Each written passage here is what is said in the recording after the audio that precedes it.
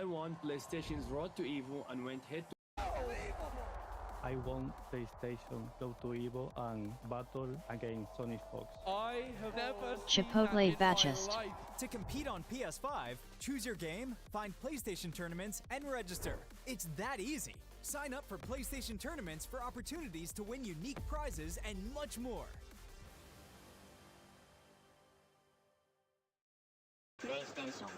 Whether it's sunglasses outside, blue light glasses inside, or night driving lenses in the dark, Zenni has affordable eyewear for everyone. Get 10% off at Zenni.com. Chipotle. Let's go. Let's drive top 8. I have no idea, dude. I just woke up. I'll come back later. I think I have a picture of it. Hold on. I ain't watching that shit.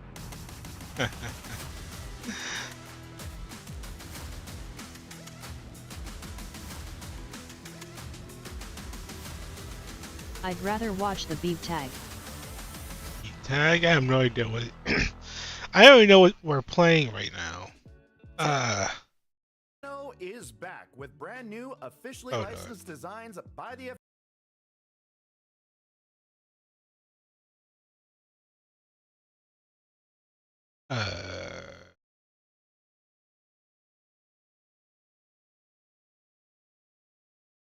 Oh, I'll just check my downloads. Hey. FGC for the FGC. Jeez.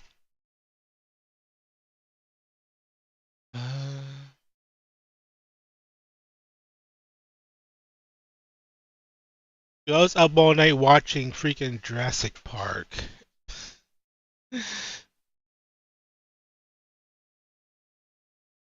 Started watching Jurassic Park 3, which is like my favorite one. For the FGC. I saw 2. Oh, like whatever. I'll just watch 1. Which one? 1 through 3. I'm just happy to be here. Like I was talking with Logan Also, about I'm this on eating. one of our blogs, Yeah. right? There is no argument. Evo is the most competitive open bracket tournament in everything, whether it's sports, esports, any type of competition history.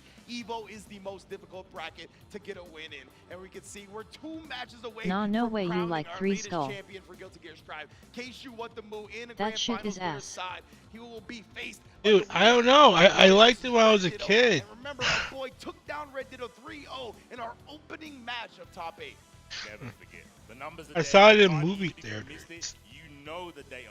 3-0 is a distant number. Yeah. From each other, right? 3-0 can't get any further in the first of 3. So What we again, looking have to kind of forward to reiterate today? What is going through a boy's mind?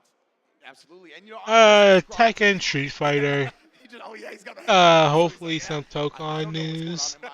I think the Sea Viper trailer came out. I want to see that. There you go. Yeah. He's just like hammer. Although I'm not a fire, huge Blockbuster Sea here and Viper there. We'll see fan. how it goes. Pop But off. she's To be fair, it is hard to read someone who does. But she's in Marvel 3. That is So braille stuff, bro. I ain't reading that. I like ain't Marvel. reading that. I'm not equipped. Not equipped to the reading level you are. Oh my goodness.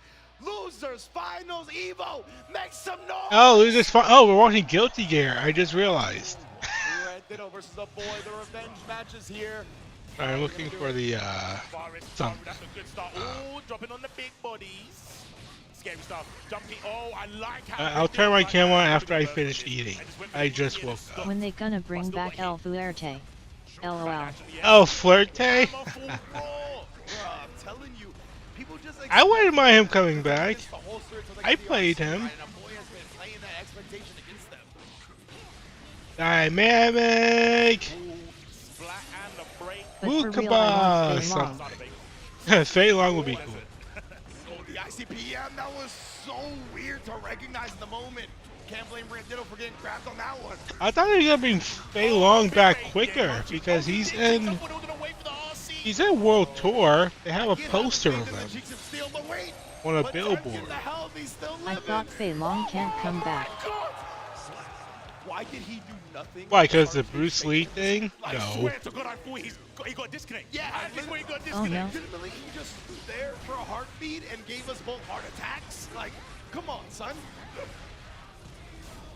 Jump up, Cheeks. Oh, that Cheeks. Yeah, that's why he has faith in it, right? Like, it's got such a wide hitbox. I'm honestly surprised Red Ditto was able to dodge it in the last round. Yo, my man is flowing right now. If it's just the whole Bruce Lee thing, no. Oh, Not sure. Jumpy, keep him pinned down to the ground. Empty low, good blocks. Went for a really They good legit line. brought back Bison, Might have been a bit quicker. Evil way, breaking the glass. the dictator. Yeah, the Bruce Lee estate thing doesn't make a lot of sense when you think about it. Oh, and it's tapped the Yeah, toe. they got freaking Balrog, Explosion for the follow-up. who Red is Ditto. Mike Tyson. Already more dubs in that winner semi-set. Bison. Already. Considering when they let Lorok in EP Tekken. has been broken. Personal best smash. Can he keep it up though? Yeah. I'm telling you, man, when you're losers and you don't have that cushion to fall back on, you play different. Granted, he inspired the character. Hell yeah. That doesn't mean he's like he is Bruce Lee. Explosion, yeah, blocks it out. Airborne, yeah, overhead low. What a frame kill, what? I was gonna say that flick was a frame kill, like a fake setup type thing. All right then, well either way, cool to see from a boy, but Red Ditto's not having any of it right now. RC and a boy's got meter on his own right, but instead gets put by the low while he was locked down. Wow, the dash forward, look to the skies. Oh my gosh, chest, all chest. He's got Wild Assault on deck as well. Do I have this game? YLC is about to happen. But our boy's got I kind of RC want too. to play it to get used to Tokon, but Let's be real, man. They're Bruce Lee. yeah, they are for sure. That's the gift and the curse of playing like this, right? Definitely sometimes when you're not automatically doing it, it'll slip through the cracks when you do have the meter. That's like saying the color Met in the air with the JP. red. That's from Ramblin' Thong. Definitely been blowing up a lot of people. It's like saying red and blue are the same color. No, they're just Over. both Oh, there was a throw crayons. attempt there, I respect it. Trying to air throw Ram up. Oh, the counter hit. The boy trying to escape the sword toss. Not easy to do so though. Bit early on the air attack. They're not crayons. They're both Round colors. and there we go, 2 games up. Red Ditto back for vengeance with a perfect. Let them know it wasn't a fluke. 2-0 right now for Red Ditto. Remember, we talked about how rare it is to see Red Ditto even lose a set in tournament nowadays. So the fact that you I have to just face looked him up again, Fei Long, beating him twice, and they can use him that's as long about as his they speed pay that a you gotta licensing climb, fee. bruh. Red Ditto's been looking different, all from that throw. Yeah, I'm telling you, Kaikon's the pretty wake-up cheap, throw I'm not gonna do has that. changed the way he's thinking, but the throw from Abu might change the set. Oh, what we doing here? Oh, I don't know if they would bother then. Houston in the building. Yeah, Capcom just shut down freaking RE Yeah, a Reavers. shame. Oh, IBFD gave us space, but it was really awkward. I mean, Ram just closes the gap so quickly and suddenly. Sword toss again, man. You see the link to the jab to make sure the explosion connects. All the Anyway, people- yeah, it'll be cool to see Fei Long. They legit have a poster of him in World Tour mode. What do you do? Yet again here. Got So unless the they're paying for that billboard Red Ditto is not gonna look in to Street surrender Fighter that. 6, Got I another don't round think to they go, really. And now he is on set point to get into grand finals. Really saying he ain't here for a long time. And with their Just a stock good one. dropping from that They're gonna make sure god-awful that you Monster do Hunter. all the stuff that he has to throw. Hey, you leave my He wants Monster it Hunter bad, you buddy can tell. alone. But Armor might be Alright. able to stop that plan. Let's find out.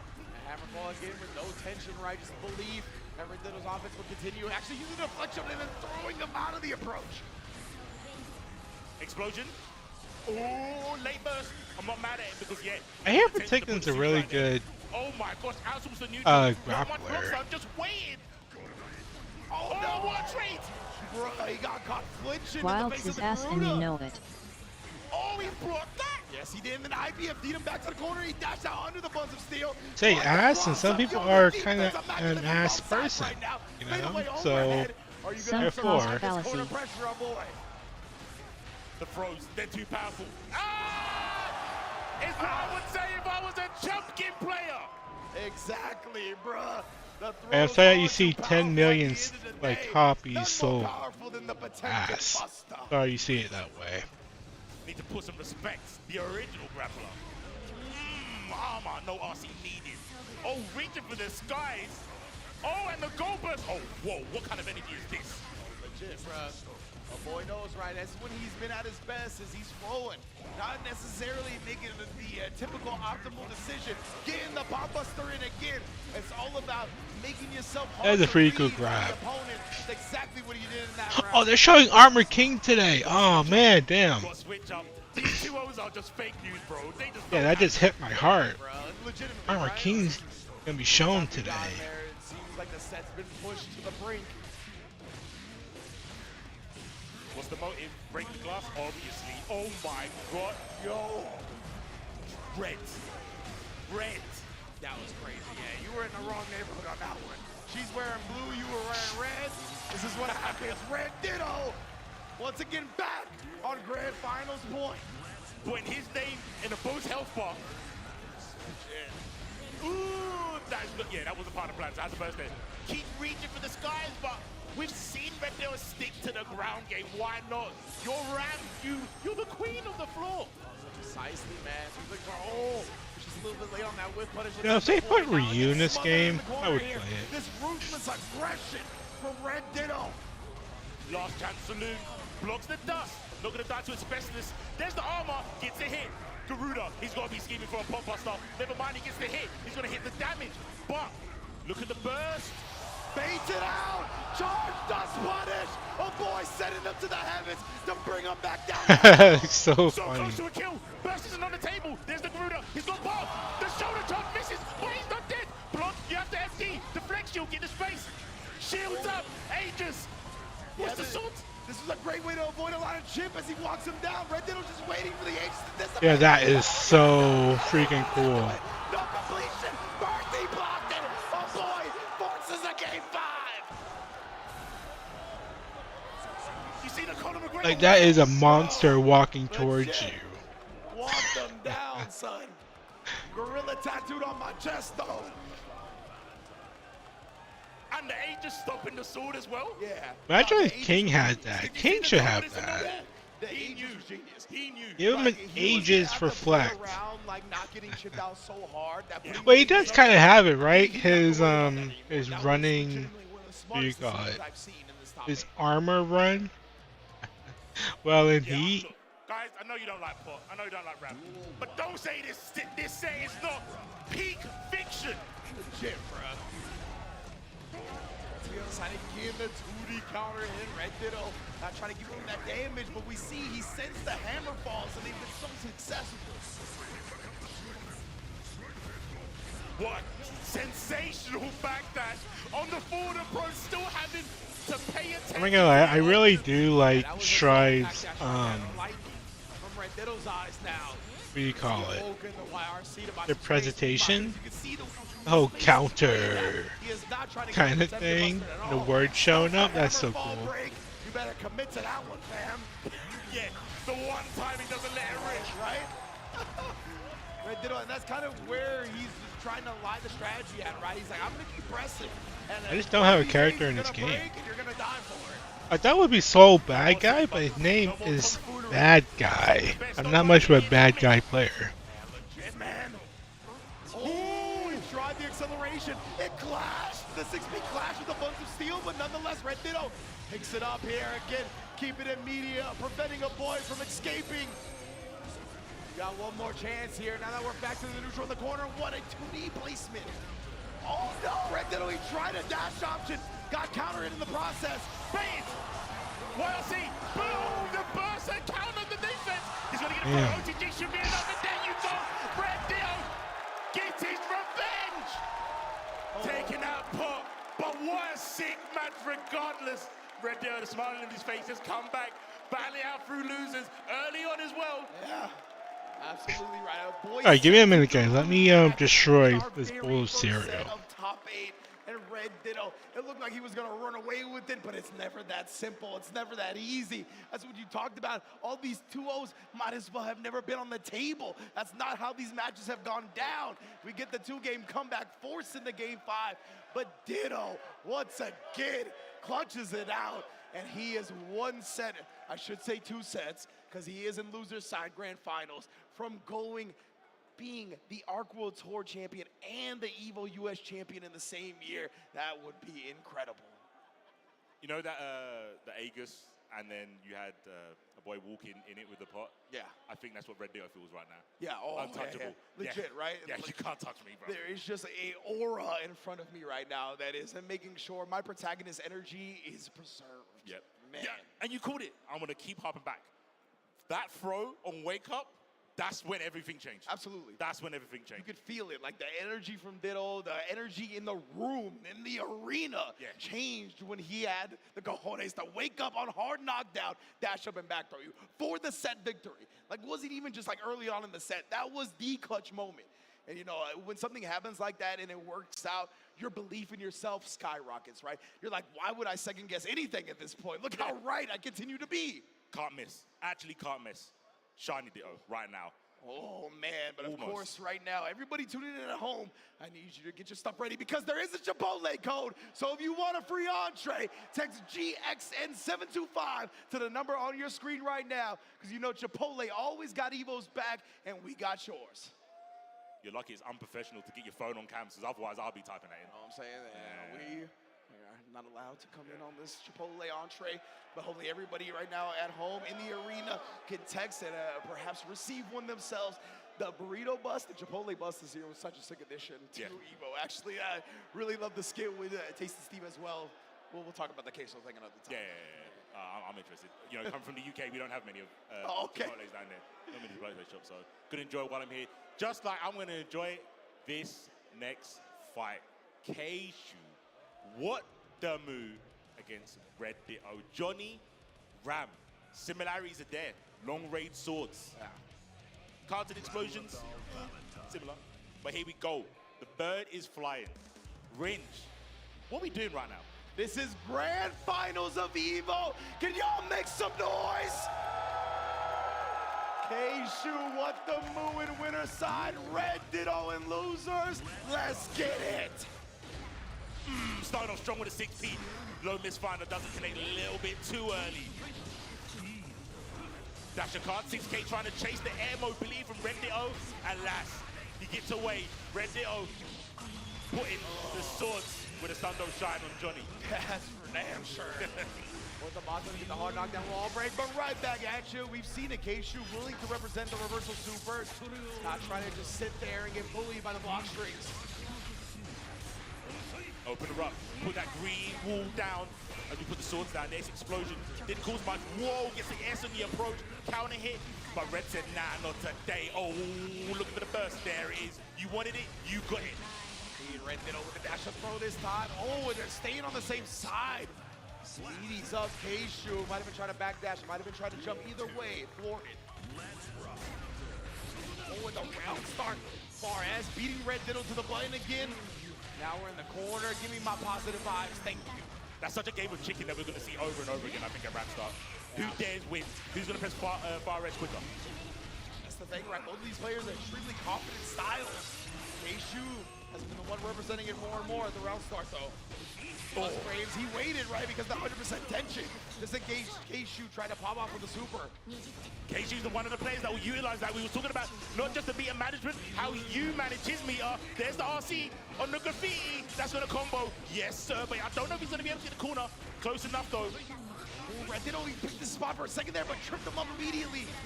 Bounce on hit. Yeah, legit. And then Red Ditto jumps over on the explosion.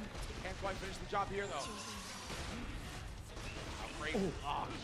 Oh, my fight keeps better than yours, and the dash up throw once again. I remember you talking about this a couple of days ago about the acceleration of Ram. Yeah, the speed, the 0 to 60. Nobody matches how quickly she excels across the screen. You're always in threat of throw range, no matter where she's standing. And then the guard break here, respect shown. Red Ditto, what defense shown? Yo, that was Rasengan life, bro. Check with the 2K. I mean, in the sets previous, Keishu's taken a while to get warmed up. Yeah. So this might be a day in match. We'll find out. Shall see indeed. Red Ditto continues rolling. Gonna get both swords back as well. Does get the reversal super off, right? You see Red Ditto obviously less inclined to respect it if he doesn't have the meter to RC it safely. Those have been the ones that have hit. Keishu just plays it out there.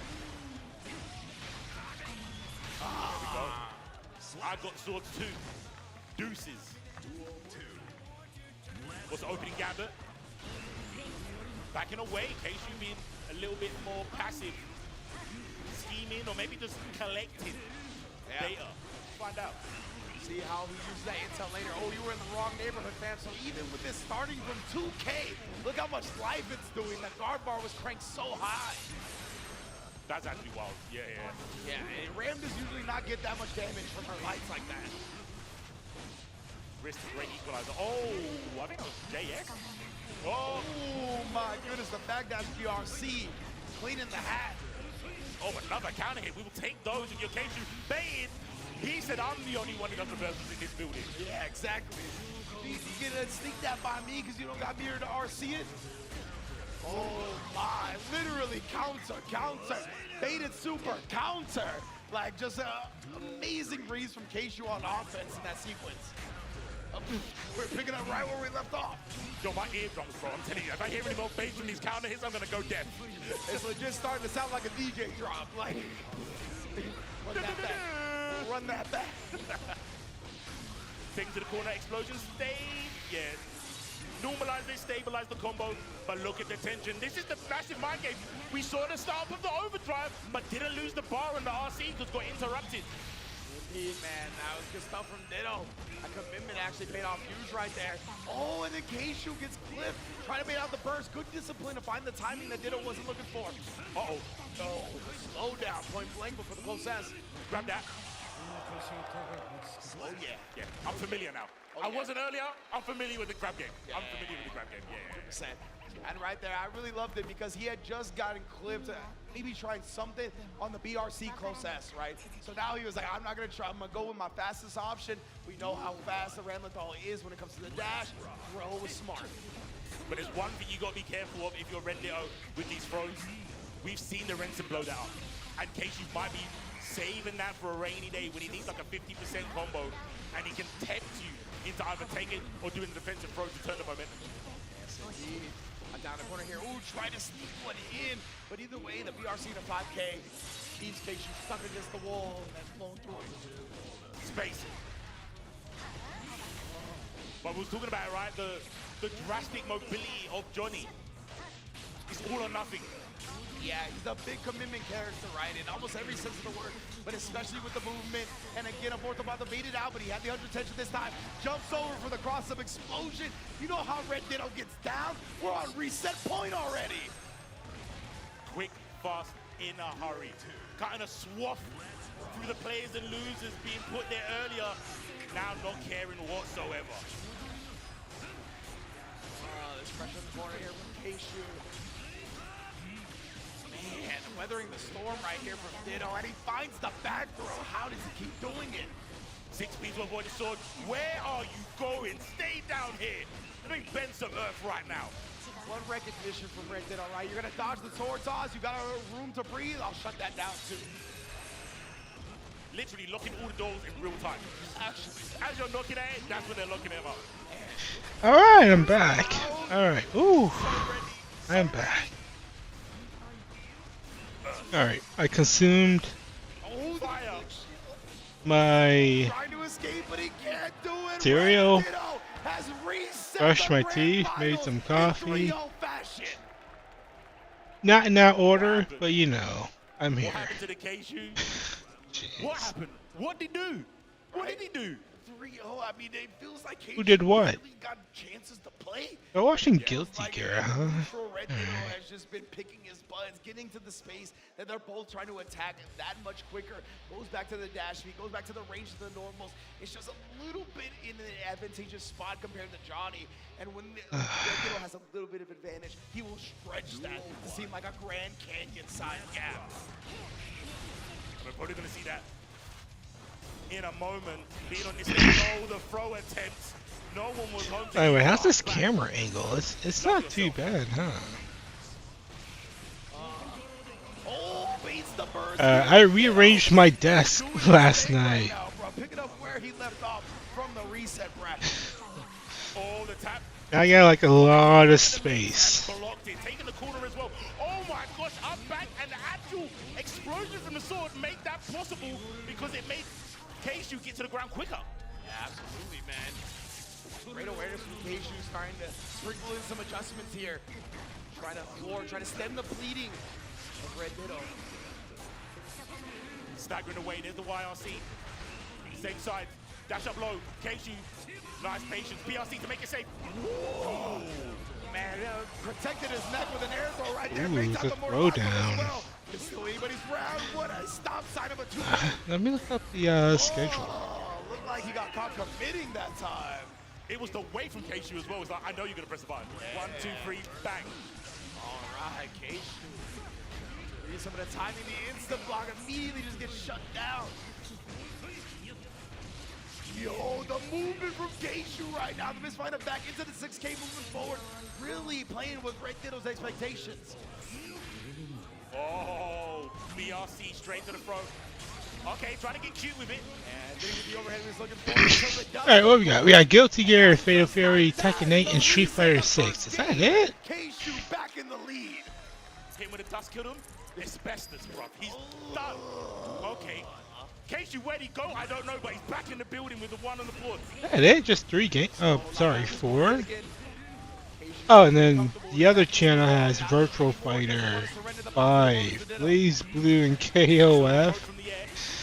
I told you the Fresengers are the ground now, trying to entice Red Ditto to go for a defensive throw. That's right, they brought back Top 8. Now that Dragon Ball is gone, they can do Top 8 again.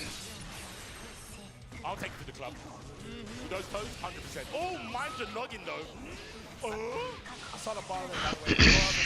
The cards too. Yeah, I got you. That's why I said it directly to you. You already know. Yeah. Back throw in the corner as well with the RC. Took away the burst with the wild assault. Keishu, a mastermind. Intelligente.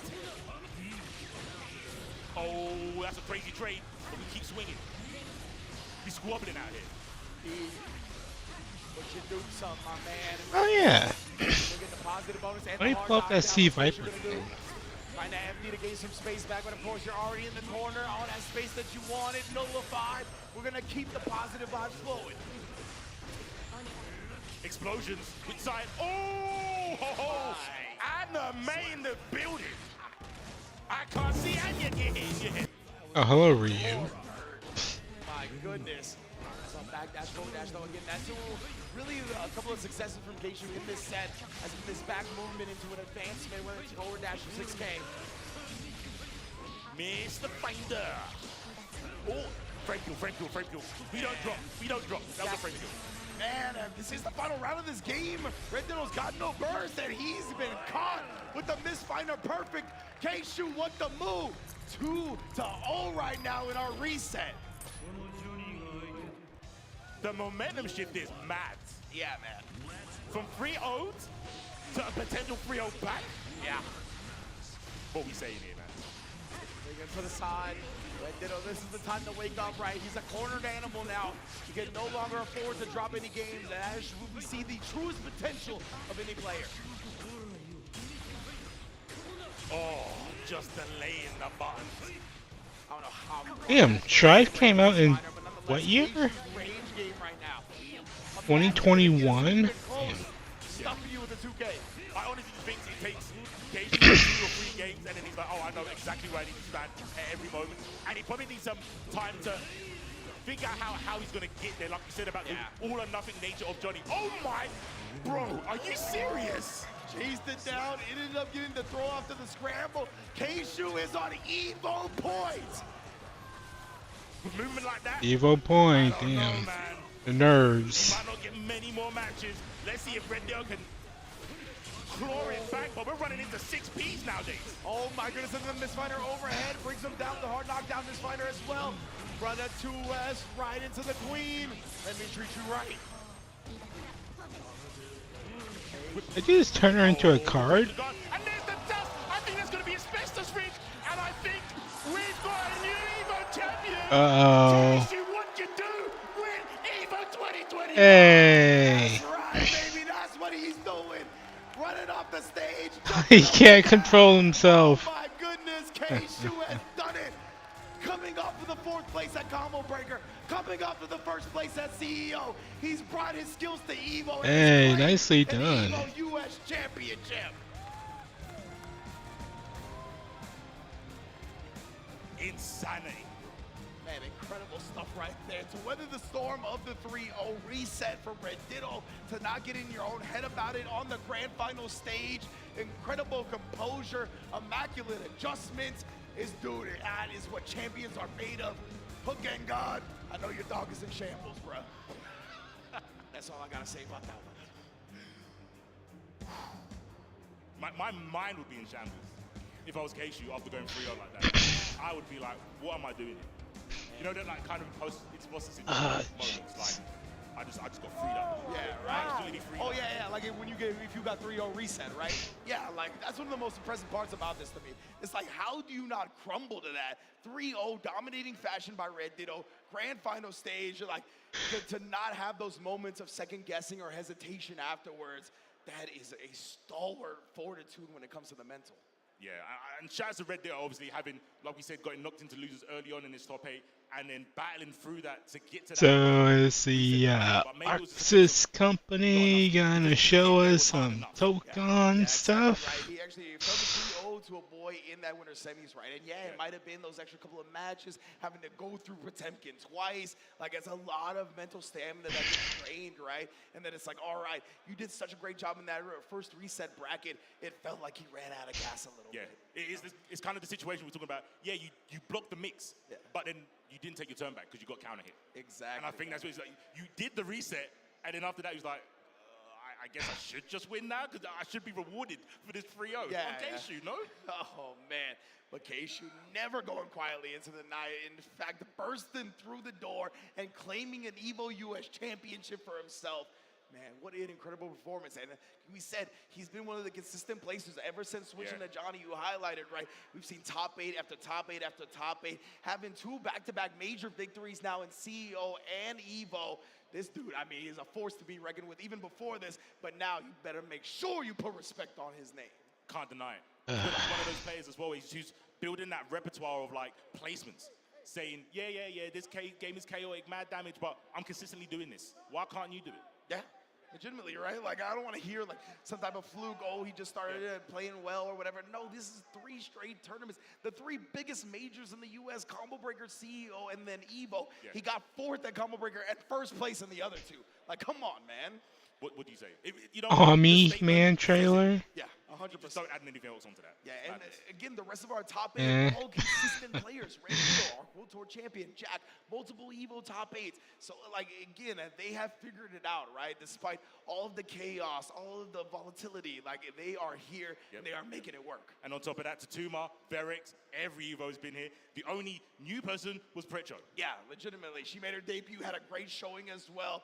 Man, I just can't wait to see how these players continue their Strive careers. It's just getting better and better. And there's so many new, I reach out, I shouldn't. But I've seen people like asking questions.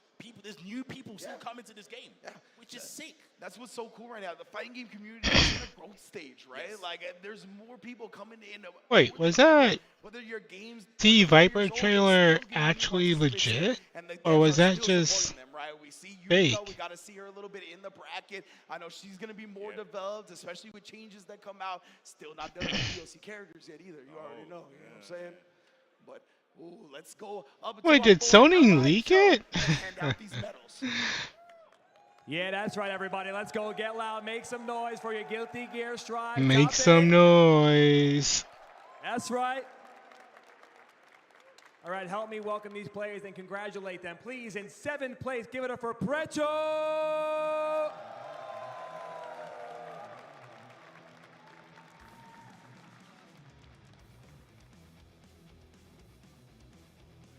And also in 7th place, get loud for Vetrix.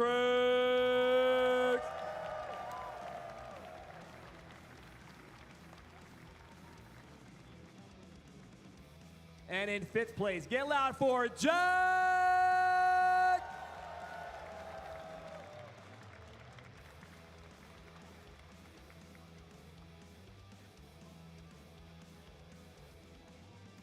Also tied for 5th place, the legend in the game, Daruino. I found the trailer. I'll watch after this.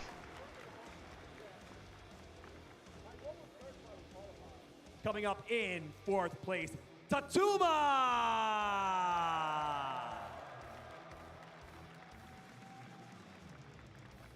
You know what? I've not heard the music for any of the games yet. Some noise for Like the intro songs. I think I heard Marvel 2's music. In 2nd place, we got Red Ditto.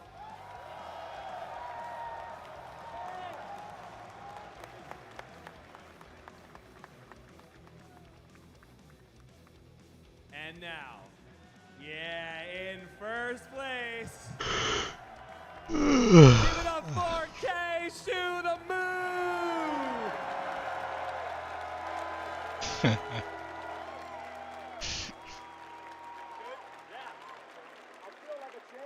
And as you know as well, yeah, come on!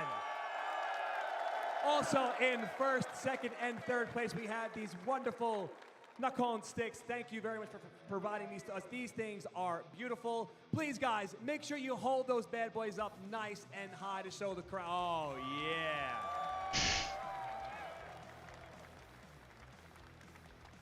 All right, now, please, EVO 2025, one more time for your entire Guilty Gear Strive Top 8.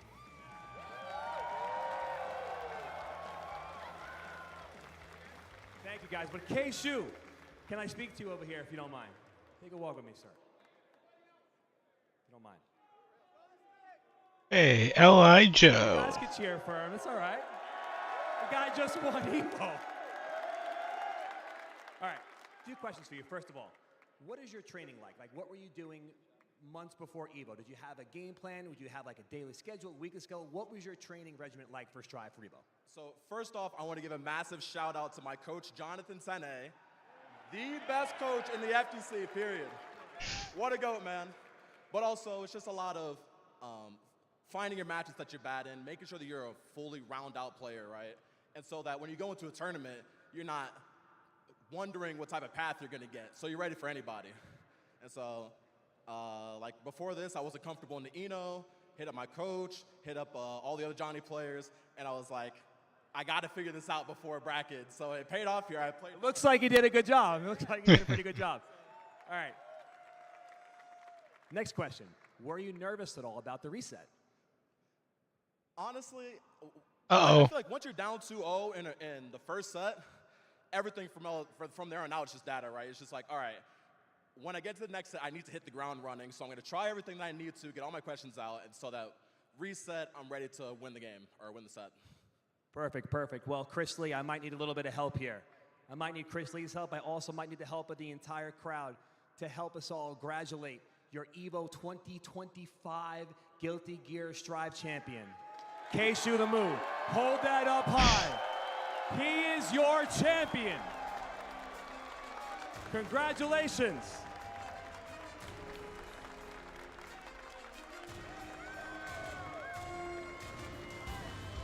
All right, guys, I have news for you. I suggest you stay seated, but commentators, please take it away. Oh, man, C4. You got to be happy. I am. K-Shu kept it in America. He did. And the legacy's there, right? Hitachi was the first to maintain it here, and we only had it one time when Leffen won it, but you guys are holding it down. It's true, man, and K-Shu, always love hearing that, love shown to Jonathan Tenney as well, right? Has definitely been one of the most immaculate pieces of the Guilty Gear Strive community, whether he's a player or a coach. Go to his Twitter. He's got his Patreon link. Trust me, it'll be worth it if you sign up. But besides that point, K-Shu, I love the sentiment he made about the reset, right? Where he was like, in the 2-0 in that last game, I'm just going to try everything that is sus, it's questionable, so that when the reset happens, when it's 0-0 again, I know exactly how to approach it. That was genius. It's so sick to be like in that mentality on the EVO stage, like, you know what? Don't worry about trying to make this comeback. This last game, yeah, it's going to be a 3-0, but there's a reason for it. Like you said, testing stuff out in real time on that stage with those lights. Dude, yeah. Bigger person than I am, bro. Exactly, I'm right? trying, bro. I'm doing the worst burst because I'm like, maybe, just maybe I can make this comeback. Nah, he didn't do that. He said data only. Yeah, it was about the long-term game planning, right? He's like, I'm not gonna try to like tighten up and play some immaculate level in this last game to hopefully bring the 3 games back. No, I'm gonna go with what's gonna give me success in the long term. I'm gonna make sure I figure out what works and what doesn't, and then apply that to winning 0-0 again. Like, just a completely champion mindset. Yeah, the recon mission was, it worked, clearly. Undoubtedly. But like I said, the ether of Jonathan Tenney. Yeah, that happens in fighting always my games. guy. He's always around. The longer top you players. play someone, Yeah, speaking of top players, you know, the more you figure them out. That's true. I'm pretty sure he made some Evo top 8s himself. Well, let's talk to him. Joe, what you got for us, dog?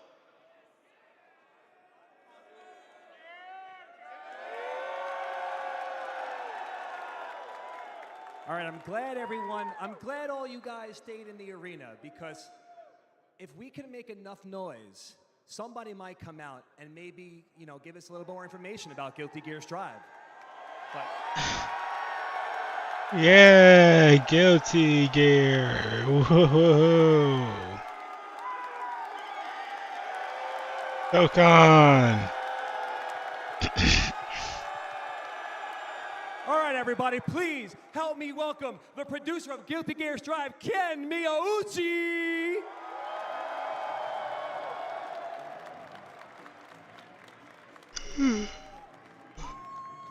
Are you guys playing Ken in the game? I'll play it. Hello, everyone. How do you like the top 8 Guilty Gear Strive? Yeah, that was amazing. It was really incredible. And I'm so happy to be here. This is our 4th time appearance at the final day. Yeah. Thank you very much.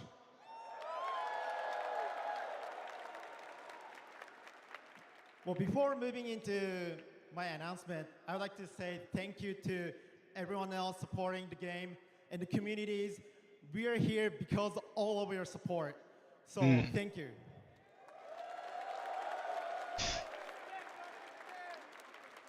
Now, Guilty Gear Strive has recently achieved over 3.5 million players, and it's still growing. Hey, congrats. And today, we had an incredible tournament, EVO Final, but that's not the end yet. We still have ARC World Tour coming out, and our finals in 2026 is going to be held in Korea.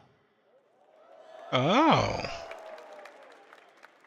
Korea. And so, not only that, of course, the update to Guilty Gear Strive. And you're waiting for the new characters trailer. So I prepared for it, and it's gonna be rolled. And we will have something else more than that too. That's gonna be my huge thank to everyone else here. Thank you very much. Something else? Alright, what we got? Mankind knew that. Is it the cyberpunk chick?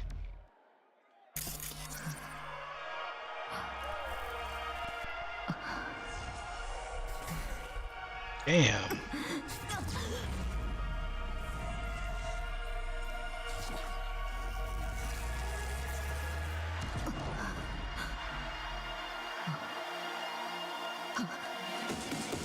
This is on Netflix. Should I watch it?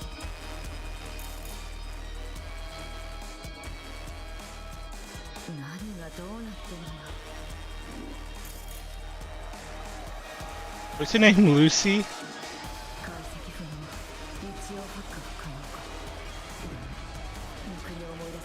Oh, she's got a gun! Guilty Gear Strive players loves guns.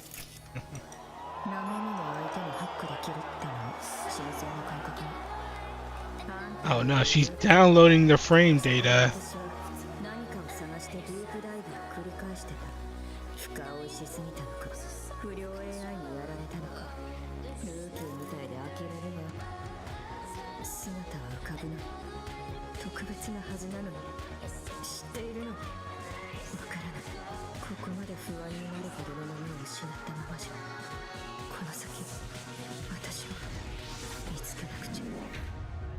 Alright, cool.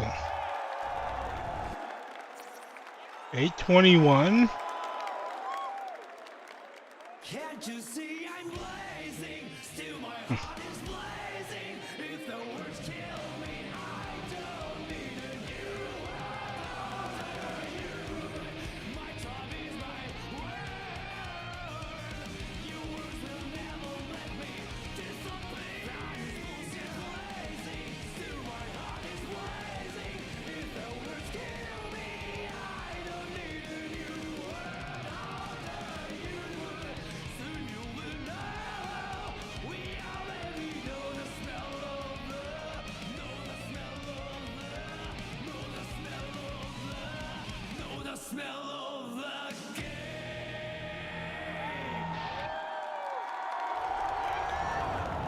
2.0. 変わりじゃねえよな。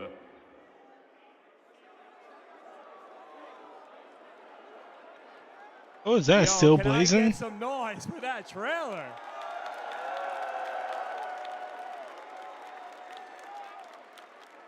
Right, beautiful. Thank you guys so much for sticking around. Please do not go anywhere because up next we got City of the Wolves and there's going to be plenty of more. I thought you said you had something else. Like you just saw. Stay locked and we'll see you soon. Alright. Look, we're going to Chipotle. I need people on the bus now. Chipotle on the way. Let's get it. Deal. If you can guess how many beads I have, I'll commentate your Chipotle order. I'm guessing around 1,000. Now that's meaty. Of course you go with queso. That way your burrito will match your play style. You can tell he's been labbing that burrito technique. Now that's top tier. If you guys love Chipotle, make some noise! Yeah, maybe I should have muted the other one. Hold on.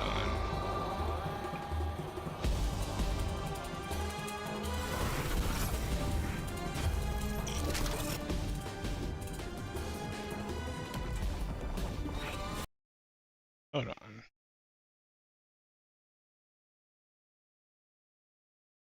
Alright. Sea Viper teaser.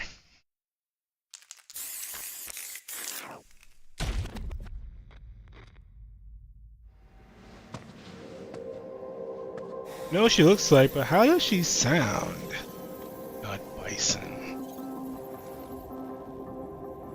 That's the leader of the organization known as Shadaloo. His name is Bison. This is simulation data based on his battle prowess. But, as a research director, I'll have to test what this thing is capable of. Out of all the data obtained by Siren, this one's the most dangerous. We should be able to fight against it. Let's boot it up.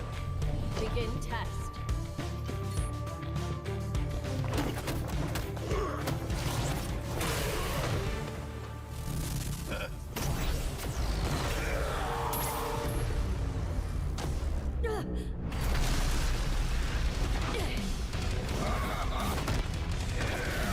Ooh, this might be one of the best teasers yet.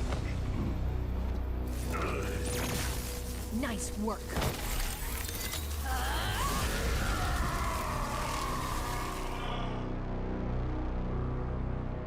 Autumn? Alright.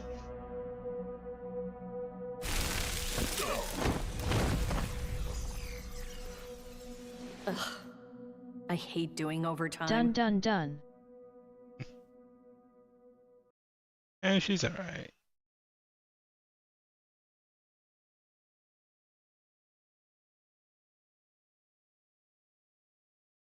He's alright. Oh no, what happened to the evil one? Oh, did I just delete it? Presenting Sea Viper. I did. Hold on. Let me fix this. I think I deleted the evil the link. Fortnite jump scare. Hey, what's up, Leo? Sorry, live. Hey, live. Sorry.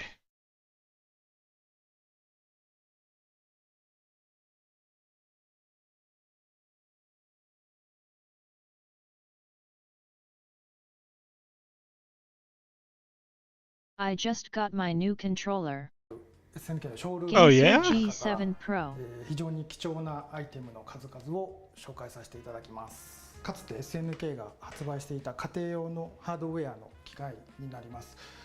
これはですね、まあ、なかなか最後の舞台に残ってできないよねっていうことを、結構長い、まあ、気にしてた。 You got your new controller? 頑張ってはいるつもりなんだけど。 It's your G7 Pro? Nice. What are you playing on it? で、あと同時にストリートファイターリーグっていうのが Pretty great, though I think it's really similar to their cheaper model, the Cyclone 2. ストリートファイターリーグに捧げようというふうに決心をして。I'm playing Ocarina of Time on PC LOL. Nice. CPT の個人戦の CPT の方にはあんまり力は実際入れてなかったんですよ。I might be getting a hitbox. I don't know, yeah, hitbox or arcade stick. I'm not sure. 本当にそれをずっと繰り返していた。一日も休まずに本当に繰り返していて、で個人戦の大会がジャパンプレミア開かれるってなった時も、実はなんかもう全然その自信とかなかったんですよ。その大会に向けて特に何かこれをやったとか。And I'm going to take the hitbox controller and I'm going to try to play other games with it, not just fighting games. Would be cool to have a secondary camera view of your inputs, I guess. I used to, I'm not sure if you're talking about my, like looking at my hands, but I used to have this thing. Ooh, can you even see it? Yeah, I used to have this thing, but it's kind of hard to set up now. Oh, that yes. But, because if I push, like, square, this button would pop up, and I don't know why. And then I would turn on the DS window thing, and every time I pressed the PlayStation button, something on my computer would pop up. I'm like, what the heck? I don't know. I should probably mess with that some more. Maybe I'll turn that on when Armor King comes out. Alright, we got some downtime. Hold on. I know the perfect thing to do. Cool, cool. どういうふうにこのチームをみんなに知ってもらえるかっていうふうに頭を使うっていう結果的にそういう一つの大会においても Also, I just got Ninja Gaiden Rage Bound. Oh, Ninja Gaiden, nice. Oh, which one's that one? It's not bad. There's like 3 different Ninja Gaidens coming out.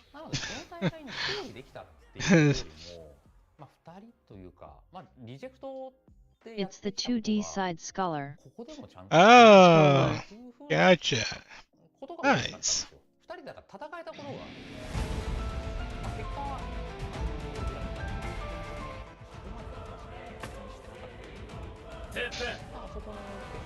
Nice, how is it? Actually, I thought, always, too many games. Yeah, I thought we were going back to play Strider. Was it 2013? 12? 2009?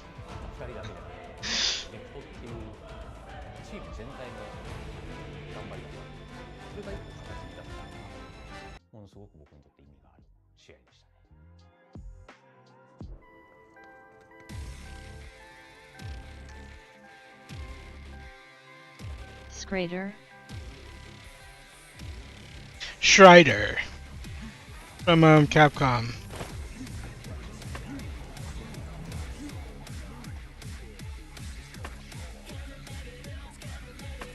Strider, okay.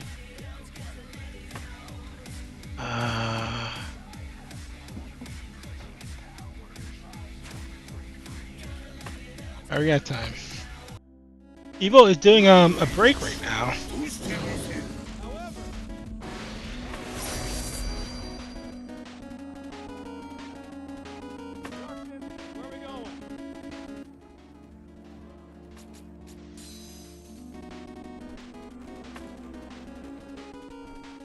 Weapon 1.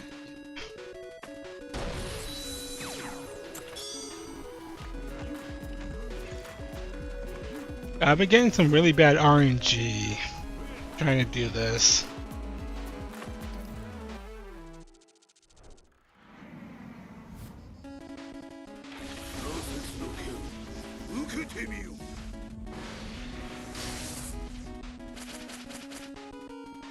Cool.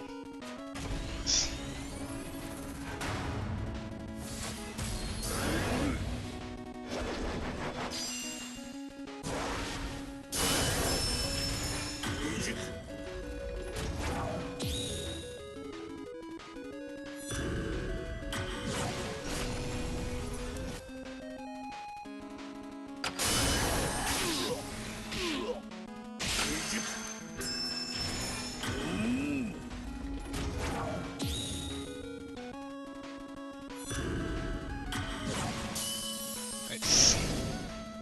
Hey, pretty good. This guy was giving me trouble yesterday.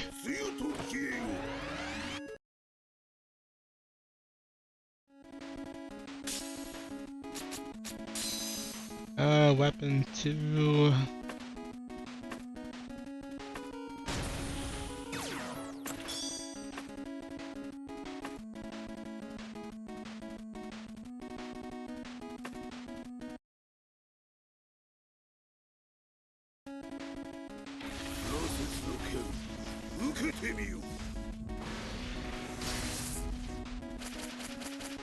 Hey, Shredder's right here.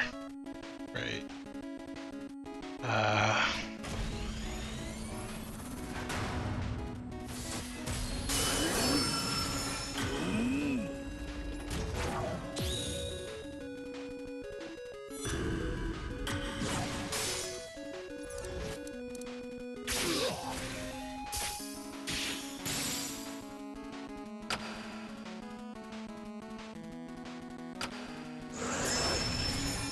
There you go. That's what I needed.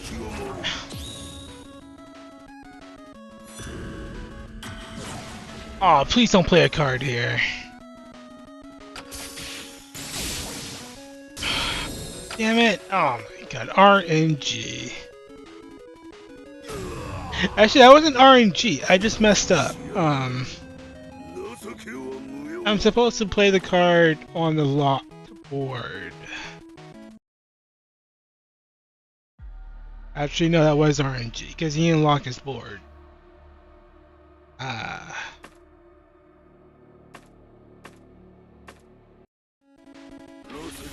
got time?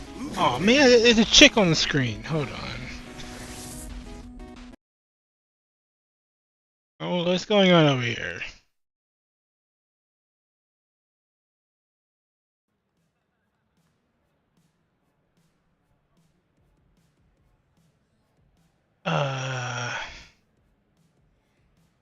Up next in our top 8 is Gaimon!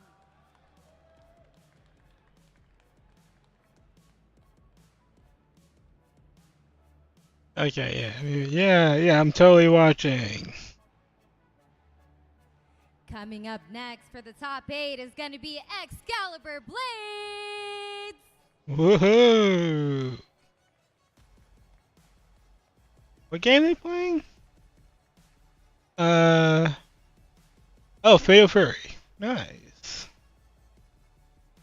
Oh, but Ken's not playable.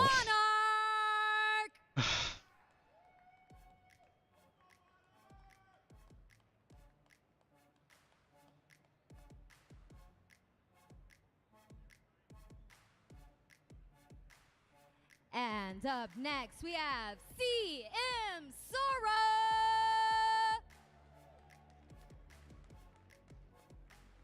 I thought she was gonna say CM Punk. Like, whoa! I'll root for him. And continuing on, we have Division!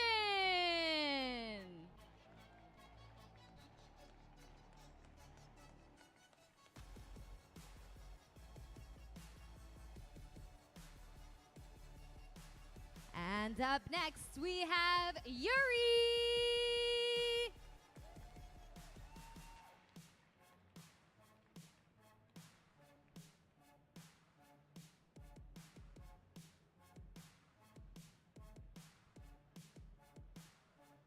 And to close out the best 8 players in Blaze Blue, it's gonna be Jay Anson!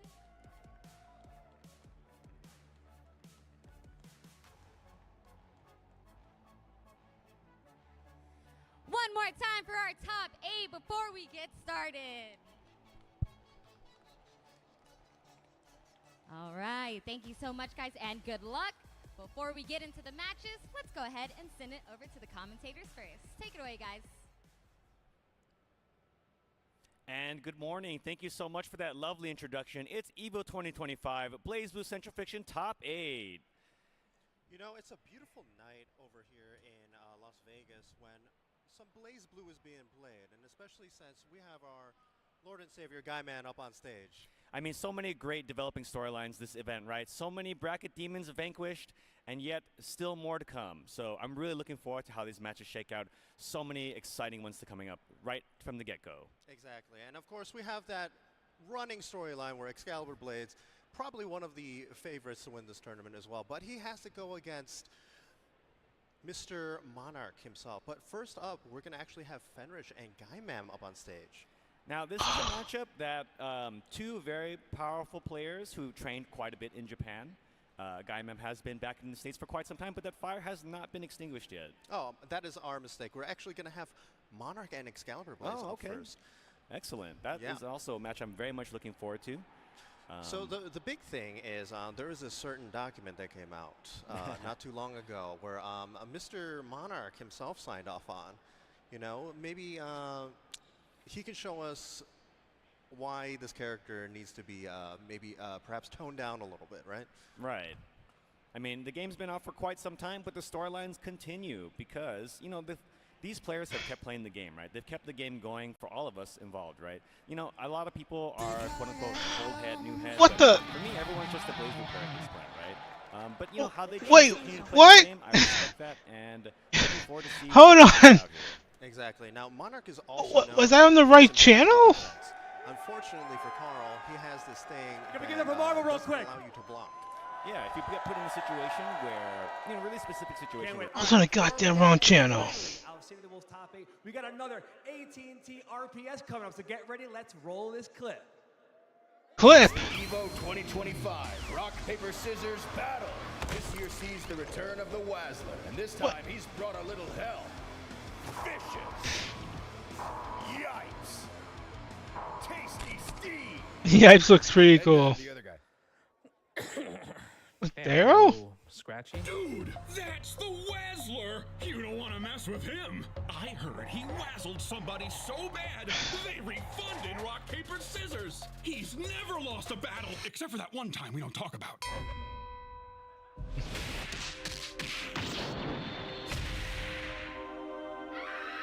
Oh, come on, man. Get that off the screen. Who wants to see that? Not me. Oh yeah, there was that other guy too.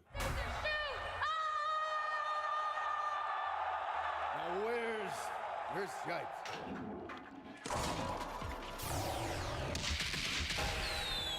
Round 3, fight!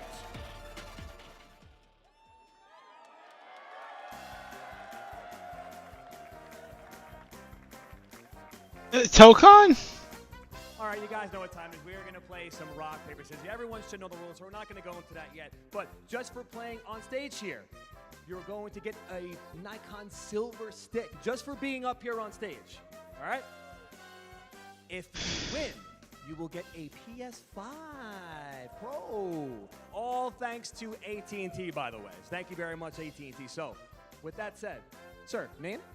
My name is Chris. Chris, what's going on, Chris? Can we get up for Chris, please, real quick? Come on, Chris. Chris Bogard? And sir, what is your name? My name's IFC Jeepus. Okay, so I know we're all familiar with the rules, right? We're going to do 1, 2, 3, shoot. Crowd, do you understand? You're with me. 1, 2, 3, shoot, okay? This is one game. No 2 out of 3. Obviously, the ties, we'll do it again, okay? I need your help out there. So we're going to do 1, 2, 3, shoot. If you guys want to square up, do your thing. Think about it a little bit. Think about it. Look, yep, there we go. It's only the best Marvel 2 player in the world. No big deal. You can outguess him. You can outguess him. You want me to hold you? You got it? You good? You sure? Remember everything? All right. Let's line up. Let's line up. Crowd, I need your help. Are you guys ready? Wait, you guys ready? Ready? 1, 2, 3, shoot! Ooh. The Marvel champion prevails. All right, guys, hold on. Let's please still make some noise for Chris, please. Chris, don't worry. Again, yep. Remember, he still gets the Nacon prize. He gets the stick. Oh, that was hot. He still gets the prize. Oh, there it is, man. Hold it up high. Show the crowd. Thank you very much, Nicole. Boom. Boom. Nice. All right, congratulations, sir.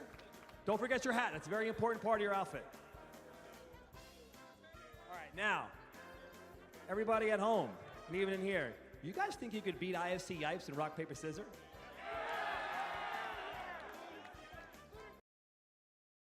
Yeah, it'll be okay. All right, hold on.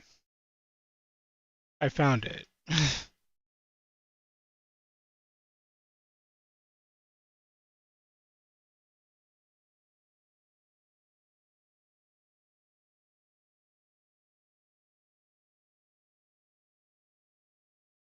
What? Oh, I'm on the wrong screen. That's why.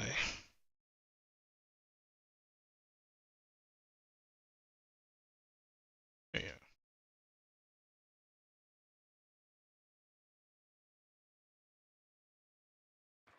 However,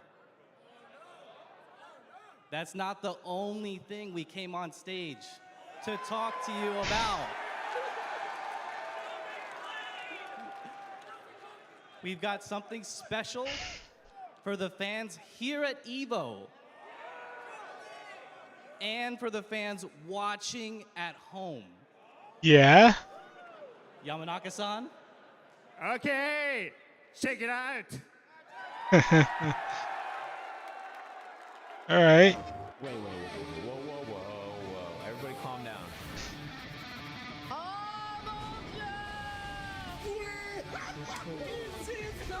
We're getting a Marvel fighting game. Are you kidding me? Game looks phenomenal.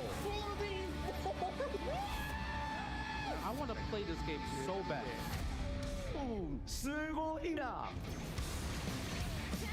Ooh.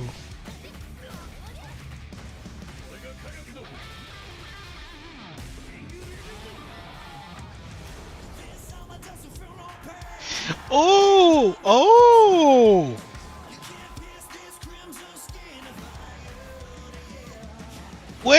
Where do I sign up?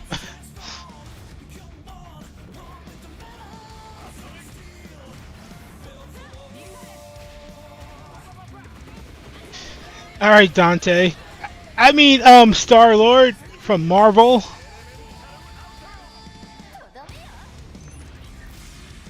Hulkbuster. September 5th? PlayStation where? Oh, alright, cool. Oh, goddamn. Alright, we gotta go.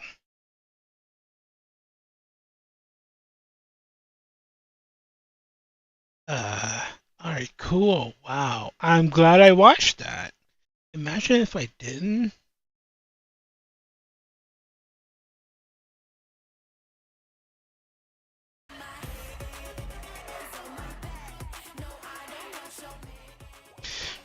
I gotta go register for ToeCon.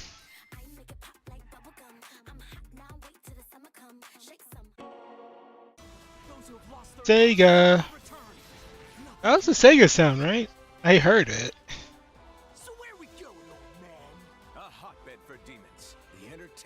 It has to be on Twitter, right? ToeCon? Anyone who's ever slighted us, we're going to slash through your gullets, just like we did to all who came before you.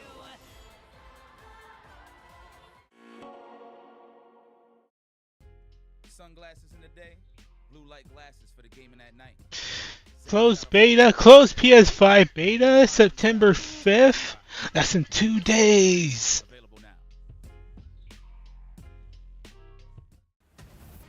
Where is the sign up?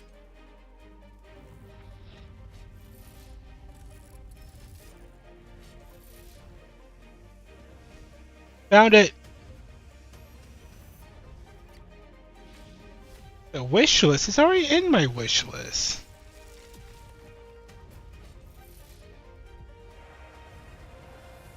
Yeah, sure, sign in. Sure.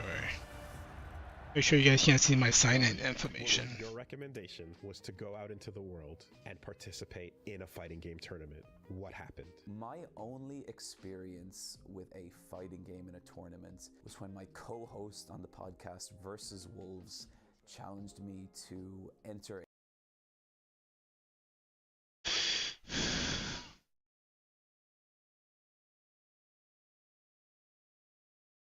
a fighting game tournament.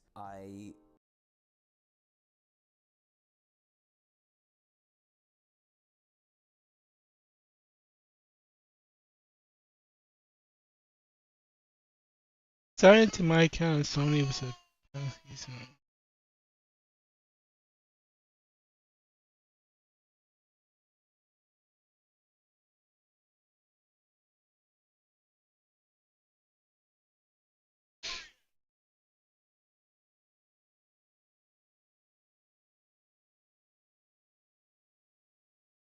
Google?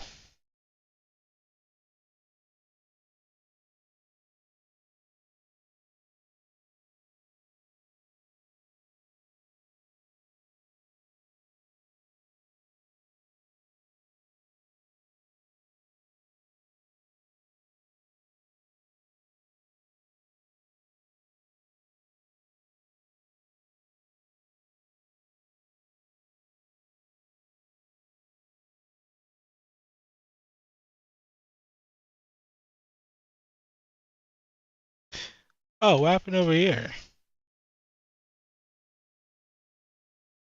think especially, you know, in the last like 10 years, like the rise of social media and fan spaces, you can see that love everywhere. Like one of my favorite things is like when a new character comes out, like say Aki from Street Fighter 6, and just, you know, giving it like 6 or 7 hours and people are already doing all this crazy fan art of her. And like, I love that side of it so much. Her cutscenes, her voice acting, all the fan art of her.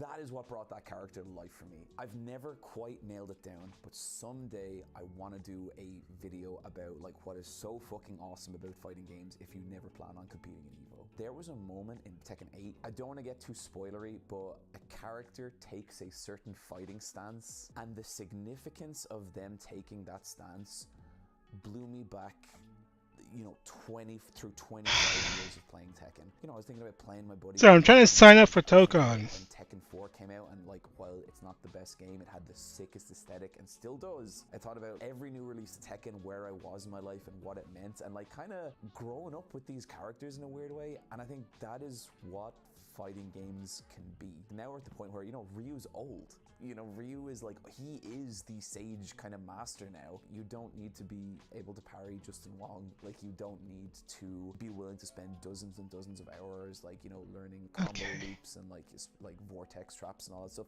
All that stuff is awesome, and it's still great, and it's still fighting games. But I think what fighting games are now is just, it's a universe of stuff. And it's something that like I am always up for like trying to get people into.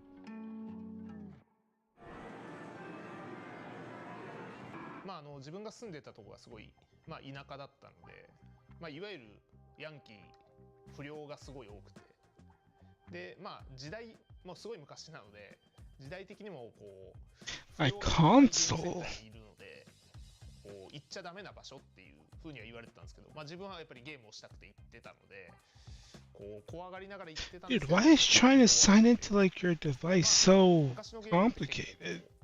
なんですかね、まあ A パと言いますか、こう相手をこうワンタッチでそのまま倒しきるみたいなのがすごいあったゲームなので、まあそれでこう不良たちを倒すと調子乗んなよみたいな感じでこう絡まれて椅子が飛んできたり灰皿飛んできたりはまあありましたね。はい。In 1996. 先ほど言った小学5年生の時に初めてゲームセンターに行ったんですけど、その時に、キングオブファイターズですね、96が一番最初で、まあ、すごいなんかかっこいい、子供の頃の自分からするとすごいこう魅力的なキャラクターで、まあ3キャラクター選んで遊べるっていうので、なんかすごい魅力的に感じて、はい、そこでこうどっぷりハマった感じですかね。KOF96 が一番最初です。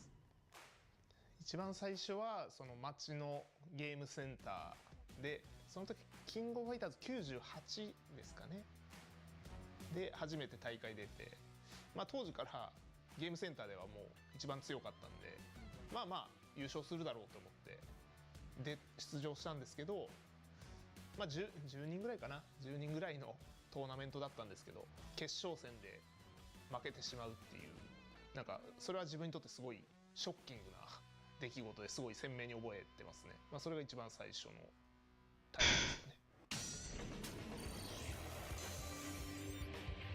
まあ、やっぱり今のエボリューションもそうだと思うんですけど、やっぱり今までの大会ってその、まあ、ストリートファイターだったらストリートファイター、 Sony's already gaslighting me. They're saying they sent me an email for me to sign into my account. I know the password to, but they did not send me an email. 日本だと闘撃が多分初めてだと思うんで、なんかそれがやっぱりすごい魅力的で、こう自分がプレイしてないタイトルでもこう興味を持ったりとか、自分でこのプレイやってみたいなとか、まあ闘撃はやっぱり自分にとっても青春ですね。もう自分が本当に10代後半から20代前半ぐらいが、まあいわゆる闘撃の全盛期だったので、もう本当に闘撃で勝つことだけを考えて生活してたんで、当時は、はい、まあそれだけやっぱり自分にとっても特別ですし、やっぱり日本の格闘ゲームシーンにおいてやっぱり闘撃があったから、こう今のプロシーンも格闘ゲームという分野がこう続いてる、こう本当に大事なイベント大会だったと思います。Gee, that was so complicated.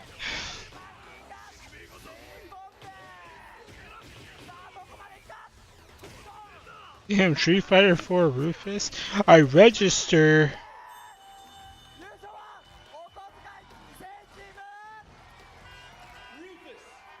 At T-Ray says, how do I get back into playing a fighting game when I haven't touched it in months? Don't go to ranked immediately. Do not just boot the game up and be like, I'm gonna jump online and start. Don't do it. No. If you haven't touched it in a while and you feel like, Yeah, never jump into rank on if you're new to fighting games, do not jump into rank. Go look up a match. Go play arcade mode. Go look up like maybe some combos or some tech or something like that that's going on, and then like take that into training mode.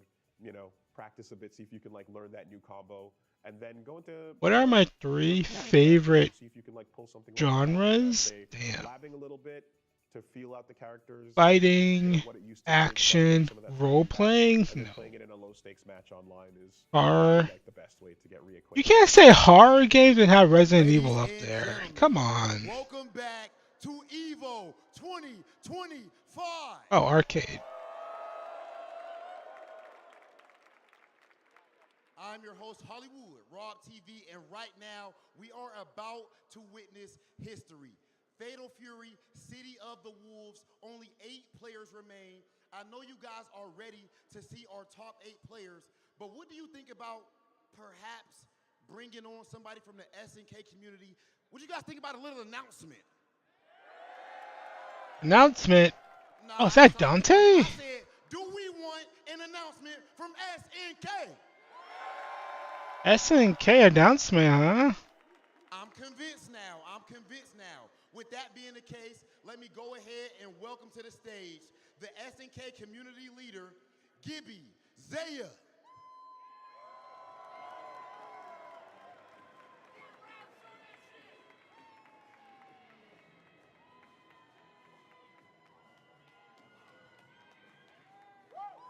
Hey everybody. We're glad to be here at EVO main stage again for another finals this year. Many of you know that we've been partnering with our good friends over at Capcom the last couple of years. Oh, Chun-Li? Here got to try out Ken Masters from Street Fighter 6 in our Fatal Fury City of the Wolves. But I know some of you at home, you didn't get to do anything. So what we got here is we decided to bring in a very special friend of ours who I'm sure many of you are familiar with to help us with this special reveal.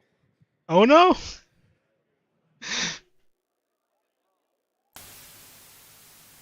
Hey, Terry?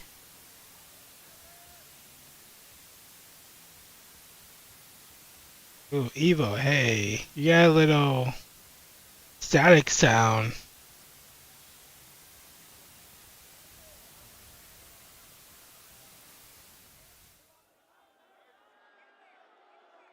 The anime?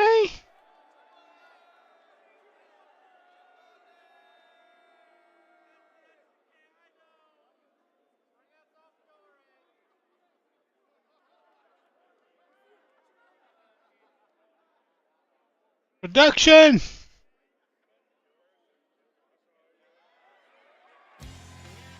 Hey! Let's do this.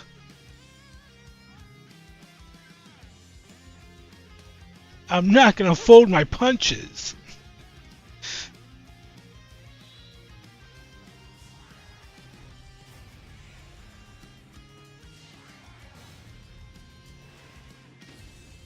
Isa!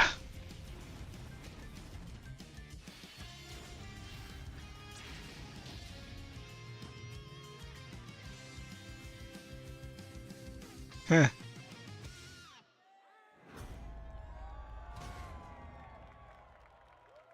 Yeah?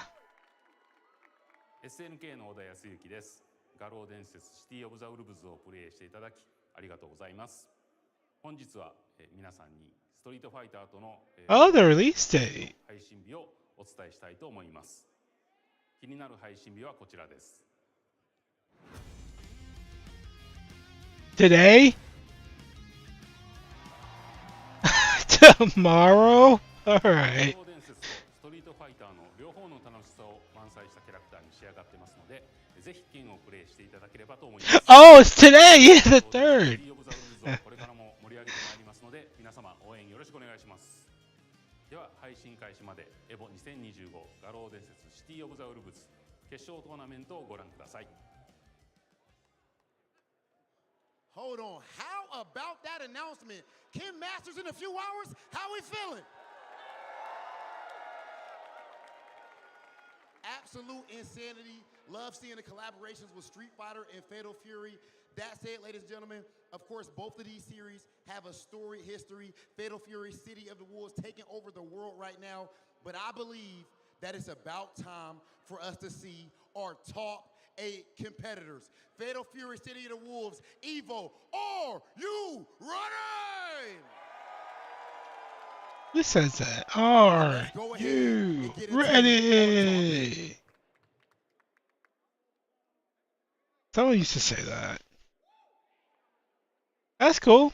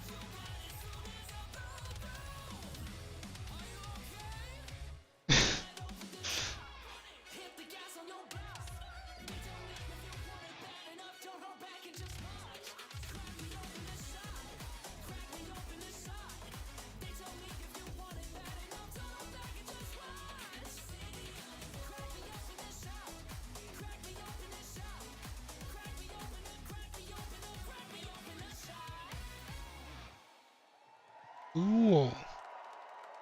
I signed up for the Marvel Tokon beta.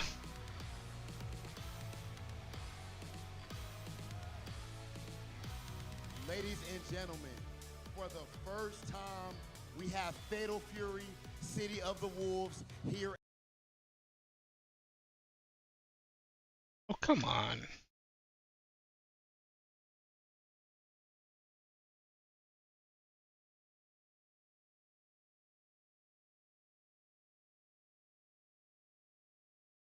Is it me?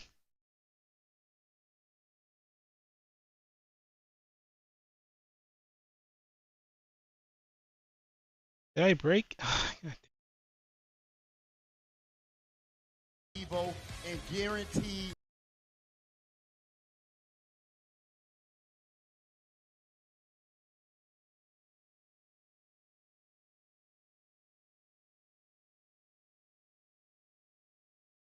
Say the same, Koji. K-O-G!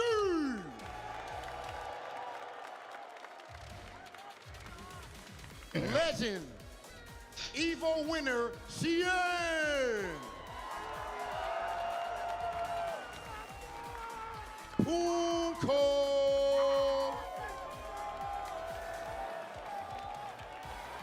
The crowd said, take your shirt off. Kubo.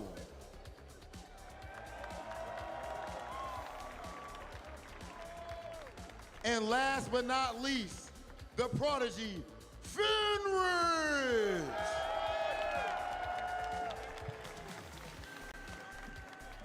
Ladies and gentlemen, this is our 8 competitors, but there can only be one Fatal There can Fury only be Evo one. 2025 champion. Ladies and gentlemen, Evo 2025, are you ready? Then it is time. Let's get started with this top 8. We're going to send things over to our commentators.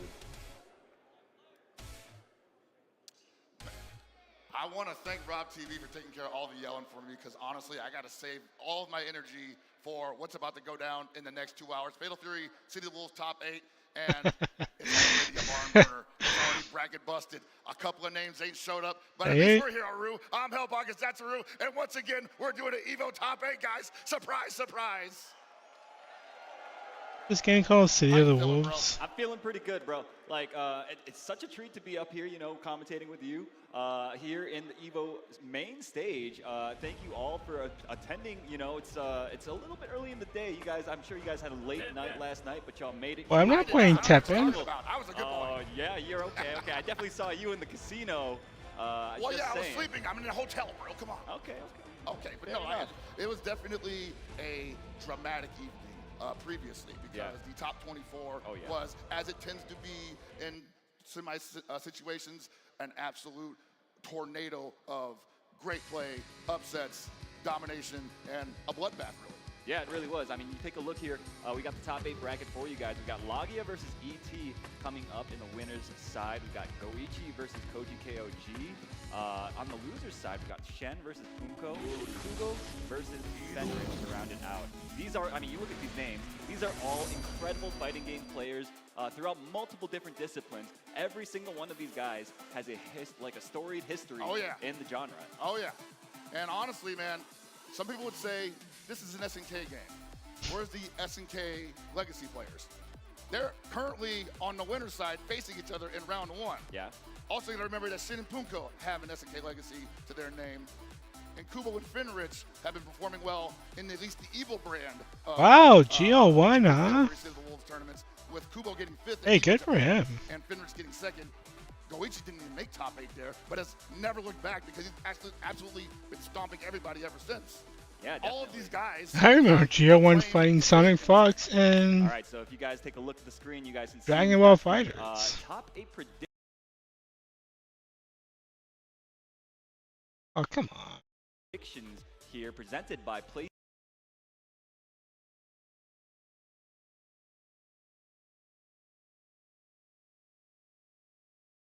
I'll turn down the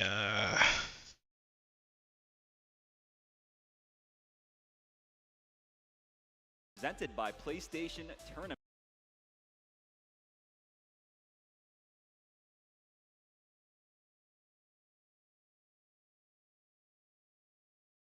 Hold on. Okay, I'll turn this down.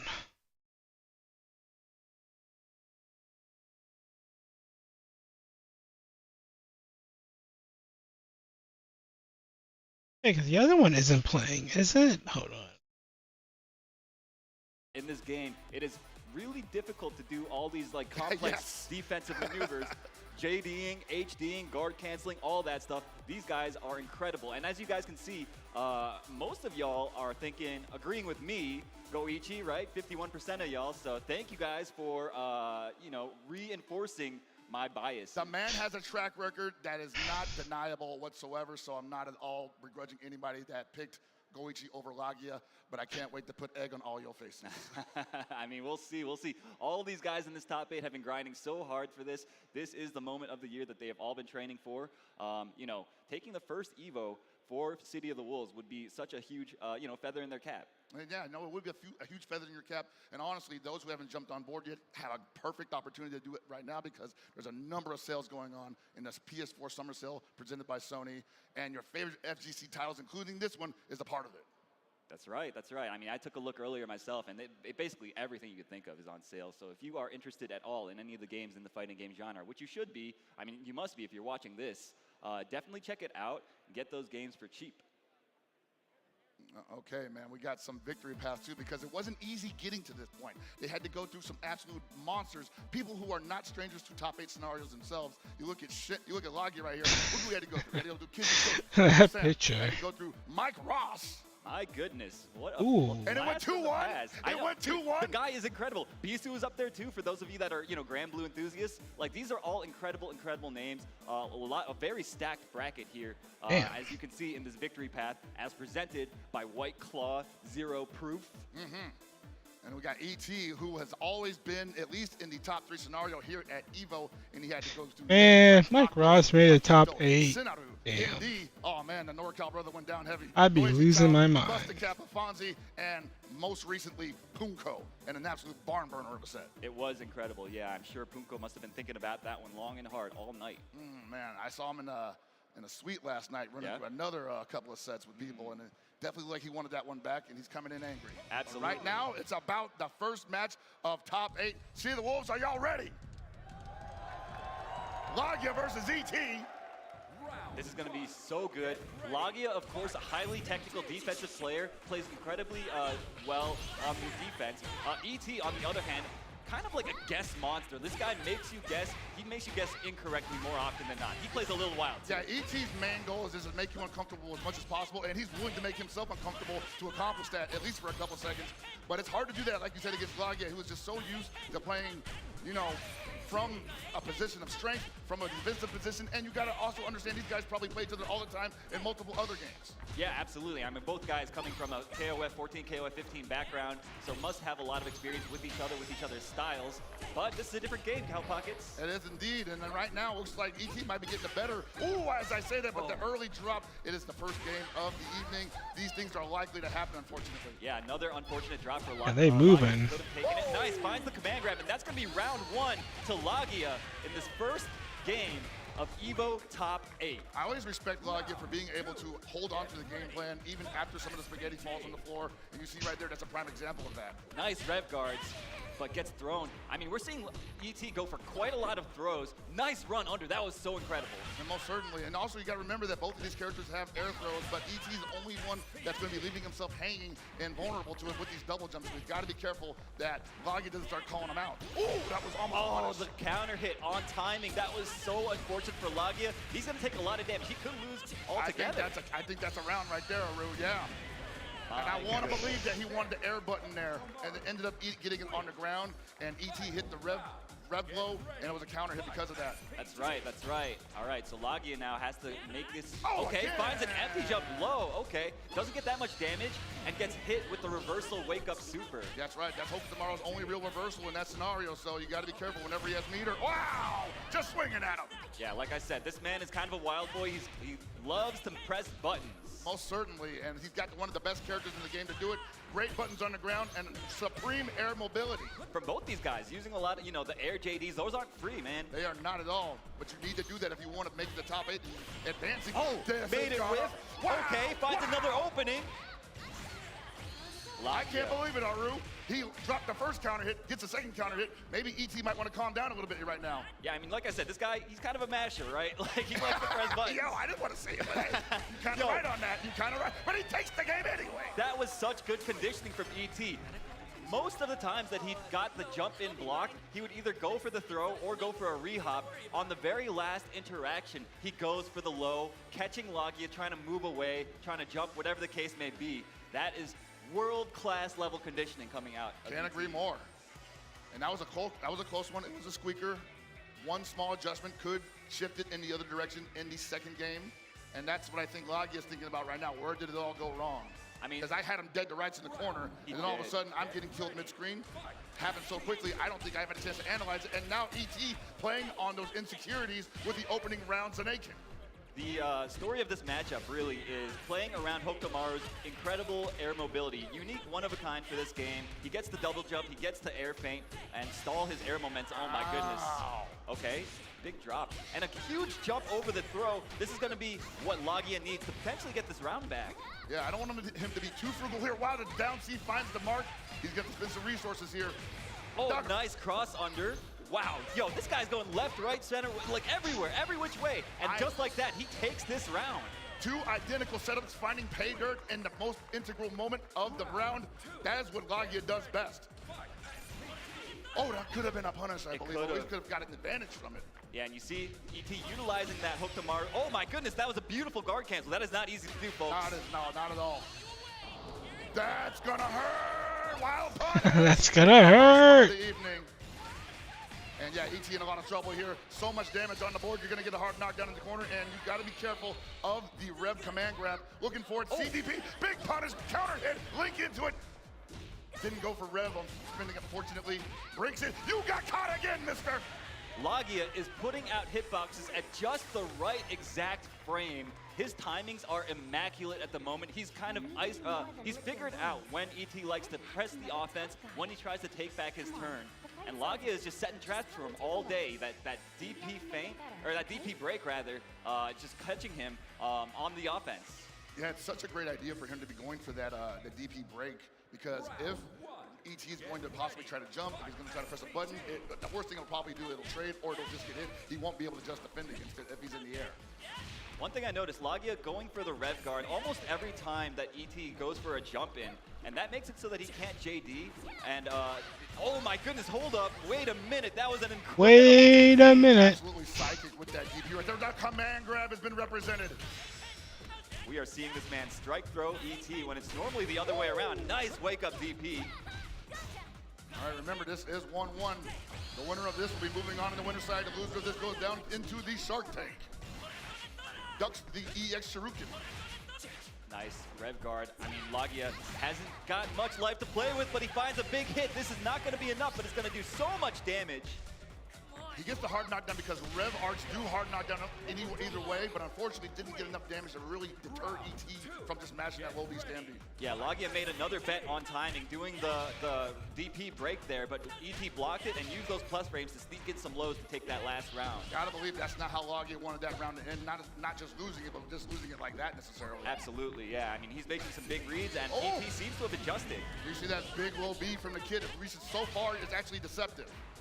ET has only had one throw attempt punished, by the way. I mean, in this game, so much of your damage comes from reading the throw and jumping over it. So far, Logia has not found much success. And I gotta believe it's because Logia is so committed to the Rev guard here, and it makes it harder to take the button. That's a big punish, but he drops and didn't believe in the link, and now he's in so much trouble. He had to guard cancel that. He's gonna have to do that possibly 4 more times because there's absolutely no reason for ET not to just do lame, safe pressure here. Logia, though, I gotta say, his defense has been incredible the last 20 seconds or so. He's gonna need it. Oh, and the empty low, that was incredible. That is such a huge gamble on ET, and that's what he's so used to playing.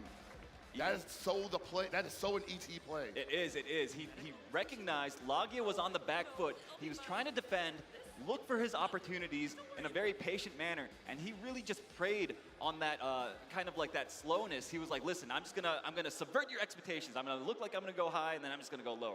Yeah, and I imagine for Logia, that's probably one of the more annoying player matchups that he has to deal with on the regular. Sure, yeah. I mean, I'm sure both these guys, of course, have seen each other over the years. ET, yeah, give it up for ET. Yeah, most certainly. These guys are always playing each other. Give it up for ET, give it up for Logia as well. We're definitely not done with either one of them. And I can't wait to see what they do next, because this is definitely just a fact-finding mission right now. Gathering data, as it were. Yeah, you know, obviously they were both in winner's side, so Logia does have another chance to to rally in the loser side, but it's not going to be easy. I mean, these guys, you take a look at the bracket. Look at all these names that are in the loser side of the bracket. I would not want to face any of them. You got Shin, you got Punko, who is absolutely on a tear all weekend. You got Kubo and Finrich, who has been just showing up the tournaments to stomp on people's guts because he's already qualified for like everything right now. Yep, yeah, he's just coming to get that experience, play the best of the best in tournament settings, and get that always trophy, doing really well. obviously. Get that trophy, too. obviously, Of but course, yeah. the Evo trophy, highly coveted, the highest honor in our community, right? So Chipotle. Definitely a war of attrition though, because I've had a couple of conversations with a couple of the people who didn't quite make top 8 but were close, and they've been telling me that this year has been unlike A any other sidebar because conversation. how little time they had to get as good as they did, but they still managed to do it. I finally did it. But still, you gotta get somewhere, you know? You're all human. I finally These beat guys Wiley. just happen to be better this weekend. That's right. Yeah, I mean, it's really it comes down to the smallest of things.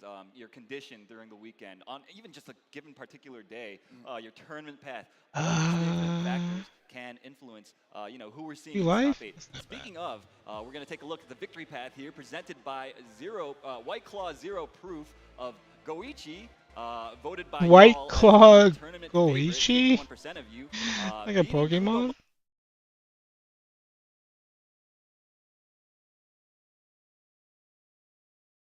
Yeah, I finally got my emblem. Nice. Let's go put it on. Hey! Complete. Alright. Alright, cool. Let's go back to Evil.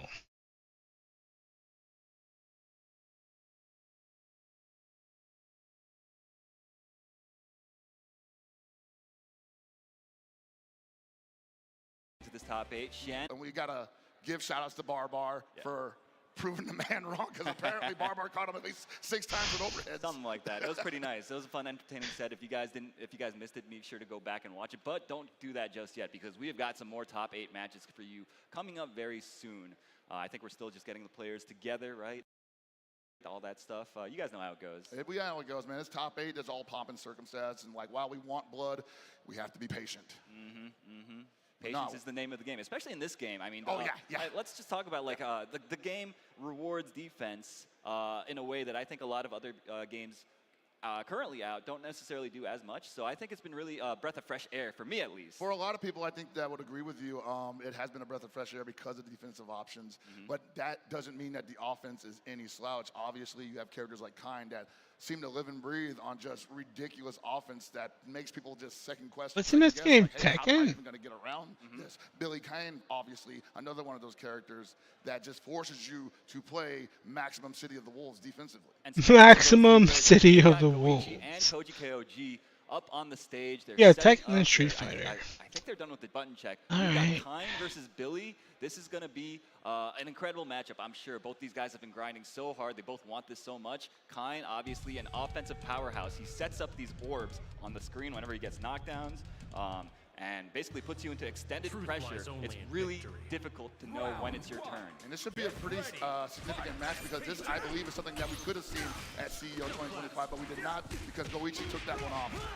All right, finds the auto combo starter, gets the hard knockdown, sets up the orbs. What have we got? Goes for the overhead, and it's still his turn. Nice jump over the throw from Koji KOG. And that's something that you're going to see probably pretty early on. Usually the throw is represented pretty often by the Kinds as part of the mixed routine. Oh, nice dash under. That was beautifully done. Catching the jump, landing recovery, and Koji KOG, it's his turn. He's in the driver's seat. What in the world? That was such incredible movement. I think at that point he thought maybe I can get a jump B, but he might have been too low to the ground for it to activate, so he just ended up getting a landing punch instead. Wow, what are you swinging at?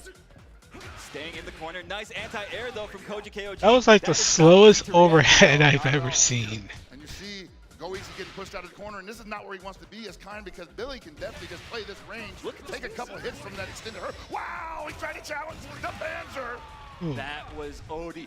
Goichi, he just sends it on that, gets the counter hit launcher, on timing, basically. Noticed that KOG wanted to press a button there. I mean, he probably thought like, well, whatever. Even I kind of wish fighting games stopped using the word OD.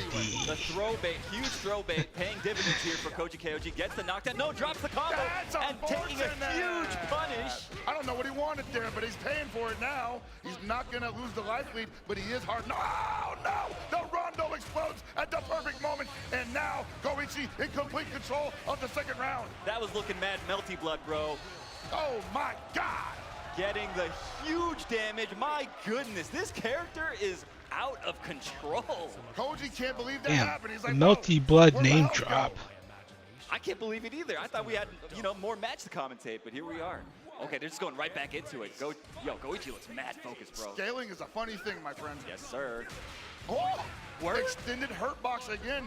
I think maybe Goichi's been studying where the Billy buttons possibly are most vulnerable if he swings too far away. We are seeing such impressive matchup knowledge on display here. Remember, this game is mad young. It's like 3 months old right at this point. These guys have planned and practiced so hard to get to this point, man. Yeah, and it's only, like you said, 3 months old. There's still so much ground to cover, but dude, you got to be able to win Evo. And the moment he gets to close D, but he didn't believe in it. And now I think Koji might be a little shook. Oh, nice anti-air.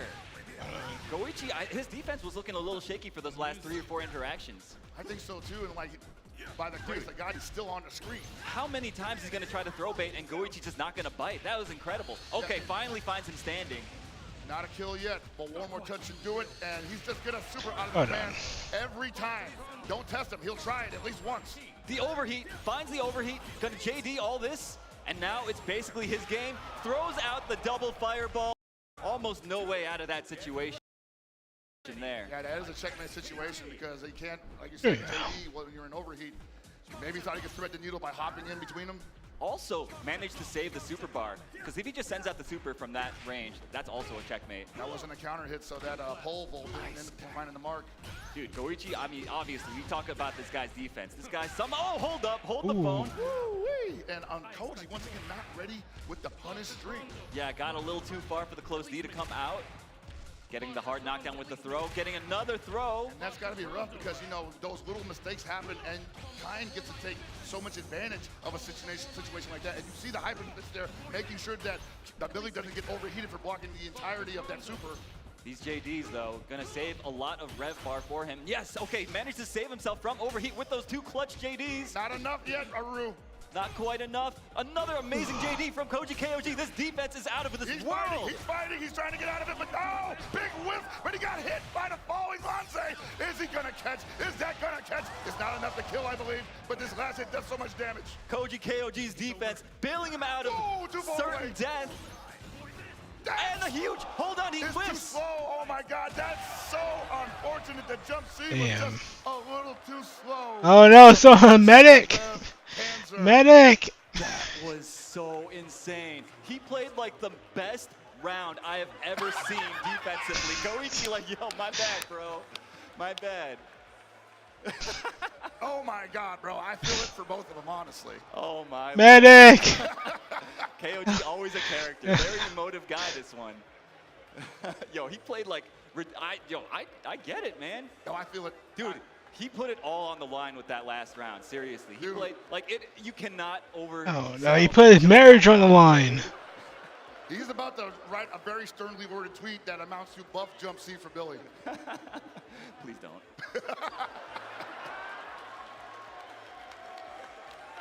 All right. Good sportsmanship. Yeah, I guess he put his heart into it, huh? Yeah, dude, he should have had. That would have been such a sick comeback if he came back from that ridiculous situation. Oh, but man. you know what? Goichi is just that good. Yes, Goichi is that good, and like honestly, I thought Koji played very solid in the end there, but that was just one of those things where like the timing was just a hair off, and that happens to everybody. Dude, yeah, I am beside myself. That round was so good, and that was just the second match, man. What the hell? Winner's side, man. It's the reason why they were in winner's side and why they dusted off that entire list of people that they put up on the path. That's right, yeah. So just goes to show the level of competition that we have here at EVO 2025. This is just the first year. The game is still quite young, but these guys are pushing the game to the limit, pushing each other to the limit, and we're seeing kind of the fruits of that in this top 8 on this stage here in Las Vegas. Yeah, man. I can't wait for what we have next, but hey, man, we're going to have to go on offline for a quick break. fix a couple things for the stream. Don't panic. We'll be right back after these messages.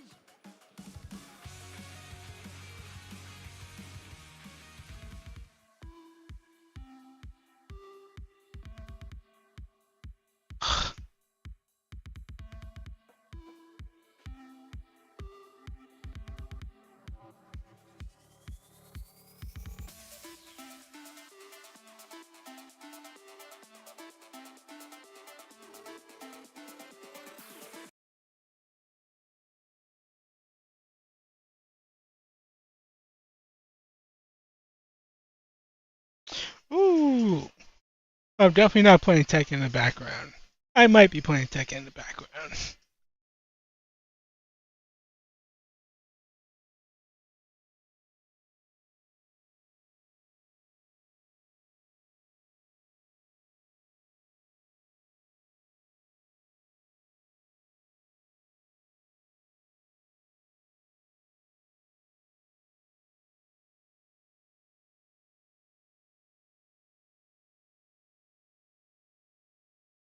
Hey, what? Stop that.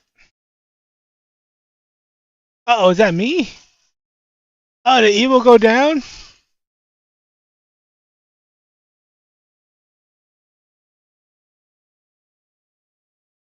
Harada, help! You get banned?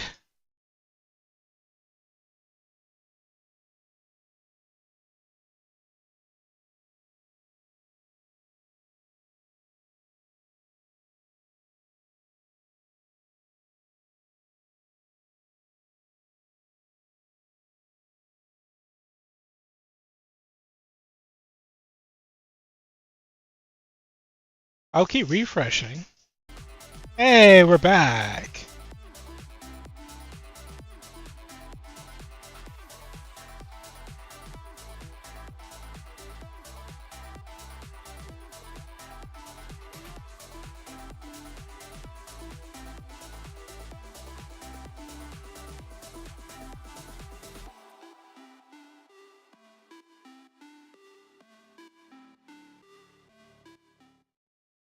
Ooh.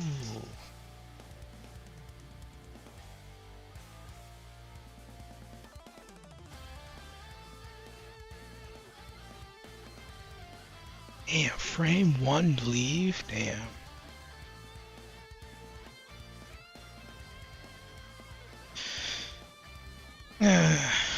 Be back with Fatal Fury Top 8. I guess I can put Tekken on. Let's see.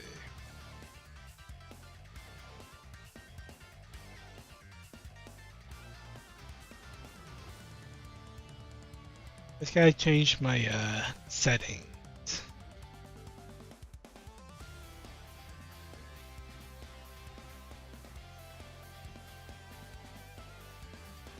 System, turn that off. Yeah.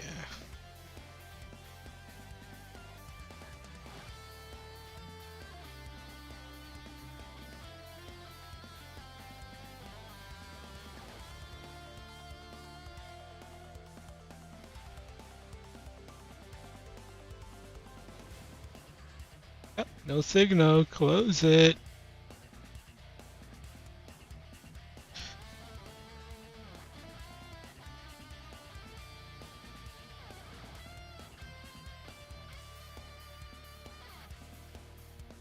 Oh, no signal again.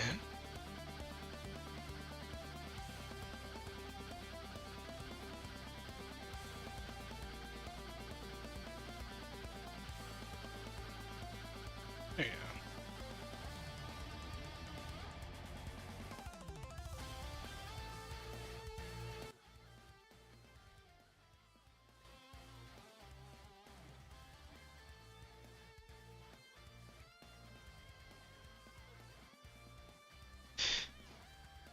TechCon.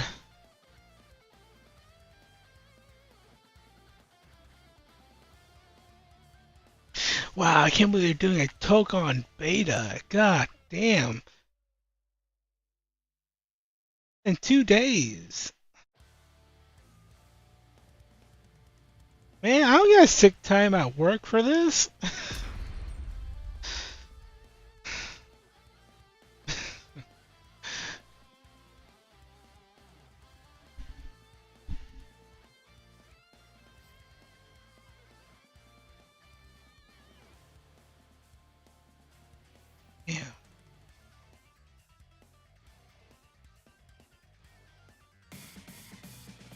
Ugh.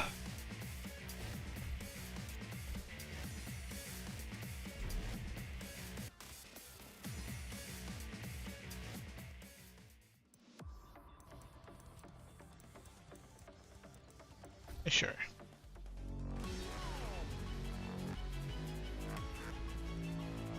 Oh, great. How am I supposed to stay up to date with Evo?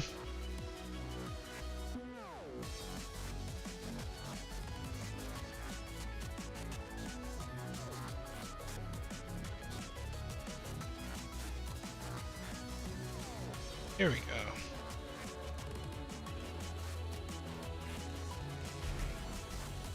There we go. I got Armor King right here.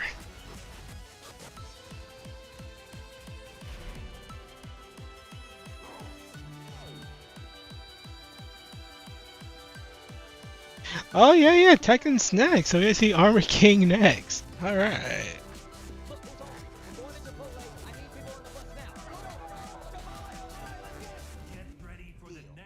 If you can guess how many beads I have, I'll commentate this full.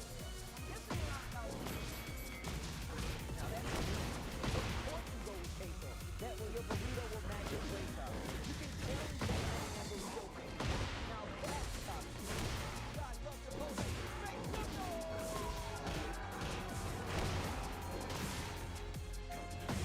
PlayStation brought to Evo and went 20 minutes Oh, besides quality might be messing up for you guys. Yeah, because I'm probably doing too much. Hold on. Choose your game, find PlayStation tournaments, and register. It's that easy. Sign up for PlayStation tournaments for opportunities to win unique prizes and much more.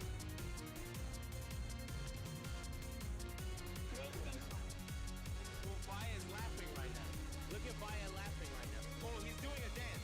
What is he doing? This is too rainy. I love today, man.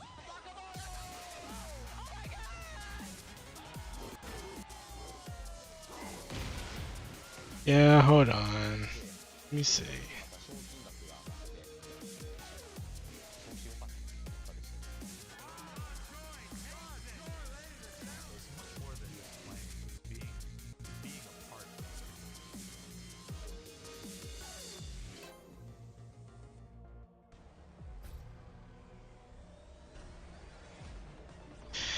Yeah, I probably shouldn't be running all these windows.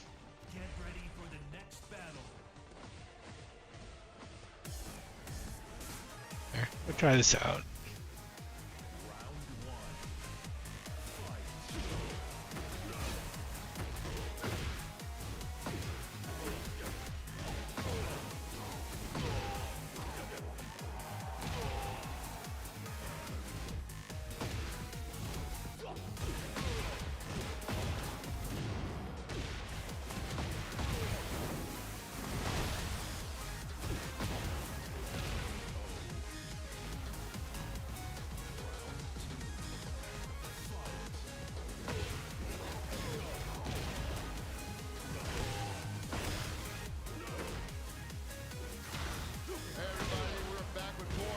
Hey, welcome back.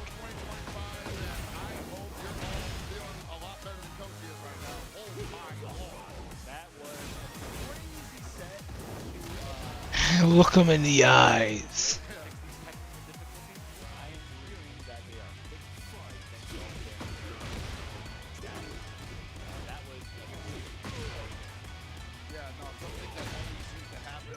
Big combo?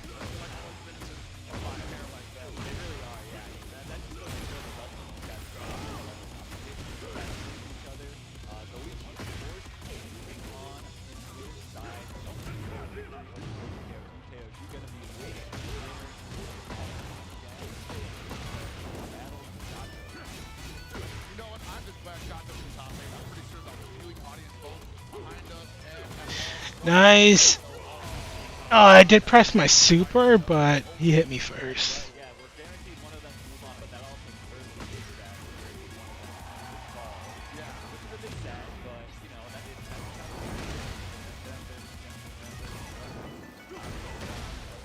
Wow, very brave.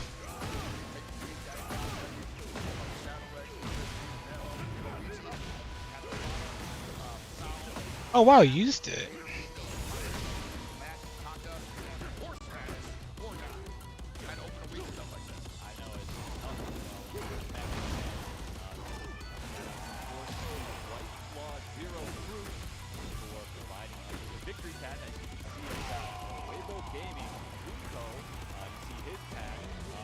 Armor King wins.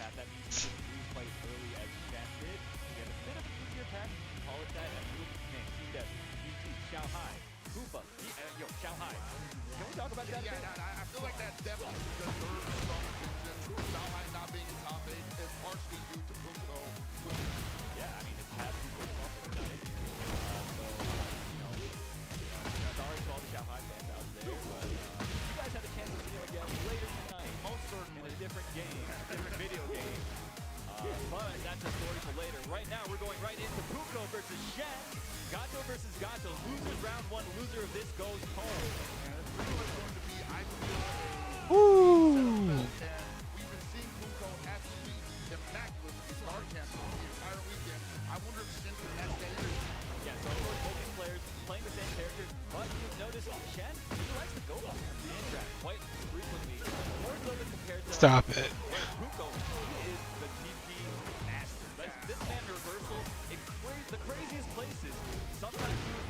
Wow, that was a punish. Ah, the cutscene.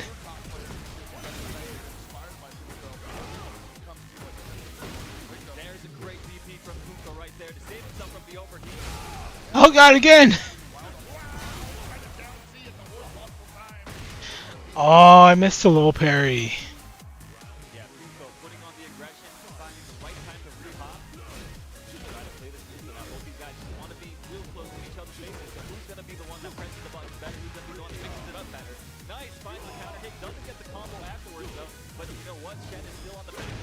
Wow. Oh no, I'll prefer the cutscene, please. Yeah, they beat me through my armor. Okay.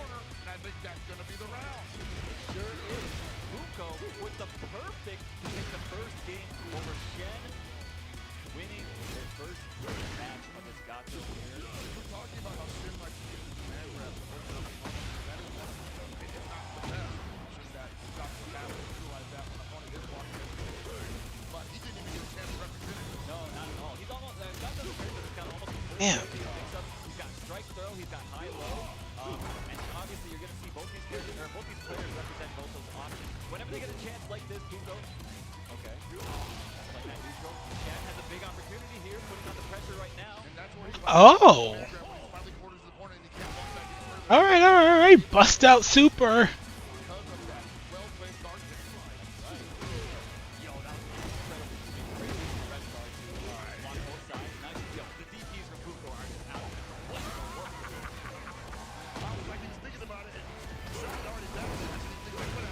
Damn, that's so fast.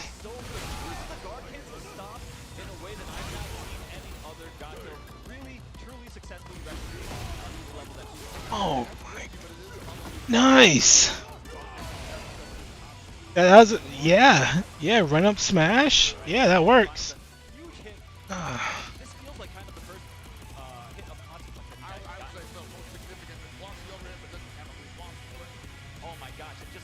That's funny, 'cause I stopped his 1-2 at the start.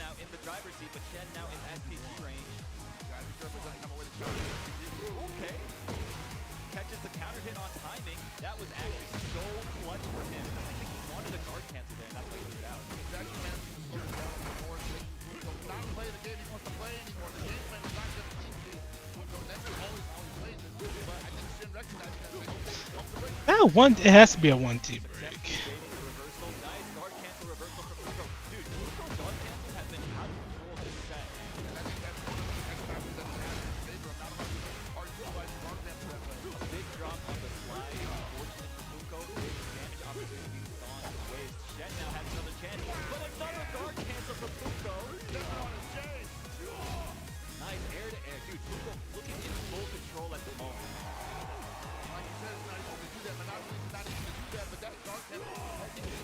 Ooh, the bait.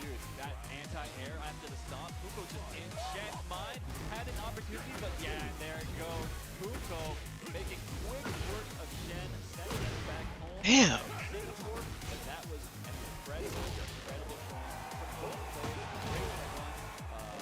Jen, of course, she's proud of what she's done, but Nico on where the loser side of the top eight. Yeah, he's still killing it right now. Both of those guys have been all over the world in the last 3 months. And a lot of the guys in the top 8 have been all over the world. Got him. In the last 3 months, sometimes twice a month, just to qualify for Esports World Cup or FWC. And now they're here at Evo, putting it all on the line for everybody here in Vegas and everybody at home watching. Damn. Guys, they all want it so bad. All these guys, you look at this top eight, these are some old men. These guys, they've been at this for a long time. They're like, yo, let me come back. Maybe I got time for one more rodeo. You know what I mean? Like, so these guys, they all want one more before they you know. They Okay. Woo. We definitely need that new Pluto and they got one more in there. Yeah, exactly. Yeah, looks like my stream is struggling to have Evo in the background and this, so I'm just gonna keep on Evo and close the thing.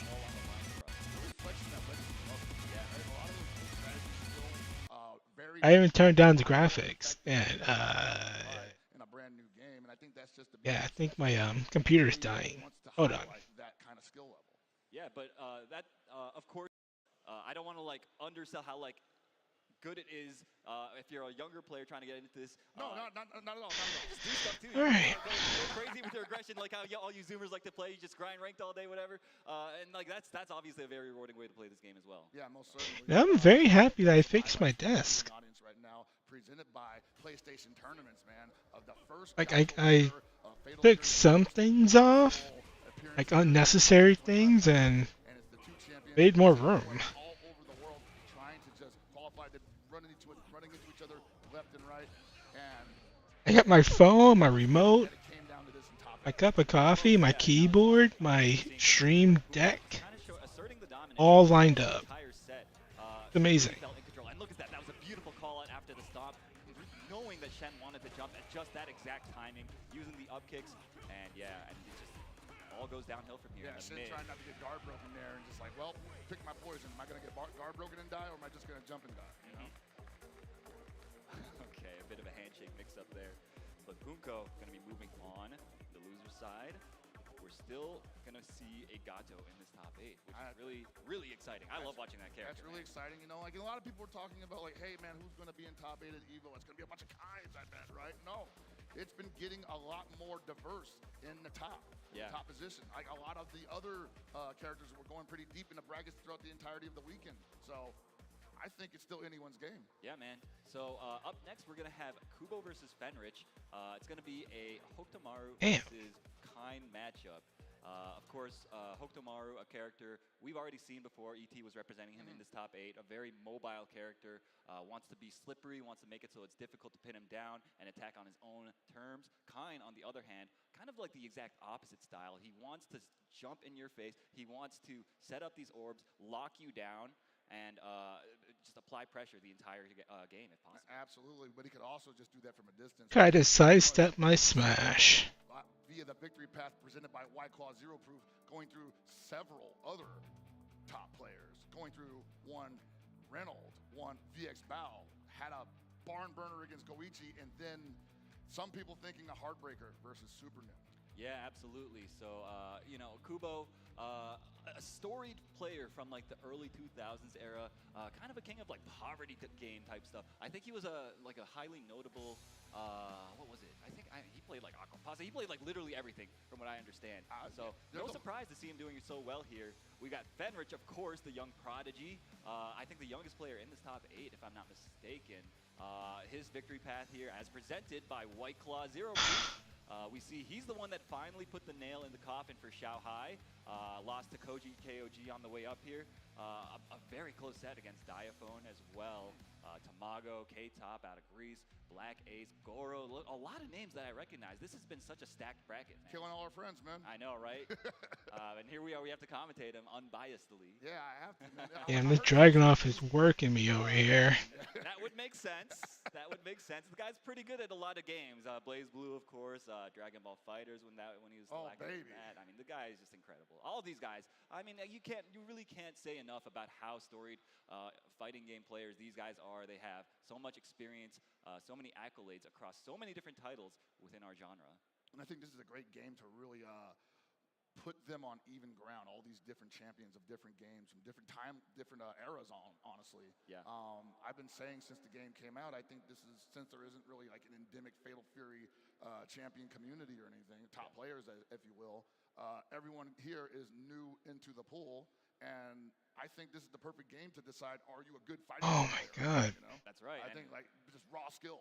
Yeah, clearly these guys are all phenomenal fighting game players, and we did receive word that Fenrich is indeed in the winner's side of the Blaze Blue Central Fiction bracket. So, I mean, does that surprise anyone that knows ball? No, not really. Not at all. But, honestly, I'm just surprised that he has time for both right now because this has been a busy weekend. It has for a lot of these players, too. A lot of these guys, multi-game specialists, able to play and place well in a lot of different games. So it's been pretty stressful, honestly, seeing these guys run back and forth. I'm stressed for them, you know what I mean? Most certainly, man. And I think Kubo probably the only person on stage right now that didn't have to go all over the globe.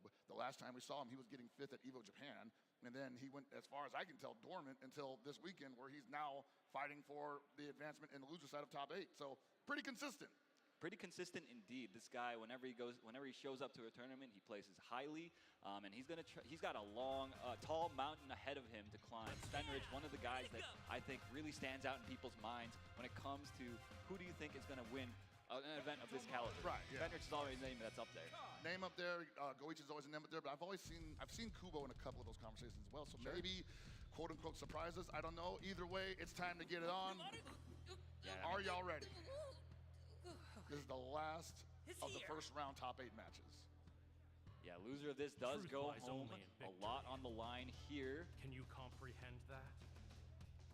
Of course, the SWC spot on the line as well for the winner of this Ooh. event. There's already a couple qualifiers in here, so may not have to necessarily win the tournament to get that, but you know you want to anyway. Of course, finds the hard knockdown, does Fenrich.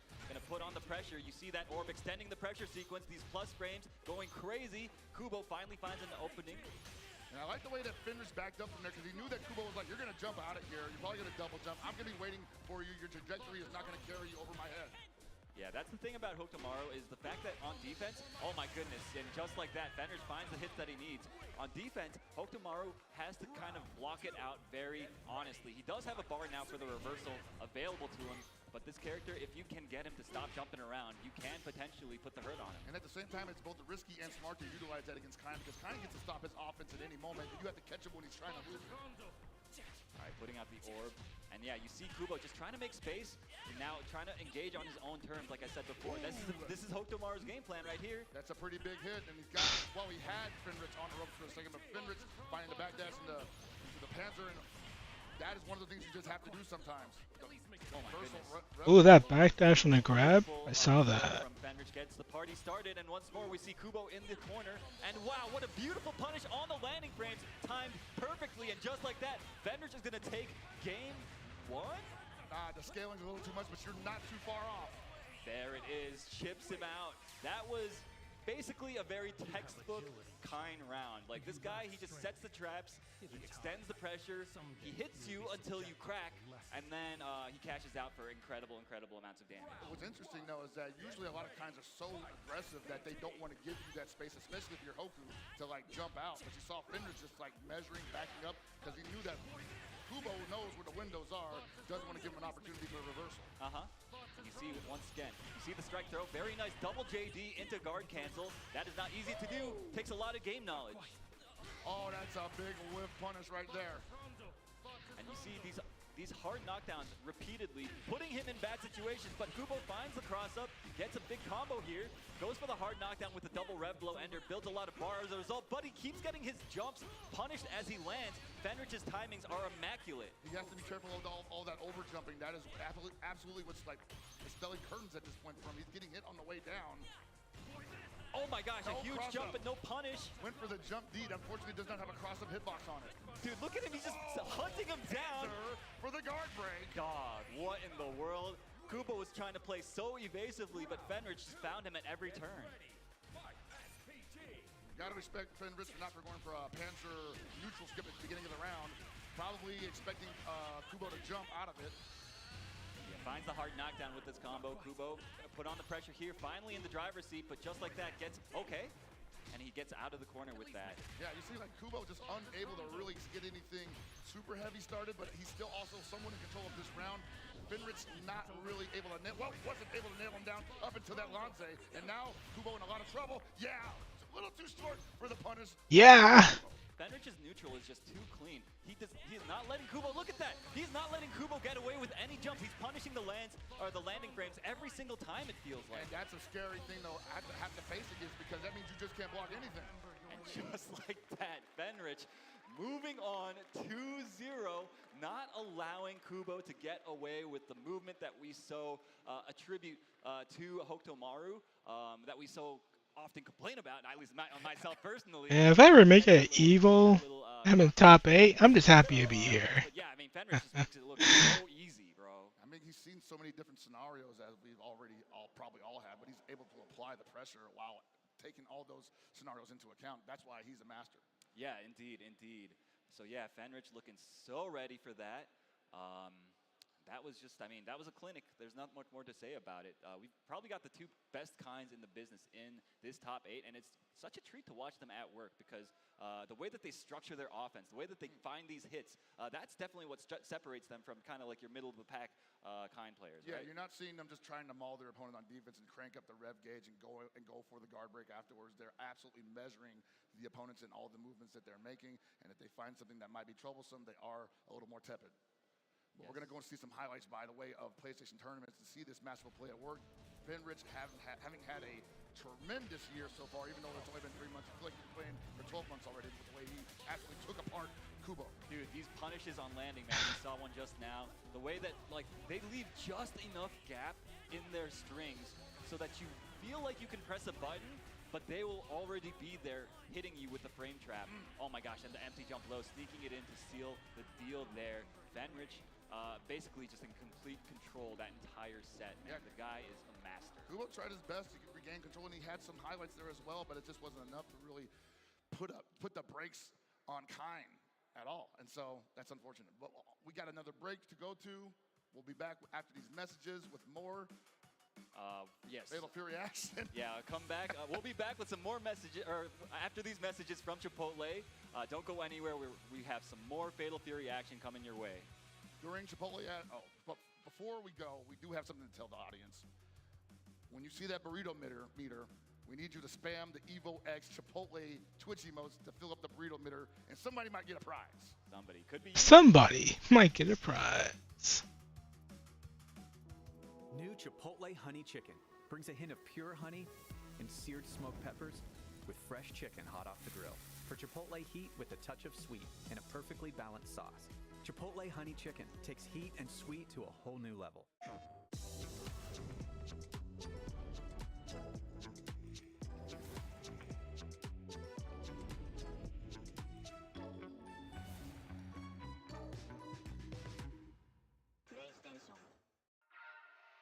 Did I buy MK1 on sale? I think I did. I think I bought it for Black Friday. Yeah, I did.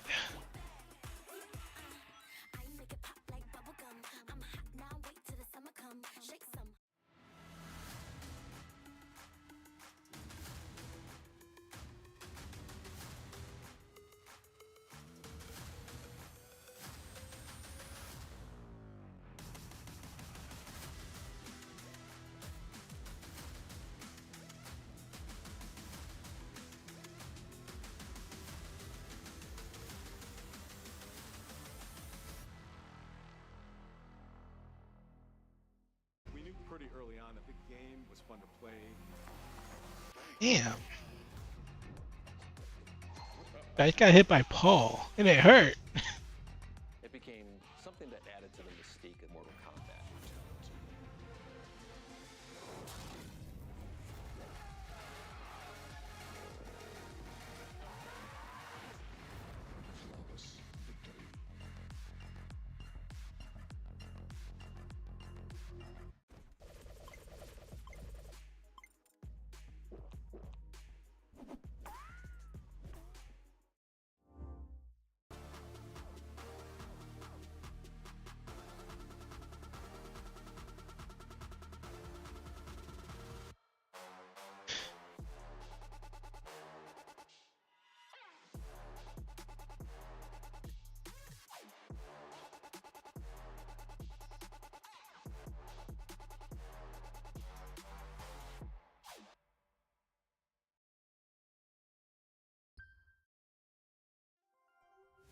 is Alexander Fragoso. My tag is Bean. I'd always played fighting games growing up, but it was never past like a casual level. Mainly just play with like family offline.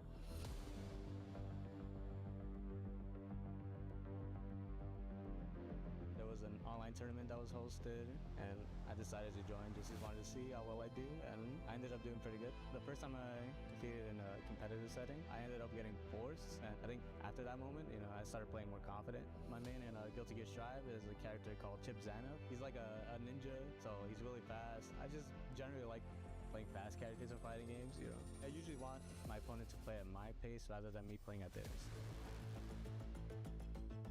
My name's Abdullah. My gamer tag is Blackace. I've been aware of EVO ever since I started playing fighting games competitively, which was around 2011. I started playing Mortal Kombat casually. Ooh, this paw almost killed me.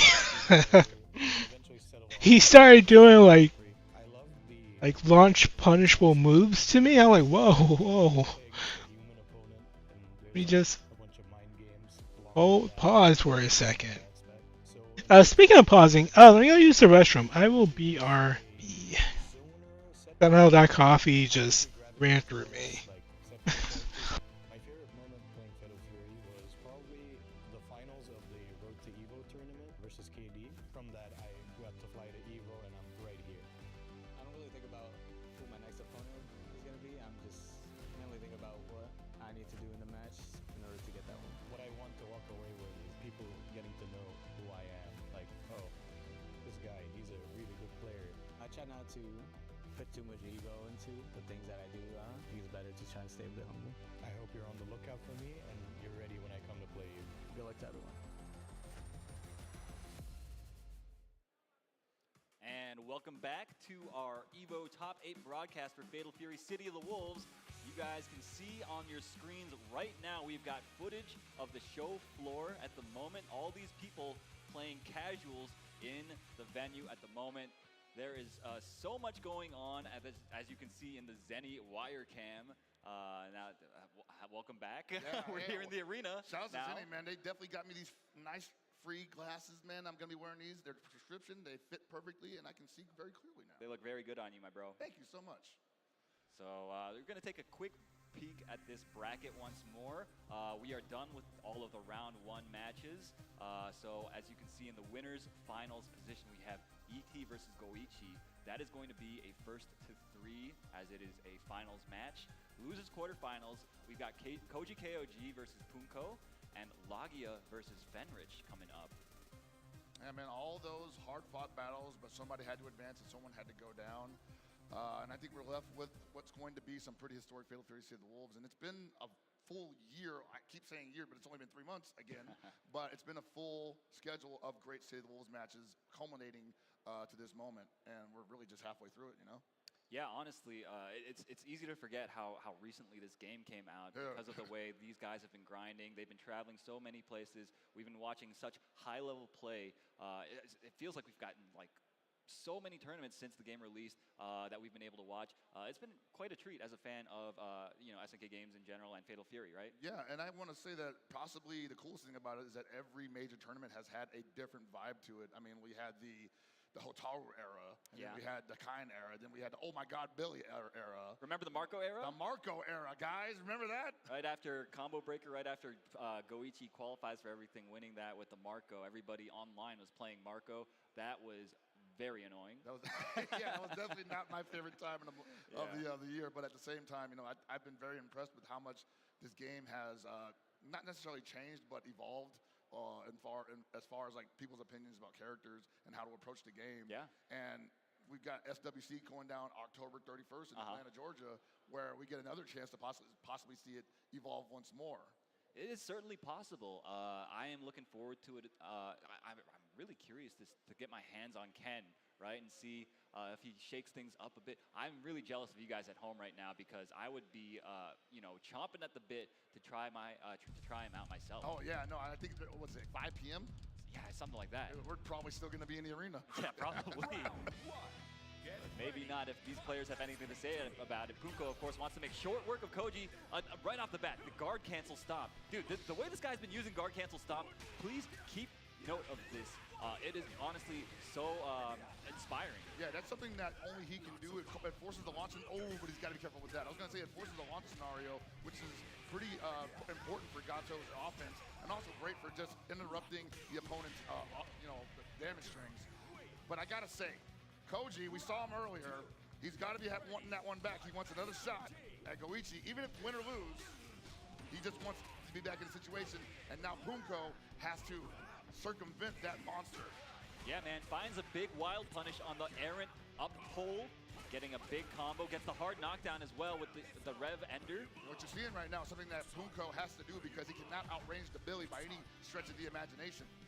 Which means if he gets up close with him, if he gets that corner position, he can't let it go easy. Oh, that's a little exactly bit why. too far for that guard cancel. That was a beautiful sequence. Finds a DP anyway. This man is a nut. That's a great example of what I was just talking about. Wow, it didn't block the string entirely.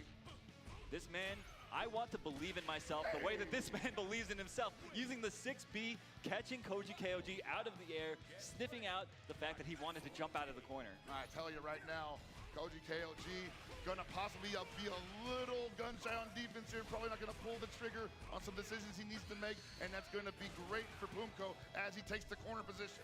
And gets the hard knockdown, putting on the pressure is Punko right now. Oh no, anti-air. The low B from downtown. From downtown, indeed. Punishing the palm clean. It's pretty rare to see that. And now Koji on the attack, but unable to hold on to the pressure. That rev gauge is getting attacked, though. Almost at Oh, my goodness.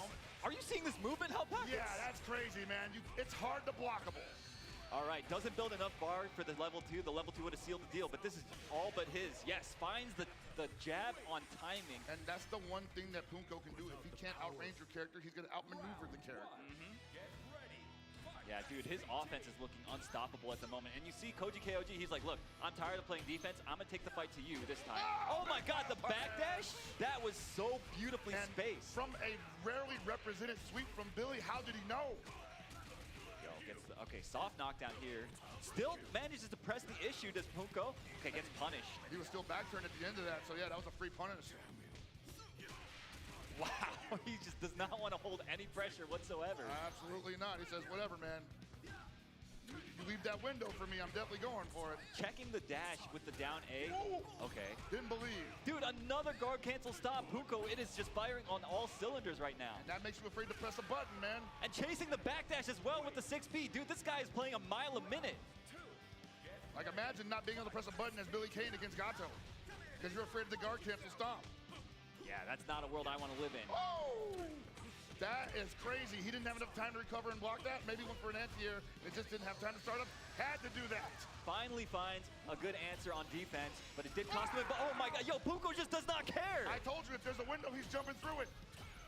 Great JDs from Koji KOG. Keep him in the game. And you see his rev meter is looking so dangerous right now. Finds another hard knockdown, does Punko. Punko basically one mix-up away from moving on. And once again, Koji sniffing out the over-aggression from Punko, but that's his last reversal. Flailing each other out. Nice JD. Finds the counter hit. This should be it. Punko with the most masterful play.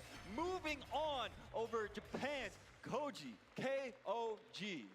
Koji fought valiantly, but Punko smelling blood in the water early on into that matchup, not letting go of his leg, teeth burying into his kneecaps, ripping him apart, bro.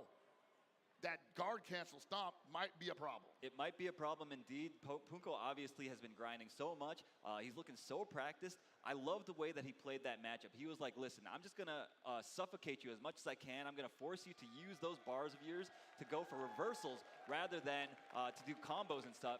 I'm gonna make you feel scared. All right, I'm back. Did I miss anything?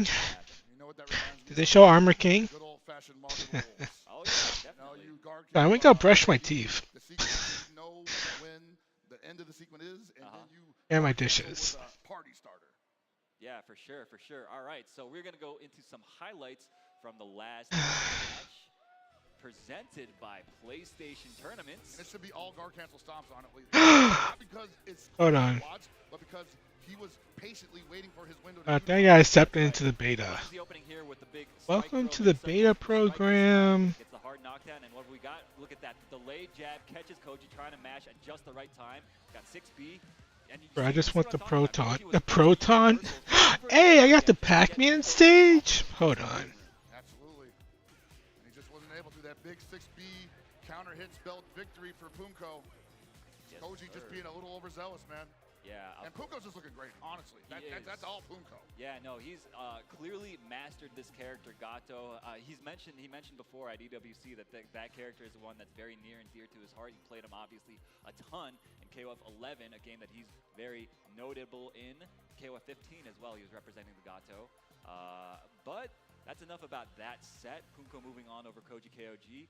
Up next, we had Logia versus Fenrich. Yes, Logia versus Fenrich. Yeah, now we get to see Logia again after losing a pretty, I'll say it was ugly on his end. You know, ET dominated, and it looked like he was a little off balance. And I'm kind of worried because that was my prediction to take the whole thing. So hopefully, after taking the L to ET, Logia has got his head on straight and feels a little bit better about how he's going to play out the rest of this evening. Yeah, though I like what you point out about Logia, not necessarily feeling all there in that set. We talk a lot about how good his defense is, his defensive execution more specifically, and he was just kind of going for like kind of lazy defensive options very often against ET, not calling out the throws, using a lot of rev guard, not going for a lot of JDs and guard cancels, things of that sort.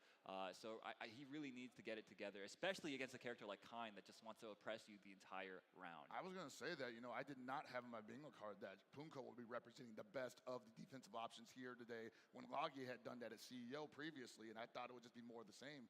So, like I said, maybe he possibly just didn't think like he had to represent it that early on into the day, but obviously this is top 8. You got to do it when you have to do it. If you got them, pull them out. Yeah, you got to bring your A game, and these guys. This guy's just whiff punishing me. We're gonna have a Hotaru versus Kine matchup, and it's so funny to see Hotaru being kind of like the hero character in this top 8, where it used to be back in the Hotaru era. She was the terror. Yeah, she was the terror. But Logia playing pretty honestly like a nerfed Hotaru and doing so well with her.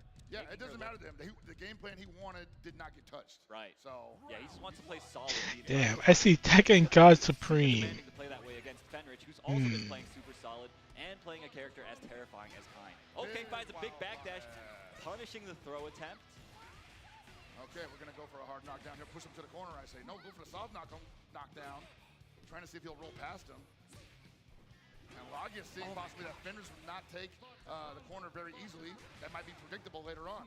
Fenrich's movement, the way that he's moving around, making people jump into whip, hold of that thought. We see Logia opening him up with a big mid, gonna be enough, taking the first round. That's pretty big, Elru, because honestly, Nice punish. Textbook string from Kine that got stuffed by the C from Hotaru, and I'm not sure Fenrich wants to try that again.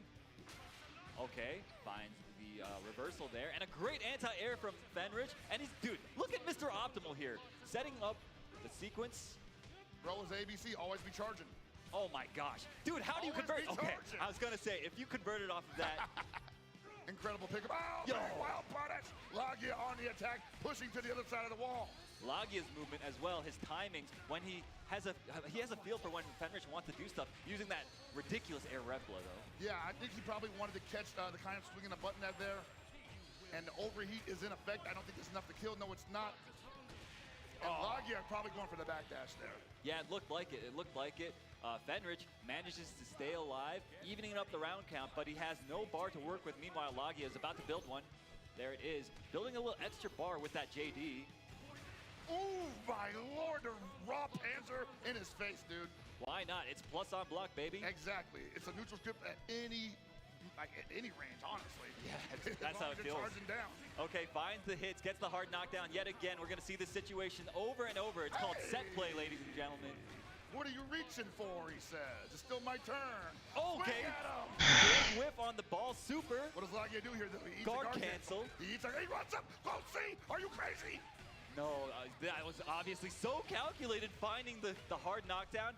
Strike throw. Oh, the whiff on the close D meaty. That was so, like, Logia was on layer 2, layer 3 even. He did delayed close D.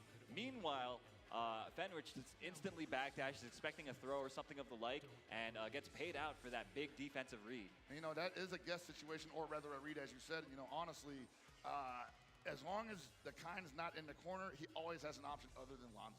That's right, that's right. All right, Fenrich up 1 against Lagia, but that was a hard-fought game between the two of them. Yeah, I definitely like what Lagia was All right, so this Brian, he was so patient. not let go of the pressure and always charging. Is with punishing me, punishing everything I was doing. Ooh, okay. Let me go watch some Evil. I mean, I'm already watching Evil. Let me watch it harder. That I'm also trying not to rank up as king. It's rough too, because you think like, man, he's got such a life lead. Why wouldn't he just? Yeah, leave some room for Armor King. And Fenrich still just playing safe. Oh my gosh, backdashes into the fireball, and dude, he gets the... That's rough, bro. That's rough. That is crazy. Are you Mr. kidding Optimal. me? That's a wrap. Oh my God, going down like that. That was one bad defensive decision. That's all it took. My word, what a character. There ain't much you can do about it. What a character. You backdash into it, and he's like, dang, thanks for the gift, brother. Thanks for playing. See you next year. Fenrich moving on 2-0 over Lagia, who we've been hyping up as having great defensive decision making, but really that's what it takes to compete at this level. Absolutely. If you're not on the ball at all times. And my bracket's busted, man. It's over. Oh yeah, that's got true. nothing. My guy's still in there. Yeah. Oh yeah, give it up for Fenrich, y'all. Fenrich putting on a good show. Man. Fenrich and Lagia, man, we'll definitely be seeing them again later on this year, but one of them has to go home right now, and it's Lagia, unfortunately for both of us. Unfortunately, yeah. I mean, I love watching him play, but I also I appreciate watching the Kind Masters at work. We still got both of them in this bracket. Chances are they might run into each other. Hey, man, that's definitely been All a right, couple of I applied to the Tokon beta. If I get in. Versus Fenrich, part 15. That would be what a treat it would be to see here on this Evo stage. Fatal Fury's first year at Evo couldn't have asked for a better top 8. We've got so many incredible players, but we're going to go back to the highlights presented by PlayStation Tournaments. We've got, oh, look at that, the super I wanted so whipping. much from that Crouch A, and I was like, man, please just let it rip. Yeah, Lagia had a big chance here, but this is where he does the delay button on Fenrich's wake up and gets backdashed, right? So you see it right about here. That was such a brilliant play from Fenrich. He was just like, look, I got all that real estate behind me. The worst you can do is like go for a fireball, I guess. Why would you do that, right? And yeah, this is just Fenrich doing a combo. This guy, I mean, this guy, he's pretty good at combos, man. If you watch him in any other fighting game, he kills in situations that you would never expect. You see it time and time again in Blaze Blue. You see it time and time again in Dragon Ball Fighters, and we're seeing it here as well. I think that's an interesting piece of footage, too, because I wonder if some people wonder, like, well, he sets Rondo up, and people just stay there and they block it, or they just try to get away from it as soon as possible because maybe they don't know how dangerous it is. Well, that's a good example of why you should probably not be hit by that in that scenario. You know? Yeah, just don't get hit, man. Just don't get hit. 50% of your life plus, I don't know, man. I don't. Damn. Yeah, it's you're definitely put in Look a at that very arena. highly disadvantageous situation. Kind obviously highly unique in that regard in this game. It looks a little bit smaller from Orbs, combo extension. maybe. They're so versatile. But with that thought, we are going to go to a very I don't know. I can't tell. break. We're going to have the Chipotle ads coming up. During the Chipotle ads, when the arena goes into a chant, make sure you're spamming the custom Evo X Chipotle Twitch emotes to fill up the burrito meter.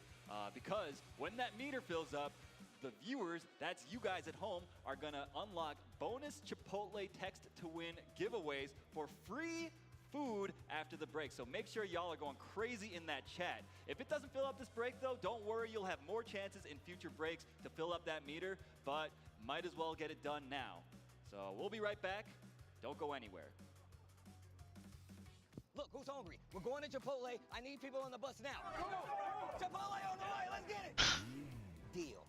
If you can guess how many beads I have, I'll commentate your Chipotle order. I'm guessing around 1,000. Now that's meaty. Of course you go with queso. That way your burrito will match your playstyle. You can tell he's been labbing that burrito technique. Now that's top tier. If you guys love Chipotle, make some noise! Well, Vaya is laughing right now. Look at Vaya laughing right now. Oh, he's doing a dance. What is he doing? You know, I recently learned wrapping a burrito is very important.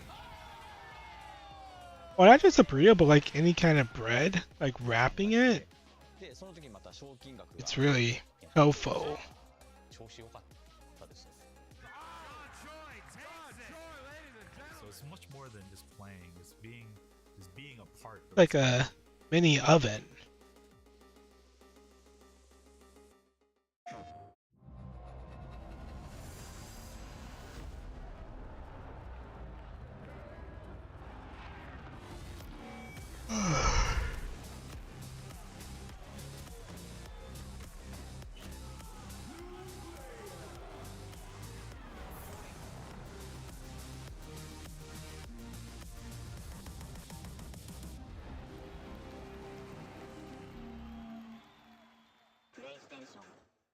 Jay, you ready for this block?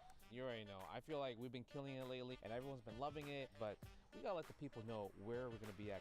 Let's just do the meme real fast. You know, my heart meme, get the engagements and everything like that. Yipes! So, you understand me. It's not about the engagement. I'm just always thirsty for a drink, especially for this White Claw Zero Proof. Yeah, but that was corny as hell. But I'll drink to that. Cheers! Cheers. I'm thirsty.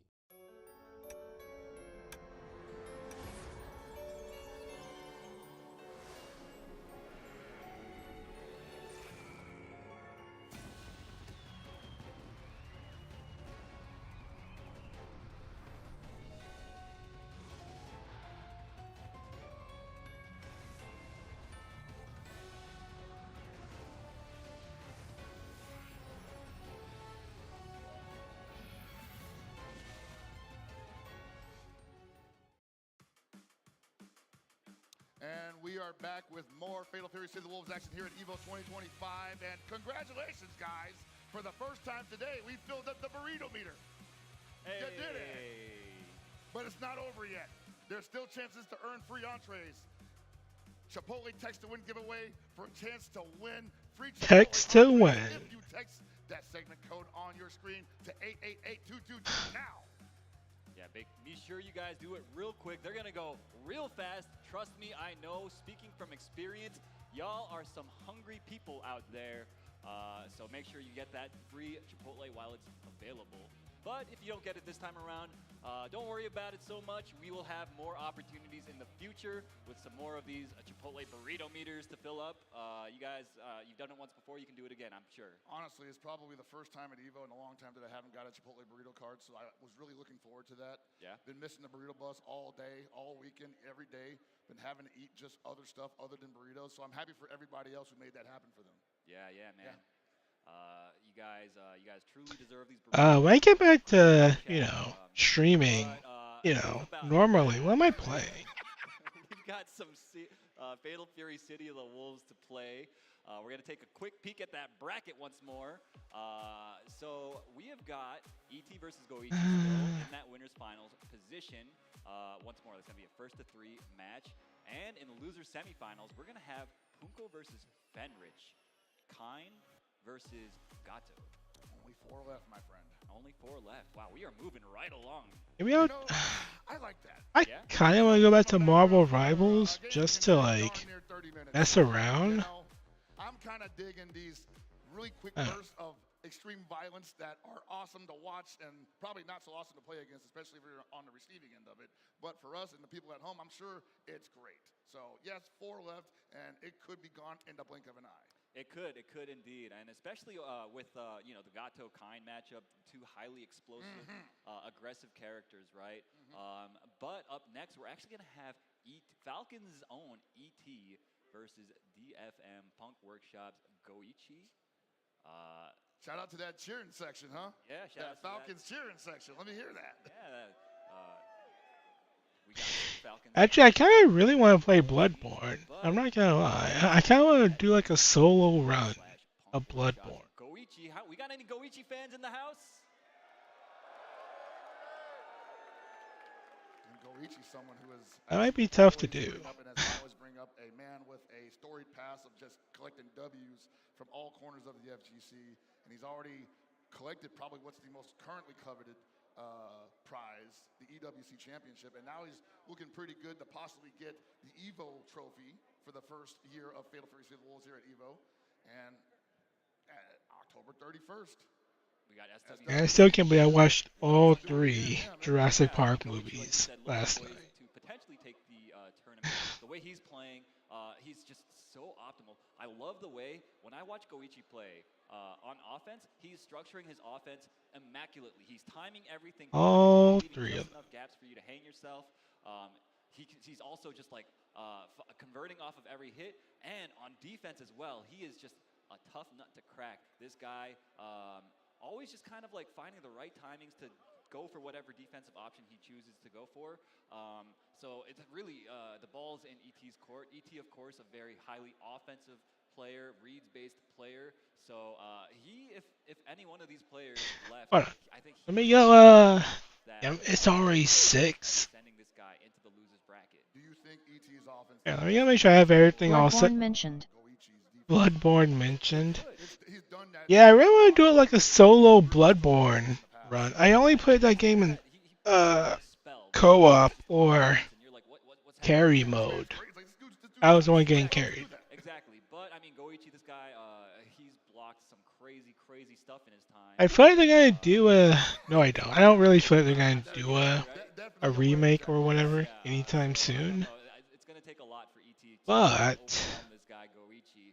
that's what I kind of want to wait for. Things have happened. Both these guys highly successful fighting game players, so it really comes down to the. Hey, give me a second. Let me go make sure my dinner is okay to be made for later. Red Bull section in the house right there. A bunch of SNK cosplayers, and I think I see King Jobber. That is Jobber. That's And Rome himself. Shout outs to y'all. What's up, folks? The Red Bull hype meter is almost filled up. Keep that thing burning, guys. Yeah, so shout outs, of course, to one of our lovely sponsors, Red Bull, for helping make this event happen, bringing all this high-intensity fighting game action to you guys at home. Would not be possible without their partnership. We love our sponsors out here, folks. Absolutely, man. Can't be out here without them, man. All right, looks like these players might be ready to go. Yes, I'm hearing word in my ear that that is the case. Yes, you see the sportsmanship between these guys. They have probably run into each other like 8-9 times by now. And they're practically roommates at this point, man. Spent the last 3 months together. Basically. So yeah, it's been a crazy tournament season for this game, and we're here basically at like the capstone event of it, or at least one of them, right? Most certainly. And we're seeing Billy on the ET side. Okay. Bro, he just gets jumped over instantly though. Yeah. So ET, classically known as a Billy player in the KOF spectrum of SNK fighting games. Hadn't seen him pick him up in the early days of COTW. Whipped it out at EWC and wasn't that successful with it, but still managed to find some pay dirt. And now we're seeing it again in EVO 2025 Top 8. Ooh, the huge read from Goichi. This is what I'm talking about. He just, on defense, he is always so good at maximizing the situation.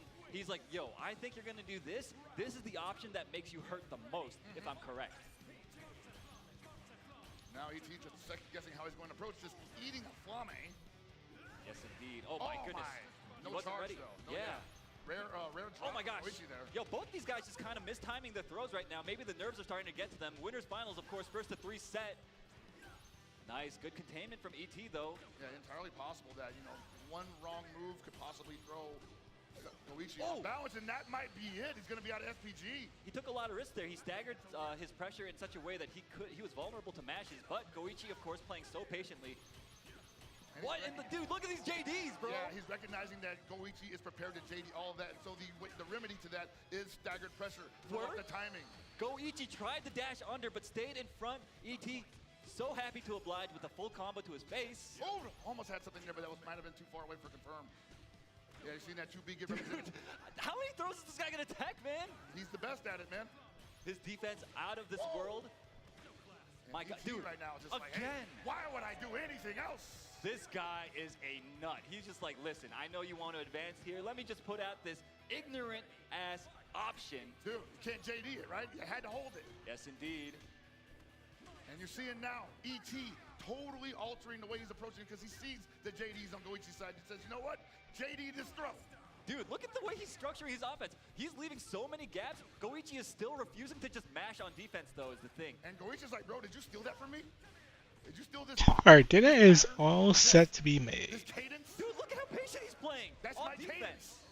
Okay. That's my cadence, bro. He doesn't get the air JDs. Unfortunate break for him. Back in the corner. Okay, forced to spend the super. Oh, he tried to go for the hyper defense there. He pressed the button. No, he did not. That's going to be big damage for Goichi. Has a big chance to steal this round and this game. Gets a big hard knockdown, a setup, double orb setup. Looking for the throw. No, goes for the close C.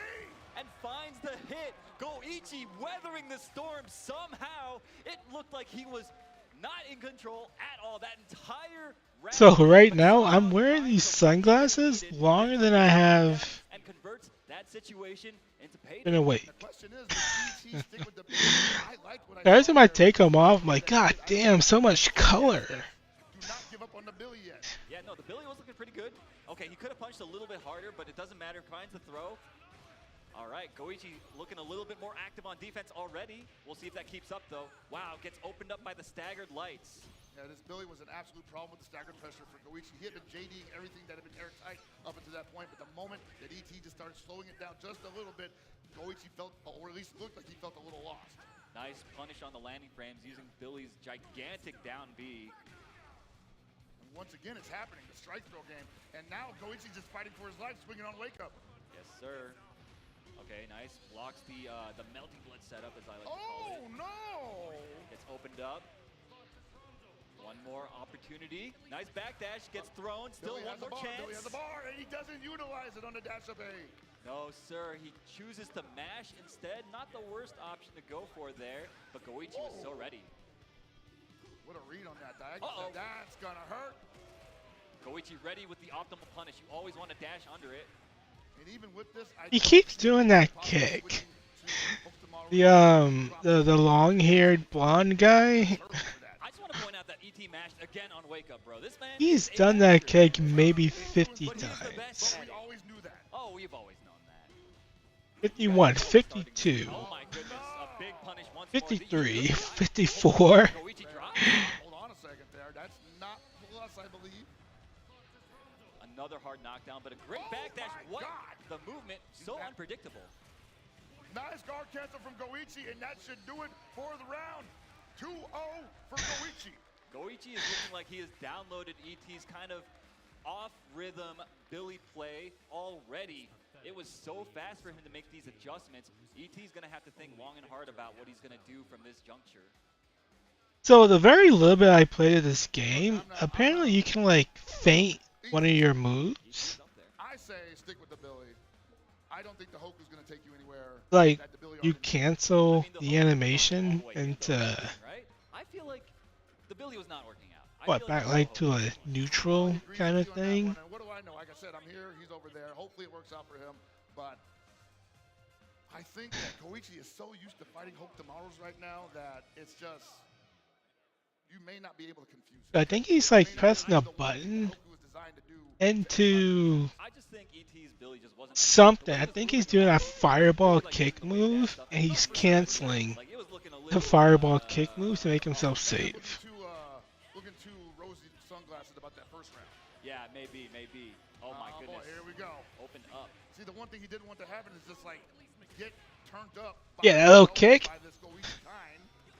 Oh, no, well, it's not a fireball. I guess it's like a DP. So clearly focused in this matchup. He's played it so much. I really like the decision making already coming out from ET, and it's looking a lot better. And one thing you do got to do, you got to give him credit for going what's comfortable, right? He's obviously more comfortable with the Hoku here than the Billy, but I don't think he can run that same stagger pressure. Yeah, dude, Goichi's so ready. He's like, yo, you can't steal turns on me, my guy. I'm Goichi. Not like that, brother. Nice. Okay. Don't jump on me. I got a bar. Oh, nice. Oh, my Lord. The empty jump B into the super. Okay, ET. I see you. Stealing it away. That looked mad KOF, bro. Absolutely. Like using the whiff jump in to misdirect. One of the classics. Yep. All right, he's gonna block it out. Very nice. Good guarding so far from ET, and a great challenge with that 5B. That 5B has great range on it, and it's pretty fast on top of that.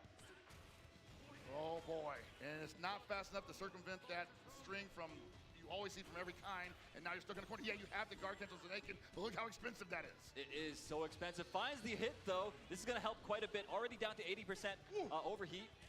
One throw. He's usually been doubling up the throws in this situation. Nice. I'm loving the pressure sequence though from ET, mixing it up, and a great challenge with the 5A. This is looking so good already. How does he open up here? Oh no, that's it, maybe. That should be that's it. a wrap. That round is over. Damn. He was so close to closing it out, but that overheat scenario absolutely just made him, his hands were tied. Yeah, man, There was for so little sure. that he could do. For sure. Resource. Oh my goodness, that was the deepest cross-up I have ever seen. The deepest cross-up. Dude, Goichi finding just the right moment to mash out. Yeah, those auto combos on block are not nice if you stagger. Whoa! Oh my goodness. How does everyone get hit by everything there, man? You end up flinching and it's just gonna blow up at the perfect time! It's like a jump scare, man. It is. Oh, and that should do it. Finds the counter hit down C, and that's all she wrote. Damn. Goichi moving on into the winner's side of the grand finals, finding himself once again one step away from being the champion on one of our biggest stages. Yeah, most certainly that looks so dominant all the way through. 3-0. ET got close a couple times, but as you said, it looked kind of shaky, unstable. Yeah. Goichi maybe looked a little unstable for like maybe 2 minutes, and I was just like, you kind of grabbed those 2 minutes by the horns, man, because I think that's the only time you're ever going to see that from him. Yeah, it was honestly crazy because like the way he approached that first game, he just didn't do anything on defense. For the longest time, he was like just downloading ET's habits with that Billy, and then once he got that download, it felt like, you know, in game 2 we saw he just had nothing. More comfortable, more comfortable. Yeah, he just ET couldn't get anything done with that Billy. We got Hokutomaru, didn't also do that much. It was much better, of course. We're gonna take a look actually at that set once more. We've got the PlayStation Tournament's highlights coming at you. We see Goichi doing a combo, putting up that setup. I forget what happened here. Oh, he gets hit by the second orb, right? Oh, yeah, no. but now he's a dash up C because I think ET tried to jump away from the orb pressure and the dash pressure. Just his feet didn't leave the ground fast enough. Okay, get the guard cancel flash kick. Yeah, beautifully done from Goichi. Great defensive option. That is not easy to do. You got to hold charge while not blocking it. That was a mystery. Yes, that was indeed. And I think it happens again here. Yeah, he just gets hit. Gets hit. Yeah, he just like tries to mash on like points where I guess he's not allowed to, and he pays for it just like that. Yeah, unfortunate, man. ET possibly getting a little twitchy there at the worst possible moment, but he's got another shot at it because he's going down to the loser's final side. Yes, sir. Or he will face the winner of Fenrich versus Punko. Fenrich versus Punko, two high-octane, high-aggression characters. That will, of course, I should go double check just to make sure I got into the token. Semi-final match, so not a first to 3, it'll be a first to 2, like the rest of this tournament has been. And this is going to be, there's so much on the line here. Getting that podium placing, it means so much to these guys. You get that nice, shiny Nacon stick, right? Shout outs to our sponsor, Nacon. You guys see it on the screen right there. Love those guys. Love our sponsors. So, yeah, I mean we're gonna see some crazy Fatal Fury. We're big only gonna get better. Big swings all over the place, but the only difference between them though is that Gato can only really swing from one range, while Kain can swing from so many different ranges. Yeah, that's and right. That's on Punko to get inside. Yeah. I mean Gato, of course, people describe him as being a little bit stubby. A little stubby, and it's, you know, it can mount up, you know, especially against characters who are designed to play at multiple ranges like that. Exactly, yeah. And Kain, of course, always has the threat of just randomly doing the rev horizontal charging move. I forget what it's called. It's basically a thrust kick. It is, basically. I mean, he also has that, too, in his rev blow. So he's got two different options to just jump scare you from all the way across the screen. Alright, looks like I am in the closed beta. Two legends of the fighting game community. Or at least I registered for it. To see who has the honor of advancing into the losers finals. Generational battle, man, on deck. Yes, yeah, that's a good point. Fenrich, you know, relatively newer school player compared to people who've been around forever, man. Dude, like KOF 11 was like the first foray, and hasn't looked back since. I don't think he's really ever changed his game plan ever since then. It's always about maul, right? Yeah, high octane, high aggression. Fenrich, of course, more of like, he's got like that nerdy aggression where it's like super studied, you know? He's got like, yo, I know that if I do this, your only options here are this, and if you do this, I do this. You know, all that type of, he's got it all labbed out. That's the scariest stuff, though. It is honestly, scary, yeah. especially in the hands of a person that's playing Kain, because that is a character that is designed to I gotta make sure that my those cat is situations eating. repeatedly, I'll be and right we're seeing time and time again in this top 8, people just get opened up by that layered offense that Kain is able to present. No, absolutely. And the only X factor I see here is the one that Punko has been representing the entire day, the guard cancel stop. But also being represented is that Red Bull section in the center of the arena. Beautiful people, beautiful seats. Best seats in the house, as they say. Hype meters filling up. Yes, sir. Yeah, shout Hope out. y'all enjoying yourselves. Shout outs to Red Bull. They've had a presence here at this event, handing out those drinks for us. They definitely have saved me on our long commentary blogs. Hey, Friday was rough though, right? I was like, where are those Red Bull people at, guys? Oh yeah, no, I was definitely looking out for them. Sniffing 'em. And they were helping us out, that's for damn sure. So thank you guys once more to our sponsors, our lovely sponsors. Couldn't do this without y'all. So I think we are gonna have our match underway soon. We got Punko Weibo Gaming's Punko versus Cyclops Fenrich. Yeah, man, I imagine that both of these guys just can't wait to get started. Both of those dudes are patient people, but they don't want to give each other too much time to think about what's about to happen next. So. Yeah, definitely. You want a little bit of mystery, right? Yeah, sure. Fenrich, I believe, from Osaka. At least he's repping the Osakan team. Punko, of course, Korean. I want to say Seoul since most of the country lives there, but who knows? I've always wondered, like, where do they vacation usually if they're all in Seoul? Jeju Island, I guess. Okay. Remember that KOF 13 tournament at Jeju Island? Yeah, dude, that was so lit. sick. Yeah, man, I wish I could have gone. I wanted to go too so bad. So, all right, I think our players are getting set up. Yeah, look at that. We got the button check underway, making sure everything is working as intended. Yeah, man, both of these guys, again, probably been seeing a lot of each other on the road. Oh, yeah. Spent a lot of time probably in the hotel in Riyadh for EWC. Yeah. And I still feel like there's an air of mystery between a lot of those competitors that we're seeing each other so frequently because, again, this game's evolving month to month, tournament to tournament. Yeah. And I gotta believe that some of that tech's being protected, you know? You think so? I feel like they would put it all on the line in one of these big events, right? I would agree at a big event, sure, but in between them. Sure. The only people that I know that would expose that are the ones that are creating content around that put it on YouTube, like those Shanghai concept matches. Punko's sometimes doing that. Yeah. Sometimes you see E.T. and ZJZ and Lagia and M-Dash and all those guys playing each other on Shanghai streams. Speaking of playing each other, though, these guys are finally about to go at it. We've got Gato, Punko's Gato, going up against Fenrich's Kain. Let me hear y'all. I'm ready. Yeah, that feels That's a pretty nice good. one. That was a good one, That feels guys. pretty good. I've never done that before. And already Fenrich has gotten started. Punko on the ropes. How are you going to get out of it, brother? Oh, my goodness. You're on your back against Kain, the worst position to be in. Here it goes, man. That's the vortex, the blender, as it were. Great patience from Punko, and finds a way out. Okay, great JD. And the stagger pressure is preventing the opportunity for the guard cancel. The counter hit, flash kick out of nowhere. I'm hitting back. Punko on timing, and Fenrich taking round one in dominant fashion. Oh, man, talk about trigger happy. Paid for it dearly. Oh, no! Oh, no! Hit launched by a special. Punko finding himself once more in this familiar corner. In his face, man.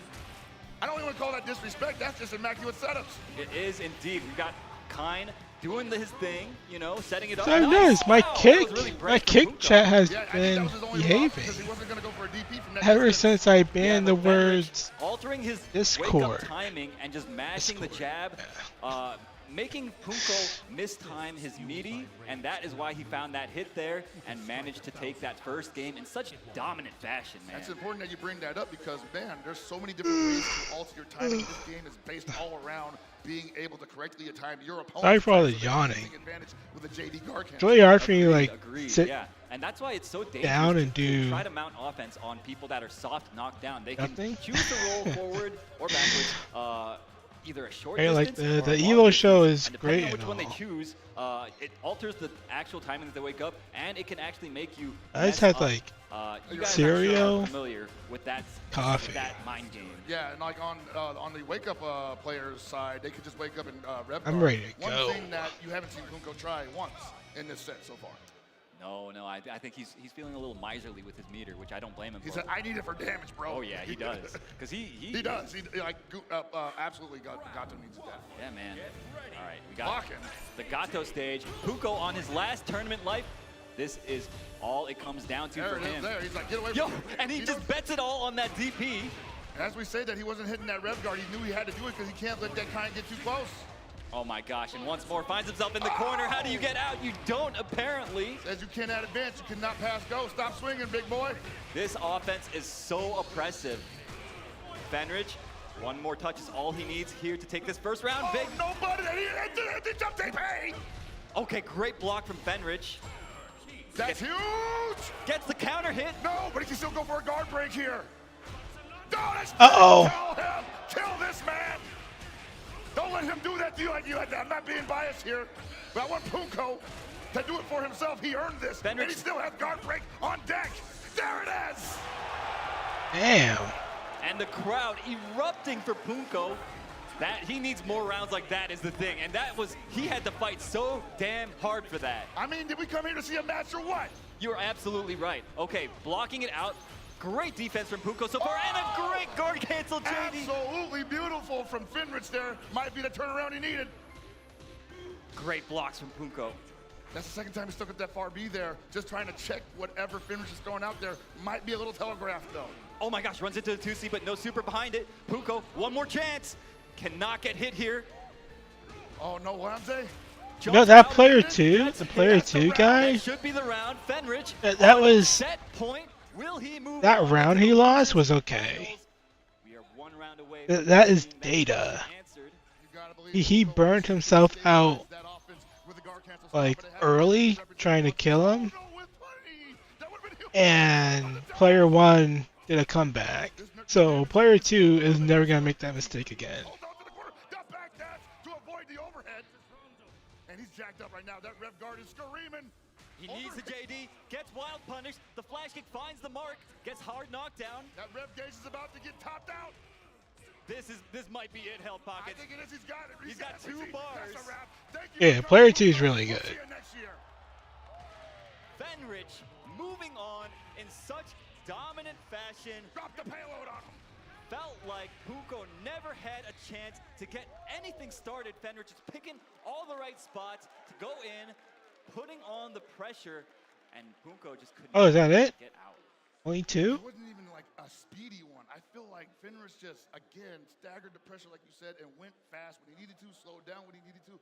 Punko was able to destabilize him once, and it was beautiful. But after that, Fenrich just said, okay, we're not going to give you that look ever again, and I'm also not going to give you that guard cancel you've been enjoying doing all weekend. Fenrich gonna be moving on. Yo, give it up for Fenrich, y'all. Most certainly. Hard-fought victory. And Punko himself, we'll see him again most certainly. Probably will be at SWC, I imagine. Yeah, most likely. Dude, like, I can't wait to see what these guys do after this tournament. I know we're not even close to being done yet, but... We're not. We've got Ken coming out soon. He could shake things up, right? Yeah, potentially a patch, right? There's so much to look forward to in the future of this game. Yeah, I mean, the future's looking bright.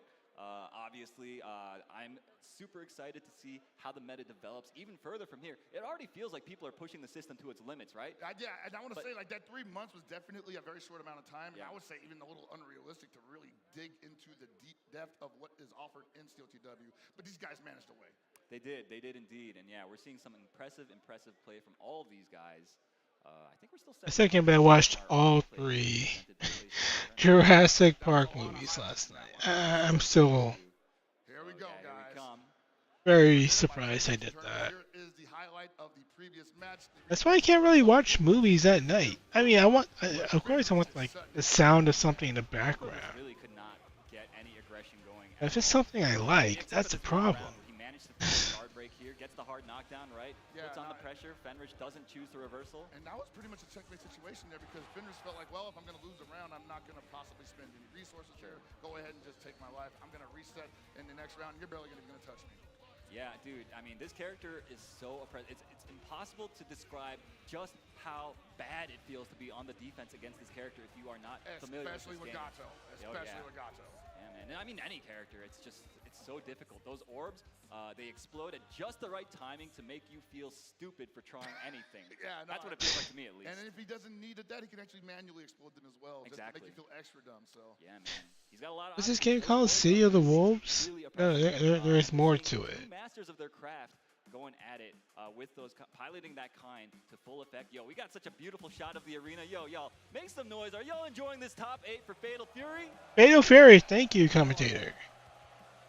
And we're possibly looking at a very familiar situation in the top 3. But before we even get to that, we do have some more ads for you. We got some bills to pay, so don't go anywhere. We got more Steel TW action coming up next. That sizzle, that's the soundtrack of Chipotle.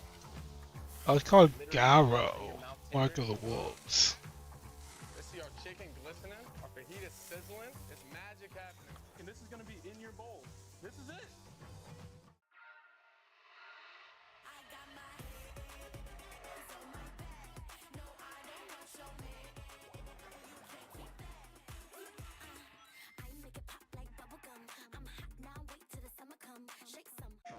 I won PlayStation's Road to Evo and went head-to-head with Arslan Ash. I won PlayStation Road to Evo and battle against Sonic Fox. I've never seen that in my life. To compete on PS5, choose your game, find PlayStation tournaments, and register. It's that easy. Sign up for PlayStation tournaments for opportunities to win unique prizes and much more. PlayStation. Whether it's sunglasses outside, blue light glasses inside, or night driving lenses in the dark, Zenni has affordable eyewear for everyone. Get 10% off at Zenni.com. Hey, should I get those sunglasses? What are those called? Those lenses are like much wider than mine.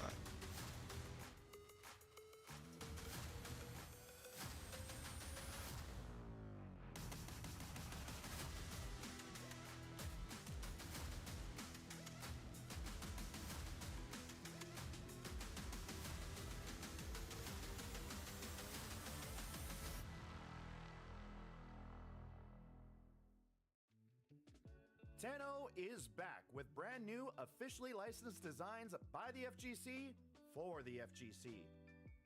Our vendor booth will be open across all 3 event days, and if you won't be at EVO in person, the full range of products will be available online at merch.10-o.gg. That is merch.10-o.gg.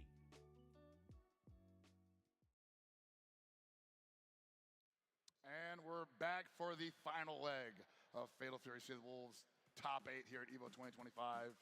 Feels like we just got started, man. These matches have been absolutely blazing the entire time. And my voice held up. I'm happy for myself. Yeah, man. Both of us, I was a little worried myself. I had a bit of a late night as well last night, but we are here. We are making it work. And we are down to our final 3 competitors. This is going to be the highest level Fatal Fury the we've highest seen level, yet. absolutely, man. Like, you can talk about all those tournaments that everybody went to qualify for the different esports tours that have been available. And look at these, this is a who's who of who was there, honestly. Excluding Kubo, who only showed up to EVO Japan. We went through Lagia, ET, Goichi, Koji Kog, Shen, Hunko, unfortunately having to go down most recently. And Finrich, ET, the only 2 left to possibly dethrone Goichi currently. Yeah, Fenrich making a monster of a run from this loser side. Gonna have to see if he can fight and dethrone ET, the destabilizing, aggressive, reads-based player. He plays a little off rhythm, and that I think is such a good strength, especially being able to play and have such a success at this level. I think it goes to show like the caliber of this guy and how smart he is. All right, they're going through that. Oh, they're going straight into that. Could have sworn it was going to be a button check, but oh man, that counter hit off the gate. And we're seeing Dabili again. Using the high dodge, going under the mid. You're going to see that sometimes in this matchup. I kind of wonder if Dabili shows up strictly in a 3 out of 5 scenario. It could be. I mean, it could also just be like, yo, ET's thinking, yo, I've played these guys mad times before, and my Hoku just isn't cutting it. Let me just try something new. Right? That is a real possibility, yes. Anyways, Fenrich taking the first game with a perfect. It's going to be on ET to show him something that he ain't seen before. Destabilize him, make him uncomfortable. The extended hurt box gets clipped by the Flamme. Nice JDs from Fenrich. Can't keep it airtight against these characters, man, or these players, rather. They are very good and very dangerous with the JDs and the guard cancels. No follow-up on that close D. Unfortunately, gets clipped by the 2B. You're going down, mister. He did the online special, bro. The double rev blow. My word. Yo, wow. The huge dash up whiff punish. ET taking a ton of damage here. Fenrich getting the setup. You guys love it. You guys know it. And look at this. He's just going for the guard gauge. He's going to be stuck there for a minute. Even if he guard cancels, even if he goes for the hyper defense, he's going to be stationary. Wow! No extended hurt box there to be got. Nice sweep. That was a beautiful option from Fenrich. Okay, gets mashed on. ET, signs of life here. And you ain't never seen a man more brave than a Billy player when he mashes 2B. Okay, finds the hit there. ET actually messed up the auto combo that would have sealed the deal for him, but doesn't matter. Finds the hit. Rounds evened up, and okay, great full dash up front. And I think we're seeing that 2B more because he knows that's the only thing that could probably snuff out whatever Kai's going to do in the midsection. Yikes! That was so smart, using the armor from the rev blow to make the flash kick whip right through him.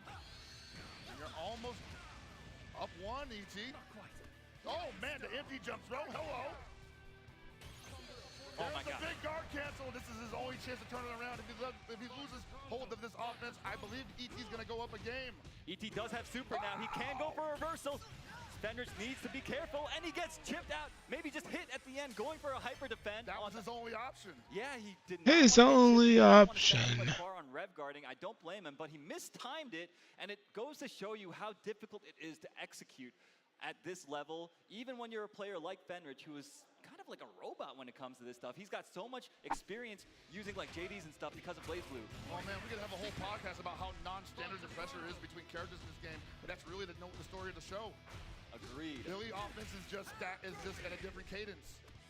Nice, finds the throw, gets the hard knockdown. ET gets another chance. Look at the movement though. My man's is. Oh, okay, shut it down. All right, gets knocked down. ET does have a bar. That was such a late throw attempt. He already had it up. He had already performed the low dodge. Fenrich opening him up with the beautiful overhead going over the throw attempt. Wow, that. I want to say that that's a bad look for ET because that shows that he's kind of twitchy on throw text right now. That could be played against him. Actually, didn't Nintendo just have like a direct? Finds the combo here into the setup that we all know and love. Oh my God, why were you swinging? That's the second time he did that. I guess it didn't show anything. With Billy? Yeah, that's the Masher's character, bro. Oh my God. Oh my Lord, it just gets opened up. Another perfect going the way of Fenrich, evening up the score 1-1. Oh no. This is how the train starts. But yeah, I mean, Billy has some of the best buttons in the game. That down B of his reaches so far, a low. He can chain it into other stuff. All his lights, it feels like, combo into each other from any range. So I mean, if you're a mashy guy, you pick Billy, bro. What's the speed on that startup? Like 5 frames? 5 frames, baby. Oh, okay. It's fast as hell. Hey. Not fast enough to block to get under that rondo though. No sir. Yeah. Okay, we got the Hoku tomorrow coming back out. He was like, all right, I got the one game with the Billy. That's all I could really ask of this guy. Hit the bench. You've done your job. I wonder if he gets up a game and then loses another one. Then we see a third character finally. Why am I like halfway off my camera? So demanding to play Sweet. these characters at this level. I feel like, yeah, asking for a third character out of these guys, especially only 3 months into the game, that feels kind of like a tall order. Nice smash. Gotta be Kevin. Yo, that is sick.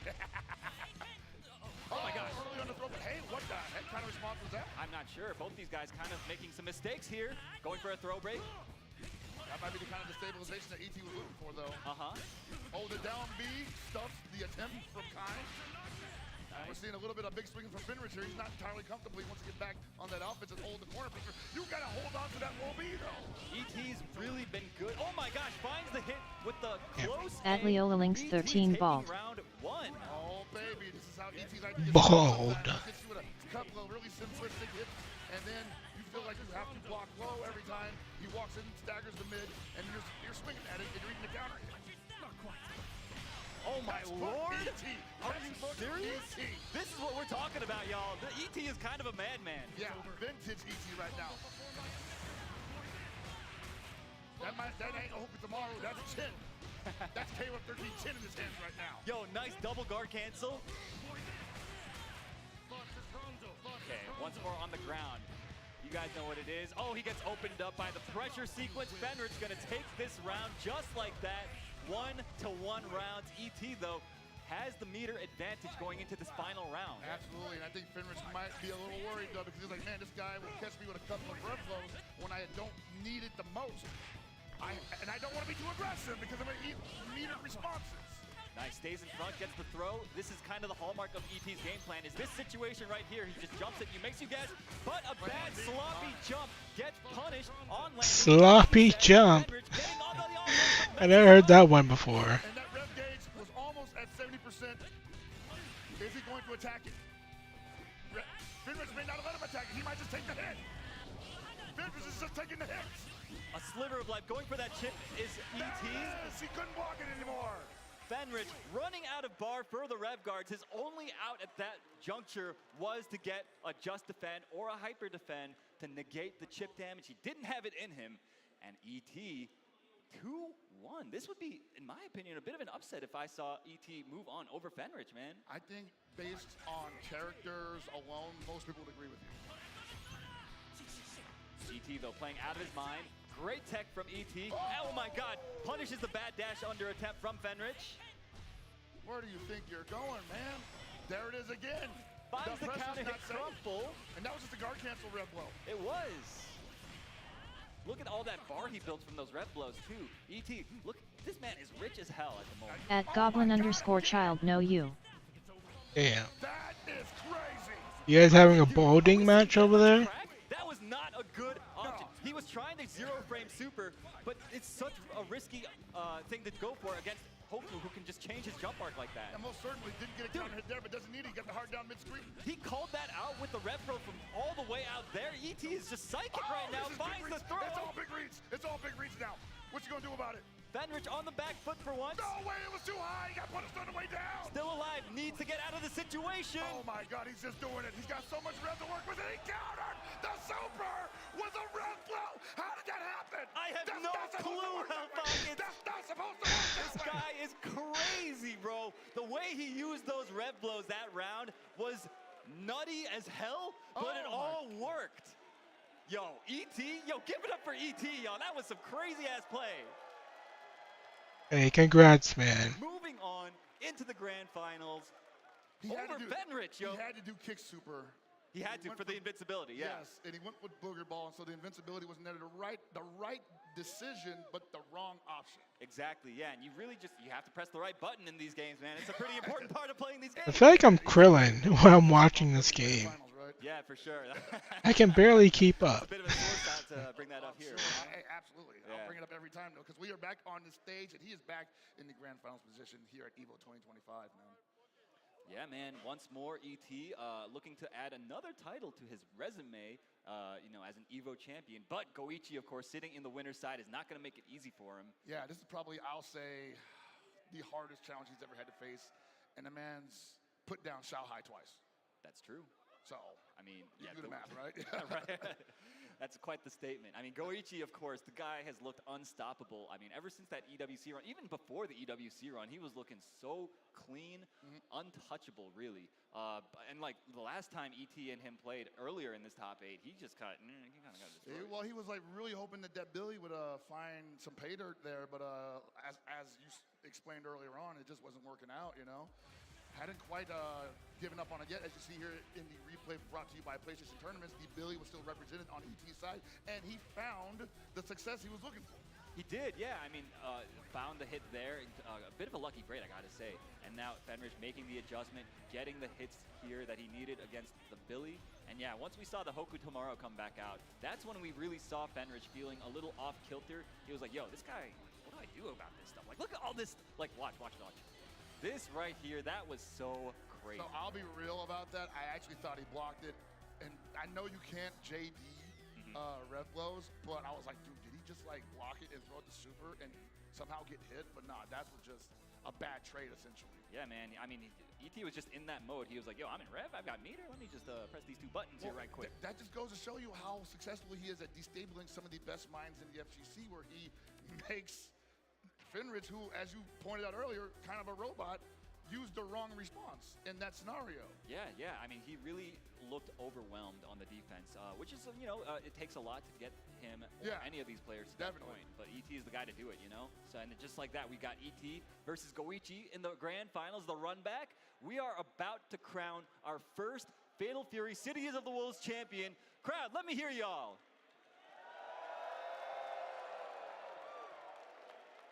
This is going to be a 3 out of 5 set with the possibility of resetting it if ET gets 3 first. But the way Goichi's been playing, bro, I don't know, man.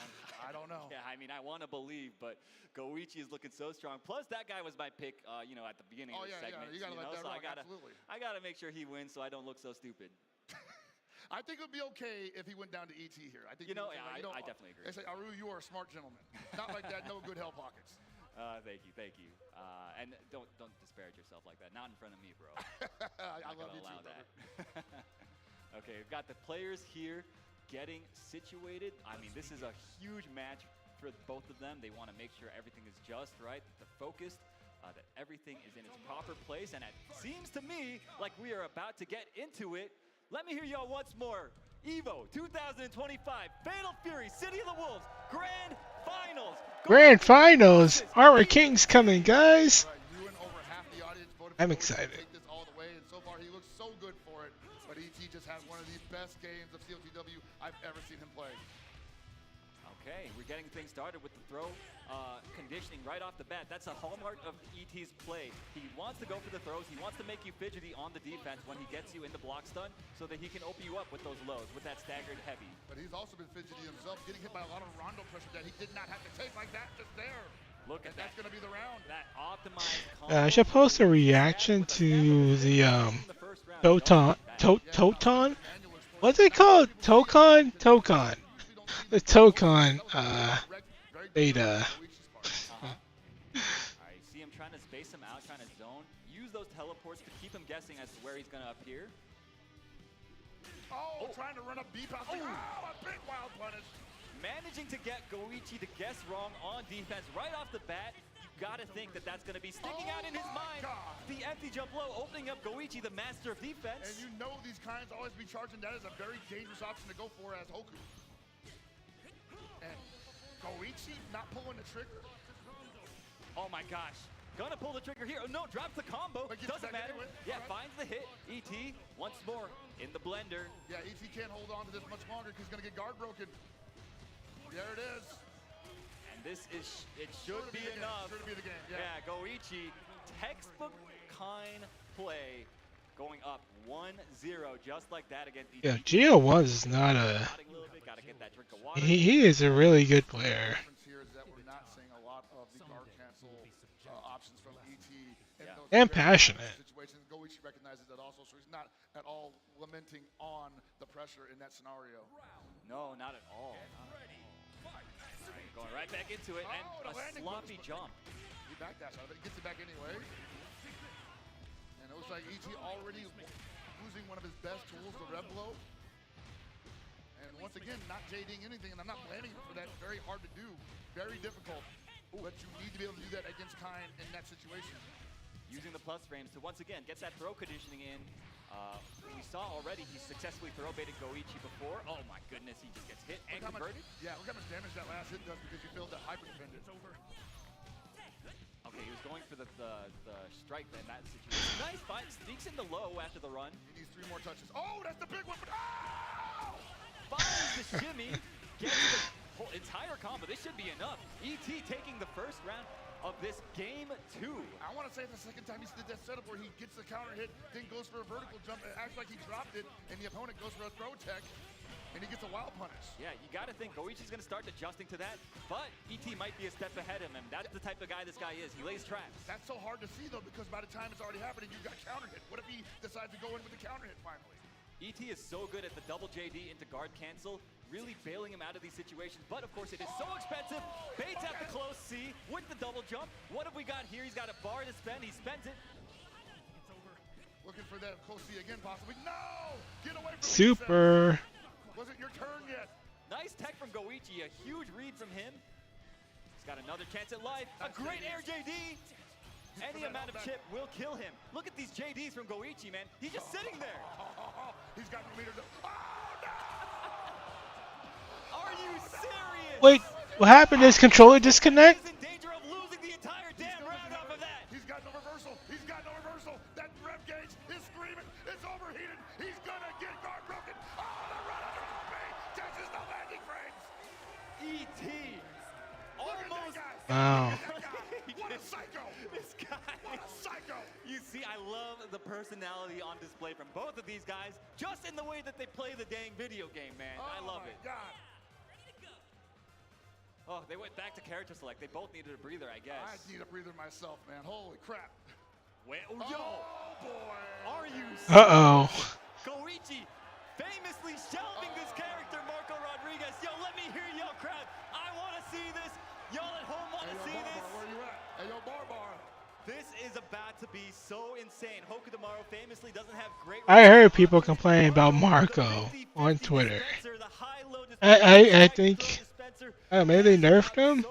Well, when you guess incorrectly, let's see if he still got Hey, even if you nerf a good character, you have the experience. instantly, bro. Gets the hard knockdown. Where are we going? High or low? Low. What a block. What a block. Did he react, though? No. There's no such thing as reacting. Oh, my God. Goichi didn't react to the blow. Great double JD. Okay, takes the plus frames, and once again goes for the throw. Goichi with the wake-up DP. Dude, converting. Turned into a statue here, man. Hold up. Finds the hit. Gets to the hard knockdown. What do we got? Hadouken. Okay, goes for the shimmy. What a challenge from ET. Says they got a 4-framer. You need to be faster than that, brother. Goes for the empty low, but great defense from Goichi. Oh, what a punishment. He did flip, but he just goes for a throw. Yo, ET finding the gaps, breaking the guard of Goichi in all the right places. Goichi hasn't really been able to get the Marco game going. I don't think ET knows what he's going to do next, man. He certainly doesn't, bro. And that's what's so wonderful about why. Oh my God! Yeah, the guard cancels an Aiken. Dude, wait, can ET react to everything just like Goichi said he could? I don't know, man. Well, maybe he says that you can react to it. I can. Hold up, gets hit with the overhead. This is gonna hurt. Gets the hard knockdown. Goichi gets another setup. Goes low. Great block from ET. Has another opportunity. The low profile put him in range for the throw. That's so smart. And the great wow. from Goichi catching ET, trying to advance forward. ET needs to get this very pivotal game 3. Finds the throw.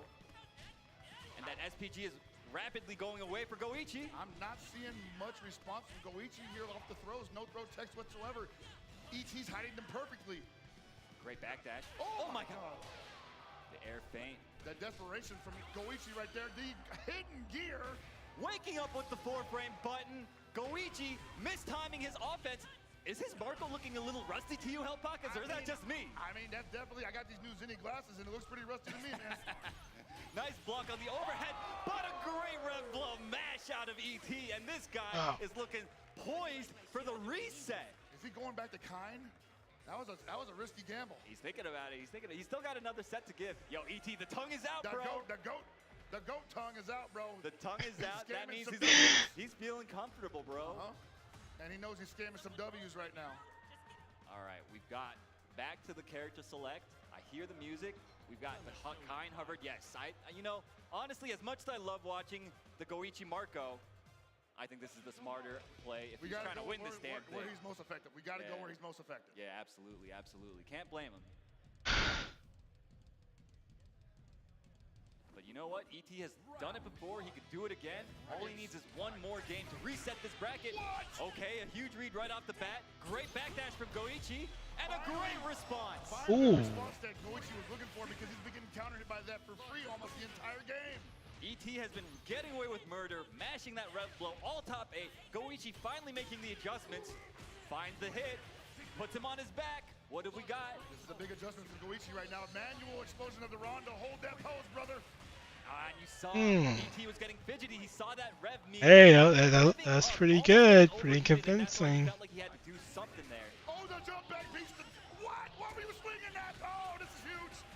exposing Goichi's fidgety defense, getting the big combo, going for the meaties. Oh! Wow, leaving a perfect frame trap there with the down B. Work. Jump A. Oh god, they're fighting in the corner. Reeds are out of control right now. Finds the throw. Damn. ET is 1 round away from resetting this grand finals against Goichi. I gotta feel like Goichi does not want that to happen because this is looking like a steamroll right now. Big opportunity and he drops it. He missed it and he's a super. Damn. ET's reads are just out of this world. This man looking extraterrestrial as hell right now. Oh my god, he just gets hit by the down C. He had to slow it down somehow. But that rev gauge is almost at overheat position. Gets thrown, knocked down once again. This situation sucks. Absolutely it does, but that throw is saving Goichi's life right now. Great guard cancel, gets him out. His turn now once more. Okay, great block from Goichi. He did he tried to do it again. He tried to throw bait. You're right, and Goichi made the adjustment. Uh-oh. Oh. Nope, not your turn yet, brother. ET on his last life in this round, gets overheated. He has 2 bars to work with, trying to zone him out, throwing the shuriken, going for the teleports. What's he do here? He's got a couple blocks to his name. Does he do it? Does he get it? He got it! He's got the life lead, but there's 26 seconds left. It's too long to try to scum him out, and he has no Wow. Are you kidding me? We've got a bracket reset on our hands. ET against Goichi. This is not how I had it going down. What the hell is going on? I have no damn clue, Hellpockets. This is insane. These reading glasses ain't working, bro. How did Goichi get hit by the most layer 1 ass thing? Just raw teleport? That's all he needed to not get hit by. It's a Wednesday night. CLTW just came out on April 37th, and your buddy just figured out that Hoku Tomorrow's teleport tracks, and you can't block it for your life. That's what that looked like to me. My goodness, even at this level, the pressure gets to even a guy like Goichi, who's been on a stage like this so many times in the past. Yo, we got another shot of the Red Bull cheer. This is pretty cool. DJ. A great time, you believe that, right? Yeah, Crossway. House, right? So. You know, some of the best of us can get caught by the easiest approaches at the worst possible Is that Rogue? That's a Rogue. The oldest story in the FGC, honestly. Getting hit by the you-know-what. Yeah, you got to execute at 100% at all times, especially if you're playing at this level. And even just a momentary lapse in your reactions is enough to get you exposed like that. Yeah, most certainly. And I would not at all detract from Goichi's ability as a player. It's just, what do they call it, mental stack? Sometimes you revert back to the first layer, and the other guy is so high up there thinking... Oh man, Geo1's pop-off is going to be insane. Oh no. Oh no, he's channeling his inner pop-off. Uh-oh. Does like the most obvious thing, and you just get hit by it, you know? ET lizard brain, that's what happens. Yo, ET though, the way that he plays, he gets people out of their comfort zone, and we're seeing that even in a player like Goichi. All right, going back into it. Bracket reset, grand finals of EVO 2025, Fatal Fury 2025. Let me hear y'all, crowd. This is crazy. This is wild. Because oh wait, can you guys hear him? Let me see. Goichi has found that comfort. He got hit by the whiff bait again, the throw bait. Okay, great JDs this time. Go blocks the low as well and punishes. He's so ready. Look at how much that punish hurts. This situation.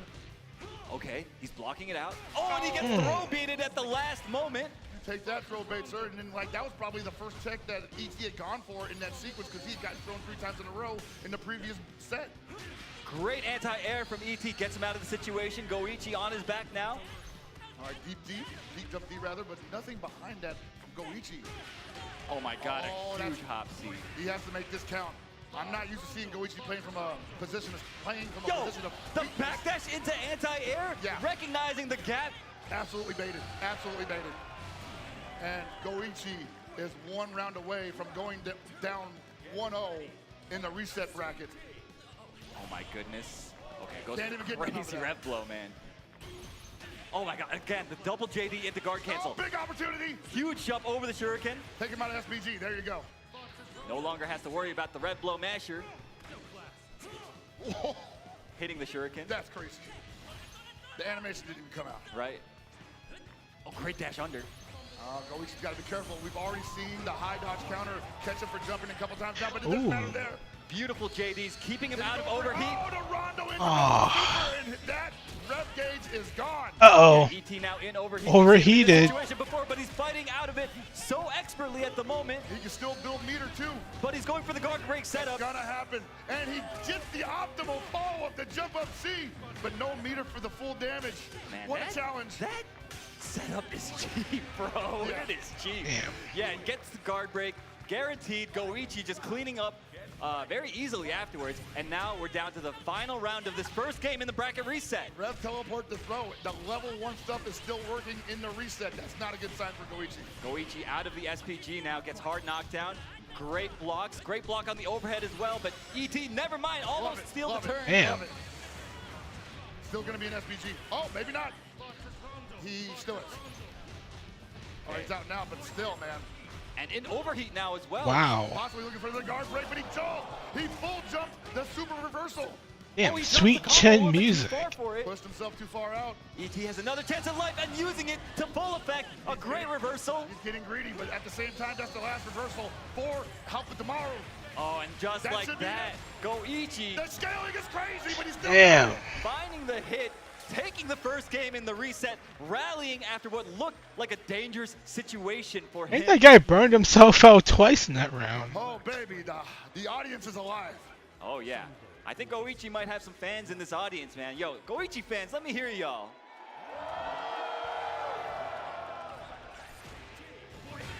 I'm sure the chat's going crazy, too, because they all voted for him. Oh, true. Yeah, 51% of y'all. And Goichi turning up the thrusters. ET might be out of gas, you think? juice. Might be out of juice. That was a lot of brain power he just expended for no My gain. God, and this For Damn. no gain. The way Goichi is just turning on the aggression right now. Damn. ET was so not ready. Normally he's so good about finding the right moment to mash, right? But Goichi just did not give him the opportunity. It just did not present itself. Is the champion gassed? Okay, great punish. But drops the comp. What? Word? No way. Dude. No way. No way. Is that a read? No way. No, come on. Okay, ET, 55% red bar, gets a huge jump. Okay. Lucky break for Goichi. Still manages to get his own somehow. He's gonna get overheated in this next sequence. 99%. Wow, what a way to cool down. One more available. 2 in the chain. Oh! A beautiful anti-air, setting the trap for Goichi. Goichi jumping right into it. Nice. And now it is once again the final round in this game 2 of the bracket reset. I want to say both of these gentlemen are very good at playing what you would call jazz with your character because they're converting the most random hits into optimal damage, but back and forth. Virtuosos, if you will. Yeah, both these guys for I sure. figured it out. He looks like Jerry. Spacing each other out.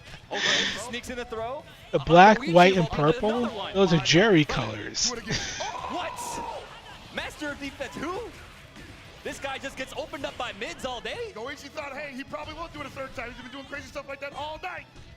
Look at the defense, though. Again, blocking it out so patiently, undeterred from his patience. Lanze. Looking for that counter hit, Lanze. Gotta believe that would change everything right now. Oh, he's the low beat on the landing frames. Okay. Still looking for the Lanze, most likely. Not going for a throw in that situation. Oh my gosh, a double jump gets him out of the situation. Oh my God! And see, that time it worked because the timing was better. He has a And chance the to spacing steal was this. better. He has a chance to steal this help. Wow, nice grab. One more knockdown. Don't get hit by this orb. Oh, he didn't explode at the right time. Great block on that. He didn't cancel that into Lanze. That must Oh have yeah, been that nerves, looked 'cause pretty whenever you see risky. that, you always see the kind go into the rev flash kick, get those plus frames. I don't know why he has those plus frames, but he has them, you know? But that time Goichi didn't go for it. ET ties it up 1-1. And great recognition from ET to do it in that moment because as you know that I know that he knows that Goichi knows it's supposed to be plus after that. Yo, these rev blows, my guy. Like, what in the... How do you even play around this? I mean, people do it all the time, but sometimes it's just a high pressure situation.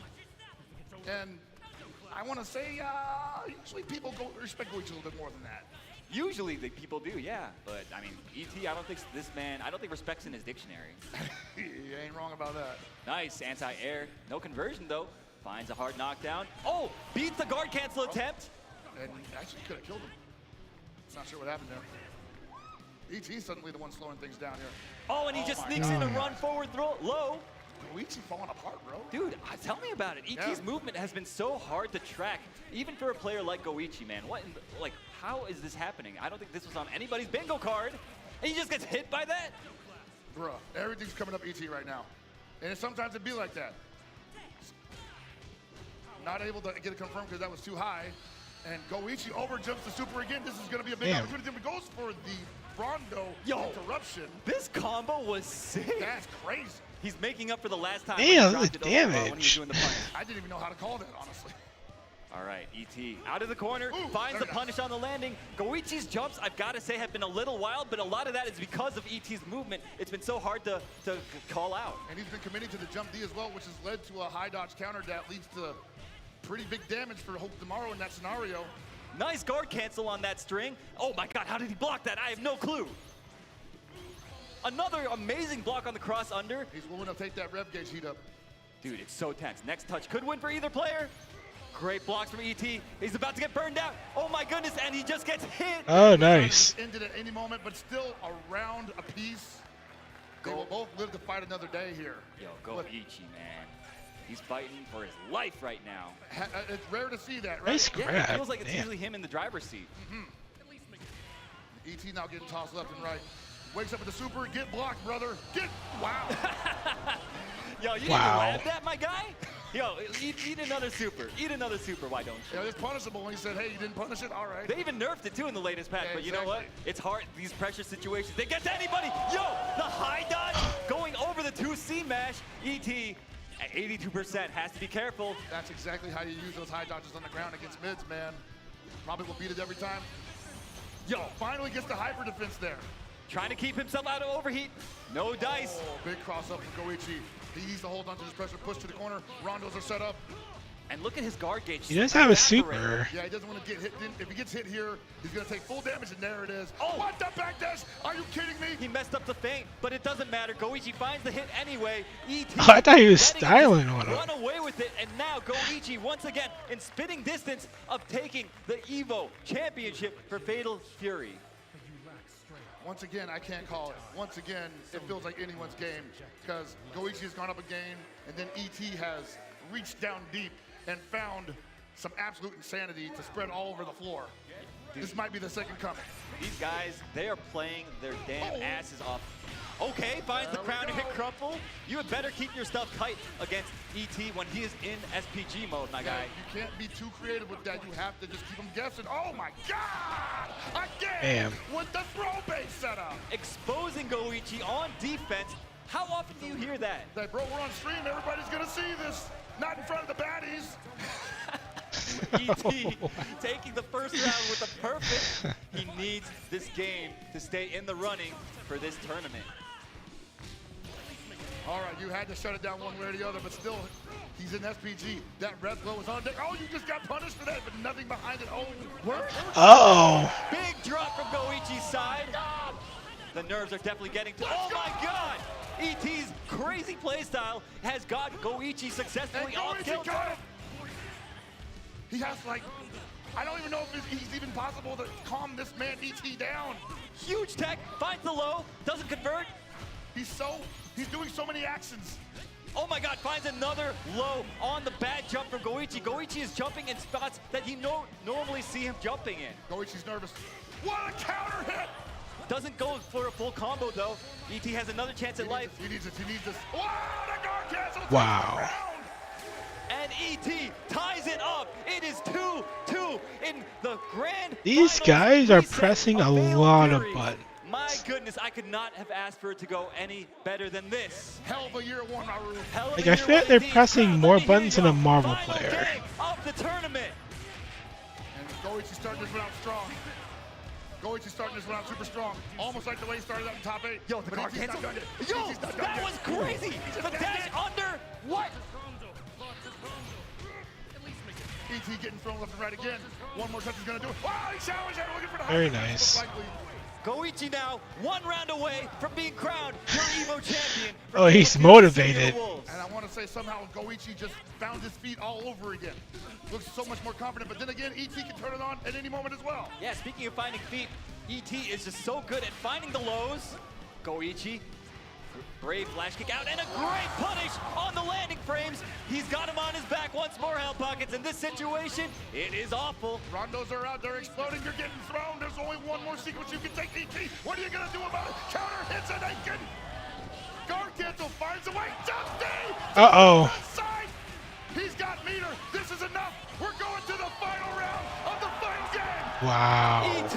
Final game, final round. It certainly is. Yo, Goichi though, spends the ball right off the bat. You know he's feeling the pressure.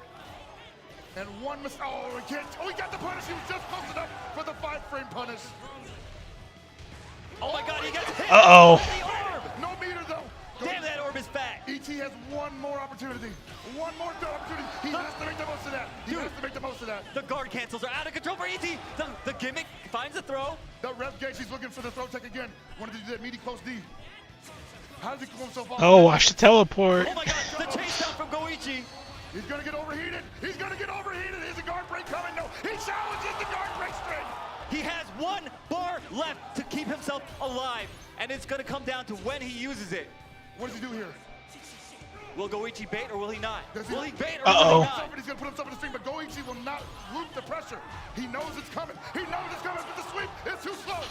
Anything can happen. 29% left on this overheat. ET fighting for his damn life. Very unlikely that ET does not get touched in this situation. But he's about to get cooled down. Ooh. Here's the pop off. Watch out. Get down. And the crowd erupting for Goichi. Once again, showing that he is the best Fatal Fury City of the Wolves player in the world at this moment. From EWC all the way in Riyadh, all the way to Las Vegas, one desert to another, this guy is unstoppable. Damn near untouchable, man. I have almost never seen anything like it, except in other games that he's played. He's bringing the legend of Fatal Fury. Yeah, this guy's pretty dang good at fighting games, bro. Not too bad, I say. Dude, ET was pushing him. I have not seen Goichi struggle so much. I don't think even at EWC, ET just had him on the ropes for many times. Yeah, most certainly, man. ET was like just, in this case, almost undeniably allowed to run his game plan. Yeah, man. Damn. Yeah, that was a great match. No, he hadn't seen how the man worked previously, but maybe he's just like, that's the kind of crazy I don't want to deal with 3 games out of 5. Yeah, no, definitely. And you Like, I don't play this game at all, but that looked pretty fun. Goichi, I saw, like, he was making all these crazy jumps, getting punished over and over and over again, and that's kind of a mistake. All right, Armor King's coming, From guys. these guys playing at this level. No, that's definitely the sign of the humanity that we all experience at that kind of situation. You know, some of us take longer to crack than others. Let's see. What are we gonna get for Armor King? Yeah, tell me about it. And who would have thought it would be ET of all Like a people? gameplay trailer and hopefully a release Between date. those players, I'm definitely gonna have to. Granted, I think he's coming in autumn, fall, whatever. So we get to rewatch it right here. Yeah, man. Counter hit after counter hit, man. Yes, sir. Like, this is definitely the So what, turning maybe point for a lot September of or people watching something? This game, playing this game, knowing that someone like Goichi can get got. He got it at the end, but the way ET was playing it, as unstable as it may have seemed, completely was working. Anyone can bleed, man. And that was funny how Goichi was like hyping up the crowd, like, yo, I'm about to pick this guy Marco and dance on this dude. And that Damn. didn't happen at all. That was crazy. But they're gonna tease another character. They kind of have to. It's evil. We know Armor King already. Yeah, I mean, he clearly, I think he was a little bit out of practice in the Marco. But I think they're gonna show Marduk. Was the correct pick in this set. Why Marduk? Because Marduk is Armor The ability King's to just rival. go into super on block. Yeah. And pressure the other guy's guard gauge. And I was saying earlier that ET hadn't really been. It's really hard to give us Armor King when Marduk It was exists. very represented. It was very present, and it was absolutely throwing Goichi for a loop. But it wasn't enough. No. It was not enough. Not at all. Goichi. Yeah, Marduk killed Armor King.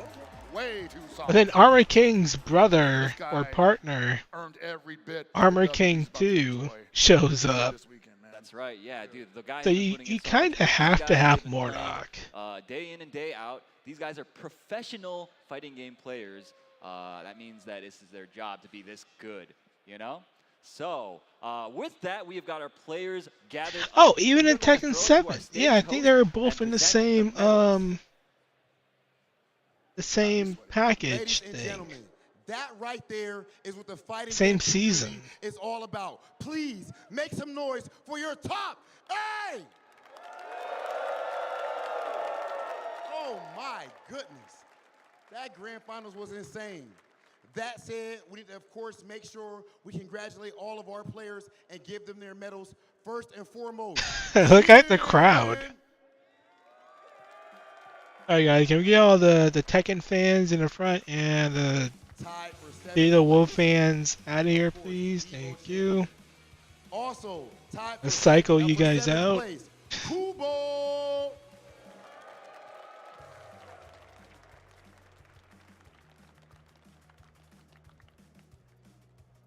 Tied for 5th place, Koji K-O-G.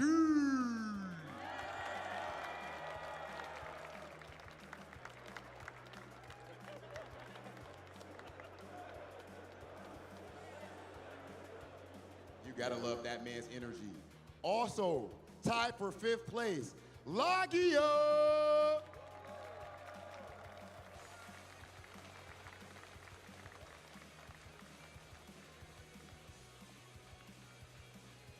In 4th place, you know him, you love him, the legend, Punko.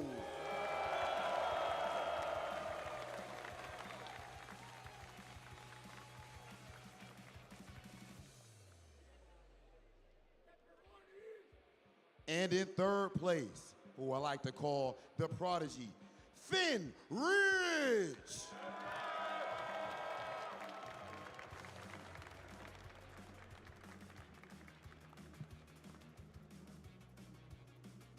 And in 2nd place, multi-time champion. Ladies and gentlemen, you saw that grand finals in the reset.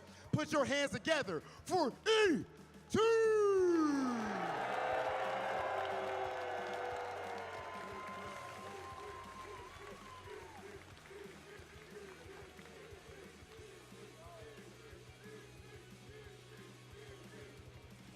And finally, with excellence being his constant situation, back to back to back. We just seen him win EWC, and now he is here as your EVO champion. Ladies and gentlemen, the one, the only, Go Ichi!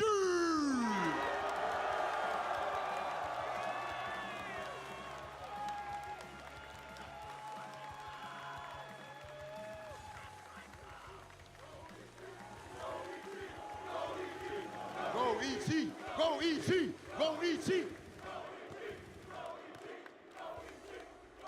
And now, for our top 3, we do have something very special. Nacon has provided fight sticks for all of our top 3 competitors. If we could please get those to the stage.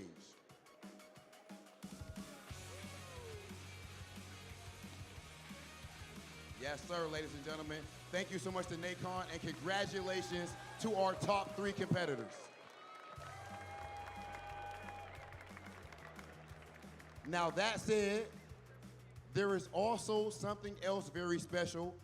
One of these competitors, yes, give him that stick away, E.T., because we got something else for you. He said, why are you taking my stick? Because we got something else for you, brother. This man did just qualify for something extremely important, the creme de la creme. This man has officially qualified for SWC. Oh, congrats.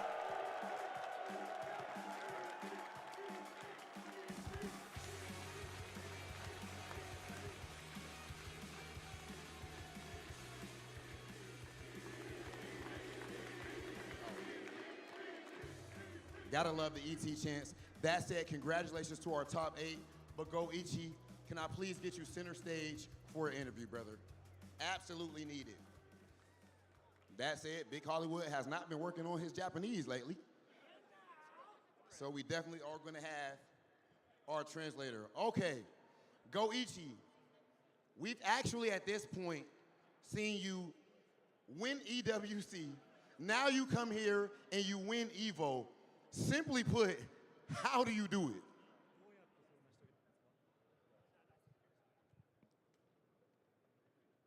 it?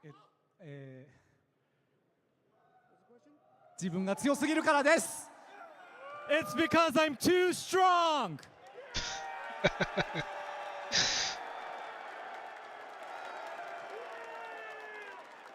Relax, Geo1. Don't make me get Sonic Fox. The character switch to Marco in Grand Finals was extremely shocking. We saw the entire crowd get hyped about it. What was the mentality behind that character switch? Were you just trying to hype the crowd up, or was it a strategy? そうですね。やっぱりET 選手がすごい乗ってて、ただ自分も相手の手癖とかそういうのをしっかり見て最後対応できたなという感じですね。So it's really a fact that ET was really on the roll, but I was really trying to see what his strategies were. So by really being calm and trying to see his strategies, I think I was able to win through it. All right, welcome to the Armor King waiting room. And one last thing, welcome. Before we get to our end, I have to ask, do you have a message for all of these adoring fans right here at EVO Las Vegas? いつもありがとうございます。優勝したぞ！Thank you always for your support. Always, I won.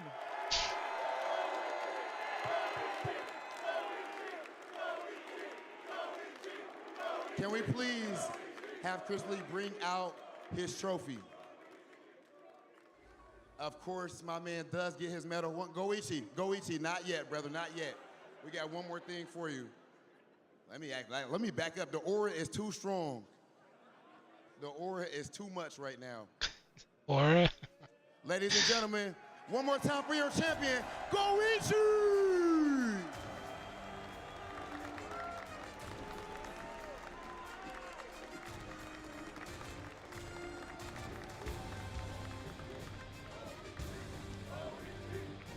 I should put hashtag Chipotle.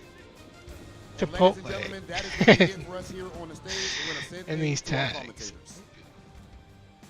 And there you have it, man. The first year of Fatal Fury City of the Wolves here at EVO Las Vegas 2025 is in the books, and Koichi takes it home. And a nail biter too. Couldn't have asked for a better set between those two players. The entire top 8 Nice amazing. Chip. All the competitors that were here this year were amazing. I gotta show on the screen in a second. We see many of them continue to play and return next year as well, and in other future tournaments throughout the year. Because this tournament season is not over yet. The tournament is not My season. patience. We still have SWC to look forward to. There are more qualifiers that have My been patience. announced. Yeah, And if you're trying to get in on that right now, the game is on sale. 40% off. It is the best time to jump in on City of the Wolves that there ever was. So 40% off? Didn't that game just come out this year? That's a really good deal. Yeah, why not? I mean, it's 40% off. You know, you can't argue with that value. So now you cannot, man. I definitely need that kind of value all over the place right now. My pockets are screaming. Think about it. We got like what, like $4.1 million up for grabs at SWC. Imagine just spending what's 60% of $60? My math is 30. Don't ask me, bro. My phone's over there. We're gonna say $36. So you spend $36. You get pretty good. You qualify, and then you win what, like $1 million or whatever it was for winning this? Crazier stories have been told, I promise you. Think of it as an investment, right? So could be you. In this economy, It could be you. Smart about that kind of investment too. So I definitely recommend y'all become super esports, play Steel TW, get ready for Kin Masters. Buy a $40 or $60 or $80 game and win $1 million? Hey. You're gonna be waiting a bit. I probably am, man. It could be you. Hope you guys had a good time watching Fatal Fury first year here at EVO. And man, how do we top this? This is like probably the best tournament we've ever been to. Definitely the biggest. Over 1,500 competitors. Yeah, absolutely, absolutely. And what a way to end it. Thank you all for being here in the arena, in the chat, watching with us. That'll do it for us. We're going to throw it over to Rob, and he's going to guide you through whatever the hell they have planned for you guys next. Whatever the hell they got planned left for you guys. My game's done. Ladies and gentlemen, the energy that we just had for that Fatal Fury top 8 was absolutely insane. And of course, expected legendary grand finals. But I guarantee you, the buck is about to keep rolling. After this, we have, oh, excuse me, I got too hype and it's messing me up. The aura is too much for Big Hollywood even right now. Next up, we have top 8 for Tekken 8. Don't go anywhere. Oh, there was Chipotle. Damn.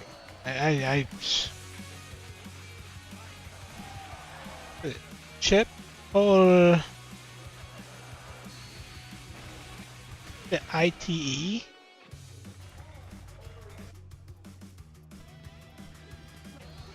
Oh, TLE.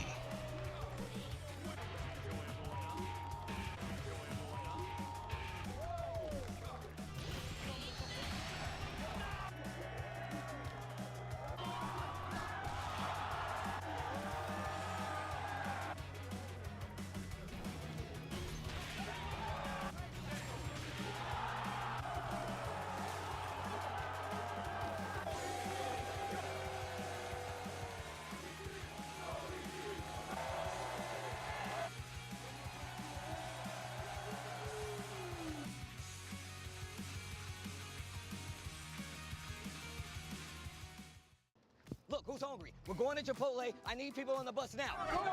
Chipotle on the way. Let's get it. Deal.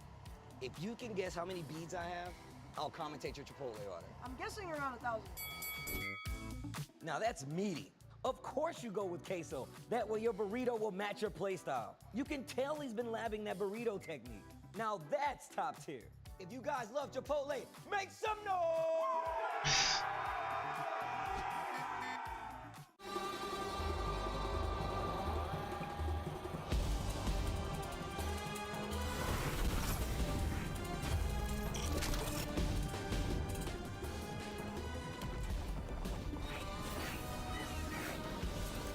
What am I watching?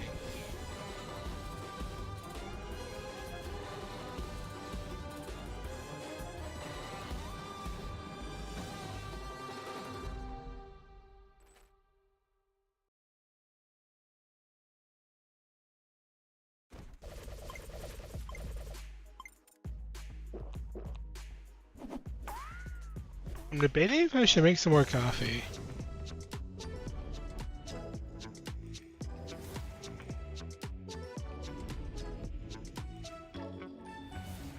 Yeah, Marvel's on sale?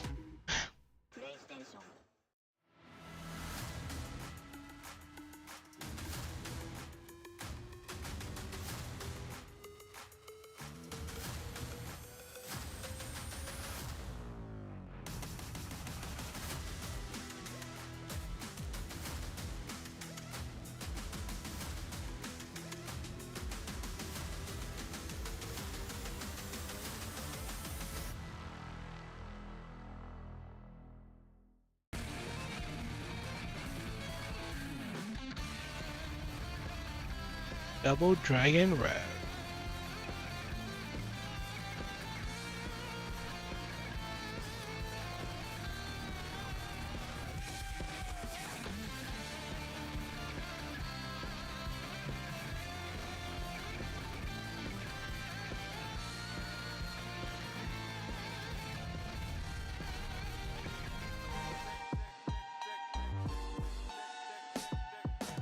SNK is one of the most influential companies in fighting games, with over 40 years of history in the genre, spanning titles such as Fatal Fury, Samurai Showdown, and The King of Fighters.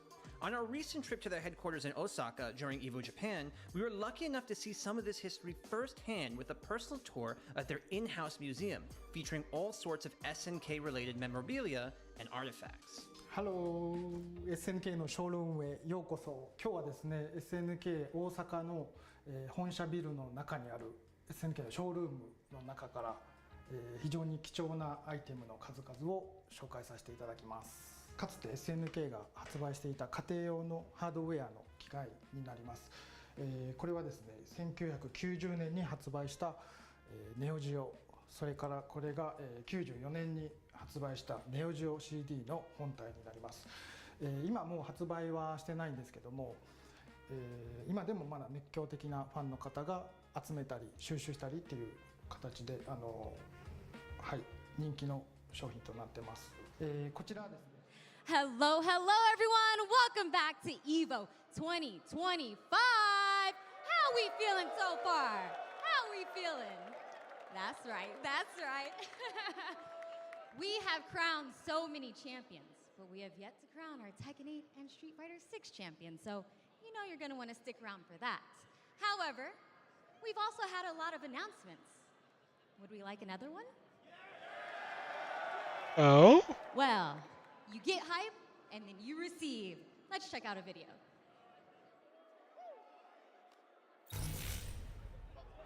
Oh. Oh. All right, VF, show me.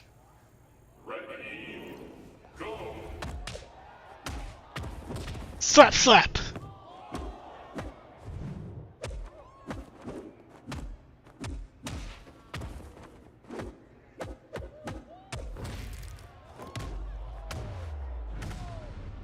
Ooh.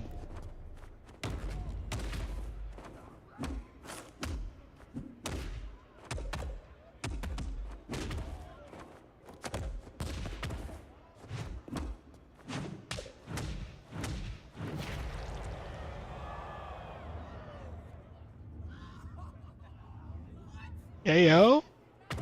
KO.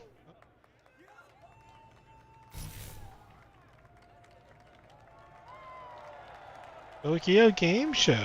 Okay. Slap, slap. Yes, yes, yes. How are we feeling about that? Well, if you would like to hear more, please join me in giving a warm welcome to Riichiro Yamada, the producer on this new Virtual Fighter project.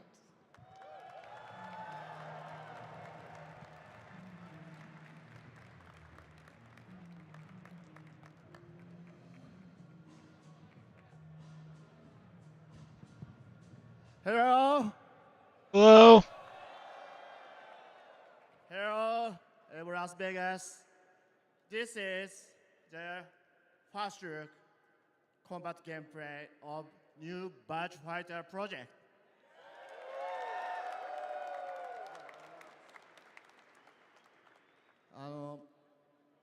まだ開発途中のものなんですけども、皆さんにお見せしたくて開発チームで取り組んでまいりました。この場に立ててとても嬉しいです。So things are still under development, but I really wanted to show you this here at EVO because we have been working so hard to make this happen. Okay. Okay. バーチャファイターの大事なもの DNA はイノベーションとそしてリアリティです。でこの大事なものを、新しくしていくっていうことを我々取り組んでいます。ぜひ、期待してください。次の、東京ゲームショウではこのバトルシステムの、詳細 Showing VF before Tekken. So what we treasure most is innovation and reality, and we have been working so hard to further. I love the VF pursue this, and Tekken and relationship. We will be sharing more details, so please check it out later on. はい、そしてもう一つ、ファイティングコミュニティの皆様に、一つ情報をお伝えしたいので、私の方からレガシーバーチャファイタープロジェクトプロデューサーの青木の方を紹介させていただきたいと思います。So we have more Virtua Fighter 5 Reboot project info, so please allow me to introduce Mr. Seiji Aoki.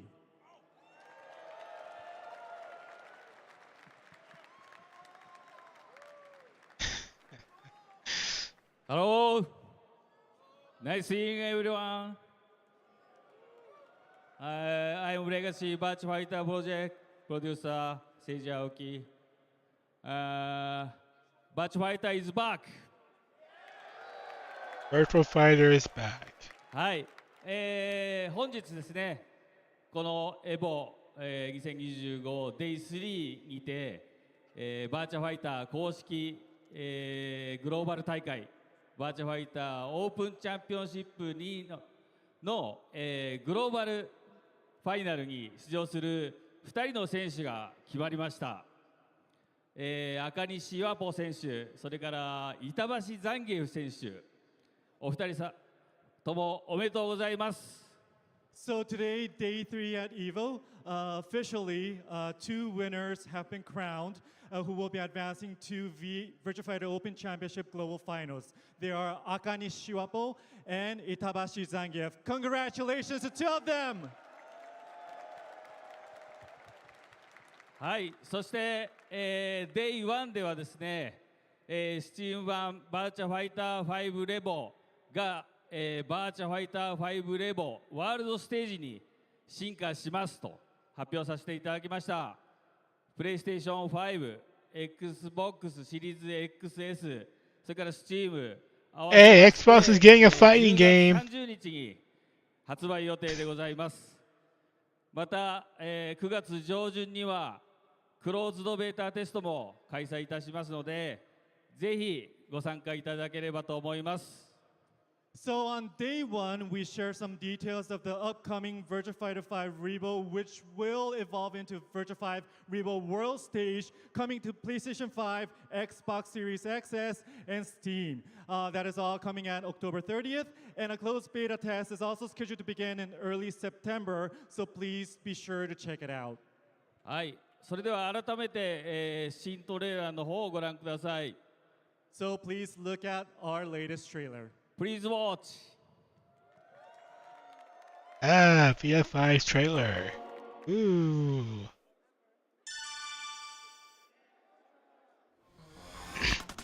I love that sound. Not for VF, but for virtual tennis.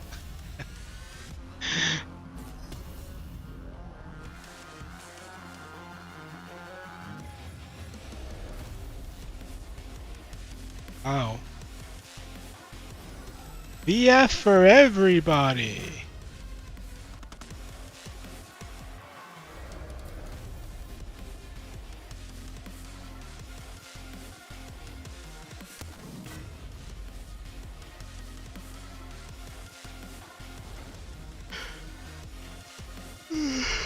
Ugh.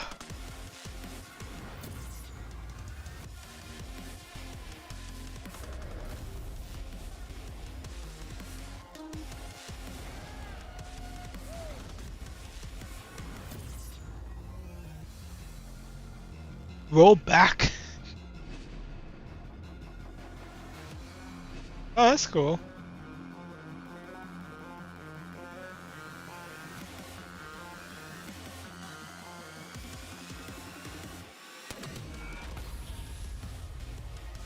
Roll.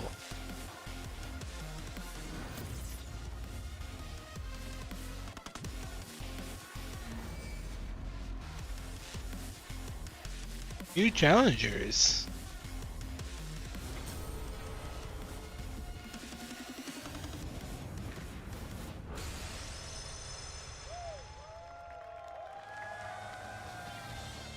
Cool. あ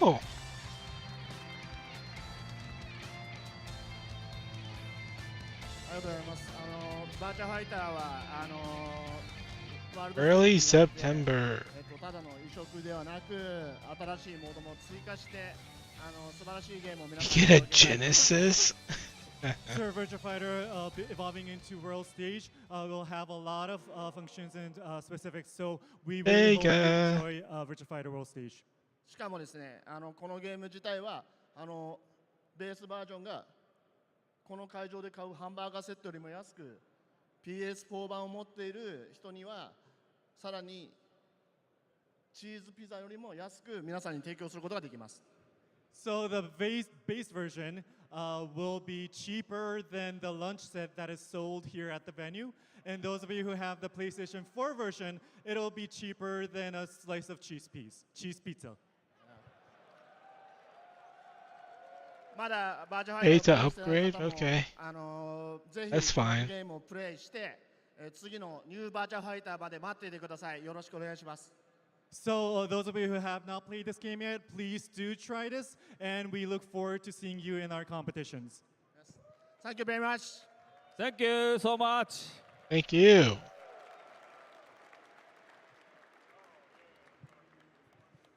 Yes, let's give it up one more time for the team. Showing up with some amazing announcements, making sure we're having a good time. And you know what else I think would be a good time? A little bit of rock, paper, scissors. Let's check out the intro. It's the EVO 2025 Rock, Paper, Scissors Battle. This year sees the return. Coffee? He's brought a little hell. Yikes. Tasty Steve. And the other guy. There's something I can Damn, eat. I got a little scratchy. Dude, that's the Wazzler! You don't want to mess with him. I heard he wazzled somebody so bad, they refunded rock, paper, scissors. He's never lost a battle. I'm afraid to put something in the oven. Then I would have to leave and go take it out. Oh, come on, man. Get that off the screen. Who wants to see that? Not me. Oh yeah, there was that other guy too.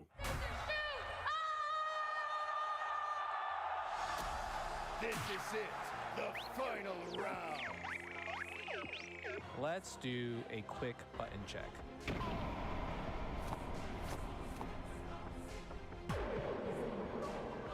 Round 4, fight!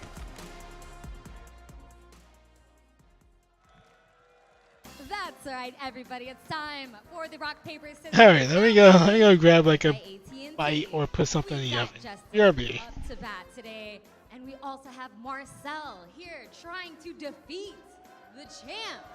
And we had some friendly banter backstage before this. So far, the record is 2-1 in favor of the boys. However, Marcel said it's about to be 2-2. So we'll see, we'll see. And the rules are simple. It's gonna be 1, 2, 3, shoot. One and done, all right? All the pressure. Just for joining us though, you will get a fight stick from Nacon, the Deja fight stick, the silver one. However, to raise the stakes, if you win, you'll get a PlayStation 5 Pro. So, you know, you win something either way, but you definitely wanna win. And then, of course, for the folks at home, you'll be able to play as well, but I'll give you those details in just a second. Let's go ahead and get into this match. All right, it's time. Everyone count with me. Oh, no, you just gave him your energy for free? That was a mind game. Oh, he said he was left-handed? Wow. All right, this is intense already. Here we go. 1, 2, 3, shoot! Oh, 3-1, not 2-2. However, you still win the Nacon fight stick, but the PlayStation 5 Pro stays here. There you go. Congratulations. And now it's time. Yes. Now it's time for the folks at home who want to play against Justin. Now you're gonna use your chat commands, !R, !P, or !S. You're gonna see the timer pop up on your screen, so get your chat command in before it goes down. And if you win, then check the pinned message in the chat because it has a link to a website where you can win some prizes if you guess correctly.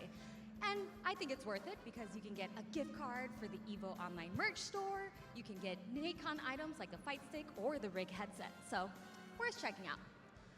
Are we ready, everyone at home? I'll give you a moment to think about it while I chat with Justin. How do you feel about stealing this man's energy right before the match? That was free. The problem was, he popped off. He said it's gonna be 2-2, so you know what that is? What are you standing up for? That's the real thing. Hey, it is what it is. The truth has been told. But I think we're ready. We are ready to go against the audience at home and everyone in the crowd. And here we go. 1, 2, 3, shoot! Paper. I see some papers. I see a lot of rocks. I see some scissors. But for those at home, if you won, go ahead and check out that website so that you can maybe get some prizes as well. Thank you so much, Justin, and everyone else. We're gonna head to a quick break, but when we get back, Tekkenate!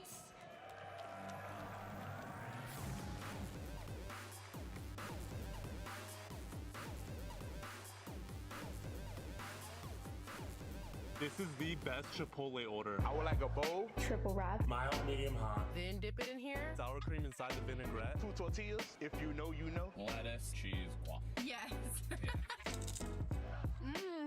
Oh, that is good.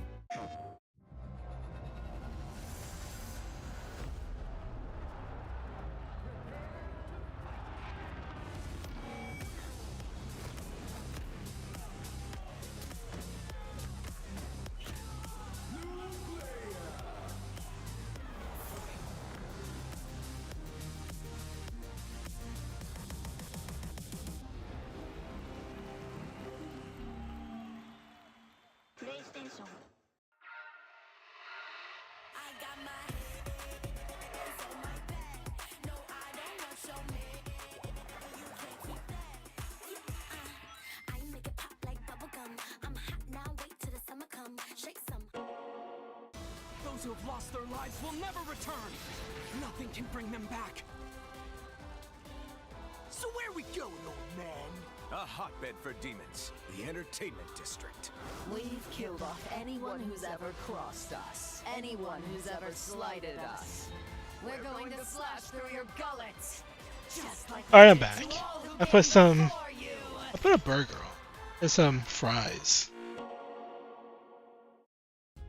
Sunglasses in the day, blue light glasses for the gaming at night. Zenny's got affordable eyewear for everyone. Vibing Alright. protecting your eyes. Evo Oh, did I miss the Armor King trailer?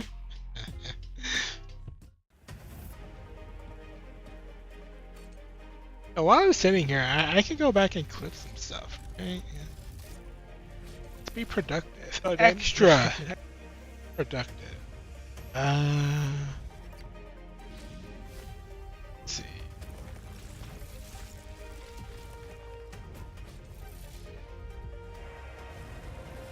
Let's see.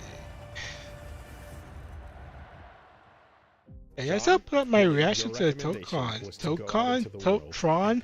Oh, my Tokon. Yeah. My only experience with a Tokon trailer. tournament I guess when it my would. co-host on the podcast When that versus Wolves challenged me to enter a fighting game tournament. I played Tekken, and it was really intimidating. Sometimes I think I don't have the confidence to engage in a certain situation, and fighting games definitely expose that. I always know in fighting games I'm never quite aggressive enough. With any fighting game, I will just pick the character I love. I'll just be like, they look amazing. And Reina was basically Heihachi Mishima as a cool girl wearing street fashion. A guy sits next to me, he takes out a hitbox, and I'm like, oh geez, okay, here we go. And he picks Dragunov, and I'm like, I'm dead. But then we had the first round, and I actually Tokon happened before SNK, right? Whoa. And then we had the next round, and I won that, and the next round, and I won that. And I wasn't watching the dude or anything. It was coming down to it every time. That was such a good feeling. I feel like when you fight someone enough times, you eventually get a sense of the kind of person they are in a way that you would not from just a conversation. And that was the high, and that was the moment where I was like, I get how people do this. The thing I would say about fighting games is I have spent more time drawing Chun-Li fan art than I have playing Chun-Li. And that is kind of what it is. Where do I sign up? The level I play fighting games at, I never need to be the best at them or anything. I just need to be good enough to have good matches with people I care about. Alright, Dante. I mean, Star-Lord from Marvel. I think all you need is to love this shit and to love those characters. I think especially, in the last 10 years, the rise of social media and fan spaces, September 5th? love everywhere. One of my favorite things. PlayStation where? Character comes out, alright, cool. Street Fighter 6. Damn, we gotta go. Giving it 6 or 7 hours, and people are already. That's clip worthy. And I love that side of it so much. Hold Her on. cutscenes, her voice Being productive. acting, all the fan art of her. That is what brought that character to life for me. I've never quite nailed it down, but someday I want to do a video about what is so fucking awesome about fighting games if you never plan on competing in EVO. There was a moment in Tekken 8, I don't want to get too spoilery, but a character takes a certain fighting stance, and the significance of them taking that stance blew me back. Where do I sign up? 25 years of playing Tekken. I was thinking about playing my buddy in Tekken Tag. I was thinking about when Tekken 4 came out, and while it's not the best game, it had the sickest aesthetic and still does. I thought about every Dante. Tekken, where I was. I mean, Star and kind of growing up with these characters in a weird way, and I think that Lord is what from Marvel. fighting games can be. Now we're at the point where Ryu's old.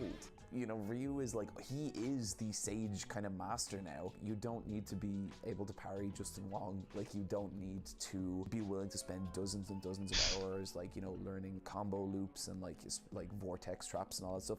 All that stuff is awesome, and it's still great, and it's still fighting games. But I think what fighting games are now is it's a universe of stuff, and it's something that I am always up for trying to get people into.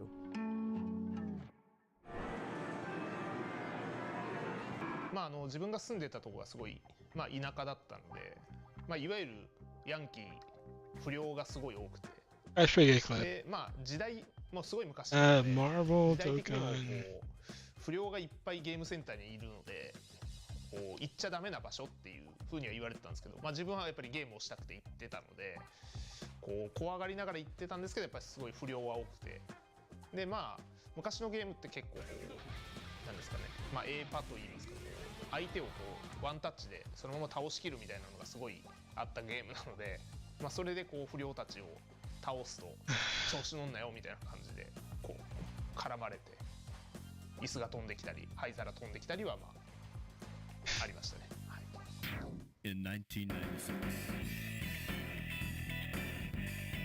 先ほど言った小学5年生の時に初めてゲームセンターに行ったんですけど、その時にキングオブファイターズですね、96が一番最初で、まあすごいなんかかっこいい、子供の頃の自分からするとすごいこう魅力的なキャラクターでまあ3キャラクター選んで遊べるっていうので、なんかすごい魅力的に感じて、はい、そこでこうどっぷりハマった感じですね。KF96 が一番最初です。一番最初はその街のゲームセンターで、その時キングオブファイターズ98ですかねで初めて大会出て、まあ当時からゲームセンターではもう一番強かったんで、まあまあ優勝するだろうと思ってで出場したんですけど、まあ 10人ぐらいかな、10人ぐらいのトーナメントだったんですけど、決勝戦で負けてshould I go check on my なんかそれは burger? 自分にとってすごい Probably should. ショッキングな出来事ですごい鮮明に覚えてますね。まあそれが一番最初の大会ですかね。Alright, cool. We were productive today. I put on I made a TikTok and a YouTube short. Damn. And I'm streaming? Damn. Productive. Alright, BRB. のこう全国大会っていうのはまああったんですけど、やっぱりこう複合でこういっぱいのタイトルの中でこうやるっていうのはもう日本だと闘撃が多分初めてだと思うんで、なんかそれがやっぱりすごい魅力的で、こう自分がプレイしてないタイトルでもこう興味を持ったりとか、自分でこのプレイやってみたいなとか、まあ闘撃はやっぱり自分にとってもう青春ですね。もう自分が本当に10代後半から20代前半ぐらいが、まあいわゆる闘撃の全盛期だったので、もう本当に闘撃で勝つことだけを考えて生活してたんで当時は、はい、まあそれだけやっぱり特別、自分にとっても特別ですし。Welcome back to EVO 2025, everybody! The time is just about here for Tekken 8 Top 8. Are we excited? That's right, that's right. Well, trust me, you're about to get a whole lot more excited because we are welcoming to the stage Harada and Michael Murray! Oh my god, my house is gonna burn down.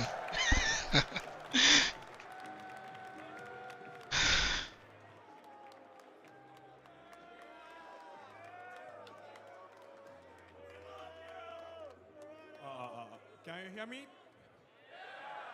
Can you hear me? Yeah. Okay, guys. My house might burn down. I got a burger in the oven. God damn it. And 50 pages PowerPoint. Slides, yes. はい、というわけで、まずはね、最初 TWT の、決勝に関する情報トレーラーがありますので、まずそれを見て。I know you got like a Tekken World Tour trailer. For this year's TWT, so please check it Yeah. out. I knew it. I just turned my stove off.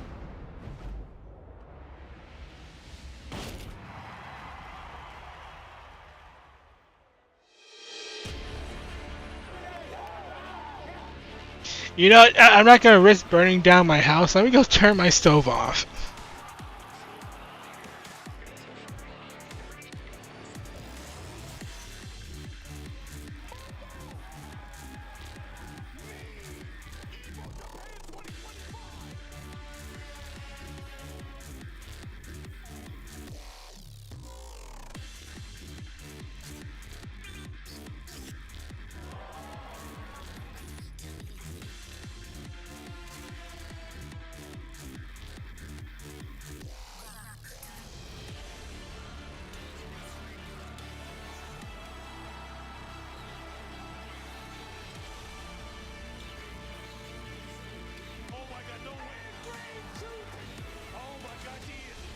Alright, I'm back. So I got my priorities straight. Alright? I'm not gonna burn my house or the food. Alright?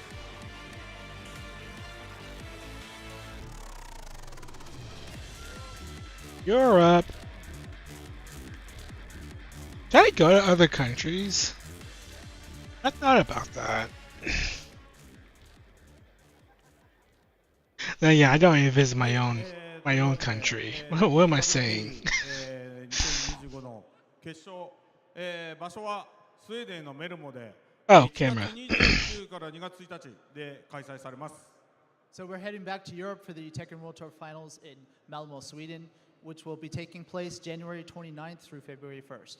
で、LCQ、ラストチャンスクオリファイ、もちろんあるんですけど、いつもならすぐエボラスベガスの後にレジストレーション始まるんですが、今回はエボフランスですね。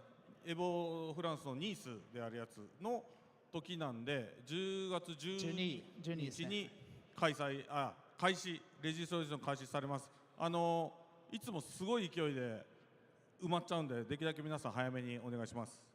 And so obviously we'll be having a last chance qualifier as well this year. A pretty cool And jacket. We'll be opening up October 12th, so around the same time as Evo France.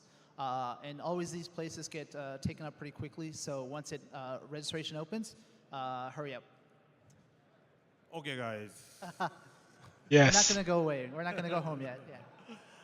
Yeah. You want to see some battle footage of Armor King, right? Yes. Yes. Okay.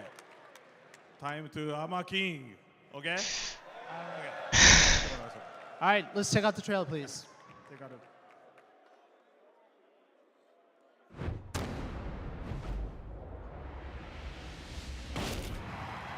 Three plus 4 all day.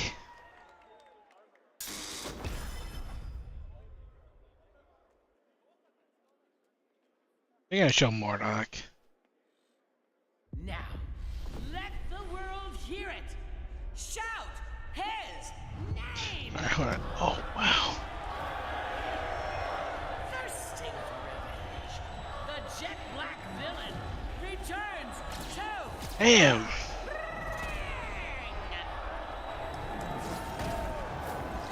Damn.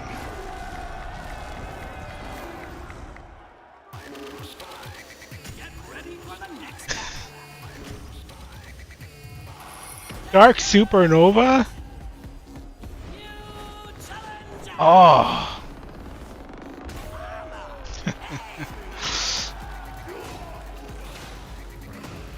Nice, fine. Fuck your mom. Nice. Oh.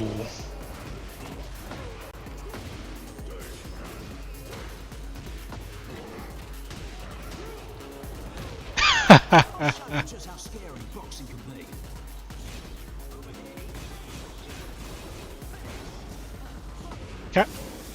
Ooh. Oh, that's an unblockable grab. What's the spit? Yeah, you can't break that. Oh, you got wall grabs? Nice.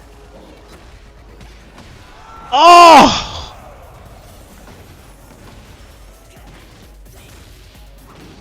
Oh, ooh, point blank.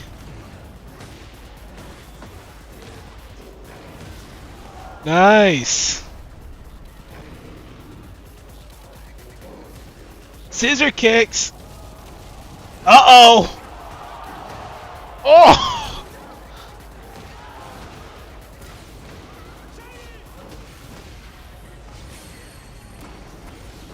He comes to, oh, no super, okay. It has to be, oh. Let's go. Streamer is hyped. Streamer is happy.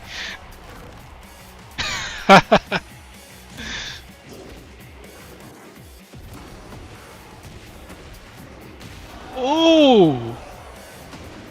Alexa, stop. Yeah. Oh. Oh yeah, air throws? Okay. Yeah? Ooh. Yeah?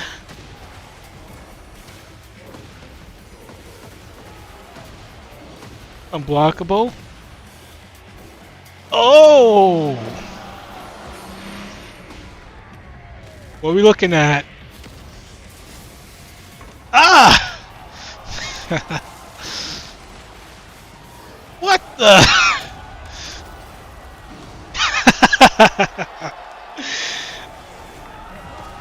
Oh, come on.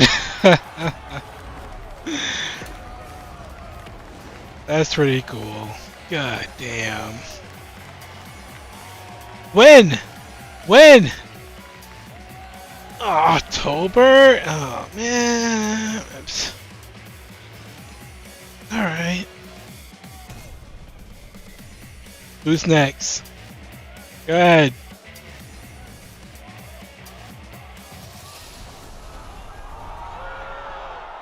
Not this?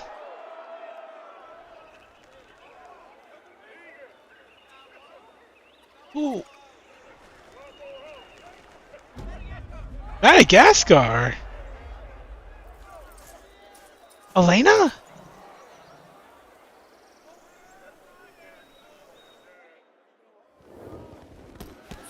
Michelle?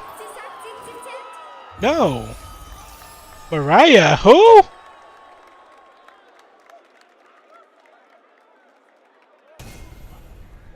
Oh, alright, new character. Alright. Hey! Alright, cool. Alright. Mariah Carey? ここに書いてある通り、10月13日、エボニースのレジストレーションがTWT の LCQ の PDT だからヨーロッパの時間がちょっと違うんで。PDT だから。アーリーアクセスは13日で、オフィシャルリリースは10月16です。よろしくお願いします。So October, you'll have the registration for LCQ opening up, but not just that. From October 13th, these times are Pacific Daylight Timing, by the way. We'll have the early access start for people who own the character or the character and stage pass.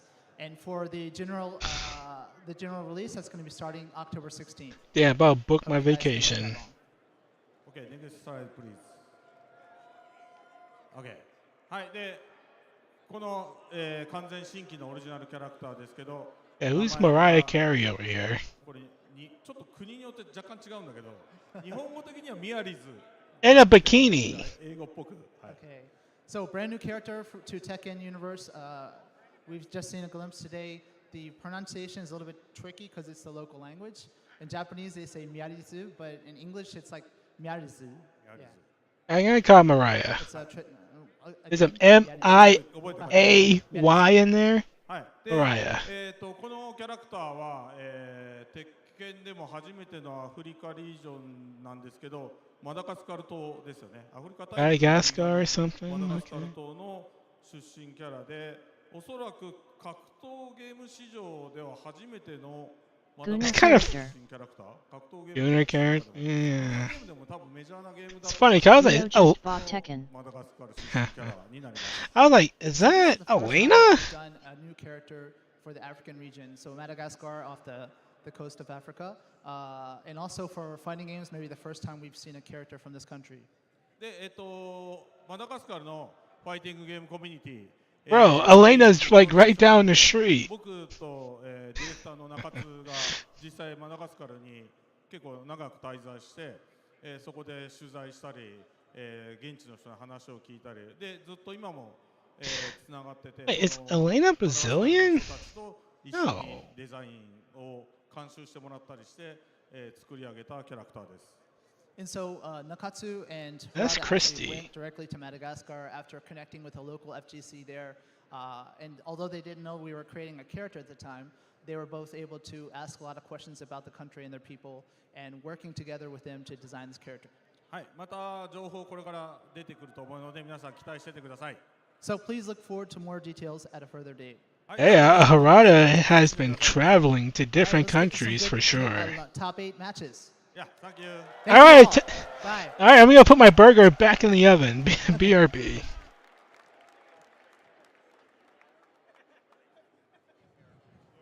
There we go. What a way to start Tekken 8 Top 8. We are finally here. It is finally time. So if you're At ready, Goblin_Child, let's go ahead you will and hear get from this my lawyer for Tekken 8 defamation. Top 8 started. I'm going to start with the intro.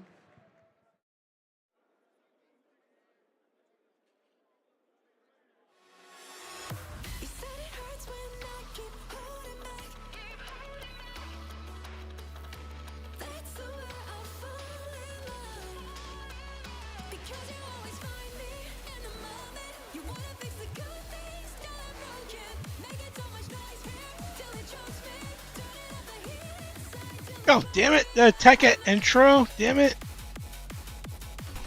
I forgot about these.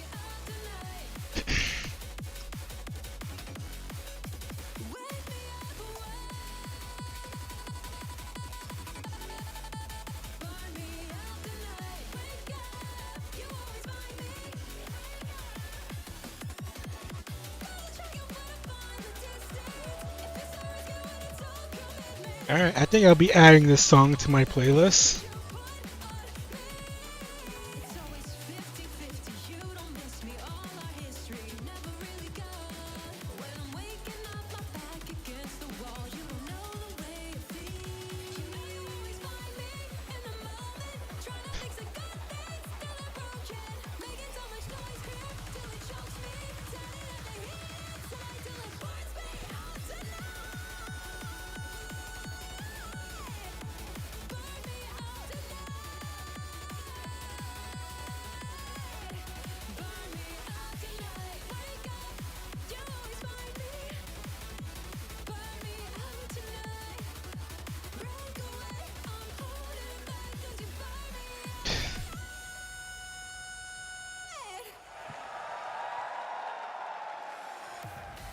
Yes! Man, that intro was sick, wasn't it?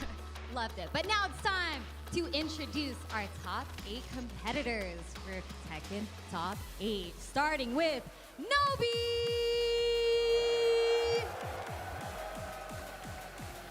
And up next, the returning champion, Arslan Ash! You just gave him the trophy already. And up next, we have BRB.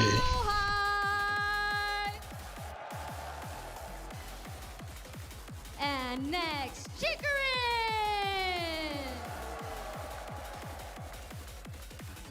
And we've also got Mio-Il!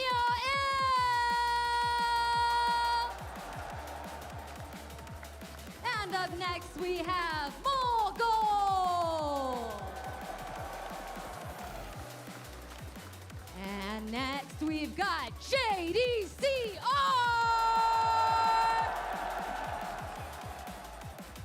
And last but not least, we've got Octave!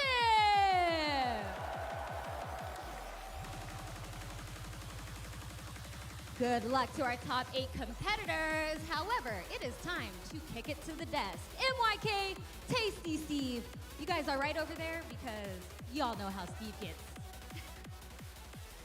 Well, we've reached the Tekken 8 portion of EVO 2025. My name is Tasty Steve. I'm joined by my brother from another mother in the Tekken world, MYK. And you know we got to start this right, MYK. Yes. Let's talk to EVO 2025. We got to hear from you guys. I know we got it started.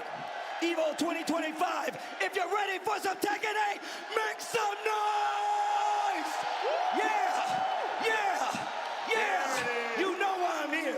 You know why I'm here. I know you're ready for some Tekken. So let's get to it. But first, we got to let you guys know all our replays powered and presented by PlayStation Tournaments. They told me not to read it, but it's on the screen. We need to talk about our top 8 predictions. Absolutely. And look, you need to tell me, MYK, you're esteemed. I call you a Tekken archaeologist. Shucks. You know it all. You are one of those guys. Who would you say is going to be the winner here in this EVO top 8? This is such a tough call, right? But I gotta go with Arslan, man. He's the 5-time EVO champion for a reason. There's something that happens to Arslan when he's on the EVO stage. I'm gonna call him Final Form Arslan. wow, final form, Arslan, I mean, 5 times already in the bank. I got to go with somebody who has been always on the radar right after Arslan. I got to go with Atif. Atif is one of these players that I feel like it's way too hard for you to even say you have a read on him. I don't think there's any player out there that can say I have a clean beep on what Atif can do in any tournament, but that's just me. Yeah, absolutely. Those two guys have been killers here and consistently placing in. They're definitely ones to look out for. But just so you guys know, you guys can make predictions at home too. Presented by PlayStation Tournaments. You guys can use the exclamation with the number button in the chat. Vote for your favorite player. Who's going to win? Well, look, I love to see the chat be wrong. So make sure you type it in correctly. Put your names by it so I can come and make fun of you later. 10 seconds left. Get your 10 votes in seconds now. left. Get but your right votes now, in now. It looks like there's a lot of people favoring Arslan, of course, the 5-time Evo champ. But JD, surprisingly, you know, he made top 8 last year as well, but we can get to see him on the stage. This year, he's going to be up playing on the stage. 31% for JD, 34% for Arslan Ash there. And it seems like the people at home have made their decision. Arslan Ash, they believe, will be the 2025 EVO Tekken 8 champion. But we need to see if this is really going to be the result. But we need to talk about PlayStation tournaments. The PlayStation tournaments EVO warm-ups are still going on today. Compete in the same titles featured at EVO 2025. Sign up directly from your PlayStation 5 and win some exclusive prizing. Do it now. Good times. More tournaments all the time. Shout outs to PlayStation. Yeah, I don't think a lot of people know that. Like, we've evolved, even with EVO, letting you guys sign up, potentially get to the EVO run, all on your PlayStation. So shout outs to PlayStation, and shout outs to you guys for actually signing up, because I know a lot of high-level players that have done so. But you've made your choices on who's going to win. Let's look at the match layout. We're going to start with the top side. First match, Japan versus Pakistan.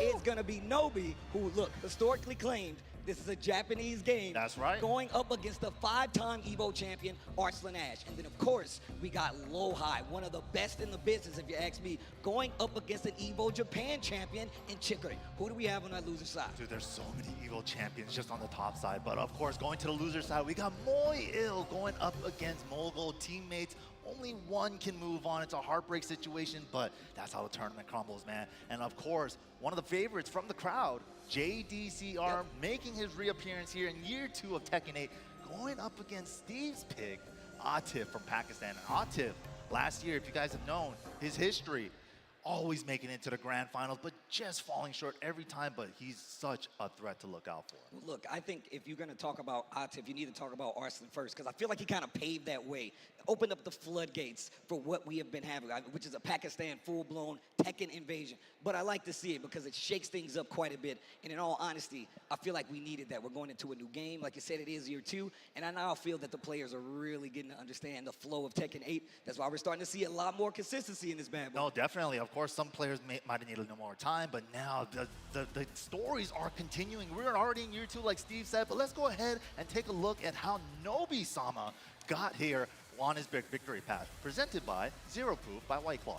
Of course, Nobi going up against Edge 2-0 in top 24. All right, I'm back, but I'm not back. I'm gonna go eat my food, and then I'll be back. Well, I'll be here watching, so do not misbehave. Look, a lot of players come out to this. Is the strongest tournament Anyway, when it comes BRB. to people who are able to enter freely. Is not locked And I behind think I'll make the.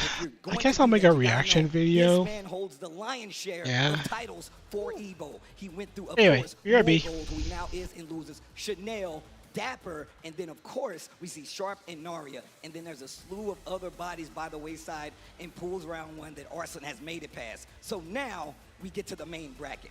What is Arslan going to do? Or should I say, what is Nobi going to do to stop Arslan Ash? Yeah, absolutely. That's the story of the day, right? But shout outs again to White Claw, Zero Proof for bringing us that victory pass for those players. And it's always cool to see how they got here, right? It's so hard to catch every match on stream. And of course, the brackets and stuff like that. But Nobi, these guys have had a history against each other. Earlier this season, Nobi was rocking a lot of the Lars. He's still playing a little bit of the Lars right now. Yeah. But Lars got touched up a little bit more recently. He tried Steve most recently, from what I recall, last time he ran up against Arslan, and the set was very, very close. I mean, that's the tale, I feel like, of Tekken 8. Like I said, it's a race at this point to see who understands it most. And of course, Nobi is always okay with either switching or sticking even more so to some of those characters he feels more comfortable with. Lars did definitely get some love, and he is definitely more annoying in this time. I mean, his stances, his up-close pressure, it becomes a problem. But what do you do to stop that offense? I'm pretty sure Arsenal's gonna poke it to death. But we're gonna get into our first match. Evo, before these guys get into it, make some noise as we get started for this Tekken 8 Top 8 here at Evo 2025. You guys are lovely. I'm gonna be talking to you all night. All right, here we go. Sama from Japan going up against Pakistan superstar Arslan Ash. Bringing out the Lars in game number 1. Match 1, game 1, let's go. Look, Anna has been a nuisance when it comes. Since season 2 has released. Since she got here, huh? Since she got here, exactly. she was a nuisance in the last game too, to be honest. But here we go, while sending 2 to dynamic entry to create some space. Gets the whip punish. Using stances early already. I like the low post. This is exactly what I was expecting to see. Down jab, one of the major counter options in this game, but it's a little scary to do when you're fighting against a character like Anna. Yeah, finds the counter hit down forward 2, but Arslan cutting off all the stance pressure with down back 1, which is a very unconventional choice for Anna. I'm telling you, I feel like he knows that the stances are going to be an issue. Some of these slower pokes are really going to gunk up the gears that Lars likes to play in. Yeah, we're seeing a lot of down jab challenges from Nobi trying to steal his turn back, but that's Anna's 10-frame counter hit jab. And Nobi just swinging. He gets the float. Off Big the side. Damage. No, didn't get it. Didn't get the full combo on the Ball back. pressure for Nobi. Scary business. Shoe shine. Trying to waste Arslan's heat. Heat burst. Oh, wow, what a trade. Huge chunk of damage in Arslan's favor. You can see that Arslan's continually going to these strings, and it's really clipping Nobi while he's trying to get his game in. Nice, goes for the string. Delay on it, the armor gets the punish. That's the Arslan style, right? He plays both the Williams sisters. He just wants to stick onto you with like glue. Jabs, down forward 1s, a couple of lows. Look at this style right here. Range 0 all the time, but second hit counter hit for Nobi. What a confirm, okay. I like how he's delaying it. Big damage here. First activation, take her to the wall. Goes for the old school wall combo. I like that. Old dog, no new tricks. Heat dash. Down 2-0 on block. Look at the pressure. Block. Oh my God, he finished the string. He's healing, what but the sidewalk the third around dimension. the sweep. The third dimension, it's Tekken 3D. is a 3D game. Lars Clef Cannon. The L Clef. Oh my God, the swipe. Waifu punish. Instead of actually going for the punish, go for the sweep. Arslan up 2 rounds. Getting the full combo extension here. She's got a little wall carry herself. Okay, the 1-2. Okay, nice. Nice block, too. Tries to duck and delay it, hold the shotguns. Yeah, free chip there after the 1-2-1. Oh, a little flash dub. Didn't get the punish, though. Out of range. Great spacing, though. What a down jab, saving his life. Okay. Oh, give me that. Oh, wait a minute. Get up, he says. Good Oki. Trying to steal back the second round in the first game. The waifu punish isn't enough with the rage art. Not quite. What a block! He went for the wall instead. He went for the wall instead. 2 rounds apiece. Game number 1. Already contention. Oh, here we go. And this time, not getting hit by the last part of that string. The sticky play style from Arslan, just staying on him. And finishing the string. Once again, he's catching Nobi, trying to move in the backfield. No breathing room for Nobi. Gonna steal the trip and the block on the down back. Oh, wait, big drop on the combo. Opportunity. And the low parry here from Arslan. This is gonna get him in trouble because Nobi, with this big combo. Yo, the Power Ranger fighting style. The down for 1 string, the low. He didn't see it coming. Oh my God, the booty heat dash to take it 14 framer. It's a fast one. The booty heat dash, I gotta remember that. It's not a bad way to go. Not a bad way to go. Not a bad way to go. The booty heat dash, I gotta remember that. You got it, MYK. Oh, it's pretty good, I need somebody to send that to me ASAP. The booty heat dash. Dude, you could do it from crouching, you could do it from It's actually really good. I'm really telling you right now, when you see her use the move, you do see she gets an actual full combo off of it, especially when she's in heat. One of the main parts of it. And now we're going to the anniversary Pac-Man stage. The song is ridiculous. What, 5 floor blast in this bad boy? Downstairs, yeah, floor break upstairs, 5 floor blast downstairs. Here we go. Game 2. Oh, and if you guys remember Anna from Tekken 7, she was a floor break monster, so here we go. Is this pushed through? And then boom. All right, they're fighting around the middle. Little punish on the down forward 1-3. Oh, wow. Gets the pick up on the combo here. Still has heat left. And the burst activation to get a little more carry. Sidewall keeps it safe. Wow, gets a lot from the sidewall. What? The damage was crazy. Stand on the wall, definitely catching up to him. Clutch block for Nobi. Wall clutch Rager. Yo, watch my man hop in the DeLorean after the lightning strikes. 88 miles. Watch out. Wow, the interrupt, no fear, interrupting the running one immediately after the Rage Art. Man, the thing is that Arslan is really mixing up when he's gonna finish these strings or not. Clean whip punish from Arslan Ash to the wall. Trying to fish with that arc blast, got him in trouble. Okay. Lars Clef Cannon, engage. Oh wow, trying to catch him ducking right there, not expecting the low. Arslan with the offense, sidestep to keep the wall. Okay, the shoe shine, what are we doing? Sidestep 2, plus frames. Like that. Great defense on the side of Nobi right here. Goes for the low. Arslan just staying grounded, just trying to wait out the offense. Defense looking really solid. I like that. You see how he's delaying the string? He knows he can duck it. What a trade. Both exchanging pokes. Saw Arslan's turn right now, though. Gets clipped trying to step. Oh, and the slide, the low, very reminiscent of how when he's using the Nina, he goes for the wipe the floor. It's like the same timing and spacing he used the Nina slide. The similar moves has little different notations between the sisters. I love that they still play to the fact that they're twins and they have similar movements, but not the same. Oh, low parry. Different, but not the same. Here we go. Are we finally going to break the floor? Yes, we are. Okay. Cherries everywhere. No, the burst doesn't hit. Sidestep burst to activate. Okay, a little down 4-1. Just a little nade check, but the heat smash, one of the fastest in the game, 13 frames. And that will do it. Arslan Ash takes out Nobi. Nobi's gonna go down to that lower bracket, awaiting whoever comes out of that first round one. But Arslan Ash trying to go straight to winners finals. And you know what I said, man, final form Arslan when he's here at EVO. In prime position once again, winners finals position. Arslan, ridiculous, man. I mean, look, having a 5-time record as an EVO champion puts a little pressure on you, but also puts a big target on your back. I think Arslan is one of the few players out there in any game that has always risen up to that challenge in some way, shape, or form. He might not get it the year of, but that next year after, he's definitely going to get it, and one of the hungriest competitors out there. But also, you can't say anything bad about Nobi just yet because he's still in the tournament. Absolutely. Nobi not out of it. That's winner side action, but we still got a lot more stuff, man. Another battle of EVO champions, actually, right? Low-High from Tekken 7. Chikurin from the first one, the first big one, EVO Japan for Tekken 8.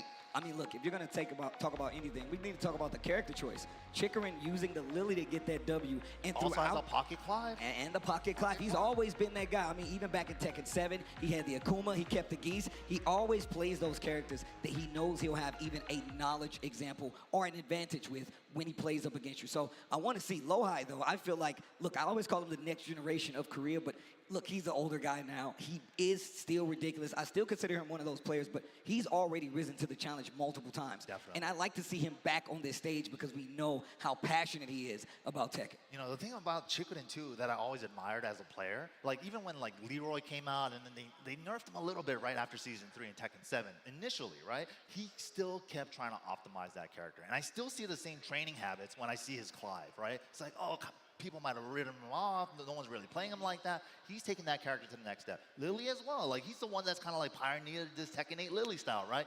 But Low-High, I feel like he's been kind of on this soul-searching path early on in Tekken 8, right? But let's go ahead and take a look at his victory path. Shout out to White Call, zero proof on how Low-High got here. And you can see right there, JDCR 2-0. Up at the very top, and then we have one of America's strongest warriors, Joe Crush, down there. Man, I destroyed those burgers. One of my God favorite damn. players to watch. Absolutely here, and that's crazy he got that W. All right. The USA's very own Jimmy J. Tran, also in the path of Low-High, going to the side, and of course, what is that, duet? What is that? Due to side effects. Due to side effects, there you go. But also, yeah. All right. It just reminds me that Jimmy played against Low-High and the Law in this tournament. Wow. I mean, Brian Fest. Two of the strongest players out there you have to talk about. But Chikurin, let's look at his road and how he got here. Obviously, Atif, the first and the largest name up there. That was crazy. That was a crazy set he brought.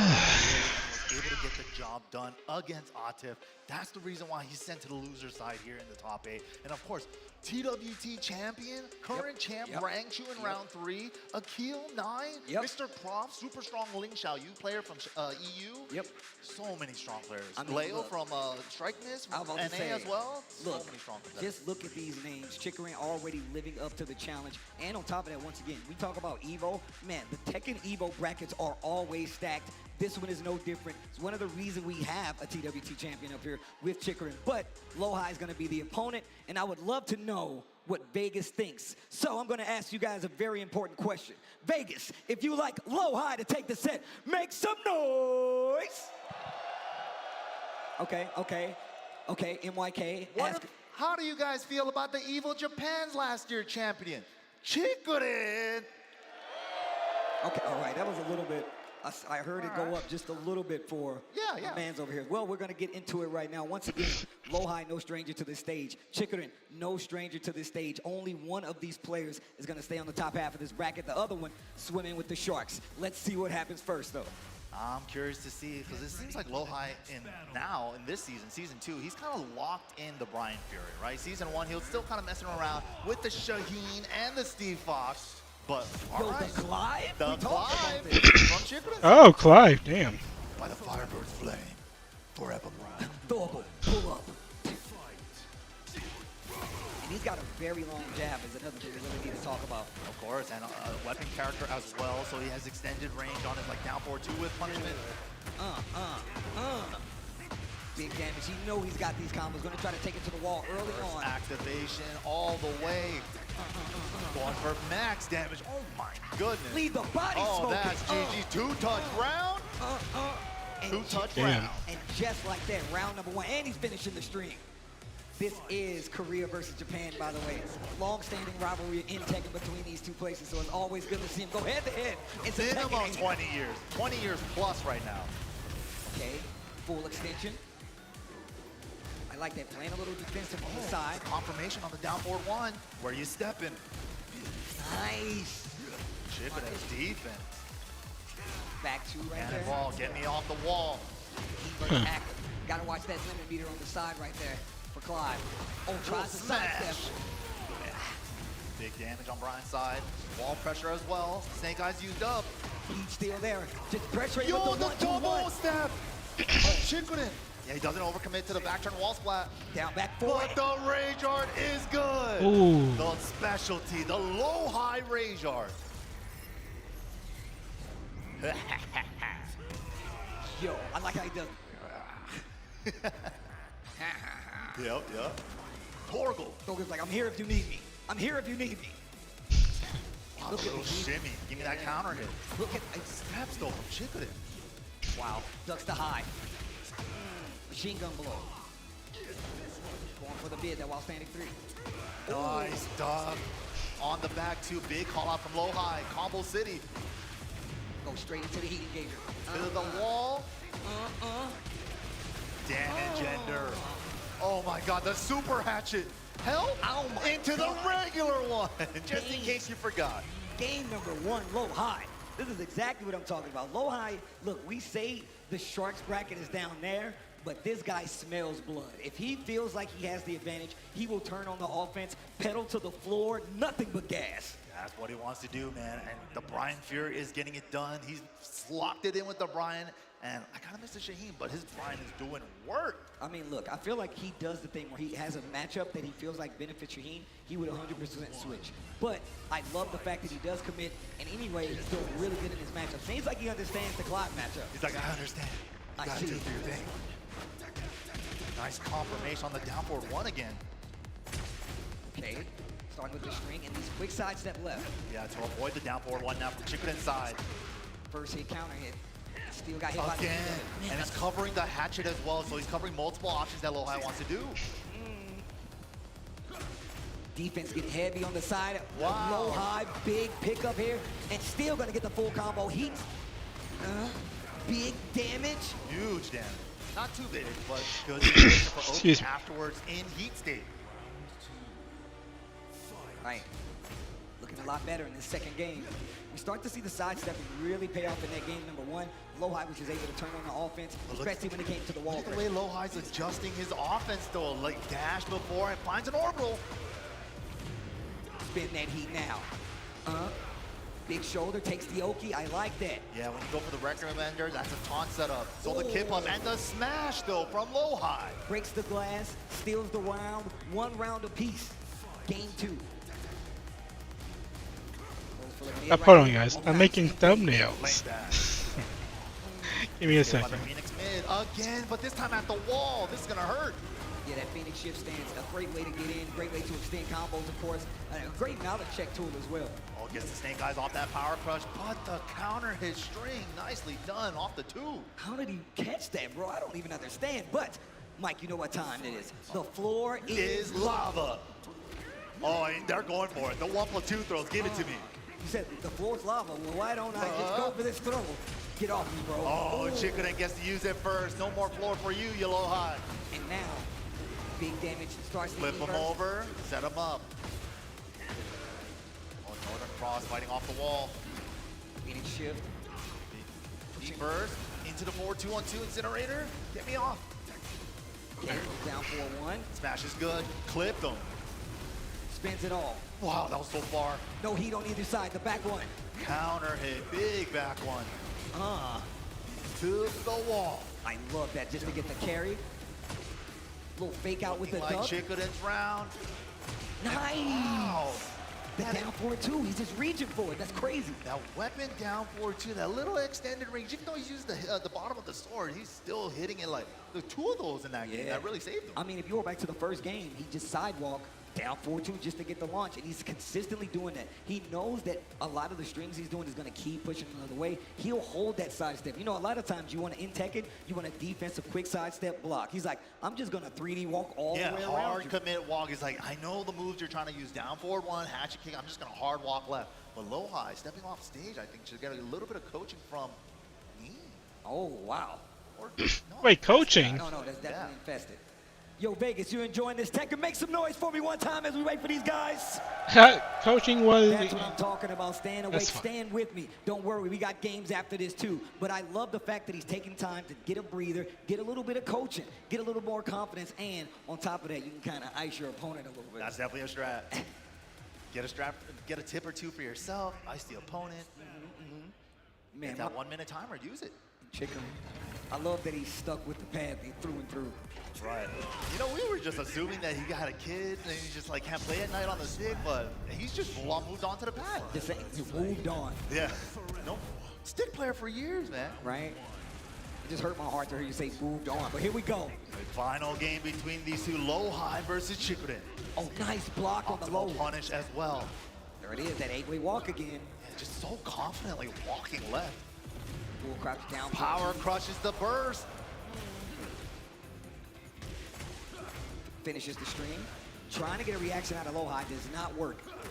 Rest of that heat's about to be done. And I love that Chicoden is attacking because he knows that he wants to take his turn back with heat. Activate heats of his own. Here comes Chicoden. +4, can't go anywhere. Okay, all right. Lowhigh, all right. Gotta make some adjustments here. Once again, recovers crouching, so jet upper's not gonna be able to punish that. He's trying to find a way, which way to move. He's getting clipped, 4-2-2-2, 4-2-2-1. Yo, get over here. 1+2, all that stuff. Just clipping him. Still gets that spin on the wall too, big damage. Pressure still there. Crouch low, wall pressure. The back one. Switches the wall positioning. Oh, but the throw messes it up as well. Breaks it. Oh, flame bash, heat dash, mini combo. Wow, the 1-1 challenge, and Chicoden now on set point. Oh, this is not looking good for Lowhigh. Once again, this is winner's side, but you want to keep that momentum. Yeah, you want that extra life. You want to be on the winner's finals. Oh, and that's going to be the wall again. Every time he's going for the Phoenix shift. Lowhigh's just been not guessing right. Oh, Thorgal with the pop-up. Oh, he's behind him, though. He's still getting the combo. Damn. Oh, wait a minute, finishing the string. Lowhigh getting clipped by quite a bit. He is in a dire situation. Chicoden with the sidestep. Step with the burst. But Chicoden keeping the pressure going. Heat smash off the wall. Still alive, still has a chance, and he still got rage. This is not over just yet. No recoverable Oh, he life. starts flying. Look, What an catches incinerator. him with the incinerator. We already used the wall. Oh, safe mid. And the challenge with the 14 frame down forward 1. Great stuff from Chikurin there. Going on to winners finals in the way that he turned that around. I mean, if you just look back at the fact that that first game looked like Lohai was about to bully Chikurin. And Chikurin, one of those well-collected players, he's one of those people that will always try to recalibrate, take his time, and then go back in. I think instead of getting iced, he Yeah. actually gave him time to collect himself. Absolutely, and also the confidence in his movement, man. Like the way he was just freely, like not even, a lot of players, they just do a small little side step into block to not get clipped by anything. But this man was just walking, sidewalking, and he's just like, you're only gonna use down forward 1 hatchet? Let me get around you. You see how Mike is moving on the stage? Tekken players act out the moves in real life. Yeah, we do. Yeah, the Chin electric, forward, yeah, the boom. forward, but we have to. That way you know exactly what move we're talking about. But no, man, you're 100% right, man. Just the way that Chikurin was approaching and making sure, he's like, you know what? I know that you're going to be weary of this matchup. He has a long-range move. You talked about how he has that weapon range. That is a big thing, especially versus Brian, because it takes a couple of your weapons away. You're going to second-guess doing while standing 3 quite a few times, and just some of those moves that Brian likes to go to, and I think that's why he focused predominantly on the down forward one to make stuff happen. Yeah, but of course, like you're trying to get in your optimal range for Brian. That means you're giving up more time to get there and stuff like that while Clive's already playing at his spacing. So rough game number 3 there for Lohai. Chikurin definitely felt like he just caught on to what to do in neutral, and he was just controlling it so well. Well, shout outs to PlayStation Tournaments for that replay, giving us all the insight and some cool shots from the previous match. But this is the halfway point, especially for this top half of the bracket. But we do have more, an entire lower half of the bracket. But Vegas, chat, we will be right back after this message. On the other side of the break, will we got be right Moel back. versus Chikurin coming up. Or excuse me, that was wrong. But let's go. Bye. Look, who's hungry? We're going to Chipotle. I need people on the bus now. Chipotle on the way, let's get it. Deal. If you can guess how many beads I have, I'll commentate your Chipotle order. I'm guessing around 1,000. Now that's meaty. Of course you go with queso. That way your burrito will match your playstyle. You can tell he's been labbing that burrito technique. Now that's top tier. If you guys love Chipotle, make some noise! I won PlayStation's Road to Evo and went head-to-head with Arslan Ash. I won PlayStation Road to Evo and battle against Sonic Fox. I have never seen that in my life. To compete on PS5, choose your game, find PlayStation tournaments, and register. It's that easy. Sign up for PlayStation tournaments for opportunities to win unique prizes and much more. PlayStation. Well, Vaya is laughing right now.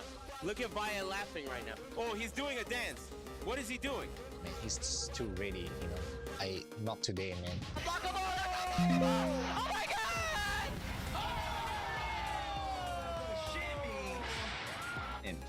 に参加して、でその時にまた賞金額が上がって、いや気持ちは調子良かったですよね。So it's much more than just playing. It's being a part of this community. Alright, I made a thumbnail. Kinda looks funny.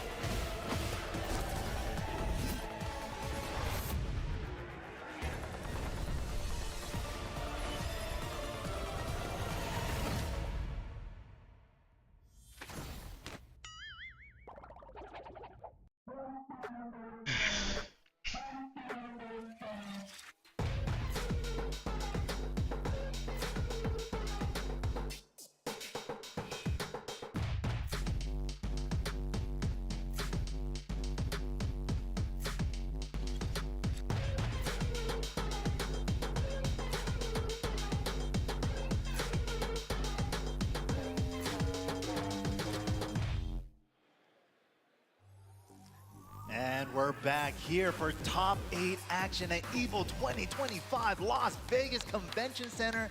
And man, the action has been phenomenal. But we're gonna be going on to the loser side of the bracket. Coming up next, we got a Korea and a same team kill. Man. Yeah, it's going to be scary, bro. I mean, look, obviously we talked about we do have a lot of Japan, we do have a lot of Korea, we do have Pakistan, but this is definitely going to be a team kill. 2 of Korea's best going to have to go head-to-head to see who lives in this tournament. But once again, let's take a look at the bracket. We see the Lohai, Nobi waiting in that losers quarterfinal. We're going to go to Moil versus Moolgold to see who's going to take on Lohai.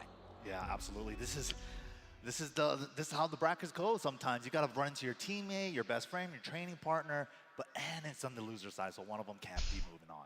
Well, look, let's take a look at the victory path presented by Zero Proof White Claw. Shout out to those guys for hooking us up. Let's take a look first at Edge, one of the people that he beat, one of the strongest contenders out there. Yeah, when it one comes of the best to Hwoarongs in the world. I mean, it's under one of the arguments that you can say. iMusician, of course, Mariah another Carey? considered maybe the best Yoshimitsu in the world. Definitely. Then we have Pena, another one of the best players in the world. And then, of course, we got JDCR. And then we have Khan, Watanabe, and Aru Run. All these players are ridiculous, by the way. That is a crazy run. Moil is one of these players that you've been seeing throughout the year who has always been kind of sneaking further and further into these top 8s. Yeah, and just now, outside of that like top 5 discussion, but coming up is Moolgold, one of those players, man. Look at his run, top 24. He had Bilal, Arslan, Ash, and of course that's the one who sent him to the loser side against Sorry, Arslan, making 5-time EVO champ. Mafia content. and Tomo Riru in round number 3. More content. Strong, super strong Steve player, and Glider as well, super strong Lily player. So none of these guys had an easy road here, but this is it. Well, shout out to They White want to Claw move on. Zero Proof for giving us that road to victory. Obviously, once again, this is the loser side. Moil is one of these guys who does have multiple characters. Yes, Moolgold does I still as don't know well, what White but Claw I is. wonder Is what that- characters we're is about it to see for these alcohol two. Once or again, tournament lives are on energy? the line, and this means one of them is going home. And this is also a Master Plus level event for the TWT. So the winner of this championship gets double the amount from a normal Master level event. So, and also they're counted in different point categories. So you want the best report card on this. Points are on the line, guys. That's what I like to hear. Las Vegas, make some noise as we get into this next match.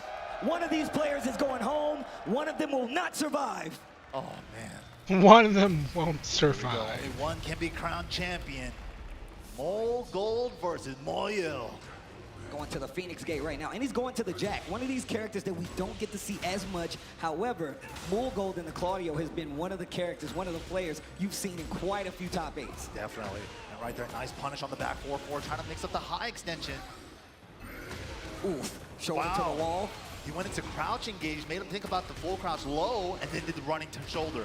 Had a lot of heat burst left right there, What but a drops a pickup. combo. Recognized it wasn't going to hit. Smart choice. And the extension, just frame block, not there. Open chest, big damage on the wall. Oh my goodness, with the heat dash to secure it. Good first round for Moil. Damn, Jack put in that Be work. careful on the stage, these walls. What an option round. Start forward 1, catching him out of the air on the running 2. Oh, the shoulder charge, the Aster charge. Nice break this time. Does not want to get hit back on that wall once again. Quick tag. Ooh, Oh, what a trade. and we want to start seeing these back ones coming into play for Claudio. Make some noise. Oh, charge it. Back to the wall. What are you going to do with this pressure? Oh, the 1+2, nice punish, optimal punish, and we get a starburst install. Oh, the bubble, red bubble. The most dangerous of bubbles. That's an angry ass bubble. Hop kick. And still has Wow, heat damage. Claudio, huh? To the wall, spicy. Big damage on top of that. Oh, Blue Moon burst, it hit grounded, and he still got one more in the chamber. Uses it on the fidget spinner, no go. 10 seconds left on What the a clock. dunk. Clutch City for Moolgold. And take the Rage Art to close it out. Nice, simple, and clean to make it an easy win. Staying sharp, even with the life and time dwindling down, Moolgold gets the round. Okay, Moolgold, a young player, but a ridiculously strong player. Oh yeah, he's so sharp. And he has, yeah, like you said, power of youth on his side. That's a bad combination for his opponent. I mean, I remember Super ATL tournament last year. Me and you were actually calling that. Moolgold, one of the strongest contenders He when was it came so that entire beastly there, bracket. bro. Exactly. He was unstoppable. And he's only went up since then. I mean, now in this top 8, and still one of the lion's share players with the most points on the TWT leaderboard. Right. Definitely a threat. So what a step with Jack. Side step right. Heat stomp again. How do you get up? Tech roll. Okay, little down jab. Oh, and Armor's through it with the Gamma Howl. More golden trouble. The high crush. Burst. Big damage off the wall. Is this enough with the rage? It's hella enough. Joshua into this, the light of Sirius. Wow, you calling out the move names, huh? All right, okay, all right. Heat me a potato. Heat me a potato? He's just asking, just let me get a potato. Yeah, potato please. I don't even know how these guys are still fighting. There's two giant monsters in the back. The icons in the background going off. They should be friends, man. Right? They should be friends. Also, you do get a floor blast on this stage. Yeah, very dangerous. Finishing the string with the back three. I like that. Jack got a couple throws to be able to do that, to make the chunky throw a launcher. But is he going to get a chance? He's so backed up in life, man. He's got to make the life deficit. Okay, Mogul pops first and gets the heat dash on the back 4-2, and that should be the game. Nicely done. Wow. Okay, okay. Yeah, Moyo was trying to probably think about where can I safely activate here, especially, but Mogul didn't even give him a chance. He's like, oh, your life's too low. Let me just pop first. I mean, look, I think one of the things that Mogul understands about Tekken 8 is when to use his heat. I feel like he has a strong understanding on his placement of his heat. And if we talk about just how strong Claudio is as a character, we haven't seen much back one. We haven't seen a lot of side step forward. And I think it's because Jack has a natural kind of those long-reaching twos. He gets to move forward a lot. You're looking for down forward twos. Like, there's a lot of things that makes him have to respect that range. So I feel like he's going to play back a little bit. Yeah, exactly. And of course, Jack, a big body character, not really able to sidestep that well, even though we saw one really clean one in that set, which is very rare for that big body character. But a lot of, like Steve said, a lot of back and forth, a lot of range control with that extended big body jab. But, man. And you saw Moyo going down there, getting some help from Ulsan, came up and gave him some words of wisdom. Another, one of the strongest players in Korea and in the world. They're all teammates, man, DNF boys. Just rough sometimes. It happens. It's hard out here, man. There are no friends in fighting games. You gotta beat everybody if you want to be the champion. That's true. Only one. Only one.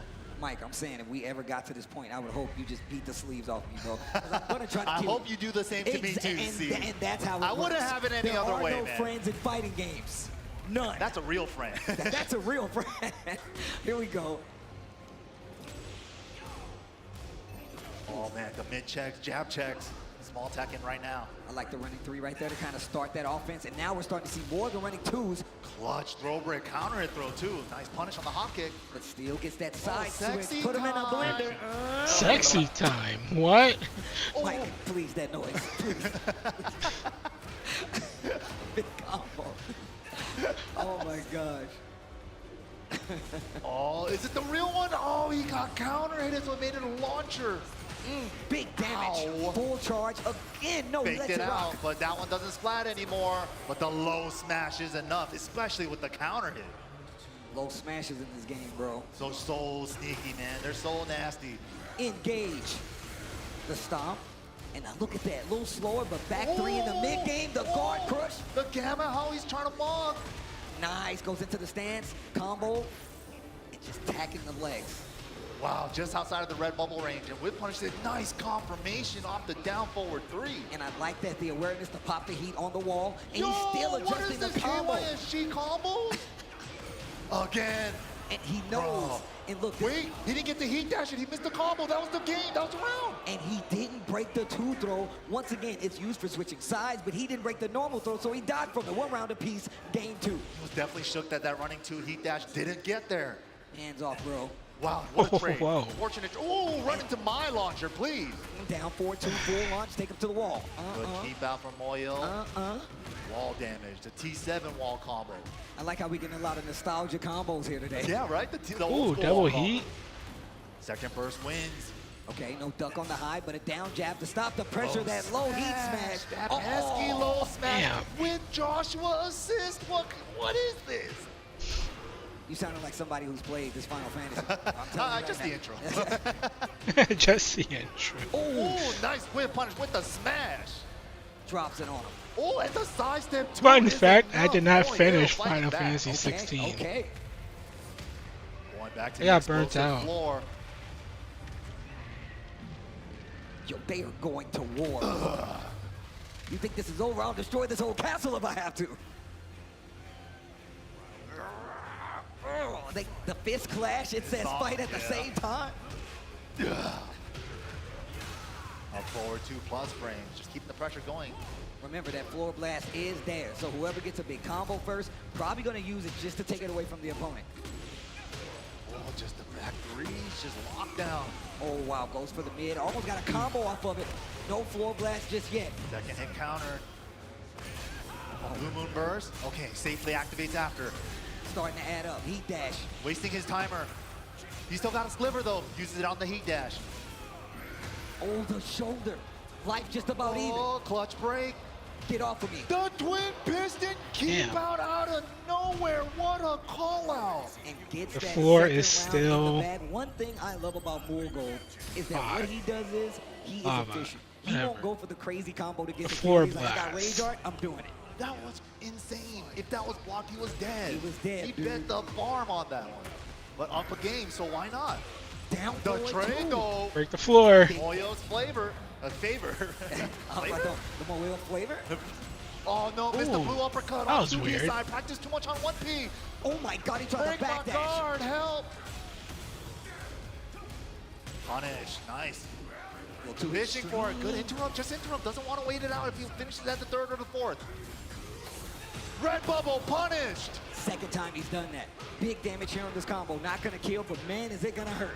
Long extended heat dash combos. Can we get there? There's the floor. Where's the wall? Just cashes out with the Rage Art. Yep. Get rid of the gray.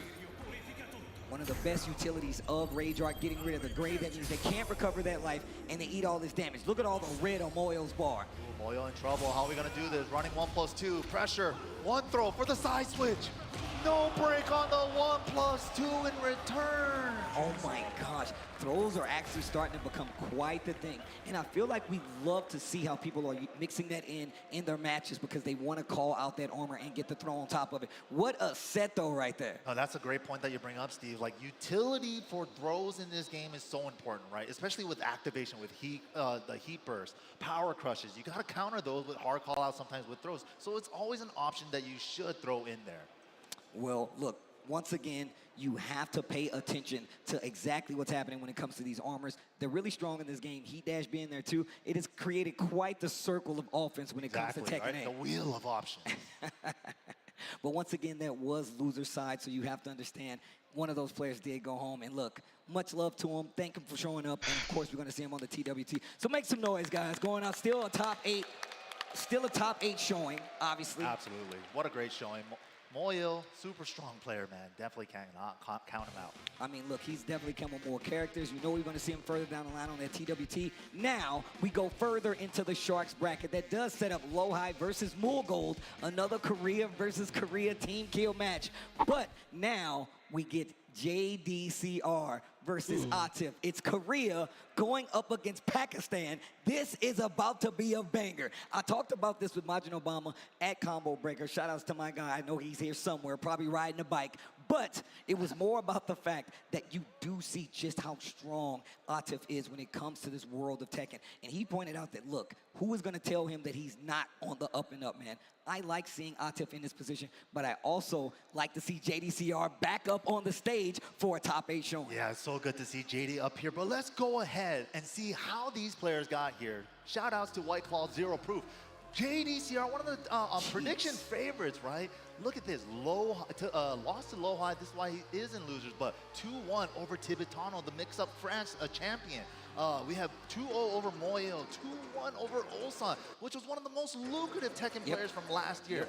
2-0 over Anakin and Tails, and so many more in round 1. Look, all you got to do is look at those names, bro. This is what I was talking about. If you look at Tekken brackets, they're historically some of the most stacked brackets. JDCR had to make quite a run to get here, and you're looking at it right now. But let's take a look at Atif. Goes up over Mangja 2-1. Of course, Chicorin. Oh, actually, he lost to Mangja, so it was 2-1. Lost to Chicorin, yeah. And then, of course, we have Farzine, Book, Kagemaru, Dweebus. Bro, that's actually crazy, man. Jay Georgium as well, 20Z. This is a bracket that you have to pay attention to because, look, Chicorin is obviously, like we said, TWT champion, has multiple characters. Farzine is just one of the strongest players out there in the world, and Book has been on the up and up too. So if we're gonna talk about a route, you still have to talk about Atif. And Atif, I mean, arguably probably second best in the world behind Arslan, and that is arguable. No, definitely. Atif, like any given day, you could swap those two, right? And those two guys, like ever since Arslan came up on the scene in 2019 here at EVO, first starting it off with EVO Japan, but the crowd, man, they are super excited to see. Yo, Vegas, make some noise. You're looking beautiful out there, you know? This is JDCR versus Atif from Pakistan. Korea-Pakistan rivalry still continues here at EVO 2025. So look, I want to ask Vegas. I hope you guys are still with me. If you guys would like JDCR to take the set, make some noise. You're gonna say that every match. If you guys want Atif to take the set, make some noise. Okay. I like the honesty though. I do like the honesty though. That Red Bull section over there. A lot of the homies over there. Saw just the spirit over there hanging out. Mizzy, me, and the homies all there. Hungry Box as Hungry well. Box right there in the front. Is that Fakumram sitting in the Red Bull section? That might just be. I thought you needed a shirt to get in here. I thought it was no shoes, no shirts, no service, man. They just let this dude come in here in his full, just Muay Thai guard, bro. That's how he does it, Fakumram, man. He probably just jet kicked the security guard. Let me in. Hit him with the rage art. But let's talk about JDCR. We know he's been messing with the Heihachi. We know he's got the Dragon off as well. What do you think we're going to see here? Oh, man, I love seeing the glimpses of the Heihachi. Who doesn't, right? Like, Heihachi's a super fun character to watch. I feel bad for JD, Dragon of now. course, Every time I known for the fight him Heihachi now, I Armor feel like King he's in a for wheelchair. the Tekken Tag Tournament 2 days. If you guys known about his dominance during that era, right? This is exactly where all that stuff happened. And the early dominance at the beginning of Tekken 7 as well, right? So this is like old school kind of dominant player versus like a new school dominant player. No, obviously true. And on top of that, you got to remember, JDCR has been up in the stage before and with the pressure on him. So he's definitely no stranger to what it takes to succeed. Also, the fact that Atif going with the Ana, she's so strong. I feel like he's the person that kind of spearheaded the Ana movement because nobody was playing as well with Pioneer, obviously. But here we go. One of these players is going home. Atif going up against JDCR. The Ana for Atif and the Dragunov coming out for JDCR. All right, let's get it. The classic. Oh, down back 4 into the hammer chance 1. Such a good move. +6. And then that move right there, the 4 is what keeps you honest from ducking. The armor, I like this. This is a good way to contest a lot of what Ana does, especially when they like to get really crazy with the offense. Right, but look at that 2-jab. The use on Atif to counter hit 2-jab. We saw it from his Dragunov in Season 1. He's using that 2-jab exactly the same way with the Ana. I really want to play Tekken. Looking like it's crushing the high. Tried to go for a jab, but still got clipped. Round 1. Speaking of G-Clef from Dragunov here. No launch after ducking the high. Hammer chance 2-1-2. Knocked a big call out on the forward 2. You saw a couple of people teasing, ducking on that string. He's the first one to get the punish. Oh, unbreakable throw. Let me get the gray. Uh-oh, wait a minute. Go straight for the raw launcher. He did something because it was a counter hit. Nice burst activation to get a little more carry, and we make it there. Ow, my gosh. Ooh. Okay. The pressure. Oh. That is a punish, but you gotta be in range. That is a punish, but the range was not right. Look, a lot of people I've not seen start doing it, but a lot of times when you block these lows, when they recover crouching, you do get a free crouch grab in a lot of instances. I love that JDCR is aware of it. Definitely something Atif's going to pay attention to. Definitely. But ooh, wall splat. The wall splat and the running 4 for the follow-up. Big damage. Ooh, do it again. Clayton, but clutch, low parry. Steps into the wall to fix the axis. Steps again into the wall to fix the axis. Lovely time. Yo, right hand sweep, heat his hands, but the tornado at the wall messes it up. Counter hit 10 frame. Oh my God, not gonna be able to kill, but the damage is gonna be big. Man, you got those? Yo, Atif with the back turn combos. Good catches him defense crouching. from JD. Catches him Oh, it crouching. did super. Just to cancel that life out. Counter hit 10 frame again. He's so good at using that. He gets like 2 or 3 around, it feels like. What a sidestep. Gets the heat engager of his own. Running 2. Pressure City finishes the string. Nice sidestep whip punish with the down forward 1-2. The stance pressure is adding up. JD getting smothered off the wall, fights out of it with the smash and the unbreakable tackle into the 2 follow-up. Okay. JD still in trouble. Life lead in favor Light of Atif. punish, very light punish. Oh, but the side step down forward two should take the round. Sidewall saves lives. Oh my gosh. Down 4-1. It was getting tense. It's okay. It's all right. We're all scared too. Sidewall It's all right. saves lives. Tense, man. As soon as that sidewall comes in, it's like, are they gonna live? Are they not? It's terrifying where you, like, in some of those situations when you're not paying attention, it's really easy to be like, where's the wall on this stage? What combo do I have to do to switch it up? That's another adjustment piece of Tekken 8 because we have these crazy All right, stages, 1 minute, sir. wall blasts, etc.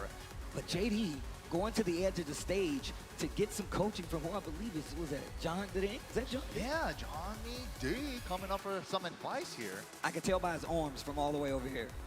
They're Tekken players. They're reenacting the moves like we were talking about. Like, Oh, what are you gotta hit him with doing? one of these, bro. You gotta hit him with one of these. You gotta hit him with the slide, you know? Bro, stop flexing, bro. Look at the traps. Oh my God, right now. Yo, can I get a he's dumbbell? about to tell the I need a cameraman. dumbbell now. He's about to tell the cameraman, get my good side. He's like, my right arm is bigger. He's like, if you ever take pictures with me, make sure you stand on my left. Oh my gosh. Yo, shout outs to John Ding, man. My man was playing amazing this entire year. Just was recently playing in the tournament and was playing amazing. Was in Evo shape for sure, but that should just tell you it's a testament to how crazy this tournament is. Yeah, you know how much these players, how much this means to a lot of these players, man. They're taking it really seriously. Here we go, though. Oh, man. The music still playing in the background is getting me hyped. This is crazy, man. JD, hopefully, after that advice from John Ding, maybe he can make the adjustment. Hydration, though. Yo, drink the water, though. There you go. Gotta. You gotta. That includes everybody here. Make sure you're drinking water. Follow the, you see this? There you go. There you go. Drink some water. There you go. They gave you water bottles for a reason. Drink the water. And it's hot as hell outside. So make sure. It's a desert. I don't know if you guys know it's a desert outside. Drink water. All right, here we go. All right, JD, let's see. Secret training ground, sticking to the Dragunov. There you go. Once again, one of these guys going home. Damn, did he even show the screen yet? Steve just heard the song. He's like, I already know what stage. Dude, that's how he did it right there. That's actually true. I know these songs way too well. Running two. Counter hit, 10 frame, 2 jab again. The hammer chance 1, that link, nasty work. Engage the ignition switch. Full crouch low, nice block, optimal punish. Fake side out with the low. Okay, going for the mid. He's mixing it up. Heat dash. No resources left on either side outside of heat. Swings into it. You gotta swing sometimes, but she has 2 follow-ups after that down forward 1-2. It's not the only person we saw do this. Arslan was doing it earlier. He was finishing streams. Nobi was running right into it. Seems to be a recurring thing with the character. And if you don't, you're just gonna get pressured all day by our hammer chance stuff. It's facts. Big damage here. Heat dash. To the wall, perfect carry again. Oh my gosh. Flip over route. What are we doing with it? Hammer chance 1+2. Keep them locked down. You're not going anywhere. Down jab, save my life, but the trade immediately. Not enough to get the kill. 2 rounds straight right now. Arslan, Atif looking ridiculous right now. I have not fought at Anna. That's every good. round he hits, every round. At the starter, too, nonetheless. I don't understand it. He just has everybody's timing like that. Heat burst. JD in trouble. The down forward Speaking of sidewall, though, so he adjusts. Sidewall turned into a straight wall into unbreakable leg grab. And no recoverable life because of that. The gray's gone. Oh, what nice a side step. And that's the wall. Ooh, wall break. And it breaks. He's going to be able to get a big combo here. To the next wall. Here we go. Oh. Next wall. And we still got Tornado. Regular wall combo. Oh, the damage. JD's got a chance. Wake up Rage Art. And the nice. patience from JD to block it. Bar fight brawl. Get out of here. Hey, take it outside, you two. Okay, starting with the low this time. Ooh. Hammer chance 1. Engage again. +6 on block. Why not? He's taking the low. Oh, the rolling 3. Help. Help. Okay. JD in trouble. Getting out of trouble with Burst. Burst smashes minus, so he went for his after. High crush with the QCF2. This might do it. JDCR goes home. Atif stays alive in the loser side of the bracket. Vegas, do me a favor, make some noise. JDCR. That's a legend right there. A legend. Absolute legend. I mean that. That guy is a legend. If you just start playing Tekken, now you know. That is a legend right there. And also, just one of the homies. I like to see him do well. But Atif, looking like the man that he is, staying alive in this bracket, even if it is on the loser side. He's got quite a few fights left. But what is going to be in his path, that's what's going to be the show. That's a great white shark in that loser's path right there. A big shark at that. It's a really big shark. Atif, definitely one to look out for. So many grand finals showing last year. He's a beast. But JDCR, Japdan Kerik himself, man, what a legend. Good to see him back here on the big stage, too.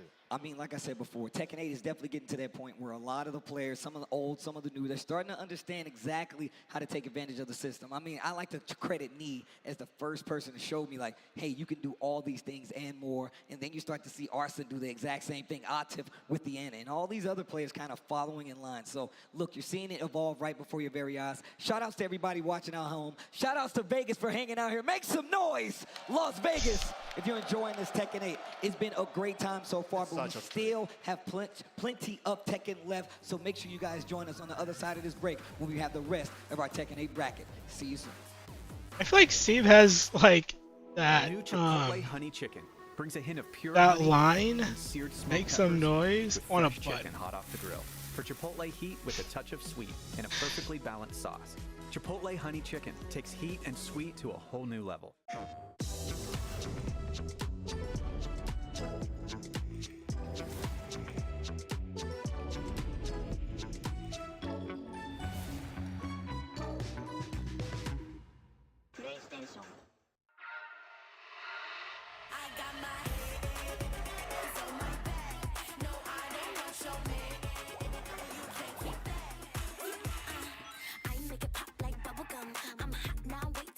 What am I listening to?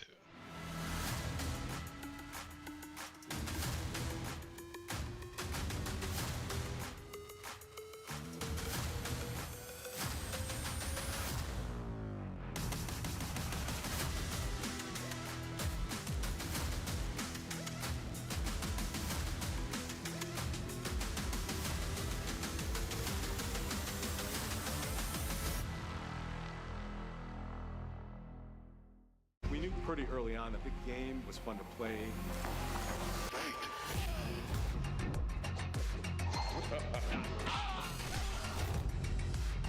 It became something that added to the mystique of Mortal Kombat.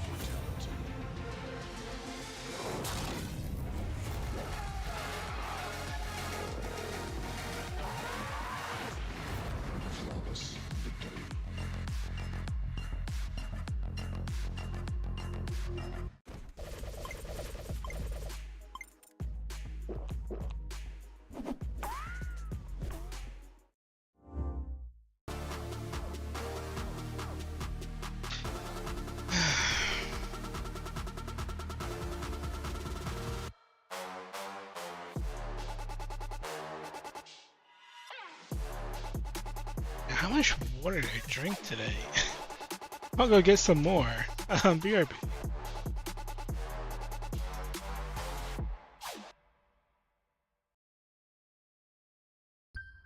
I started playing fighting games when I was 7 years old. I used to play Mortal Kombat with my twin brother.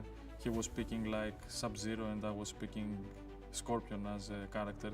And this was the start of our fighting game journey.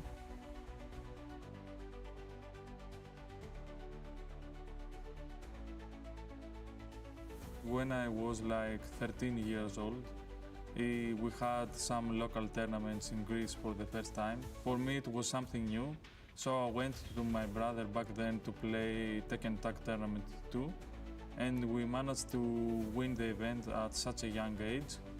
And then this was the moment that we realized that maybe we can do something big with fighting games. We have some really good local tournaments. As the years are passing, the Greek community is becoming stronger and stronger. The best moment I ever had playing this game is actually winning the qualifier for EVO 2025. The first time that I won the qualification back in 2023 on Mortal Kombat, I was literally crying with my twin brother. My family is supportive. They always cheering for us when we go to events. They support us in an emotional way. So having here my twin brother, it just gives me energy and motivation to continue the journey. The expectations that I have for myself is that I know that I can do really well, and I'm pretty sure that I want to make history this year. For some reason, I feel like that this is my moment. Just stay humble and focused. Expect the unexpected.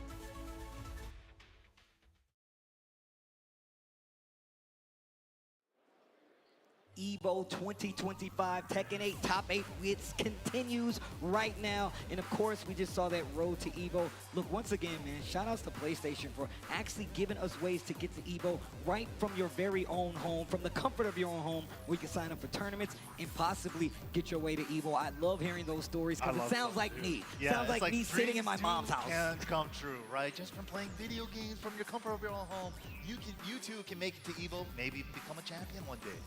Well, look, first and foremost, man, I remember playing on the PlayStation back in the day. And of course, we're playing on PlayStation here, man. It's always good. Now I can do it from my house. I wouldn't ask for anything more. But we're going to get back into this Tekken 8 Top 8. Vegas, are you guys still enjoying this Tekken 8? Make some noise.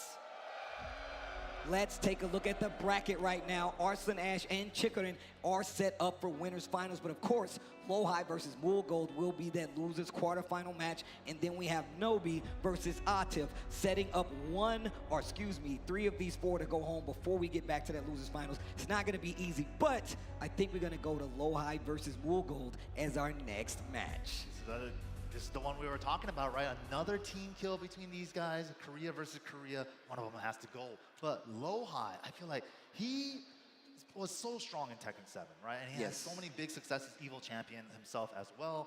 But he hasn't had that real breakthrough moment yet in 8. And I believe he's trying to do that here this weekend with this top 8. But he's got to go through Moolgold. It's not gonna be the easiest thing to do. I mean, look, Moolgold, we just saw him playing multiple characters at a super high level. But the same thing can be said for Lowhigh, man. He still has multiple characters. I know we see the Brian, but the Shaheen is still there. I haven't seen the Steve in a while, but I'm pretty sure it's still there. I feel like he's brought out the Steve more recently than the Shaheen, but we'll see. Moolgold, of course, like Steve was saying, has a couple of characters himself. He's been bringing out Fang a lot more this season as well.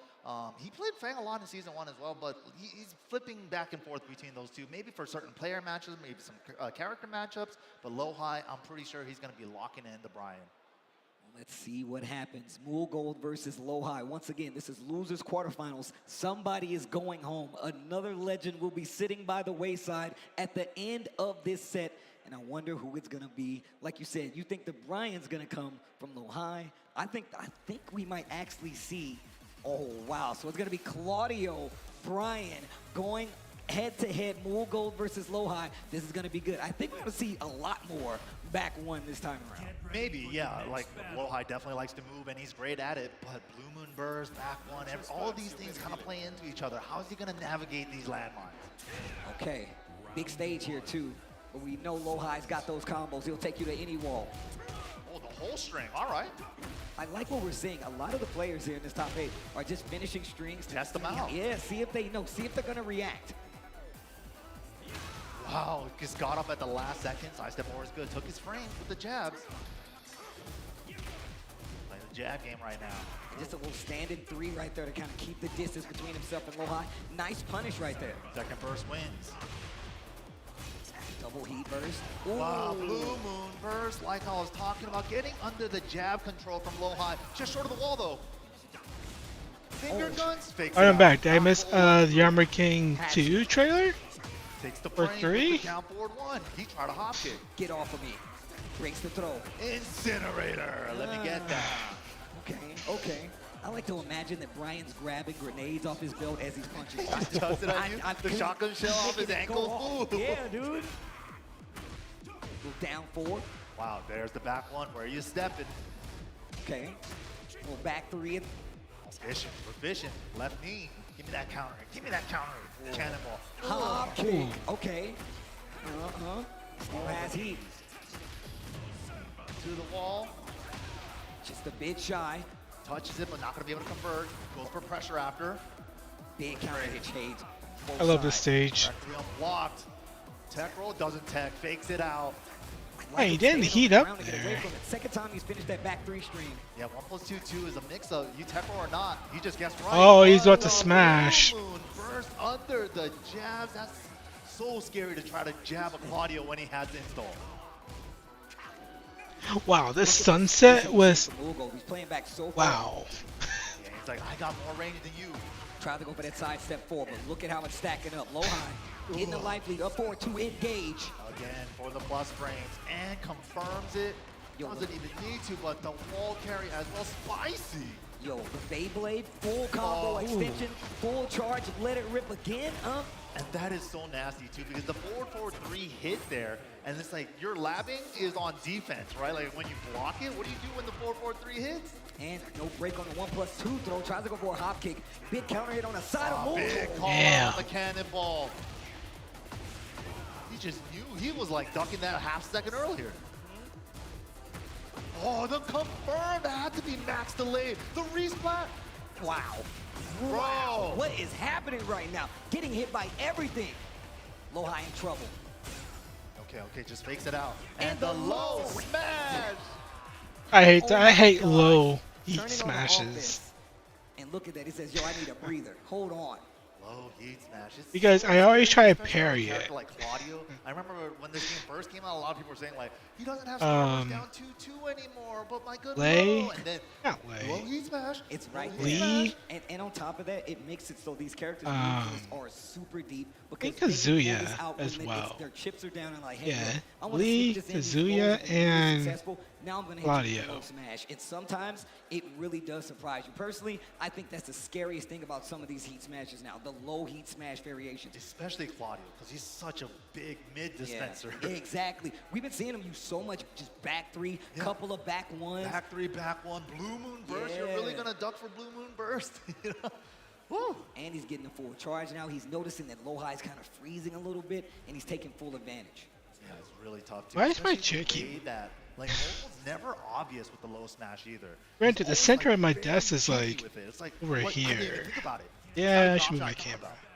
I like Not to see now. him sprinkling in so many lows as well. It might He got fall. clipped when he tried to go for that side step 4 with Claudio, and that's when the offense came out from low high. I didn't see who he talked to, but they're going back in right now. Here we go. Round 1. Low high. Potential tournament life on the line here with this game. I have not heard this song since launch. Little shimmy stutter step. Ah, there it is, that side step 4. All the pokes are adding. Missed the mock punch. Oh. Second burst wins. It's gonna be Mogul. Northern cross. Ooh, wall break? Yeah. It's like, don't take the punish, take the low smash for the wall. Even bigger payout. Going downstairs. Oh no, nice Ice finish. flat conversion as well with the spicy starburst back 4-3-2. Oh man. Yo, Woolgold is really starting to take the lead here. He's loose now. He's playing free. Like he's not constrained by chains. Unchained. Woolgold. The 1-2-4, ducked, Woolgold takes advantage. Side one, no, straight wall. The angle is good for a resplat there, Sick. Wow. Oh my god, just winning out on timing, dude. His timing on low high is so good right now. Whether it be the low heat smashes, whether it be just some of these counter hits he's finding, it's all working out. And low high is in dire situation right now. Woolgold 1 round away from going on in this tournament from the loser side, so that means low high would go home. Oh yeah, Paul's heat smash is also a low, right? Switching up his timing himself. Okay, he burst on the wall.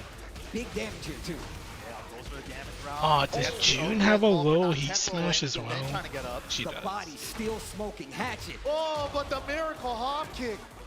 Okay. Off the balcony we go. Starts the heat burst. Oh, he's gonna get the ender, but it's fine. Still got pressure, still got half a heat timer. But cannonball, I don't want to guess your heat smash low or a mid heat dash. Cannonball straight. Right when you want to get really offensive just to take your turn back. Oh, but the back one gaming, homing moves only. Shut down that movement. Good block. What the? Ooh. Had to be a huge miss input. I would love to. Ain't no way he tried to snake edge in top 8. Or maybe. Into but the the range. Got him. All right, now this is big. It's a counter hit, big damage. He's still going to have some game to play. But Yeah, yeah, wall break on this, does he? But yeah, Mogul's already heat activated. Are we going to get a burst cancel from Lowhigh? Yes, we are. Oh, it just runs into the Damn. 1-2. Mogul, no fear at all. And takes out Lowhigh. Lowhigh will be going home. He is out of the tournament. But Vegas, please make some noise for Lowhigh.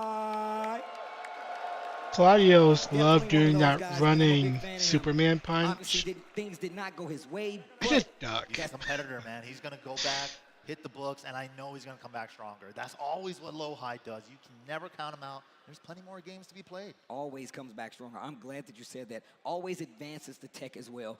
But you can't take anything away from him. I mean, he did go through a crazy bracket to even get this far. And once again, the TWT is there. So you know, back to the books, back to the lab again, and back outside. So let's take a look back at what happened in that last set. Shout outs to PlayStation for giving us these replays.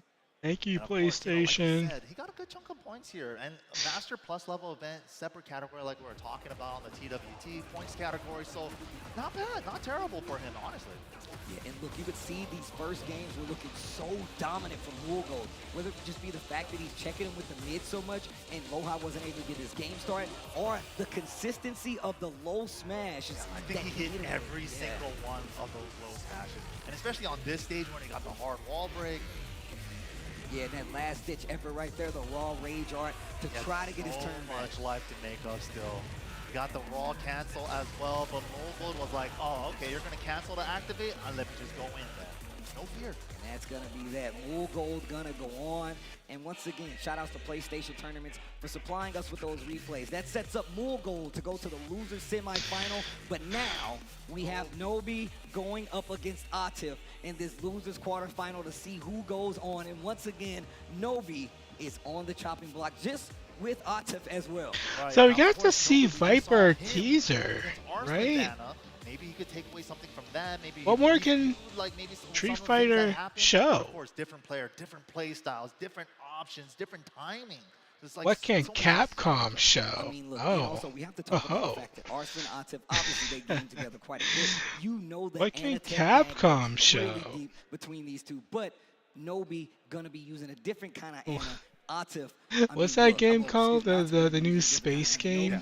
I would love to see what Pragmata? Will it be the Lars? Will Fragmenta? it be the Dragunov? Just because I feel like the contention in that up close game is going to be a little better, a little more consistent going up against a character like Ana. I would, you know, personally, I'm sure a lot of people would love to see the Nobi Dragunov. I think he's kind of the one that put the character on the map, the down twos. I remember you, No Respect You, when you go to Japan, it's like, why is Nobi so strong? He just tapped the stick 3 times forward and hit the 2 button.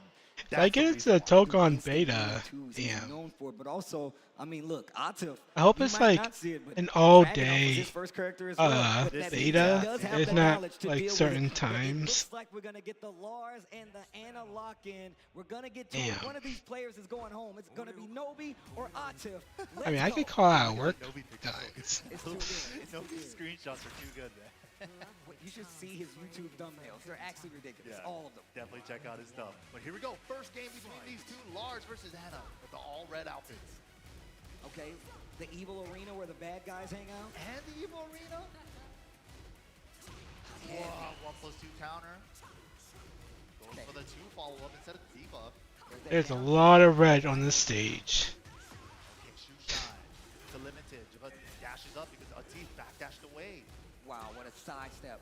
I feel like that was definitely a sweep. Yeah. Try to step, but the heat right hand sweep. So good. Oh, wow, he dashed. Oh, and Rage Art is good. And that is going to be big damage, big counter hit damage at that. And look how low Nobi's life is. That means he's going to take off even more. So got a lot of work to do, though. Maybe one heat smash. Put him in okay, 2 jab. And like that, gets the punish. And what an answer. That wasn't even a punish. Damn. Atif's down back 2 usage this weekend has been very interesting. So Ooh. not familiar with him using before with his character. He's been using it to great effect all weekend. Oh, wow. It's a little late, so he's got to block it. And the block stun is crazy. Oh, but the swung into the Nice. extension. Gets himself splatted. Talk about finishing strings. Nobi taking a page out of Atif's book. Oh, overcommitted on the sidewall combo. To the wall. Perfectly carried from Atif. And does not use the explosion. Wants to pressure. Uh-oh. Oh, no trade. I mean, it was a trade, but no pickup. Oh, wow. Oh, my gosh. He's trying to swing so big to get these launches. 4-4-2 for downtown. Down jab to save lives. Goes for the mid. 15 seconds left on the clock. Baited? Nice. Nice block from Nobi. The run Very nice. Okay. Contention on the field. I like it. Got Atif to flinch and the Lars Clef cannon to start it off. Oh, looking super strong with the Lars. Oh, backswing second hit. Yeah. Save Just swinging at Lars. the pressure. Help, help, help. Oh my gosh. What in the... Yo, lovely Tom doing work. Oh, that was a disgusting sequence. All that chip into a safe move into power crush for the wall break. Knows that he was going to try to swing back, takes advantage, and Get your life back. so much tries to finishes the string again. Atif just stealing the win from the boat sail of my guy Nobi right now. That new Tekken 8 extension, man, down 4-1-4. Ugh. Soulless bomb. Yo, soulless bomb. Counter a 2-jab again. Such a good tool. What an interrupt. Nice. The armor even kicked in. Ball carry. Oh no, slightly miscalculated the formula, but doesn't matter. Gets the sidestep too. Nobi ties it up in rounds. And there was a late sidestep there by Atif in that situation. That's why he got clipped. 2 rounds apiece, game number 1. Once again, this is first to 2. One of these players is going home. I thought he was going to get under that mid. I also thought he was going to get under that mid. He was dipping under that. Down 4-1 to start the string. Hammer chance 1+2, big overhead. That down back 2 again, not counter, so he tags him with the low. My man is going crazy with the wine opener. Yeah. Bully Lars in the corner. Wasn't able to get anything off of it though. Quick sidestep. Goes for the low to start it up again. 4-4-3-2 for days. Oh, backswing heat dash. This is the Nice. Can we structure this combo right? Beautiful. Okay, big damage on the wall here. However, 18 seconds left on the clock. Heat burst. Nobi with rage.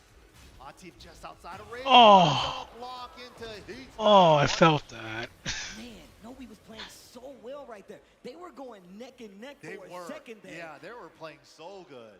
Timeout. I love that he was actually not letting Ana and Atif just run away on the offensive side. He was interrupting a lot of the strings, lots of down jabs. That's what I want to call out too. The down jabs have been like saving the offense from saving himself from the offense against Ana.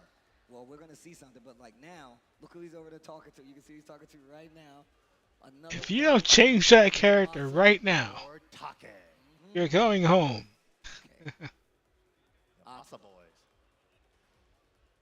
Man, everybody started using the box. Yeah, to cover their hands. Box. Oh yeah, the cover as well. Looks like they're trying to steal something out of a crane game. It's like they're trying to it looks like a school project. Trying to get extra snacks out of the machine. Lovely Tom's craving for a good Here we go. All right, he's dedicated. All right. Oh wow. He says he doesn't shave till after the tournament. So yeah. The mustache, the facial hair just keeps growing all weekend until after the tournament. Might be a good luck charm. Hey, wow, the walk on the shoe shine. Counter hit, confirmation. Oh, the low. Sidewall. Oh, good sidewall. Come wait. Oh, that could have been so much worse. I'm glad he had the know-how to actually recover, but still gets hit by the heat smash. Optimal punish with the heat smash. Oh, and the low started off once again. Could have did something crazier, right? Especially with the situation recovery. Just wasn't too prepared for it. Made something out of it, though. Nobi just getting locked down. Oh, this is losers. Ooh. Nice. Okay. Lifesaver, get me off this wall. Give me some breathing room. Speaking of the wall, right there. Get up kick. Man, that is so tricky. Counter two for the wall flat. Yo, realignment. Dead? Oh, yeah. My God. What a re-slap combo. That was ridiculous. Uh-oh. The floor is lava. That was crazy. Dude, that combo was ridiculous. Jimmy J would be proud. Oh, didn't see the counter hit. He already committed to canceling the hammer chance to full crouch. See the side steps right there. Once again, trying to move. Oh, it's over. Wall right there, and there's the It's floor. over. Set him up. And he's in the corner. Oh, and just letting him get away with that. No duck on the second part of the screen. Tries to interrupt and Yeah. eats every hit of the lovely Tom explosion. Lars is like a cat. Wow. Once you get him in the corner, he has nowhere to go. And that is going to do it for that last set. Atif with the Anna going strong. And unfortunately, Nobi will be going home. Las Vegas, make some noise all the way from Japan. Nobi! Bye, Lars. Nobi-sama. Of course, Atif will be the winner. He will be staying alive, so he gets another chance at that EVO championship. Yeah, Atif, definitely. He was your pick, right? Like, he's still in there, man. He's super strong. I mean, look, obviously coming from the loser's side, but, I mean, Atif's still one of the strongest players in the world, bar none. So you really got to give him that space. Let's take a look back at what happened in that match, especially considering that it was definitely looking like it was a fight going into this, with Nobi being super offensive, feeling super confident going into it. That first game was super close. It really could have gone either way, but Atif really cleaned it up in game number 2, man. Just really showing us that sticky play style that the Williams sisters like to do with the lockdown. Yeah, and once again, this is what I was trying to point out. Arslan as well as Atif both have the Anna, but they have Oh, yeah, he lost to 2 Annas. 2 different people playing Anna. And That also, I will sucks. say, I think Atif has, a little cleaner Anna when it comes to the combos, extension, understanding the stages and what combos to do. But Nobi still had a couple of chances in there to do something. I like how active he was, and he was not letting Atif just run away with the cat stands, and he was even challenging some of the lows. Yeah, no, definitely. But Atif, that clutch low block at the end of game 1, and then he just rode the momentum in game number 2 to take the set. But man, it's been crazy so far. Atif still alive. Arslan Ash still in the winner's side in prime position. I mean, look, he could be looking like a 6-time champion right now. I'm just saying, right next to 5. But we are going to throw it to Persia on the stage. Let's see what she got for you guys at home. Thank you so much, guys. It is Uh-oh. actually time for the EVO Connections Trivia Challenge Oh. presented by AT&T. And you'll have a chance to win some cool prizes if your FGC knowledge is up to par. You pay for my phone bill? A gift card to the online movie store, or some cool products from Nacon like the Deja Fight Stick or the Rig headset. So for those at home, make sure you use the displayed chat commands, get your answer locked in before the timer runs out, and if you guess right, make sure you check out the pinned page in the chat, because that's where you'll be able to get your prizes. So let's go ahead and hop right into it. Hello everybody, welcome back to EVO Connections Trivia presented by AT&T. I am here with Jalen. We're going to see how much she knows about fighting games. We're going to ask you a few questions and you got 30 seconds to answer them. We're going right into it too. With my favorite question. Here's a tough one. All right. We all know EVO Moment 37 happened in 2004, Justin Daigo parry, okay? Right. But who won Third Strike that year in 2004? Ooh, he's really trying. Yeah, I feel it. I mean, our hearts, it was Daigo, right? Like, B. Does it even matter who won in that moment? Yes, it does. I know at the very least that it wasn't Justin or Daigo. B. It was Kenji. The chest is locked. Open it. Open it. 5 seconds. 5 seconds. I love this. I love that they got this guy doing this too. This is a classic mix-up question. Kuro? Is it Kuro? Is it Daigo? MLV. I'm gonna say Nuki as a guess. Is it a B or D? I'm gonna go with the boy, Master of Vampires, MOV. It's KO. Oh, I think it's D. Nuki. Top of his dome, it is in fact KO. My man knows his lord. But that is gonna wrap it up for the EVO Connection. Okay. Yeah, it was B. Damn. Second guessed. I lost. Gotta pay my bill in full. Look, who's hungry? We're going to Chipotle. I need people on the bus now. Chipotle on the way. Let's get it. Deal. If you can guess how many beads I have, I'll commentate your Chipotle order. I'm guessing around 1,000. Now that's meaty. Of course you go with queso. That way your burrito will match your play style. You can tell he's been labbing that burrito technique. Now that's top tier. If you guys love Chipotle, make some noise!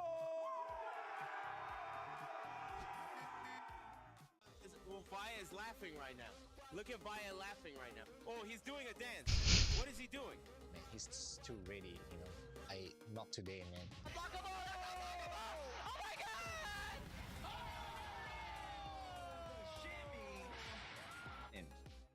してでその時にまた賞金額が上がっていや気持ちは調子良かったですね。 So it's much more than just playing. It's being a part of this community.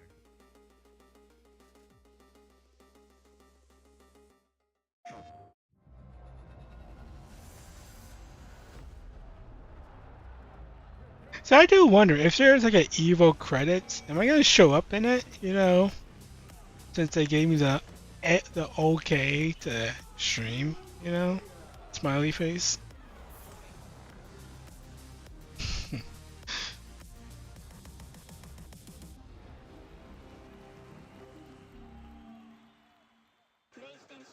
Am I gonna be in the 5,000 credits? I feel like we've been killing it lately, and everyone's been loving it, but we gotta let the people know where we're gonna be at. Let's just do the meme real fast. You know, my heart meme, get the engagements and everything like that. Yipes! So, you understand me. It's not about the engagement. I'm just always thirsty for a drink, especially for this White Claw Zero Proof. Yeah, but that was corny as hell. But I'll drink to that. Cheers! Cheers. I'm thirsty. So I'm just checking on my stats.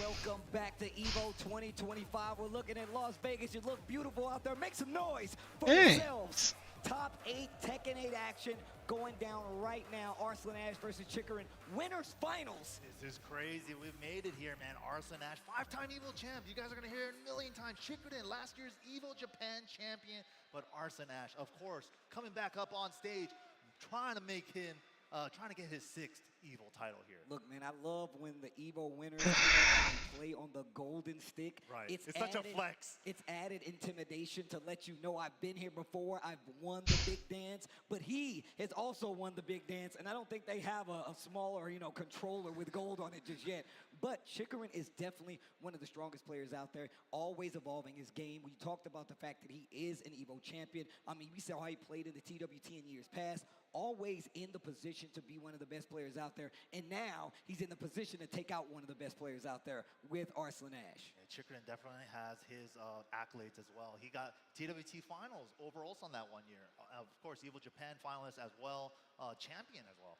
But yeah, Chikarin, I wonder what he's going to bring to the table against Arslan Ash. I'm curious too, like how much Lily experience does he have, right? Especially against like a high-level Lily like Chikarin. I think that's one of the strengths of Chikarin. I talked about how back in the past games, he's had the Geese, he had the Akuma, he had the Leroy. He always plays those characters, like I said, that has a small advantage when it comes to knowledge. Lily is the same. She's got this great sidestep. We've seen how effective that is. And if you don't have experience versus a high-level Lily, you can definitely get blown up because she's one of those characters. Yeah, she's just been moving, running laps around you. It's like, I can't hit her. I can't hit her. But Arslan Ash, of course, we've been seeing a lot more of the Ana coming out of him this weekend. He's been saying a lot on X that he has been training up the Ana for this event. So it looks like it's in tournament form now. And he also got the Nina if he ever needs it. I mean, just to How many Anas do we have in top 8? People that was talking about how strong Lars was, and of course we just saw that matchup just last with Atif versus Nobi Lars, and I feel like there's a little knowledge that comes from these guys playing together and being able to fight. Yeah, of course, Arslan also tried out Lars a little bit at the beginning. You know, he liked him for a little bit, and then he was kind of like, you know, protecting him on exit and stuff. Just like, don't nerf Lars, please, but now kind of locking it into the... Oh, we're not going to make some noise? Locked it into the Clive like we saw earlier. All right, Evo, we're about to get into it. If you want Arslan Ash to take the set, make some noise! That's almost a 6-time champion, baby. And if you guys want Chikarin to take it, let's hear you! Oh, wow, okay. All right, we got some Chikarin fans in here. They like some Clive. Of course, Clive coming from Final Fantasy. He's used to the status and limit specs, bro. He knows. Ooh. Oh, that's pretty good. You can counter the rocket launcher like on the second hit. Whoa, side. I think he wants to stay on the same side. The angle, though, messed it up. Lockdown, not letting him use his heat. Oh, wow. And then instantly goes for attack right after. He knows that he's going to try to take his turn back. Nice. Nice. Walk on the slide. Arslan paying for it. I like that from Chikurin. Perfect combo for that situation. And then a down back 4 right there as well. Oh, wow. Goes for the low. And another one on top of it. Double it up. And we get one more. And we know he's been going to it so much, going to those lows, and now I think Arslan's gonna second guess just standing there. Look at the side steps once again. But it was a little late on pulling the trigger on that down forward too, but he's looking for it. He's trying to kill Arslan for any little poke right now. Counter hit fishing with that 2 jab into hammer chance 1. I love the defense coming from Chikurin. I mean, obviously he's still down half-life, but I like him playing this active defense of staying in front of him and just getting in a position to try to get these big monsters. Smart heat dash there because the angle was going to mess up with the sidewall. Great adjustment from Arslan to secure the round. The last hit from Lovely Tom, bro. That was actually really good heat dash. Wow, well, the big slide. step, but wasn't close enough for the down forward 1. Oh, we're trying out new transitions. Getting tricky with the Clive stuff. I do like that, man. Use that Phoenix shift to try to take advantage, to see how much they know about the Clive matchup. Oh, big down back 4. Counters the armor. Huge. Back 2 gets the full extension on the combo. Heat burst to the wall. Perfect carry. He's building up that meter, too. Oh, what a quick duck. Didn't do anything with it, but he still takes his turn. That's a cool combo. But he's still going to get hit by the heat burst. Just chip. Whoa, clean step. 180 step. Final poke to extra delay full crouch low. He did that several times, but the timing switch of that time. All right, here we go. And that's a weapon too, so you can't parry it. Vision. Oh, wow. Had the hit, didn't see it. And that is such a good move. You could basically confirm that move. Nice punish. He got the blue spark. Phoenix shift once again. He's not challenging the stance. Sneaky. I like that from Arslan. Snuck a right hand sweep in there. Big damage. I like that. Standing strong. What a jab. Step left to keep him at the wall. Chikurin trying to step right away from the wall. Finishes the string with Thorgal. Oh, heat burst. What breaks a the trick. glass. Oh my god. And the slide. Ooh. Up in there. Not the point blank slide. Interesting. Interesting. Once again, this is champion versus champion. Both of these guys have seen the bright lights of the stage before. Chikurin is definitely known for somebody always in contention. Like I said before, Arslan Ash is the man to beat with 5 EVO championships under his belt. And I'm telling you right now, anybody able to get a win over Arslan in any tournament, that is a big accomplishment. Definitely look out for Chikurin, man. He's doing his thing right now. Arslan, though, sticking with the Ana. No Nina yet. Okay, and look, once again, that was pretty decisive. Down 1 game, and we're going into the second. He really has to make a note with this. I'm really liking the placements on Arslan's sweeps right there. He just does something slightly safe, slightly unsafe, and then goes into crouch when you want to take your turn back with the jab. Okay. Ooh, okay. Plus frames, goes low. Phoenix shift going for the 3 extension. I like it. Chikurin getting really loose with the Phoenix shift stuff too. And I like him using 4 at 3, just, you know, give you a little fake orbital just in case they try to swing. Sidestep 2 finishes it. Back 2. Didn't get to use his heat. Oh my gosh. And he did commit to the down Counter hit too. confirmation. Oh, good interrupt. That was smart stuff. And the lead is on Chikurin's side. 4 rounds straight right now. Momentum building. The sidestep duck. The coverage. But he didn't get the down forward too. Oh, wow. Beats out the parry. What are you snapping your fingers for? Oh, and this is not close enough. Wow. Parry choice. Wasn't quite the combo. And big call out on the hammer chance. 2-1. I've had enough. Down back 4 gets the counter hit. Chikurin is looking unstoppable right now. Dangerous with the burst. Little extra carry. Sidewall doesn't matter. He's building up the Zanny meter. Oh my god, Phoenix shift 3. Heat burst. Arslan's got a chance right now. Goes for the low. He's definitely not out of this. -5 on her heat smash. Look at the defense. Smash? Nice. Chikurin not trying to give Arslan any chance to breathe. Dude, damn. 5 rounds straight. What is going on? Maybe the Ana isn't working. Maybe it might be time. And it might be too late. Nice block from Arslan. Still fighting though with the Ana. Wide open to try to mix it up quite a little bit. And obviously turning on the offense. He's trying all these transitions into hammer chance or third hit of the string or not. The fake outs, but Chickerin not biting for any of it. Counter hit finishes the string. Heat burst cancel on both sides. Phoenix in three. Side step, but recovers crouching. Oh my Went God. for a high whip punish. Arslan The is in second hit trouble. connects, and that should be enough with the right combo. And the wall, a little too early, but doesn't matter. Oh. He's got 2 games to 0 over Arslan Ash. Arslan Ash. Five-time. 5-time Evo champion on the ropes right now. Is he breaking out the sister? Finals. That means it's first 2-3, one more game. Arslan Ash, he dashed to that water bottle, dude. Yeah, I never seen him open that water bottle, so he dashed straight to that water bottle, chugging it, bro. Down to switches to the Nina. It's time. No Yeah. Nana. Yo, Vegas, you guys enjoying this good ass Tekken? Make some noise! I knew it. He pushed the button. Here we go. Winner side action. Arslan, can he stay up here for the grand finals? But he's got to get through Chicker in 3 games straight. Arslan playing the siblings, going to the cooler sister. That's right, I said it. Nina Williams. I agree. All right, that's what I'm talking about. Nina boys. Nina boys. Here we go. Last chance for Arslan Ash. He's got to do something. He cannot lose this match, and I know he doesn't plan to. But in Flame game, bash by the Firebirds flame. okay, NYK. By the Firebirds flame forevermore. Yo, let's go. Yo, Cloud be talking his stuff though. I'll be like, hold on. Okay, he dashed once again, and He all used up. No step from Chico in there on the burst. down jab once again. And Second hit. Arslan keeps getting caught by the second hit I of said, 4-2. come here. Wow, the tracking to her left on that down back 3. That is the way it goes. I will say when it comes to tracking, you can call out a little blatantly with Nina. Gets the big launcher on the wall. This isn't going to kill, especially with no Damage heat. though. But it's 17 seconds left on the clock and not even going to be an issue for Arslan Ash. Stops the round count lead and now has one on the board. Gotta stop the bleeding, man. Gotta stop the bleeding somehow.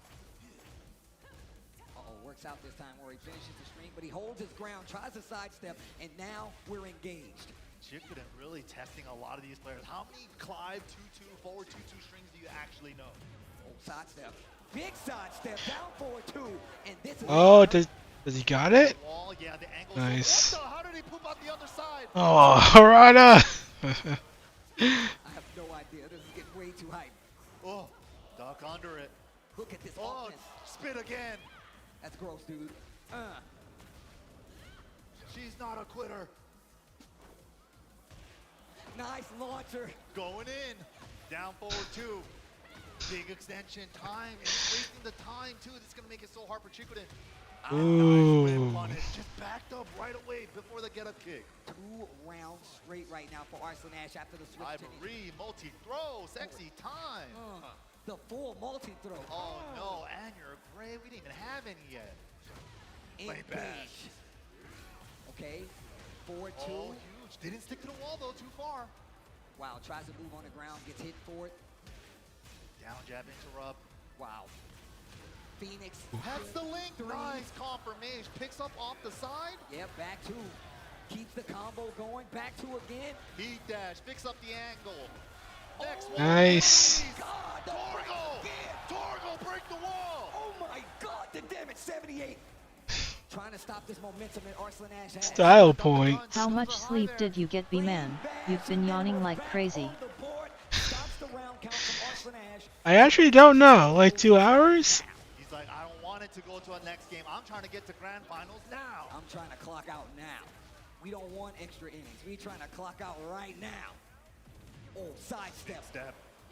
Had burst on the mind, though. Great punish. Down back 4, sprinkling in the lows. Little down Mid checks, man. Finish The mid checks. Mid checks. Damn. Keep it mid. And right now, Chikurin is 1 round away from going to grand finals. Arslan isn't going to give it to him. He's going to have to earn it. Definitely going to have to fight for his life right now. Chikurin not making it easy. Nice. On the final hit. Going in. Got a counter hit, Phoenix, too. That's going to be a launcher because of it. And look at the carry. The crowd behind him. How did he confirm that, though, to go for the 1? Great Punch block. block from Arslan. Okay. I'm not tired. I'm just like my body is Pressure. He needs to keep him on the wall. He can't bored. let up. That's all. Down jab to stop it. The full crouch down. Nice dog. Side Add roll. coffee, sugar, food. Arslan. My body's just here sitting down. Still gotta close out the round. 18 seconds. Aw, man. And he does the clutch from Arslan. 2-1. Not going out yet. Oh, it is not over just yet. That was ridiculous. The awareness to hit the brakes right then. Wow. Is he doing the 5-time in his picture? I see Imagine Obama said this at Combo Breaker. Evo 2025 for Tekken 8 was gonna be a movie, and this bad boy is delivering right now. Yes, Arslan is going for the Cinderella finish right now. I was down first 2 games. He's trying to bring it back to the full 3 though. All right, here we go. Arslan still got the Lily in the pocket too. And Arslan still has games to play, well, rounds to play. Thing is though, he's locked into the Nina. The lockdown from the Nina down forward 2. I think that's the big switch up in this, the character switch up. Having that safe down forward 2 is saving his life right now. Definitely stops the approach of anybody trying to get into that range, and no break on the throw. Side switch throw at that. Super fortunate for Chikurin. And now Arslan getting crouch low. Oh, wait a minute. Phoenix shift 3. Block What on a the block. down back floor. And to wipe the floor, and now Arslan with the round lead in this game. All right, let's see. He's building back his momentum with the character switch. And I think it's just these punch strings in the down 4-2s, like you said before. Having a, oh my gosh. Dude, he's finding all the side step 2s as well. No break on the balcony, Keep still the there. wall for the pressure. I felt like he was playing Anna like on easy mode until it wasn't working anymore. And now he had to put it in work. Was Nina.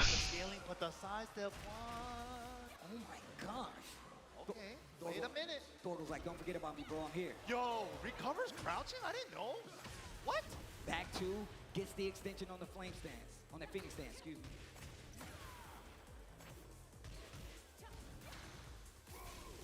Ramu, back Oh one. man, there it is. Different Ramu move. This ends now. Boom, he wants the wall. Back to the Nice wall. carry. Oh my goodness. Damn it. Oh. Bro, I don't care what anybody say. Class combos are sick. He hit him like 50 times on the wall. My man Clive is like, I don't even know what, well, I guess he does know what an assassin is. Oh, it's so tense. Jab down forward, 1 game only. Fishing for counter hits now, both sides. Where you step in, back 2. Oh, but the side step 2s from Arslan have been so good. Big damage on the board right now into the wall. Ugh. Da-da, bam. Flame dash, get off the wall. More get off the wall with the running 2 into Phoenix 2, 1+2. Side step 2-1. Finishing Just the pushing him on block. Look at this. Oh, down jab. Knows that Arslan likes to close out and like kind of squeeze in that floor. Low. Wait, Oh. nice punish from Chikurin. Uh-oh. Still awake. And But the double up low. Same strategy from Chikurin used against him.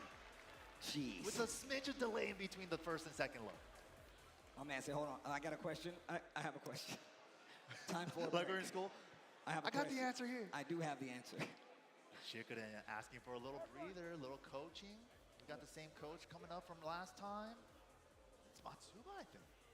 Can't really tell from here. But yeah, Chikurin getting some advice right now. Even holding hands too. I know. Proposing? This is an intimate like training session. Like, look, you like- gotta listen to me, all right? I'm telling you. I can feel your heartbeat. Listen, you're too hype. Calm down. Was that the heart rate monitor That check? was the heart rate monitor, bro. We don't need a watch. I'm gonna do it for you. Just calm down. You got this. You got this. Play your game. I wonder if they're discussing if he wants to. Is it the time to bring out the Lily? You saw what he did? He hit the. He's like, you gotta watch for Yeah, you gotta look out for this man. But no, I'm thinking you're bringing up a very good point. The down forward 2? The down forward That's 2. exactly the move they were acting out. And on top of that, just the jabs, right? Just to be like, hey, I'm not gonna let you come into this range and do whatever you want. I'll jab you, at least to trade, or even down jab. You know, just making sure you don't get comfortable. They dap it up. He goes back. Pit stop over. Here we we go. Got some new set of tires. Mental tires. Taking full advantage of the time. I like it. All right, here we go. Last game between these two. Winners finals. Final game. To get into grand finals, oh my God, I love this song. Who's gonna make it their 5-time EVO champs, or is it gonna be EVO Japan's championship? All right, here we go. Ramu. Here we go. What, a blow? That was definitely a sidestep accident. I think so. Yeah, tried to do up forward. So I'm trying to see Unfortunate. if the quality could look better. Just getting a little bit of chip. Does this one look better? Intentional throw for the side switch, but still just takes all the damage, and the gray is gone.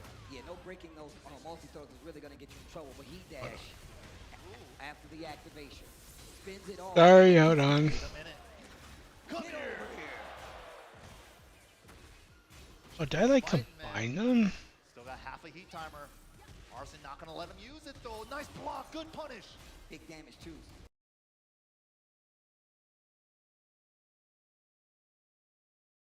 Yeah, it looks the same. Block, good punish. Big damage too. Wipe the floor, so smart. Get under the jab. That just looks really dark. What's he gonna do? Brown start. It looks great on my TV. Exactly. Look out. And that means he officially has the lead in the set. Arslan Ash trying to get the grand finals. Yeah, the side step 2 gun extension due to this season. Okay, nice counter hit, but did it stick? Oh, back big one. Counter at back one. Needed that one. Trying to get the wall to wall. Five can get there. Okay. Oh, just the end. He didn't know what to end it with. Nice. Ah. Good recognition though. Sidestep. Stepped up burst. Didn't splat. It didn't splat. Oh. Too slow for the punish. Ooh. Out of nowhere. 1 round apiece. This is now first of 2 rounds. This is dangerous, man. Arslan coming out strong, but the counter. Uh-oh. Zenkazuken. Something like that. He's right there. Instead of the real damage one, so it's all gray light for Arslan here. But the thing is, if you get a big combo and end with that With the Zanny, level 5 Zanny. Ooh, that gets sidestep. There it is. Clean whip punch with the down forward 2. Look at the damage. Oh my gosh. Oh, sidewall though. Nice, it still hit. Yo, Phoenix shift 3. Oh. Around the wipe the floor clean. Steve jumped 5 feet in the air. Oh my God. That was great. Oh, that's. Oh, he did it again. Don't test me again. Another wipe the floor. Blocked it that time. 1 round away from going to grand finals. Engage. Mid guns, extra bullets during heat. Clutch step duck from Arslan. Adjusting for the wall. It was slightly low wall. No punish. Ooh, no punish. The lows. All the best rounds come down to this final Wow. It's the final round, all right. Join this, make some noise for me one time. Grand finals on the line. Only one's gonna go. Who's gonna make it? Finishes the string. Great punish. Nice punish. Going in. Doesn't duck it this time. Tags him low. Nice step, but had burst on the mind. That was a clean whip punch opportunity. Damn. Sidestep of his own. They're slugging it out. Smash. Don't use yours. Nice duck. The 4-3. Out of the air. Out of the air. Pressure with the run 1+2. He's trying to get out of there. Finishes the string. The Nice small punish. Breaks the multi-throw. Got to do a lockdown. Down 4-1-2. Doesn't want to wipe the floor. Too scared to do the wipe the floor now. Oh my God. Oh. 1-2 and Arslan's gonna take it. Arslan Ash going to grand finals. On the winner's That was a close one. a set. Maybe 2 sets away from being a 6-time EVO champion. Maybe 2 sets away from being a 6th In time. that short amount of time, since he exploded onto the scene in 2019. Bro. What a legend. Oh my God. Obviously, Chicker not out of the tournament, but going down to the shark-infested waters of the loser side bracket, Chickerin literally was right there. He was right there. One round away. It couldn't have gotten any closer than that. Oh my gosh. Like I said before, you're looking at the best Tekken players in the world. This is a situation where obviously, like I said, Arslan Ash is the man to beat. Chikrin definitely in a position to beat him. And let's take a look at the highlights presented by PlayStation Tournaments to let you guys see exactly how this went down. Some of the highlights, some of the big pieces of the puzzle from this last match. Ridiculous, man. Like the Ana pick didn't work out. It's the character he's been training the most lately, right? So it makes sense. Doesn't work out, switches to the Nina in game 3 and brings it back 3 games straight. I mean, just the fact that we were watching him play so well with the Clive, right? Now, I'm wondering, do you think it was an Ana thing against Clive, or more just the fact that he's more familiar with Nina versus the Clive? I think the main tool was the down forward 2. Yes. The safe down forward 2, just for keep out, just for timing, right? That saved him a lot with the Nina. Oh my gosh, and then that rage right, which really Clutch feels block. like it was really starting of the downfall of what was gonna go down afterwards. The Nina comes out, and there was a few times where even you pointed out there could have been a duck, there could have been a small punish, and right here committing to it, and he was like, you know what, thanks. And this scramble is ridiculous. Too. This scramble is crazy. This was so tense. Everybody's too scared to go low, just want to close it out, and Arslan finally finds a down forward 1-2. My man was truly heartbroken. My man in the cowboy hat like he's about to, God dang it. God dang it. Arslan does it again. Oh yeah. Oh my Hold on, God. BRB. Well played regardless. Shout outs to PlayStation Tournaments for making this happen, and you see him coming back to the stage. Vegas, make some noise. Atif coming back up to the stage. He's trying to get the win. He's trying to be a champion, but he's got to go through the loser's side. And once again, arguably top 2, top 1 players in the world when it comes to Tekken 8, representing that Pakistan region.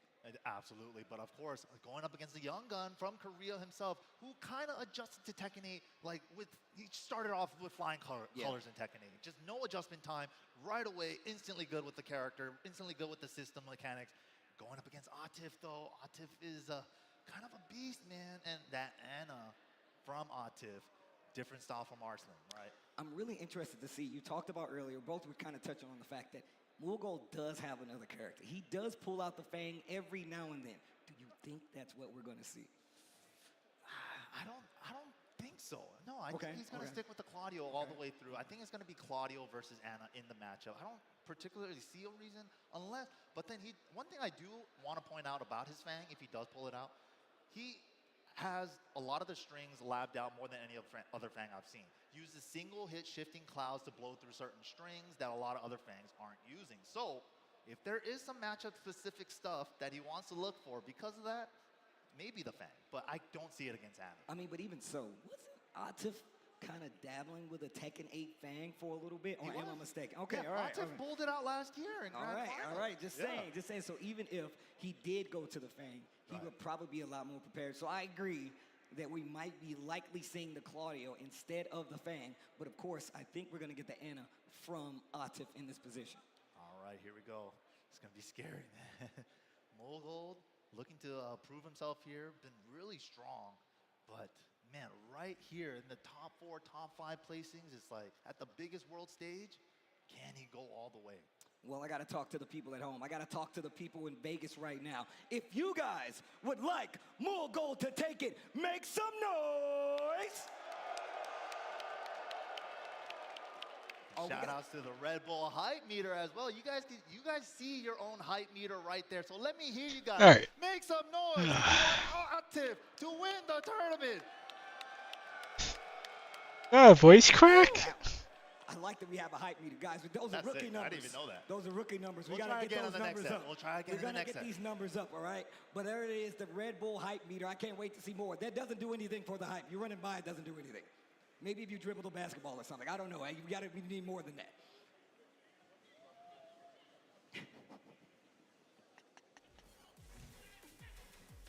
This guy, every year, he's a staple guy. But now we're about to get into it. This is the last time we might see one of these players. It's gonna be Claudio versus Ana. Let's get into it. Let me talk to you real close.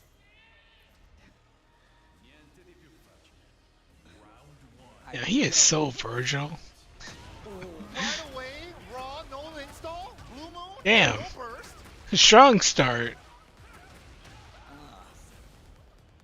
Okay, side step forward, trying to keep him on the wall. Power Damn, he's here to win. I like that option. Let him know you're not afraid to interrupt. Small delay. Already Again. do again. I think that's the adjustment. for the Side step. Nana. Huge step, clean step. Yeah, armor. First round for Mogul, but can he keep it up? Go, bringing it to him. Back one. Definitely coming into play right now. Like the way Mogul's playing right now. It's very fast, but very sharp control. But Atif finds that down back to counter hit. Finishes the string. Oh, wow. Heat burst actually hits. And I wonder how he's going to keep going to these strings now, knowing that he's going to use armor to get through that string. Okay. He dashed back three just in case there was a duck. Clean hit on the elbow. Could have been worse. Up kick. Doesn't let Atif use his Z timer either. Oh, he had it. Didn't pull the trigger though. Up kick. Atif doesn't return. Wow. One round apiece. Okay, tags him with the side step 4. And then the back one, the classic Claudio stuff. And just picking them apart right now. Gets the engager in this third round, and the armor to stop the pressure once again, making it a non-issue. A lot of armor coming out of Mogul. We might see an adjustment from Atif there. I mean, if you switch it, oh, that low smash has been one of Mogul's best friends. What a nice whip punish. Damn. Clean whip punish on the get-up kick. One of the adjustments I would like to see from Atif, start mixing in those throws a little bit when he knows, but he is actually reacting to it in stance. So I think we might start seeing some delays, even though the floor is lava. The floor is lava, and he's probably going to take it first with his beautiful whip punish. Oh my gosh, he dropped it. Miscalculated the wall carry. Oh no. Going to get the floor for Atif. It's getting hot. Set him up. Oh, the fake out, the Oh, lows. nasty work. Flip over. What are we doing with it? The low. Again. The blender. Help. Tries the sidestep, and Damn. Momo's right there. Atif tying up the first game. 2 rounds apiece. Final round, first game. That Oki was nasty for Atif.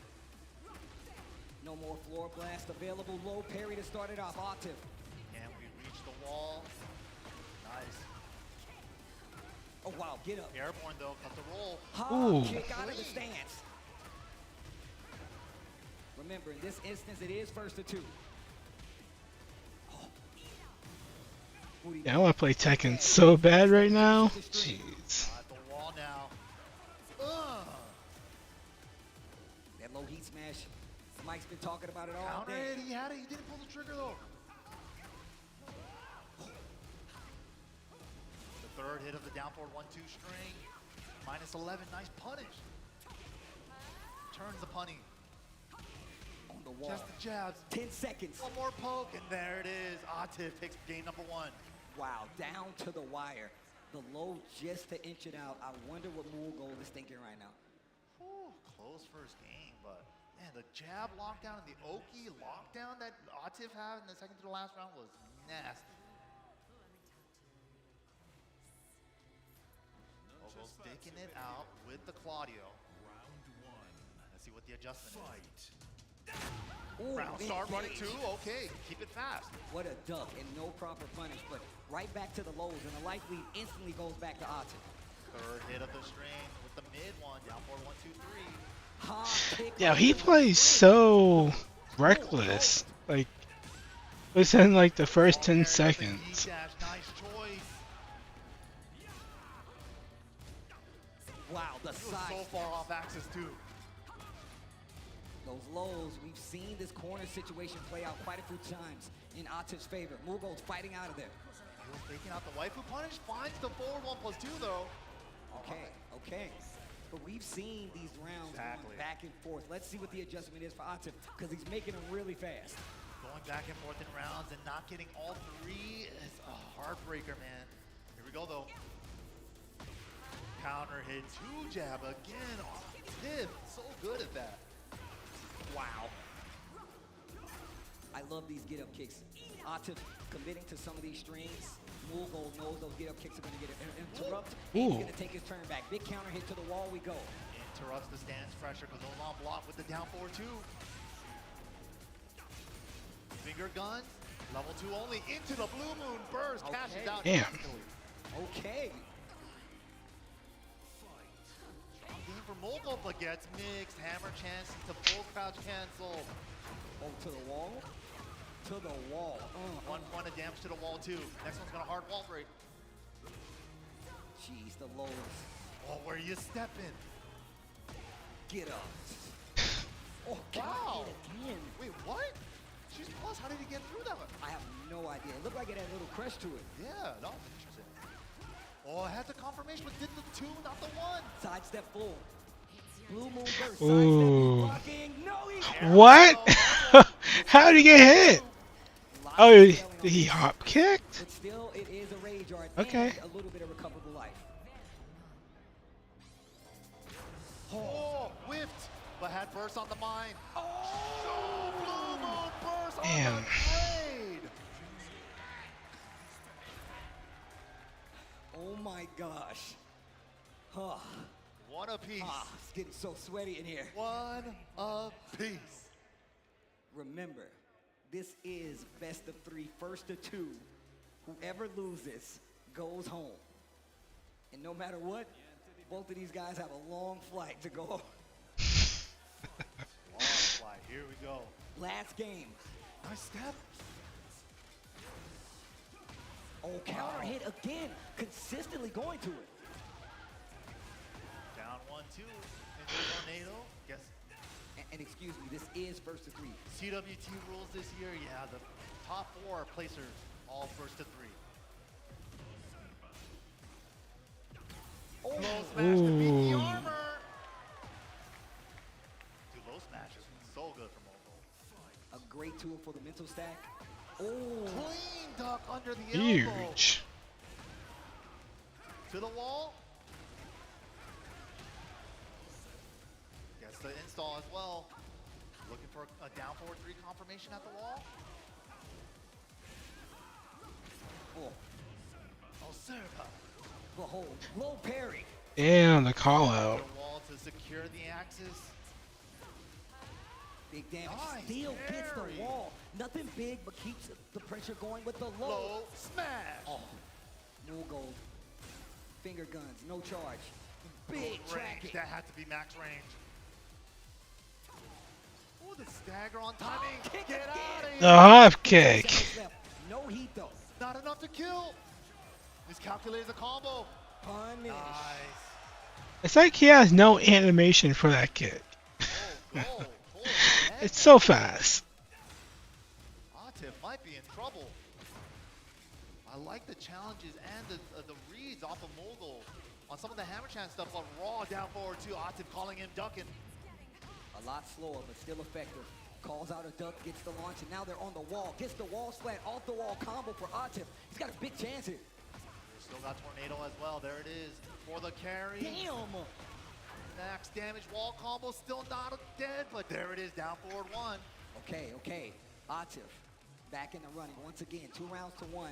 Nice backdash, whiff punch, perfect choice too for the range. This guy Atif is actually ridiculous. That was so sharp.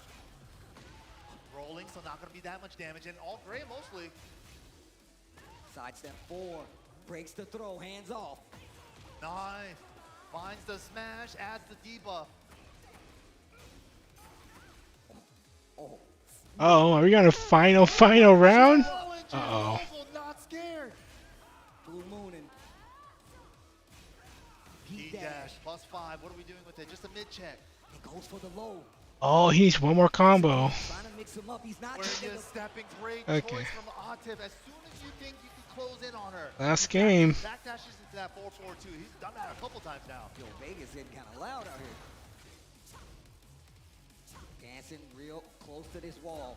Atif not laying off the pressure. Bad guess on the hop kick. Yikes. Chaos Judgment low on top of that afterwards. That hurt. Man, what happened to your life, Claudio? Save burst to cancel activation. What are we doing with it? Low smash. Finally blocks one. Optimal punish as well. He was threatening it. He was kind of being very deliberate. I'm gonna mix you. I'm gonna mix you. I'm gonna mix you. Oh, is it First to 3 out of 5. They're using the same strategies against each other. I'd rather say best of 3. And just go low sometimes and continually poke.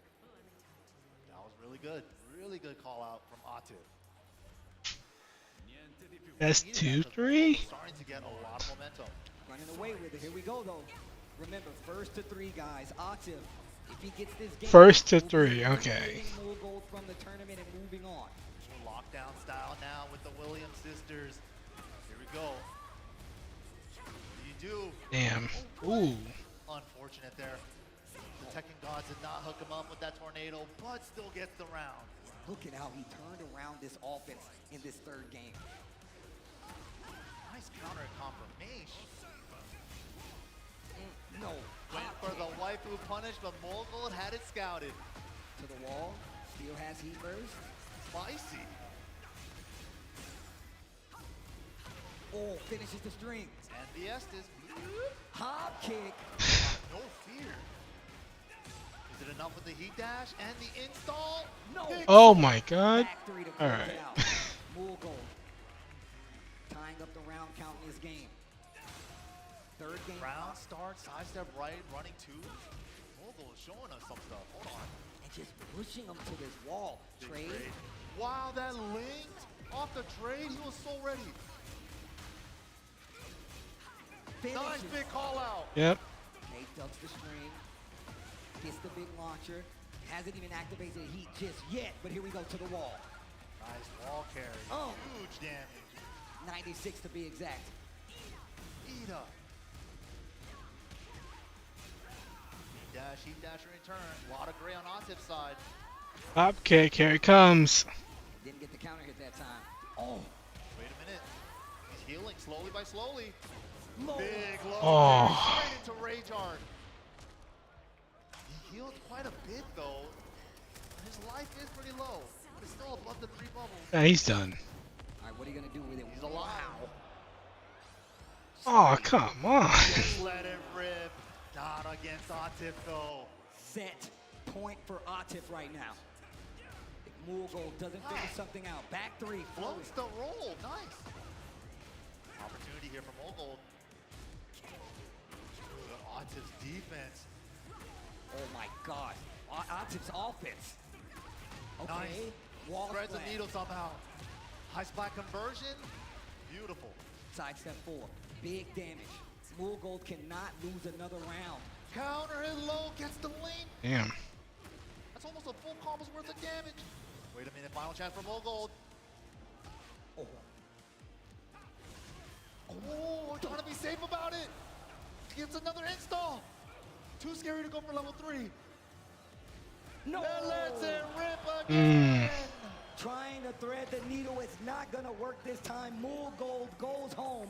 Atif goes on, and he is still alive in this tournament. Las Vegas, please make some noise for Korea's very own Molgold. Molgold, man, he had that one earlier down forward 1-2 in the tournament that really saved his life. Went for it twice against Atif, but Atif just looks like he's running straight at him and hits the brakes on the dime. You know? You saw how dire it was. Like, he literally was like, you're going to run in, you're going to do something. I'm going to commit to this big launcher because if I get it, I win. But if you block it, I lose. He went for it twice, and it cost him his tournament life. Molgold going home. Atif, of course, is still alive. Let's take a look back at the highlights from that last set that sent Molgold home. Man, good run to Molgold here. Of course, one of the most consistent players here in Tekken 8. Just been absolutely a monster, but Atif, he just met a bigger fish in the sea right now today. I mean, we got to talk about this. I mean, both of these players, Atif and Arslan, coming back from these big deficits with their characters to get it back. The only difference is Arslan switched and Atif stuck it out. Yeah, that's true. Just changed up the strategy, just slugged it out with them, and especially these clutch blocks on the keep out down forward 1-2s, like final chance, if it hits, I win, if not, I lose. Yeah, great blocks from Atif there. Well, once again, shout outs to PlayStation Tournaments for giving us those replays. I like taking a look back at what we just saw, especially because there's so much action happening here, but we're getting down to the thick of it. We're getting very close to the tail end of this tournament. Yo, Vegas, you enjoying this good-ass Tekken? Make some noise! You know what's crazy? We got only 4 more months of this year. I just realized that. That's crazy. You guys all make this all possible. This is it, man. These guys are playing their hearts out for you guys, and we're just here along for the ride. Shout outs to everybody who is here in person, who turned up to EVO. I met a lot of people for the first time. I met a lot of people for the second and third time. I'm just happy you guys are here. So one more time, make some noise for yourselves. And I got to tell you guys, for the first time, some of my homies came with me. They're here for the first time. They're enjoying it. So I hope whoever you brought with you is also enjoying it. And they join us again next year. Now, back to some Tekken 8 action. That's right. Man, Chikurin is now going to be going The lights. after this short little break. Hopefully you guys have been enjoying the action. Don't go anywhere, guys. More Short little break. here. Top 8 at Evolution 25. Alright. Sizzle, that's the soundtrack of Chipotle. Yeah, short little break. I'll be right back. Your mouth tender. Let's see our chicken glistening, our fajita sizzling. It's magic happening. And this is gonna be in your bowl. This is it.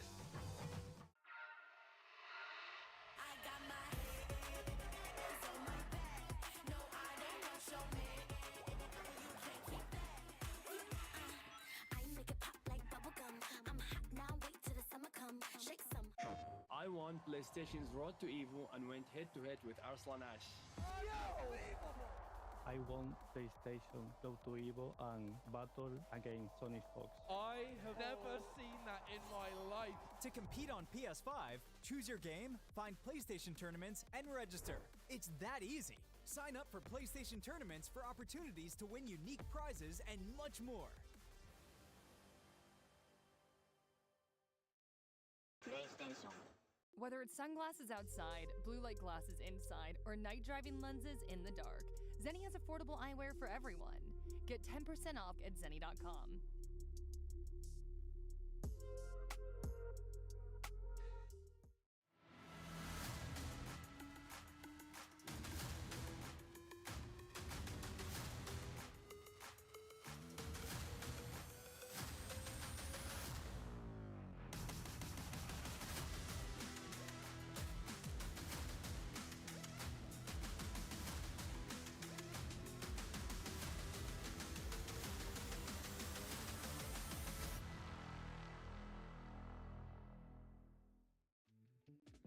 Tenno is back with brand new officially licensed designs by the FGC for the FGC. Our vendor booth will be open across all 3 event days, and if you won't be at EVO in person, the full range of products will be available online at merch.10-o.gg. That is merch.10-o.gg. Welcome back to EVO 2025. Tekken 8 Top 8 action still going on. We're going to crown our new champion for Tekken 8, but we got to get through the rest of this bracket. Hopefully you guys are enjoying because we're not done just yet. And we still got plenty of more video game action for everybody out there while you're hanging out. Hopefully, for you guys hanging out at home, you guys like some Chipotle? Because you guys can text right now to FGC 479 to 888-222. Text it right now to get yourself a free entree. Look, that goes for everybody here. Look, you can get a free entree. You have a buffer before the stream. I'm just saying, you're here in person. That means you have more chances. You have a bigger chance of getting the dub. Shout outs to Chipotle for Big holding shout us out down. to Chipotle. Get yourself that free entree now. Oh. My man act like he just got caught. He was just like, they know I want the Chipotle. Now they're going to enter. That's what I'm talking about, guys. There it is, FGC 479-888-222. Get it now. Well, hopefully somebody out there, hopefully everybody out there got as much Chipotle as they wanted. Chipotle has definitely been hooking us up these past few years, so I just want to say thanks to those guys. But also, even more so, I'm glad you guys are participating because it's like the perfect breakdown of a fighting game break lunch. Right? Chipotle, Just get a little bowl, all the little mix in there, you're in there. Well, we still have to crown a winner, and it begins here as we're about to get to our next match. It's going to be Chikurin going up against Atif, and this is about to be crazy. This is losers finals that we're about to see. This is the run back. The run back. Ah, yes, of course. Run back. Who sent Atif to losers? None other than this man himself. Yes, the sir. last year's Evo Japan champ, Chikurin. Well, we've seen how he's dealt with the Annas before. I want to see what he does now. What do you change up in his position? At first, it was the Arslan Ash one, and now you got to fight Atif. Like I said before, a clash of styles, but still, both of them really good. Different move usage too. Like I felt like the down back two was something that Atif took from Arslan right there. Because I've never seen him really use that until this weekend. But yeah, both these guys learning so much, especially playing the same character in tournaments now too. Tournament ready for Arslan and Atif, but different playstyles, like you said. How is he going to switch up? We saw him get Arslan to switch off the Ana, but Atif, I don't see him switching off the Ana. I don't see him going back to Dragunov from Season 1. There is no backup. There is just only Ana, and That's he it. makes it work. The backup is Tom. Lovely Tom. But here we go. Once again, one of these players on the chopping block. Chikurin could be going home. Atif could be going home. But either one of them could be going to grand finals. And I have returned. Think about that, bro. Did I miss the Armor King 4 trailer? Arslan, prime position, grand finals. Who's going to meet him there? Well, like you said, man, it's funny because you have Arslan, I have Atif. You know, Yeah, Marvel Tokon. Still in the mix, bars. In what, 2 days? Is the 7th or the 5th? I already forgot. Man, I'm just happy we had a successful Evo. Everybody's been hanging out. Been a crazy Evo. Lots of cool things, lots of cool announcements. We got to see Armor King, brand new character announced. Right. It's actually sick. And of course, we got the Lily locked in, not the Clyde from Chikurin, and Atif, none other than with Ana. All right, Las Vegas, here we go. One of these guys is going home. Let's make some noise for these two, because it's not going to be easy.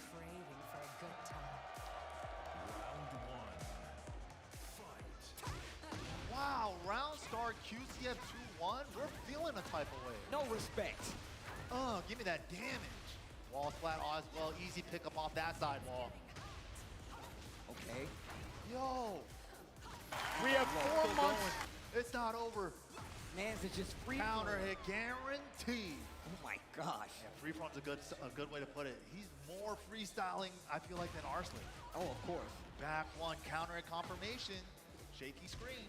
You got to remember, this character has a crazy sidestep ability, but I feel like you can already see Atif actually taking advantage of. He's like, I know you're going to sidestep. Throw some more tracking moves in the mix. Wow, that up 3+4. Really? Brock Lesnar just came back to WWE To burst activate should be the wall. to fight John Cena? Oh my god. That's crazy. Chikurin in trouble. 2 rounds straight already. Okay, running attack. You know what's funny? Isn't John Cena's move like a ripoff of Brock Lesnar's? Tries to sidestep, and speaking of, big sidestep on the side of Chikurin. Oh, Lily. Hey. Breaks the 1+2. Oh my gosh, just goes straight to the launcher. Didn't even think Heel about off it. the side. Look at this. To get more damage. Low wall so he can overcommit and gets the heat dab. The thing about when you see her go for that mid, it looks like the low startup. So you're like, what's she doing? And then a lot of times she has the mid heat dash on top of it. And if she is in heat, she gets an extension off the sweep low. So you really got to be careful. Yeah, so many Wow, options the here. pop She's off. never had before in Tekken 7. She's got 2 more stances, a lot more options out of them, a lot of ways to flow in and out of them that she's never had before. She's kind of been like a hit-and-run pokey style character with heavy mix-ups, right, in the past. But now she has all those strengths with the pressure, stance pressure, into stance, into stance. Very scary character. Well, here we go. That first game was kind of a wash. Let's see what Chikurin does to switch it up. Once again, Oh yeah, Marvel Tokon comes out in 2 days. The beta. Nice. Good confirmation from Chikurin. Engage. Atif fishing for the counter at 2 jab. But Chikurin's movement making it really hard to pin him down. Wow, counter hit gets the pickup. Oh my gosh, heat dash wants it all, and that's going to be the first round of game 2. Great stuff to Chikurin there.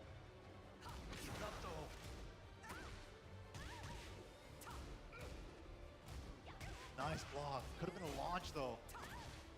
Wine opener. It's so hard to distinguish on the fly between wine opener and down back 4. Great jab interrupt. Needed that. Oh, I like the defense above it. Debuff applied. Ooh, caught her. Everything chips. Everything chips. Out of the air. Oh my gosh. Wasn't high enough yet. The blow is blocked. Chikarin trying to take his turn back. Goals for Oh, the classic. Chikarin. Nice stuff to Chikarin. All right, you're going to get a floor explosive here. Let's see who gets first use of it. Nice punish. Here we go. Little down forward. There it is, and that's Yep. the floor. Huge throw. Combo started on top of it. You know we're going to see a sick combo here, and still has heat. Wow, trying to get as much carry as possible. Going back for that mid option out of back turn. Does Lily not have damage? I never noticed. Okay, spins the rest of it. Looking for a reaction out of Atif. He's not getting it though. Quick sidestep and goes for the mix right out of the quick move. I like what I'm seeing right now. Chikarin answers back instantly in that second game. Great adjustment from Chikarin there. A lot of like heavy sidewalk left, which is Anna's weak side, and a lot of like feisty that way too, just to like add an extra little sidestep on top of that, making it really hard to pin her down.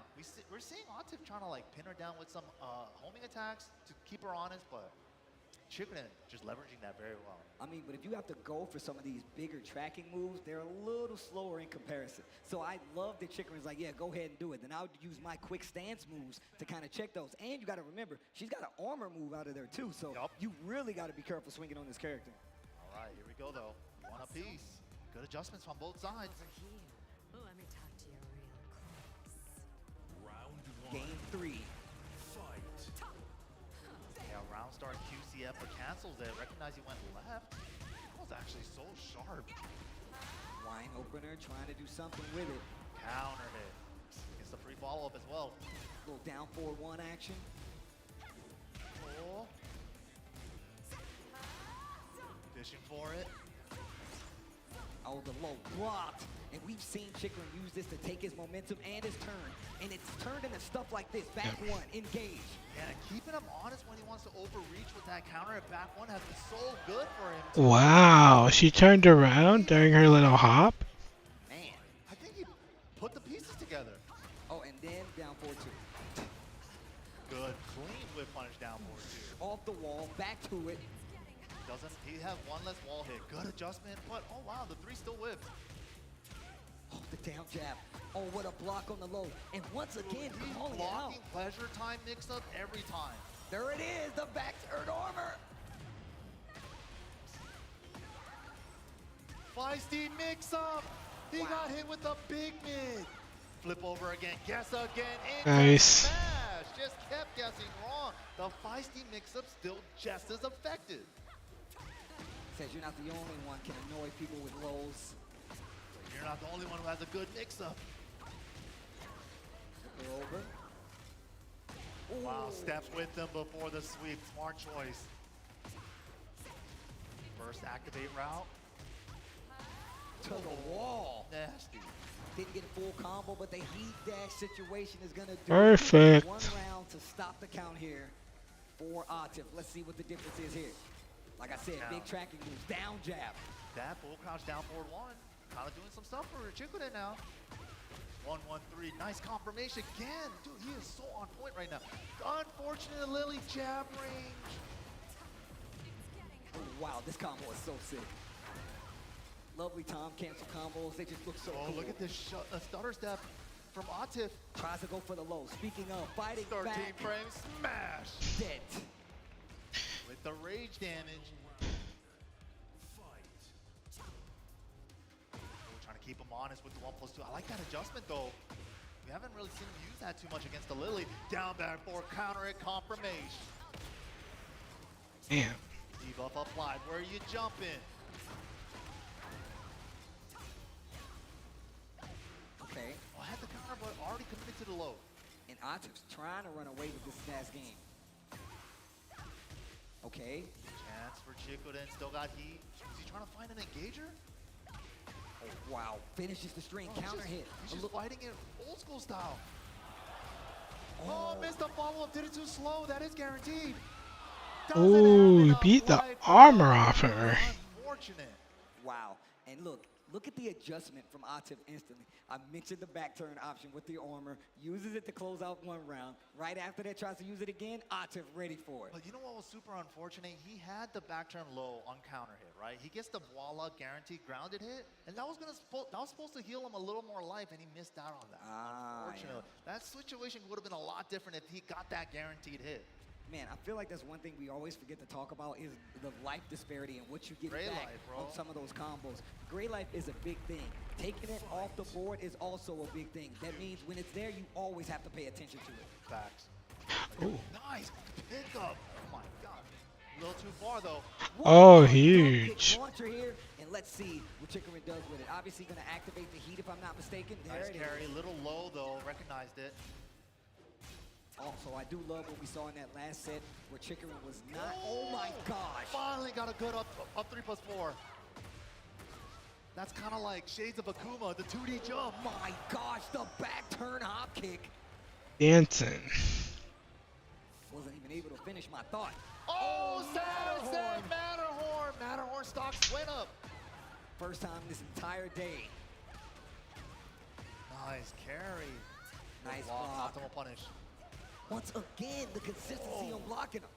The low, the down jab, the sidestep gets her out of danger though in the wall splat situation here for Atif. Atif, every time he went to pleasure time, he always only went for the low. He hasn't like really mixed it up yet. The jab actually stuffs the armor, gets it out quick enough. Fast, so fast. The debuff. Down 4-3. Chicorin jockeying for positioning, but whiffs his own attack himself. I like that spacing. Atif trying to fish for that counter hit. With that 2 jab. Oh, flash duck with nothing. Down forward 1, starting to become real annoying. Goes for the mid, oh Where my you god. Stepping. What the? That should have hit. 3D game, Tekken it sometimes doesn't work out for you. Gets the counter hit on top of it, tries to finish the string again. Clean punish with the launch, but right here on the wall, so that means you're gonna need a big combo. Flip over route, what are we doing with it? Side rolling, okay. Damn. Recognized though, went for the grounded hit because of that. Yo! He dashed. That almost looked like those choreographed videos, dude. It looked like a martial arts fight. That's exactly that what was it looked crazy. like. All right, here we go. Floor blast is on the table. The movement, tracking him down. Nice duck. Oh, it's gonna hurt. Right now, Chicorin Not really. around, by the way. It's a mix-up, man. Yeah. He's running 1+2. Gets the follow-up this time. Voila. Oh, big tracking From move. downtown. Wine opener. The lows. Once again, he's not afraid. The lockdown, and that's enough. Atif eliminates Chicorin, cashes his ticket to Grand Finals, and that is going to be the end of the road for Chicorin. But once again, Atif goes Lily all does he not feels have like he's out of it. damage.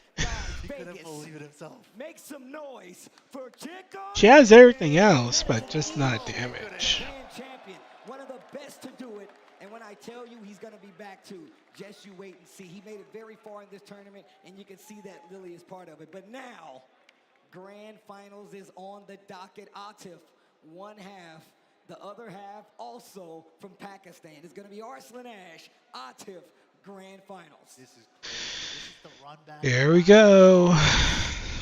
Slightly different characters, right? We might see an Anna mirror. I'm thinking we might see a Nina Anna matchup, though. I think that's what we're all hoping for. But this is different.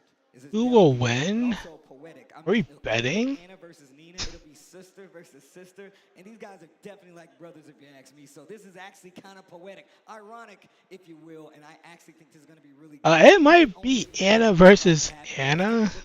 Last set. Shout outs to PlayStation Tournaments for giving us these replays.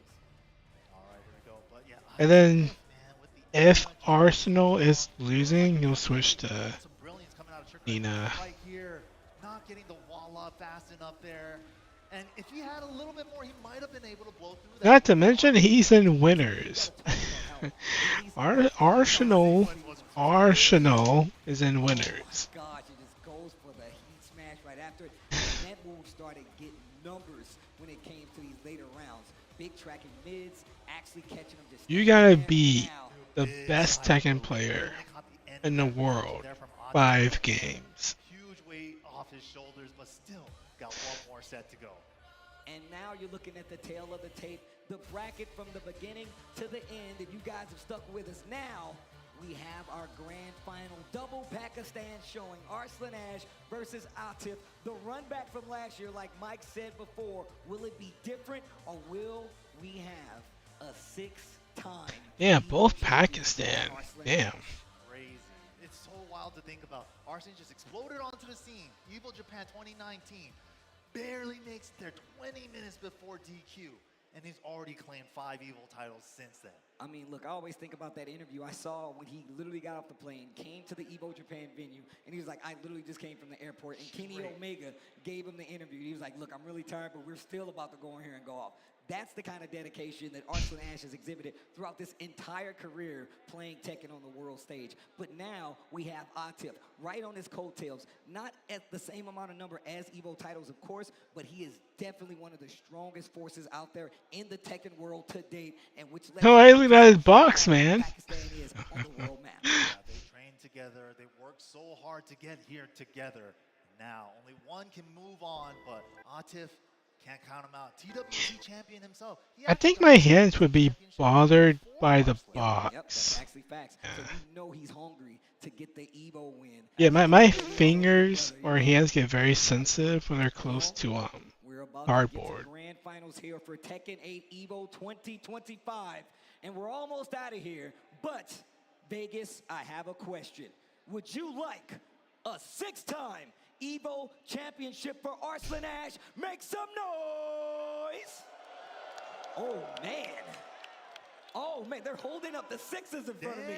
That's crazy. They got the number up, but if you guys want Atif to take it over Arslan here, make some noise! Oh my gosh. Oh Not my bad. gosh. Okay, that's actually pretty even. That was actually I like closer this. than I expected. I like this. I like that. Yeah. The hype meter, look at that. The hype Way meter. all the way up. All right. What characters are we going to get from these two? This whole time, you know how like Atif plays on a golden stick?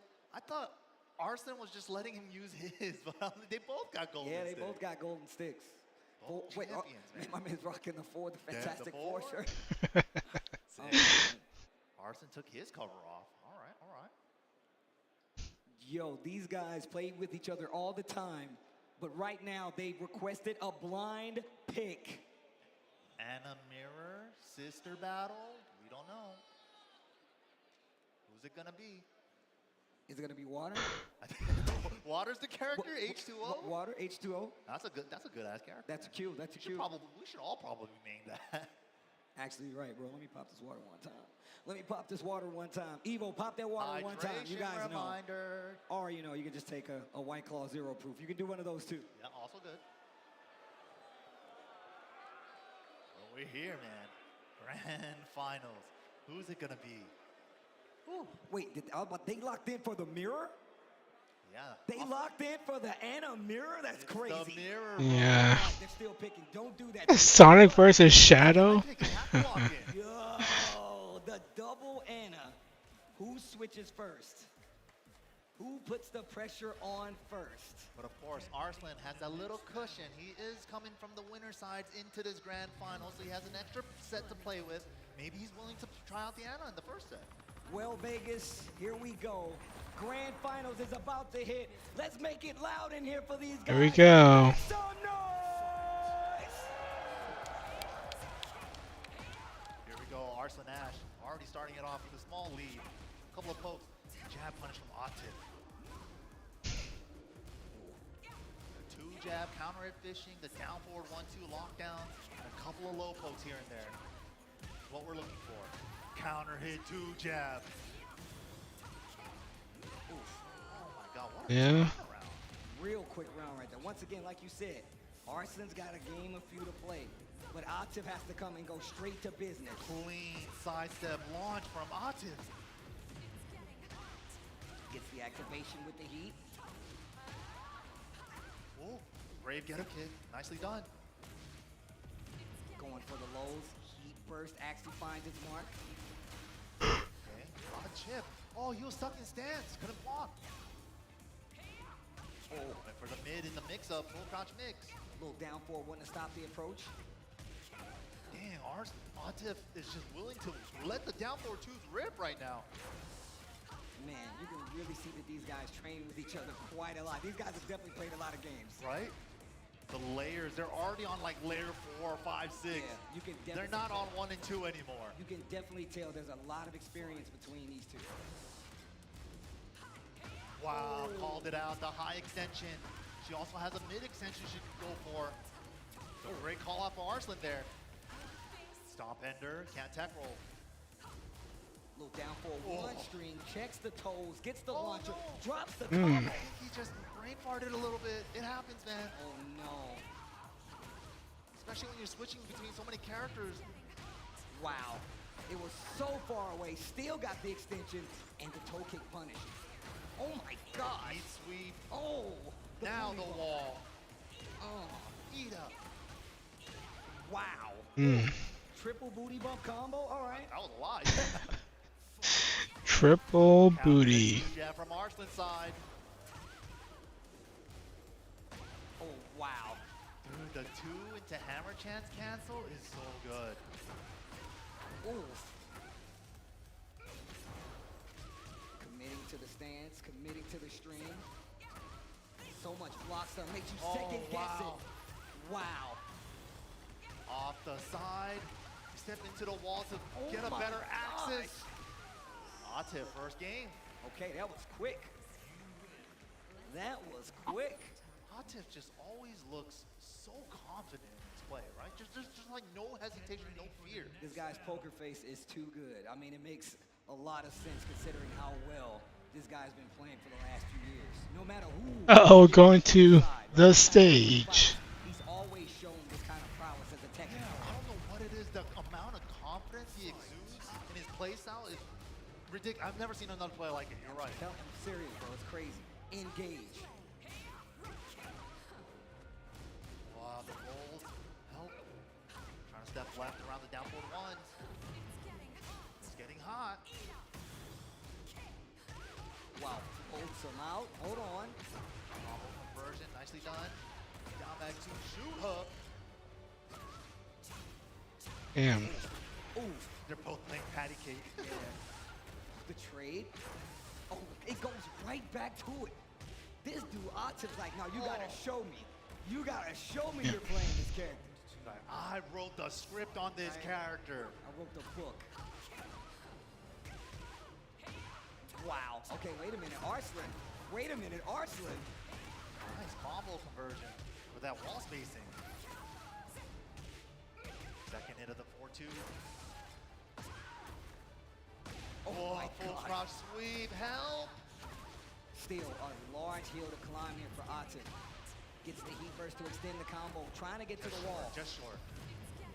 Oh, I thought that was gonna whip. It was so far away and goes straight for the heat smash. High crush, such a reliable high crush too on that heat smash. For how fast it is, counter hit too.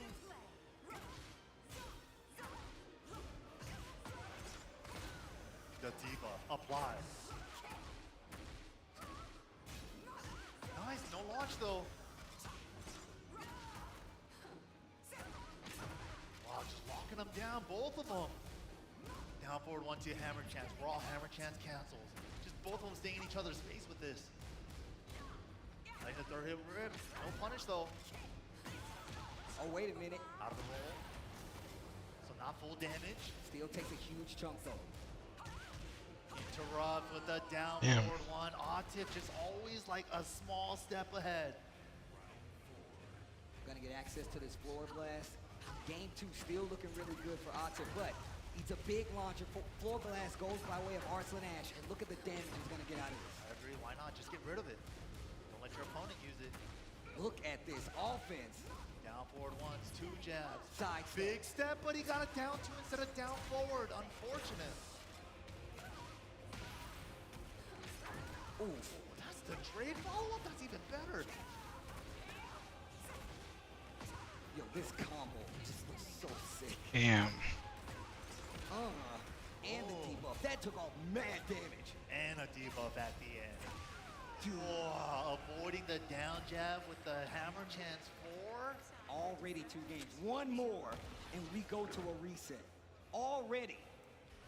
Arslan gonna stick it out with the Anna just because it's the first set? Or is it time to bring out Nina? He can keep her. He has one whole new set to do. Oh, the special intro. I'm like, what's happening? All right, here we go. Yeah, he's keeping it. He's keeping Anna. Biggest stage here. Definitely willing to let the whole set rock with this character. Let's see if it's the right choice though. Yo, okay, wait a minute. Gets the combo. Arslan Ash. Big combo damage here with the heat burst. I know, guys. There you go. Hey, we're back. In the back? Wow. Big combo pickup here. Atif gets a chance to retaliate. And the slide pickup, nice. Bro. Hella damage. The missiles all still hit. That's crazy. Oh, the mix is real. Arslan looking like he's in trouble. Damn. Finish? Atif just saying. Yeah, jeez. Character, man. I don't know what to tell you. I am Anna. You I are am Nina. Anna. You Yeah. are Nina. You must go back to your character. Right? Don't you want to go to your character? This is my character. Yeah, this is my character. Let's go for the guns. Oh, so he can stay in crouch when they tag. That was cheeky. Counter hit too. Get up, Looking attack for a low anyways. counter. He was looking for a low counter. Take him out. Let the third hit rock. Oof. And just swinging for the fences right now while the heat is still active. Smash, but it's minus. Nice block. Oh, wow. Trying to pick him off. Ooh. Miracle down forward two. Needed that. Come back. Might even be able to reach the wall. Oh, I don't know. Dashes out with Rage Art. I like that. I like that. More secure. Doesn't even need to risk to get the wall or not. Just get the round. Yeah, she's dead. Dead. Big 86 damage there. Okay, Arslan. Not bad, not bad. He's staying alive. Raw hammer chance crouch. Sick. Oh, the slide. One shot. Wow, they were both doing the same move. It really is a mirror match. I'm telling you, bro. And he, Beat him to the punch on it, though. Into all this, set him up. Real close. Out of the air? No, she I do think one Anna is doing more than the other. What a duck. Dead. Oh my gosh. One round away from a reset here. This is a speed run in this first set so Yo, far. Atif. What is going on? Told you I am Anna. You are Nina. Falcon's Anna? It's not even Atif anymore? Right. He just became the character he's playing? Atif Williams. That's his name. Yo, that's sick. Wow, you can do QCF moves from crouch, so he did that one from crouch after That's wide actually open. sick. That's sick. What? Look at the damage on his combo. He's not done. Oh my god. The range on that was crazy. Okay, Yeah, I do feel like the blue Anna knows everything about her. But the red Anna only knows the good stuff. Counter hit. We've seen him use that get up a kick. Oh, wow. Try to walk around the spring kick. Okay. Finish Nice punish. Great punish. That roll kick is completely safe now. Used to be minus 10 on it. Wow, look at this offense. Whoa, the full crouch sweep just blatantly. Arslan froze up. Is it enough? Yeah, he should finish. Oh. Nice. 3-0 with the Atif reset. This man is ridiculous. Now, the question to me is Arslan gonna stick it out? I think he's going for a side swap. It's fresh new set. You can ask for a new side if you want. Do you like the side switch in these situations? I mean, if you're in this situation, do you feel like it makes a difference? Depends on what your opponent asks. Yep, I'm the same. first time. If they wanted 1P and or Oh no, not the Sonic Fox and Geo1 situation. But at least down here, a referee. You know, it's definitely a big issue for him. The crowd says they want Ina. I think get I signed, heard man. one person at least. I mean, we tried a full set with the Anna, and it was a 3-0. I mean, can't imagine him going to Anna. Atif, Anna Williams, bro. You can't. I mean. Am I streaming under Tekken? By the way, let me see. Wait a minute. Wait a minute. Buttons. What's it gonna be?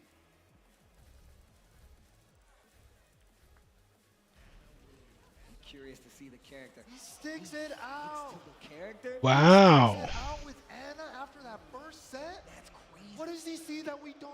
I don't know. He is a 5-time Evo champion. He knows. Yeah, I mean, he's a champion.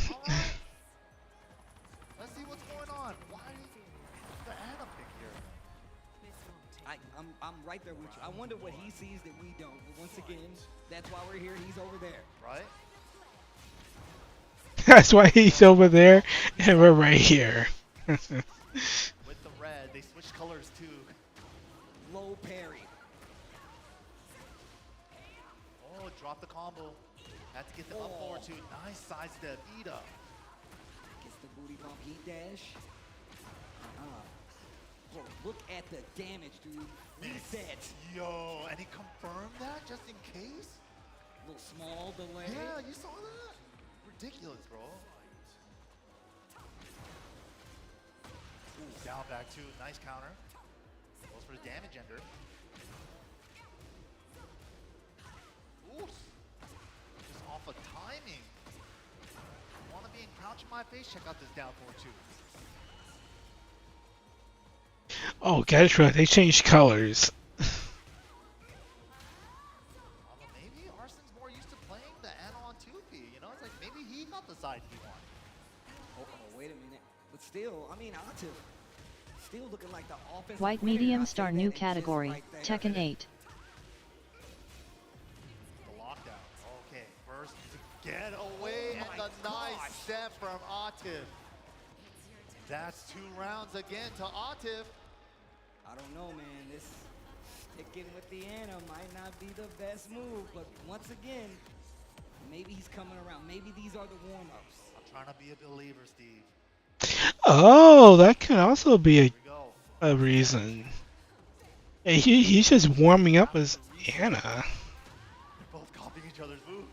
1 plus 2, 1 plus 2. Jeez. Look at the rolls adding up like crazy. Bro. Big lively on the side of Atif. Just staying grounded so he doesn't have to guess, but Atif just guessing right himself on defense. He's just 3 rounds straight in. And now he officially has the lead in this set. Is Arslan Ash going to stick it out with the Anna again? There it is, the Nina. Look, I'm just gonna say rightfully so. That did not look like it was working out, but now in Evo Championship. If he loses the first round with Nina, he might be in trouble.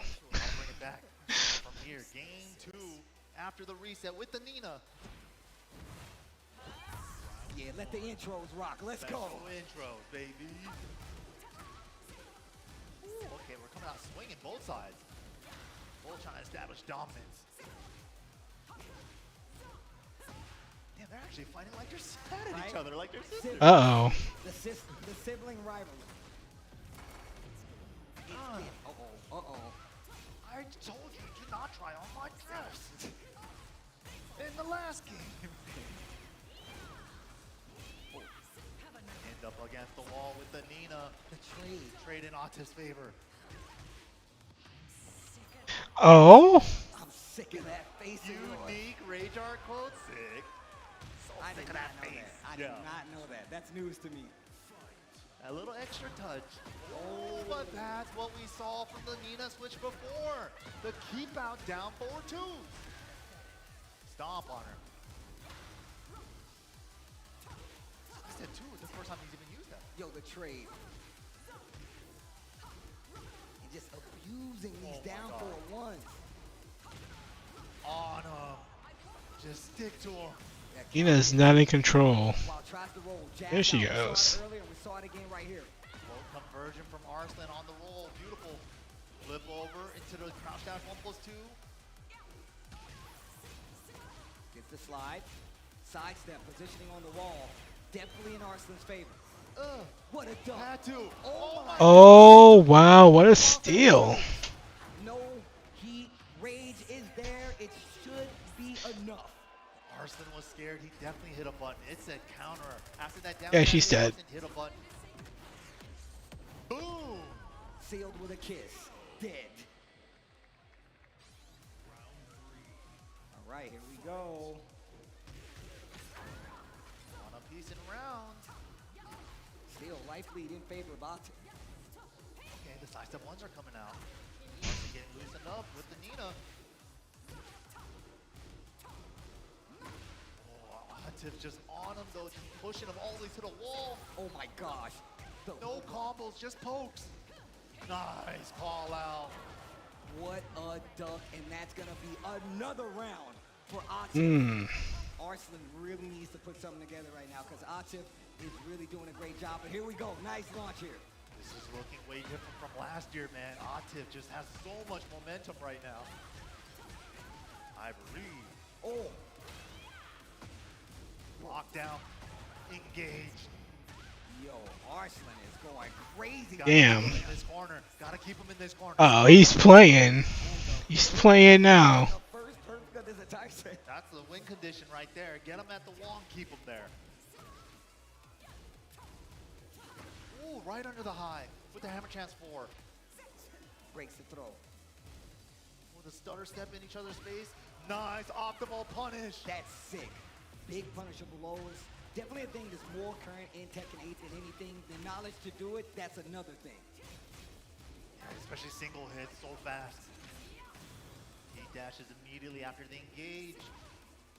Wanted to give up no turn. Oh, the low crush at the wall though.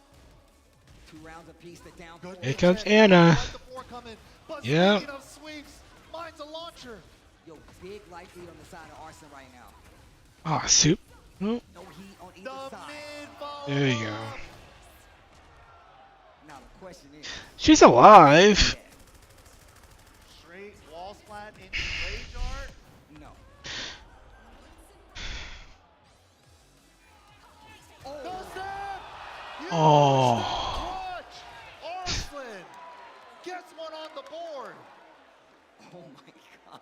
That was such a confident step. What a turn! What a turnaround! Did I really finish that water? I'm looking for my. Yeah, I did. Damn it.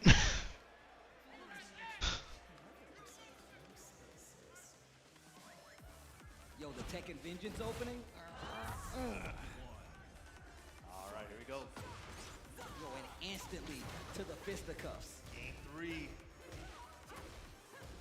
Look at how fast they're playing right I now. love it. I love it. Checking with the down forward ones on both sides. Look at the Jabs, launches. down forward ones, couple of homing moves. Here we go. Counter. Oh, I thought it was in time. What? Unfortunate.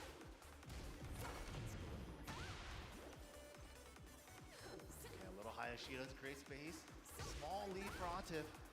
Already ties it back up. And those little down jabs on both sides. Those are those preemptive checks to make sure they're not going for these big lows. Smash near the breakable floor. It would have been a launcher. Wow, the wipe. Yeah, punish. Didn't take a small punish. Tries to go for something big. And now Arslan has the lead in the set again. Oh no. And you know, we've seen Atif in this position so many times, especially last year. Oh, the sidewalk. Arslan already has 5. Why does it need more? All right, let me get one of those, bro. Yo, booty from heat dash, full combo. Gotta earn it. Max damage combo, wall combo. Wow. Ooh. What a good back turn punish there for Arslan. And still getting the combo with heat left. And getting his life back. Toe kick to get up. Oh my gosh, the strings. The down 4-1 clips her out of the heat. Oh, nice step. Oh, counter nice step, but nobody's punishing with launchers. The low, not dead yet. Into the down forward 1, Arslan Ash. Man, and look at the turnaround. Uh-oh, wait a minute. First time we've seen that in this set between these two. There it is. All the counter timing from Atif. Okay, Arslan slowing it down now too himself. Down jab didn't hit, recognizes it. Second hit connected. Going in. Oh, wow, he's down for a one string. They're using both of them to take their turn. Damn. They're playing so fast, but they're keeping track of if their little pokes hit or not. But Atif gets the low floor break. Talked about how many floor blasts are down there, so you really got to be careful. Speaking Every of, corner and the center. It's very business. Down jab to get out of trouble. Oh, Switching up the wall positioning for Arslan. Not enough life. tries to go for the mid. Finishes And the string. time. Ooh. With the crouch dash. Ridiculous. Rage art to Damn. close it out.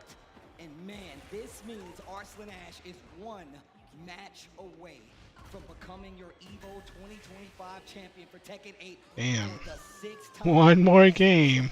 Atif's like, let me just have it, bro. Let me get one. You already have 5. Let me get one.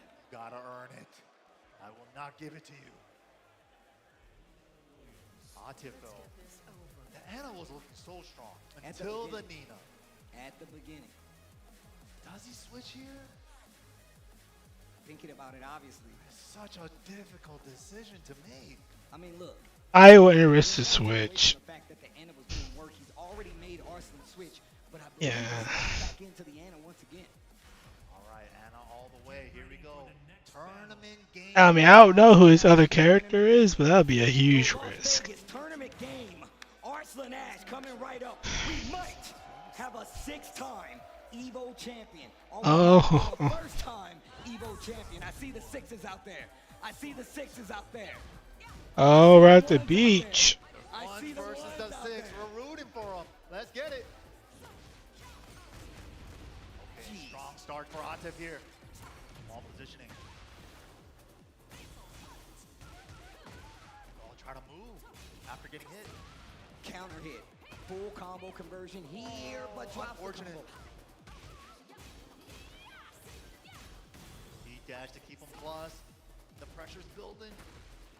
Not letting him off the wall. Okay, down 4-1, and then the down jab to stop the Immediately. pressure. No fear. No fear. Give me back my turn. Oof. Too big of a trade. Can't convert. Oh, what a counter. All great Ooh. life though. Still all recoverable. What a block. Waifu punishes aren't working anymore. And he's been going to it so many times. He Right. can take a smaller punish, but instead he's going for this big Guaranteed launcher. punish. Yeah, but he's going for a mix-up after blocking those lows. Heat burst. Stopping the pressure. Throw break for the positioning. Oof. Engage. There it is. Heat sweep. Gets it this time. Running 3. Bam, bam, bam.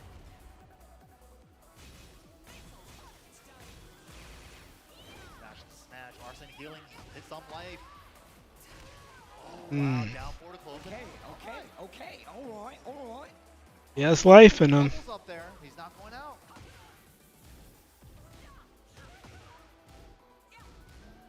Lots of jockeying for position right now. The lows. Counter again. Arslan just throwing another wrench in his gear with that counter at 4 string. Takes a little bit of Oki right there. Fakes the low. Preemptive elbow right there. Did not work out.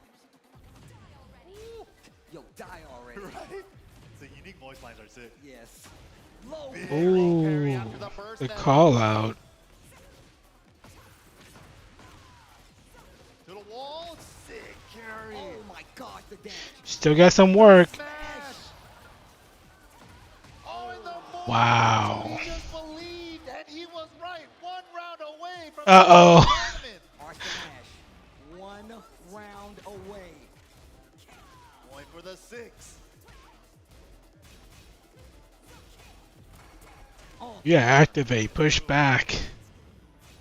There you go. Stops the pressure just in time. Counter hit 1+2. Opportunity here for Atif. Nice spring kick to low crush.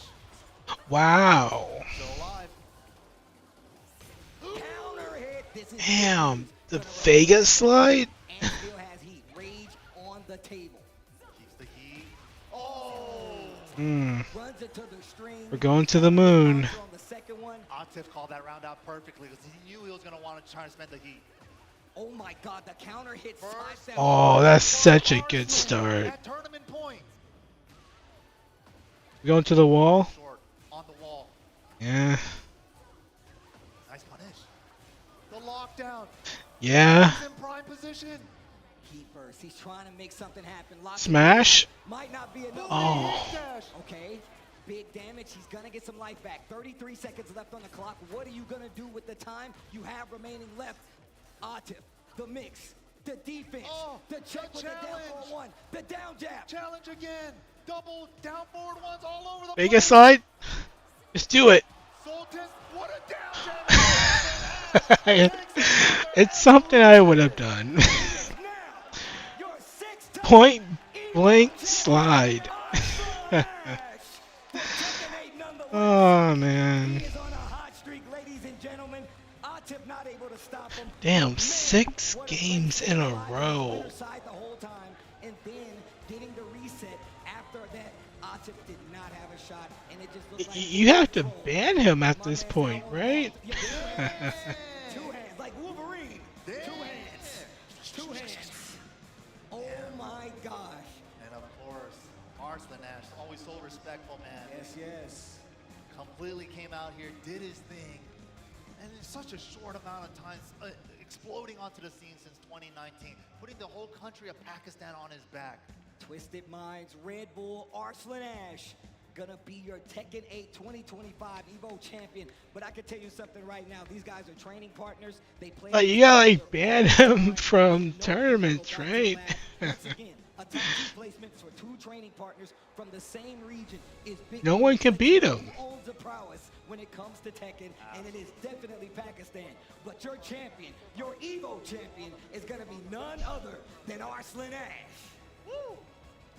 Got another one in the books, man. Congratulations to Arslan Ash.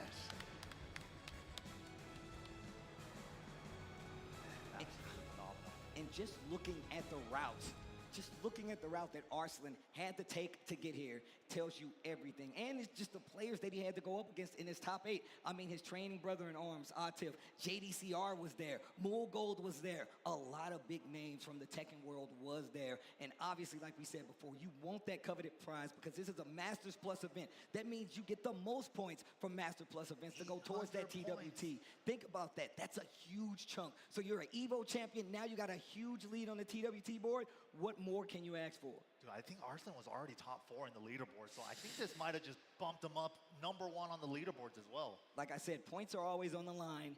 Evo gives you the biggest chunk of points because it's Masters Plus. But Arslan Ash, now our 6th-time Evo champion here for Tekken. And look, we know Justin Wong got 9. I mean, Sonic He's coming Fox. for the greatest. I mean, yo, he's going for the record. Just saying, there's a lot of Evo champions out there. Not many have more than one. You have to count Arslan Ash among the greats at this point. I mean, 6, and like you said, in this short amount of time, crazy. Absolutely ridiculous. And we're going to have another Evo coming up later this year. I mean, look, that's very interesting because then now we go to Evo Nice. Who's going to be there? We saw Neat get knocked out pretty early in this tournament. So that means we do have another shot by an EU player nonetheless, man. Shout outs to EU. I see you guys out there. You know what I'm saying? But what happens at Evo Nice, we're going to save that for later. We need to talk about right now. And look, Atif definitely was somebody. I had him on the books. Yeah, you had him on the books. You went with Arslan Ash. Yeah. And look, I can't blame you for that at all. But now I want to see what the next goal is because now you are definitely the largest man on the Tekken totem pole. Yeah. People are going to be coming for your head, Arslan. But then, that's the thing. He's already been the largest target, right, since 2019. And he's just been so consistent. Even from the change from Tekken 7 to Tekken 8 now with all the drastic system changes and a lot of changes that they made overall to the characters. The consistency, the practice, the hard work, it definitely pays off. Well, look, with that being said, I believe we have the amazing Persia on the stage for our top 8 ceremony. Take it away. Thank you so much, Steve and Mike. And one more time for our Tekken top 8 right here before we hand out these medals. Amazing work from everyone, but let's go ahead and get into it. tied for 7th place, Meow Il.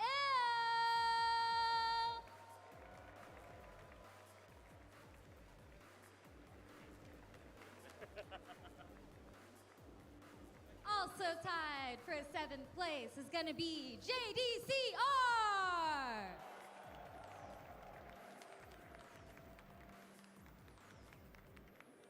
Tied for 5th place, Low High. Alright, Capcom, what you got for me?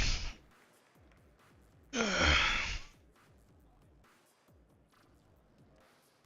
also tied for 5th place. Capcom gonna hit me some Pragmata. Street Fighter Cross Tekken. Coming in 4th place, 2. we've got Molgold.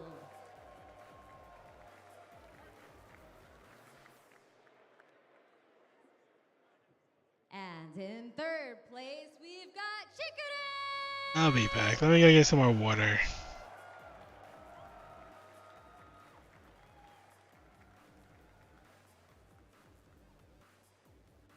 And in 2nd place, give it up for Atif!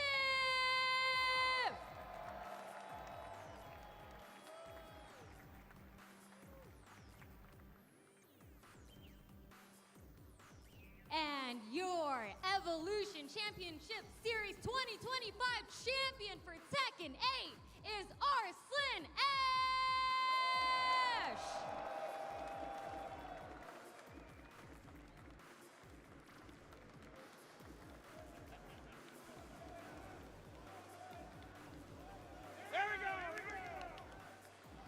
And of course, our top 3 competitors get the beautiful Nacon Deja Fight Sticks as trophies. Ooh. Ah.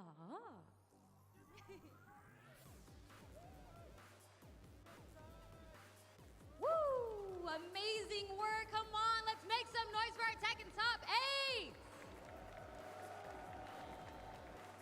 And while I have them, let's go ahead and have a quick interview with our champion. My goodness, here, let's go right center stage. You deserve the perfect spotlight. 6 times, 6-time Evo champion. And when it comes to Tekken 8 specifically, a little bit of deja vu from last year, right? In the same grand finals against Atif. How much more difficult do you feel this year was compared to last year, or vice versa? First of all, I want to say thanks to Allah. It was only possible because of him, and such a great journey that I had so far. Atif has always been a great rival. I really wished, throughout the tournament, maybe he lose, that I have more chances of winning. So. But no, you cannot, he is talented, he has to, you cannot hide talent. And this year, it was more harder than the last year, I think. Have you noticed any changes, not only in your gameplay, but maybe also Atif's, that helped you today? So I copied Anna, because he was doing amazing with Anna. So he knew because I copied his Anna. So my Anna didn't work against him. So I had to pick Nina. I didn't have any choice. I was like, Nina got nerfed recently. That was my last option. I was like, if Nina didn't work, so I'm dead. But yeah, she worked out. Amazing. And honestly, how does it feel to be a 6-time Evo champion? It's unbelievable. Like they are champions, like 5 times, 4 times, 3 times. But I think I am one of the guy who has done this in a short amount of time, I think. Like in 6 years, I won six times. I don't know. But I am feeling so blessed. Thanks to Allah, thanks to my family, my wife, my mother. They are watching, and I wanna say thanks to all of my fans and whoever's supporting me. Thank you so much, and congratulations again. And thank you to AT&T for helping. I have returned. To you guys. Damn, I forgot the water. The most important part is upon Damn it. Let's get Arslan his trophy.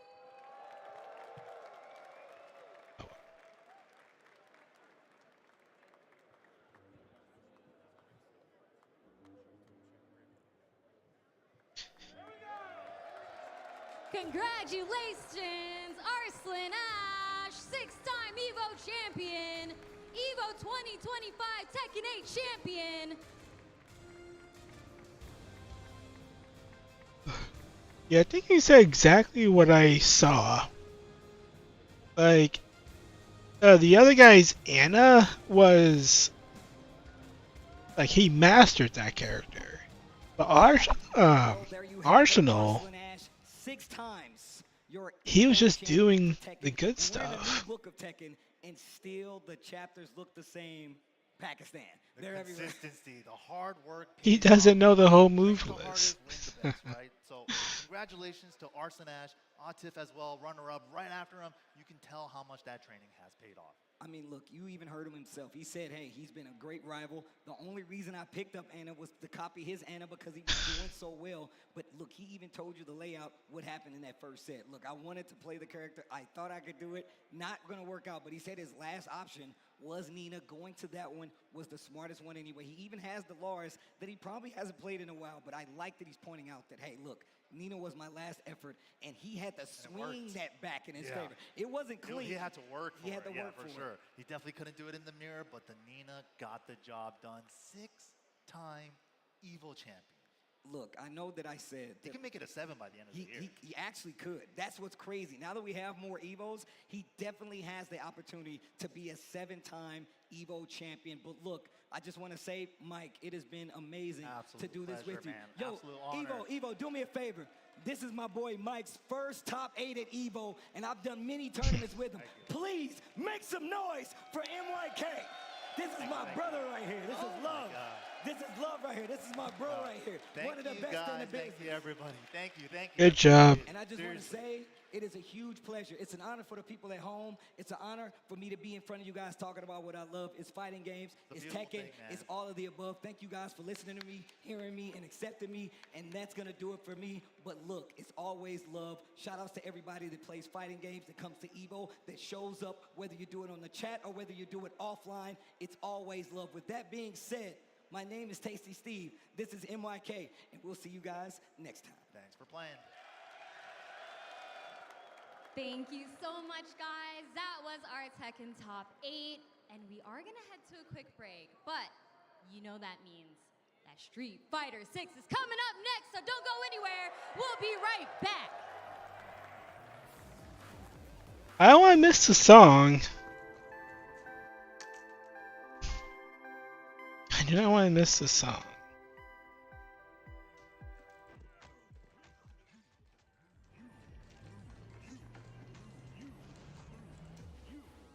I'm pretty sure this VOD is done for, but oh well.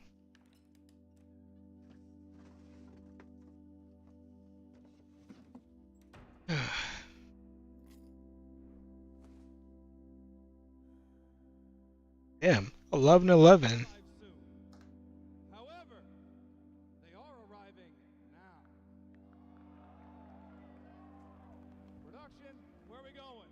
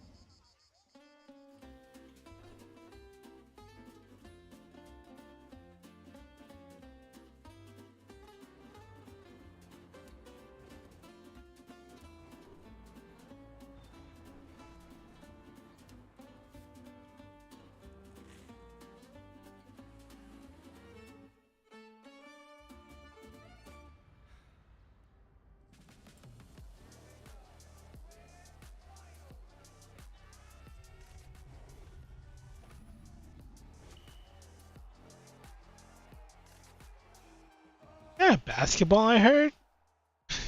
Look, who's hungry? We're going to Chipotle. I need people on the bus now. Chipotle on the way. Let's get it. Deal. If you can guess how many beads I have, I'll commentate your Chipotle order. I'm guessing around 1,000. Now that's meaty.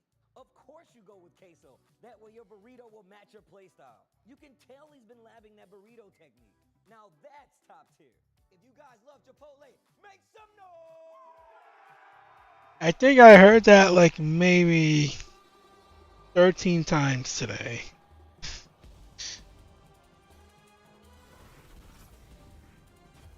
Maybe over 20.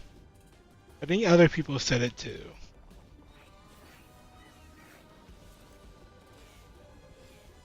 Oh, we got 2 minutes.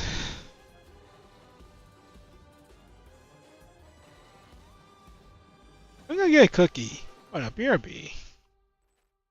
And coffee.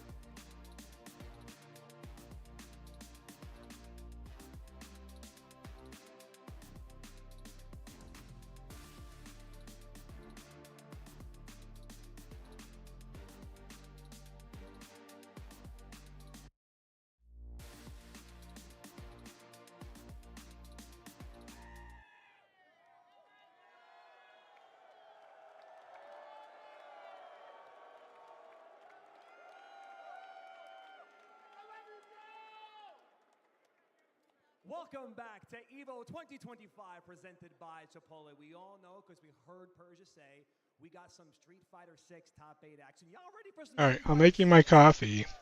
I see at their back. They're rock, paper, scissors. Alright. Before that, I would like everybody in this entire stadium to do me a favor. Please make some noise for a lot of the reason we are all sitting in this room today. Rick? Stand up, cheer, yell. We got Rick the Hotto coming out here to give you some motivation, baby. Okay, yeah. Make him feel good. Yeah. Where did I put my cookie? Oh. Hello, everyone. We're going to do something that's become a bit of a tradition over the last few years. I'm going to lose my voice after cheering for fighting games for 3 days and then have to come out here and talk to you about what EVO's up to for the next year or so. We got Street Fighter 6 Top 8 coming up shortly, so I'm going to try to make this quick and sweet for everybody. In a few short months, we're going to head over to the first EVO in Europe for EVO France in Nice. France! That event today already, with registration still open, has eclipsed the attendance of every other fighting game event in the history of Europe. It is the biggest thing that has happened for fighting games in the region. Nice. It has multiple record-setting brackets for the region. And every one of you could still come if you want. You can head over to evo.gg today and If you want. Flight prices weren't even that bad this morning. I checked. That's going to be October 10th to 12th in Nice. One other important thing about that show over at EVO France, the enthusiasm we've received has been so strong that I'm happy to confirm today that show will return in 2026 before this one even kicks off. Wow.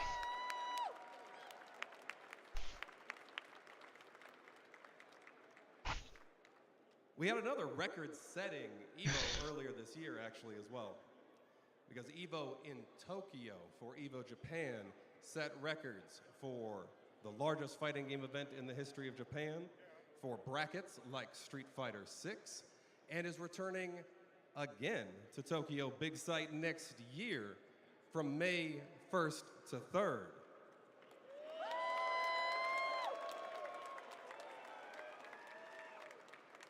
It's always great visiting the birthplace of fighting games, so I hope all of you can join me.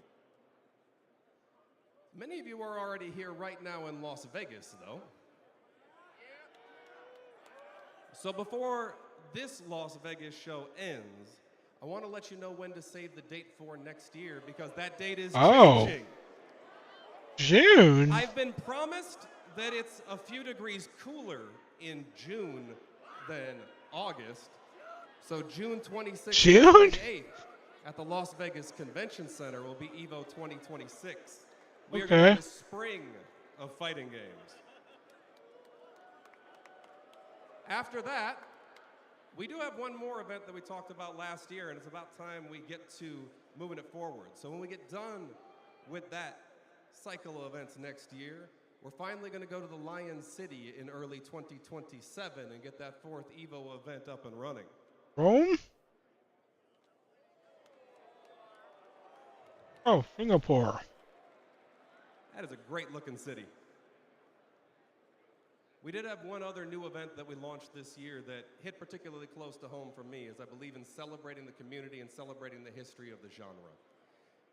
So I'm happy to tell you that with the response we saw earlier this year, the EVO Awards are returning once again in 2026. Cool. Hi, I Kenny. even have a hype video for that, if I'm not mistaken.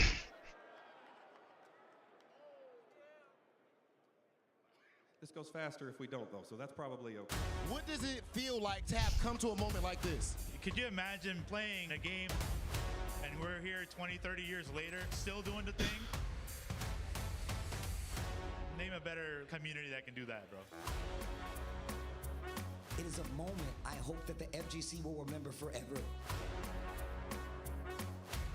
You will go down in history. And the winner. The winner. The winner. The winner. The winner. The winner. The winner. The winner. The winner. The winner. The winner. The winner. And your winner is. The winner is.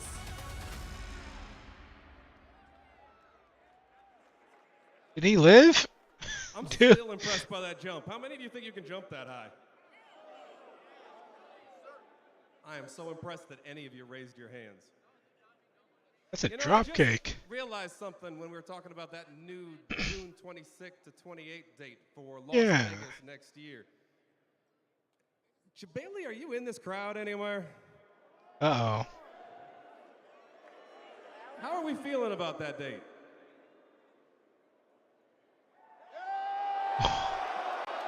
August.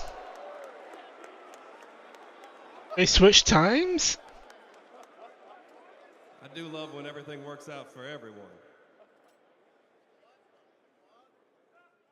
The world is always full of changes, my friend. We have another change, actually, that I'd love to tell you about the EVO Awards, because although I love that show, I think it was missing something integral to letting the community celebrate the community. And that was the nomination process wasn't open to all of you. This year it's going to be. We'll have a lot more details for you coming up soon about that nomination process, about those upcoming EVO events. In the meantime, though, I think we should watch some Street Fighter Top 6. And actually, that's the other good change for this year, isn't it? It's Top 8.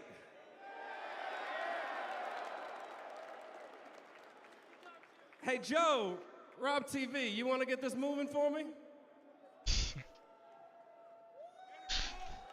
There we go. Take it away, my friends.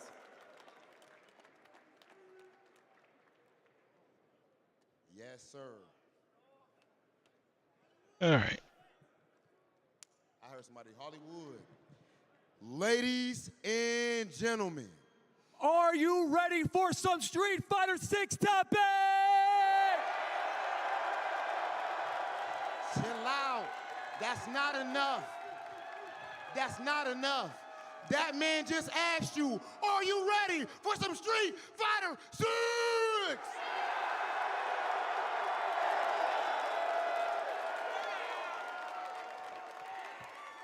Joe, now I think that I actually believe them. So with that being the case, it is officially time to get into our talk. Hold on. No. We got a video before Top 8, everybody. Oh. My bad, Rob. Can we run the video before Top 8, please? What we got?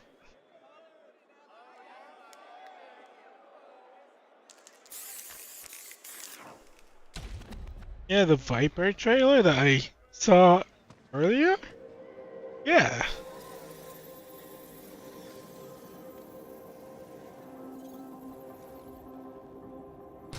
That's the leader of the organization known as Shadowloo. His name is Bison. This is simulation data based on his battle prowess. But, as a research director, I'll have to test what this thing is capable of. Out of all the data obtained by Siren, this one's the most dangerous.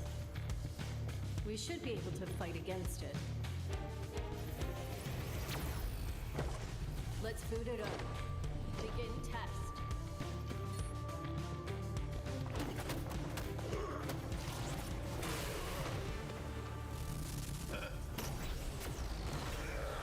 I'm guessing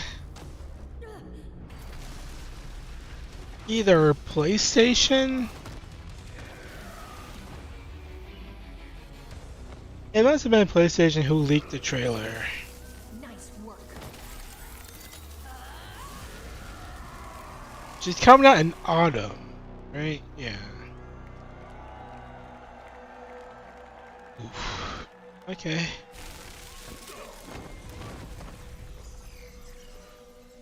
Ugh. I hate doing overtime.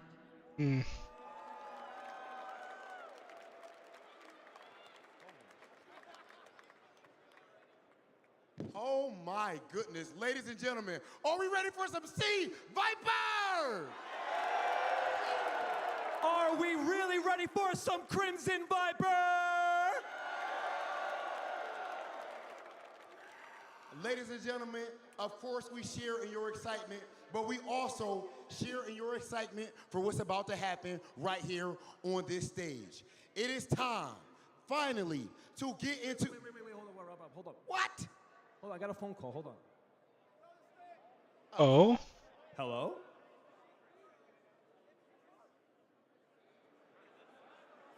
Absolutely.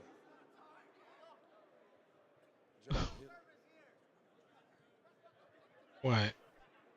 Ladies and gentlemen, I'm too excited, I gotta say it. Capcom called Joe, and we got another trailer.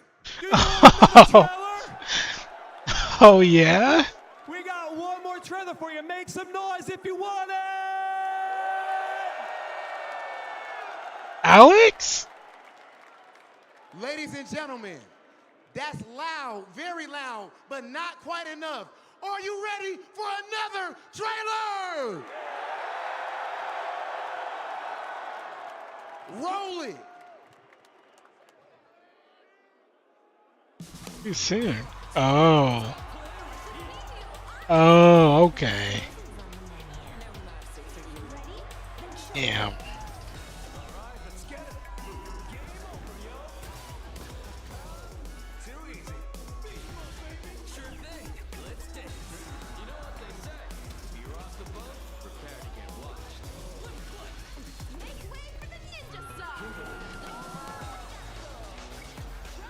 Damn. Damn.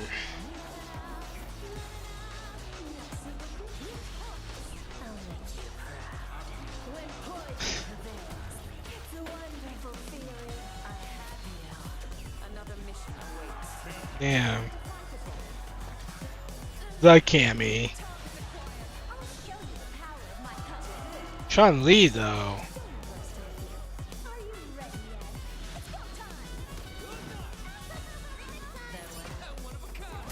Out now?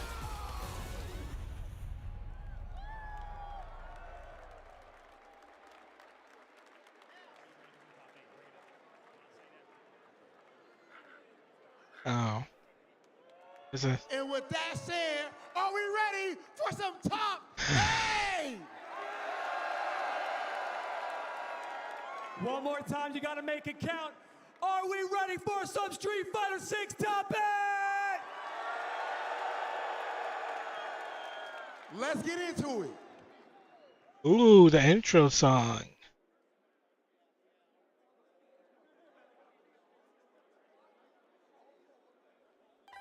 Run Back City?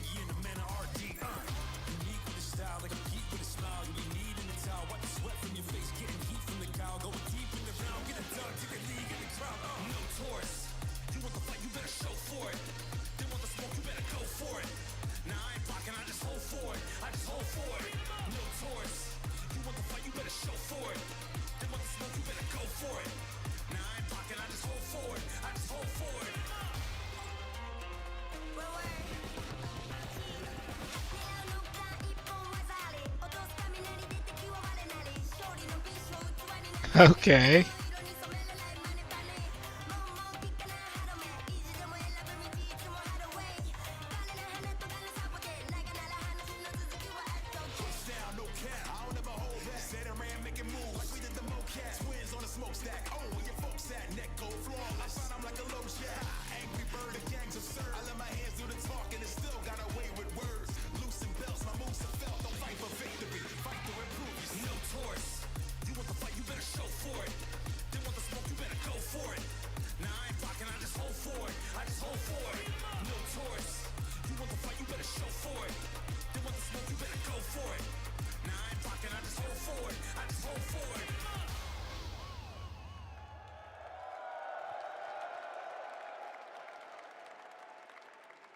Not bad. This is the moment that we have all been waiting for, and there is no time like showtime.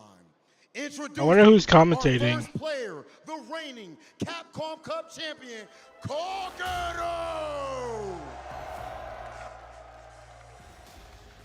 And now, your Blink 2025. I thought it was gonna be James Chen and David. Your Evo Japan champion, Mina R.D.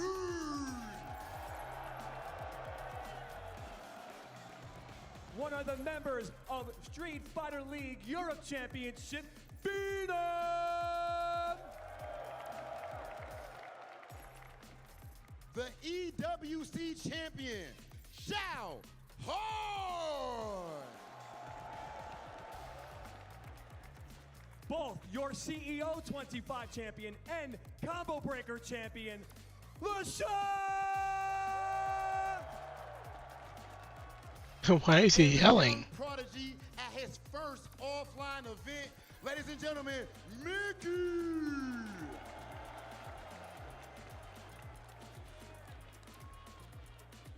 Your Evo Street Fighter 6 champion from 2023, Angry Bird! Wow.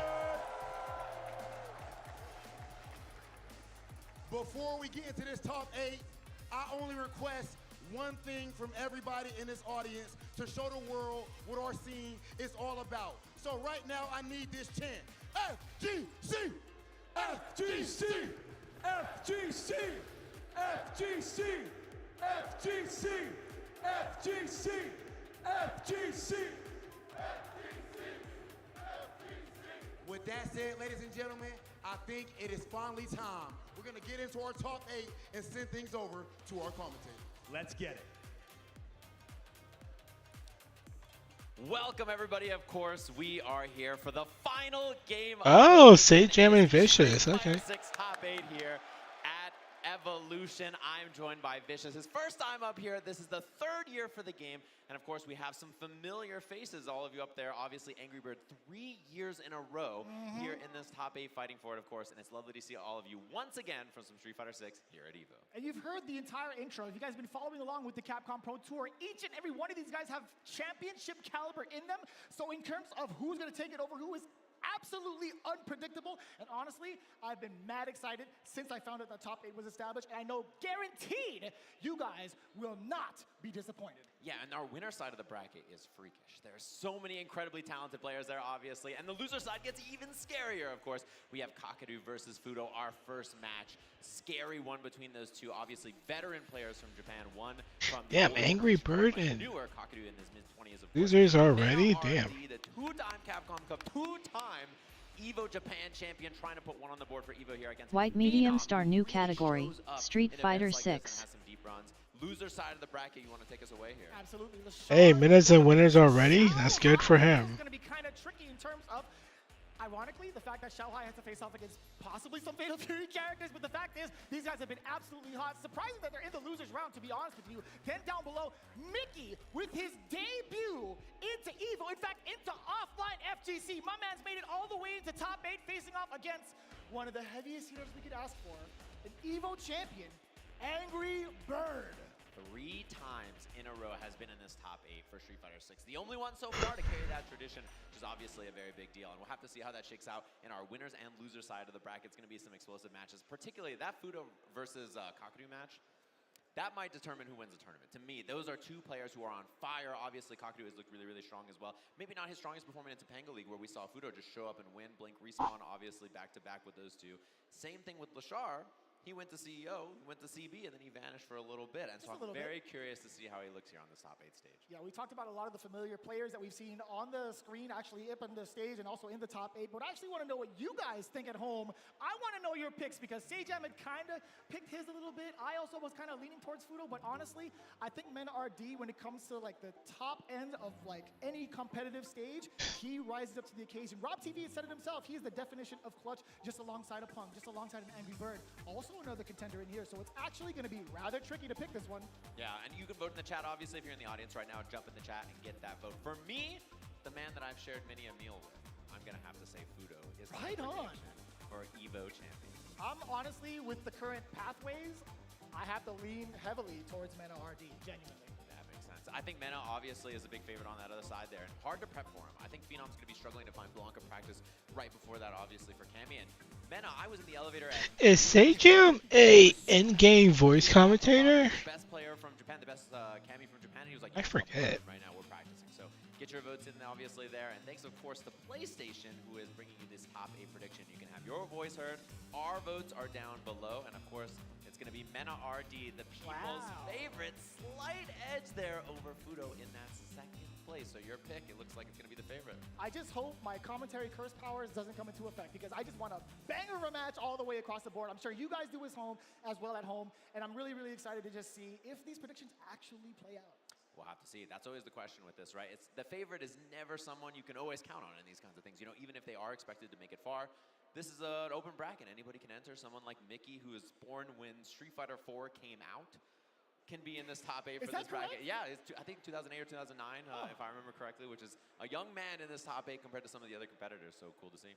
It's going to be so wild to see it. Yeah, I was actually talking to a lot of folks here in regards to like the competitors, the players, actually the ones that have been really kind of like tuning into the CPT. A lot of us have talked about like Mickey. Like, dude, this might just be the dark horse that surprises everybody. I had the luxury of being able to watch one of his stream matches earlier, playing that Cammy, but he also has a couple of secret characters just in case that we actually haven't publicly seen. But I just want to know how he fares up against somebody so well-versed against this type of stage at EVO. Yeah, and the reason I'm familiar with Mickey is actually the World Warrior system. That's right. So, he's gotten like really impressive results both first and second the first 2 weeks.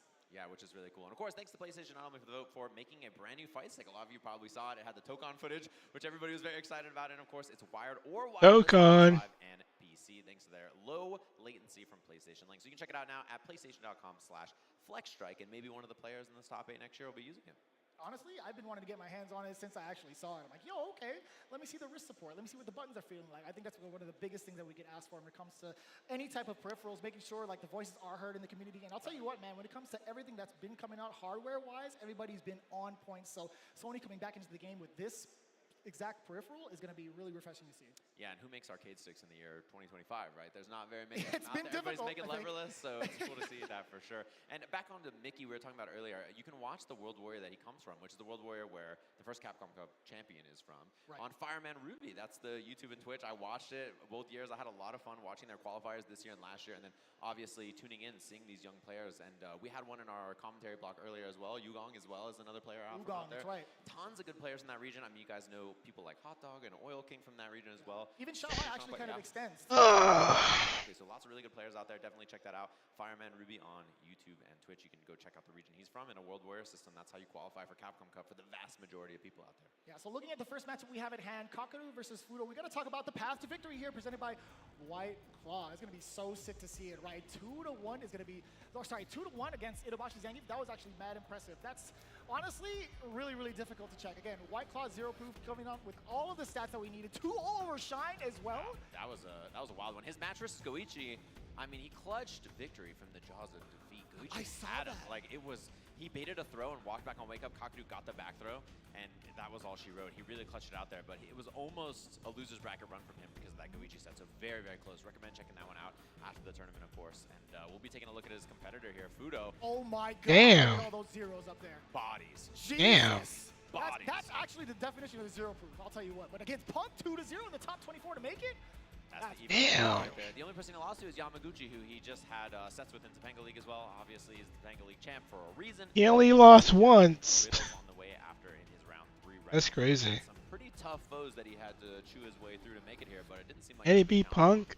Yeah, I'm really honestly kind of curious to see how that played out. We had that kind of extensive set over at Topanga Championship 6 between Fudo and Kakaru specifically. Fudo obviously winning that event. I'm actually kind of curious to see how much prep time Kakaru has had for both Ed and DJ while Fudo is piloting. I'm sure there's a lot of information to be had while watching Blink Respawn because honestly, seeing that matchup between him and Momochi in the grand finals into a whole reset, having that much data, honestly is going to be very, very much so a big task. So that was the path to victory. Presented by White Claw, 0 proof. Hey, yo, what's up? Wait, where you? Hey, who said that? This very stage. Speaking of, Kakaru and Fudo, hot in the seats. Y'all ready for the first matchup? That's what I'm talking about. Us too, man. Believe me. Hey, did someone just talk in chat? Wait, is my chat broken? Oh, I don't have multi-stream chat on. Oh. He has world-class options in both Ed and DJ. Right, so that's the thing about him that you can always. Alright, let me change that. I got some intel backstage thanks to Angry Bird. He told me that he saw him. Whoever talked, please talk again. I didn't have the multi-chat up. I only had Twitch and TikTok up. My bad. Let's get it. Let's see who's going to strike first, right? Fudo's going to create that space, immediately catching max distance off of that normal, knock him down, waiting a little bit, backing off. Doesn't want to be overzealous with his pressure. Yeah, and the thing to highlight from Fudo, the way he uses Flicker at max range and then does Drive Rush buttons, right? He uses Drive Rush on Ed. Wow, what an interrupt, just like he's DJ. He uses both of those tools really, really well. EX Portal comes out, Fudo gives up the space because of it. Yeah, and I like that too. Still trying to maintain as much as he can in terms of positioning, but that spike coming in from the departure, and it's going to be rather difficult. Give me the swing, give me the portal, snapping his fingers, trying to check Fudo in case he wanted to check the Drive Rush. Really good choices from both of them. Both of them can do that, right? Obviously, Actually, hold on. I can find out. Kind of Flicker for Fudo to make the same kind of idea. Corner pressure here, Drive Rush in, takes the. I can investigate. From Ed, he doesn't get an auto throw loop and stuff like he did before, so it's a little weaker, and that's a huge hit for Kakaru. Level 2 on deck, which is a huge win condition for both of these characters. Yeah, he's trying to set up the pace, right? He had the departure in front of Fudo. He sent out a couple of ghosts. Now he's baiting. At this range, he could just go all the way through it. A slight drop. Now he's at burnout. Drive reversal. Here comes level 2. Is he going to knock him out? Is it going to be special? That's the chip, and that's Damn. the kill. Fudo check and made as soon as he burns out, and we're on the big stage. That's where we see the big Cockrell is broken. Not afraid of it being expensive, honestly. He's going to build it right back, given the amount of times he's done so in the past. Take a look right now. That big jump. Yeah, these guys are in top 8. Go on with the cane swing, young man. Let me get that. I won't doubt it. Three to add on to more damage. The earlier the better. You got a lot of life behind you. You can build up some more meter going. Yeah, how you doing, Wilbert? Full control. Set it up. Perfect parry. Damn. That's a huge one here for Fudo. He gets the knockdown. He gets pressure afterwards. Back throw. He slightly mistimed. He was looking for delayed button. Kakadu with the immediate wake up. Nice. Combo off this. Crouching leg kick into the corner. Other side. This man's got a funky DP, and that's a bad one for him. He burns himself out. No, I'm not gonna lie, I forgot JP was in the game. Fudo is not afraid to take that risk. We see that. What an interruption against that low medium kick from Kakadu. Oh god, Kakadu is in a bad spot here. He might become a speed bag. Double drive rush, level 1 at the end. The level 2 for the fastball special again, and Fudo's on the board. No amount of Rocky movies can prepare you for what's hitting you, man. I'll tell you what. That's how it goes sometimes. And the big thing is we're seeing drops from Kakadu and decisions to spend extra meter, and that kind of clutch performance can be a big deal on this stage as we jump into our second game. Immediate jump out. Didn't want to get any sort of chance against that throw. Drive rush on in. Yes, sir. The Kakadu medium connects. Spending more of that cancel. Spending more of that meter. But that portal's going to allow him to rest just a little bit, right? That's full screen pressure. Fudo has to make the right choices. Oh my god, that's at least one. Big gamble on that. Expensive, even though he makes it in. His drive gauge is a little low. Hard to commit to much for Fudo until he waits it out for a bit. Nice. There it is. Got him. Heavy-handed is the flicker. Oh my god! Oh. Fierce getting swept upon after the perfect parry. Not too bad. That's the perfect parry Prince for a reason. Boy's ready, and the anti-air, he's more than prepared. EX portal's out. Fudo with the check on the flicker, but the patience from Kakadu. Wow. He walked in front of him for so long, yet not a single button came out from Fudo. Perfect parry against the flicker, and the overhead. Nah, no way. Wow. Man. Dirty reset there. No Kakadu meter. understood the situation, knowing he couldn't get a kill without it. I love that sneaky option. Oh, you get the counter hit upon the approach from Fudo. Wait a minute, a little bit of an exchange. Drive rush forward. Kakadu feeling the momentum. Now he has to back off ever so slightly. These limbs might just clip. Fudo is baiting something. He didn't bait the right thing. Kakadu too solid, does not fall for the throw bait. Fudo's offense, a lot of his offense is go in, backdash, try to bait a throw. That's something he does a lot with both of his characters. So big jump in, and it's time to dream. Let me get that bounce. We got the double. Oh, he mistimed. The first EP was a little too late. Unfortunately, the drop there, but he still gets the corner off of it. He's low on drive gauge, though, and so it's hard to convert much, and that's why he goes for the jump. Oof. He stop on the drive rush. He tried to check it, but it was too late. He fireball. Plus frames after. He drops Damn. the kill. And this is the chance. He dashes in. Kakadu with the check. A game apiece and drops from both players so far. Absolutely nerve-wracking to see some of these sequences that can lead into another round. Just getting dropped. Fudo, Kakadu. Little shaky on both ends, but tied 1-1. You love to see it. Again, this is 1st-3 after all. The maracas are coming out. It sounds like to me we got DJ on the stage for Fudo now with the character swap. Little bit more mobility, a little bit more trickery, slightly less. DJ, huh? But he gets more explosive offensive options. Yeah, explosivity is definitely the characteristic to describe DJ. Damn. The first cane swing, the first strike goes to Kakadu. Set up the portal. Fudo trying to dash up, just keep himself away from the corner, parrying the attempt of the overhead. We got that low medium kick sweep. Jumping back, regaining that distance is Kakadu. He was ready for it. 100%. Damn, the perfect parries. He has to guess if it's going to be mid or a low, and he's correct on it. Way out. That's totally fine. The exchange and benefit for Kakadu. Uh-oh. Jackknife. Put the weapon away, sir. Bang. A level 1, strip a little bit of drive gauge close to the kill. And now anything from Fudo. Yeah, he had to make a guess there. He chooses to commit to the parry, and Kakadu covers it beautifully. Off to a fantastic start, but Fudo only getting warmed up. That was actually one risk he took with the OD Jackknife. Shows a lesson. With punish. Plenty of times over in Topanga. He's done it over in Blink. He wants to actually win. That is a very impressive check to Matters. Man, it is incredible. His checks on these moments have been so perfect so far. Fudo cannot make an approach happen. Every angle just perfectly stopped, and that's why Fudo has to get extra wild. He's definitely got the rhythm. Give me the spring kicks and that beautiful smile. Plus frames here, goes for the pressure. Safe and sound, but the check. Oh, man. Level 2 here as well for the extension. Go for the portal in. He's gonna have the spins. That should be the kill. Kakadu dismantling that DJ. And that's Oh, an man. instant rematch. Whoa, right back into it. Okay. I'll still never get used to it. Kakadu has been locked the heck in. Perfect parry incoming. Oh my god. His current performance, the way he's playing, he's in his zone right now. That perfect parry, I mean, it's unreasonable. What's going on here? This guy's just ready for every approach, every normal. Perfect parry the fireball. Come on. Oh my god. Yeah, I mean, Fudo is not playing the video game right now. Wait a minute, yeah, that spike was still going to be able to clip. Fudo was anticipating Kakadu, trying to check that drive rush, but that is a very important tech, trying to push him back even further. Fudo, you cannot whip in front of this man. Bro, he's trying to get wild. He needs to make anything happen. I mean, Kakadu is a wall. He's got to get tricky, and it misses. That's too far? Too much pushback? I mean, it's something fortunate finally happening, and he doesn't get much off of it. It's a huge missed opportunity for Fudo, and he can't get anything started. Drive rush forward, the medium kick does land, he does get a Sobot, a little bit of a fake out, a trade now, Kakadu immediately drive rushing, give me Damn. The Not the command grab. After this, Fudo is not able to play the game. He's trying to get extra wily because of it, and Kakadu stuffing every angle of an opportunity. The sturdiest sandals known to man.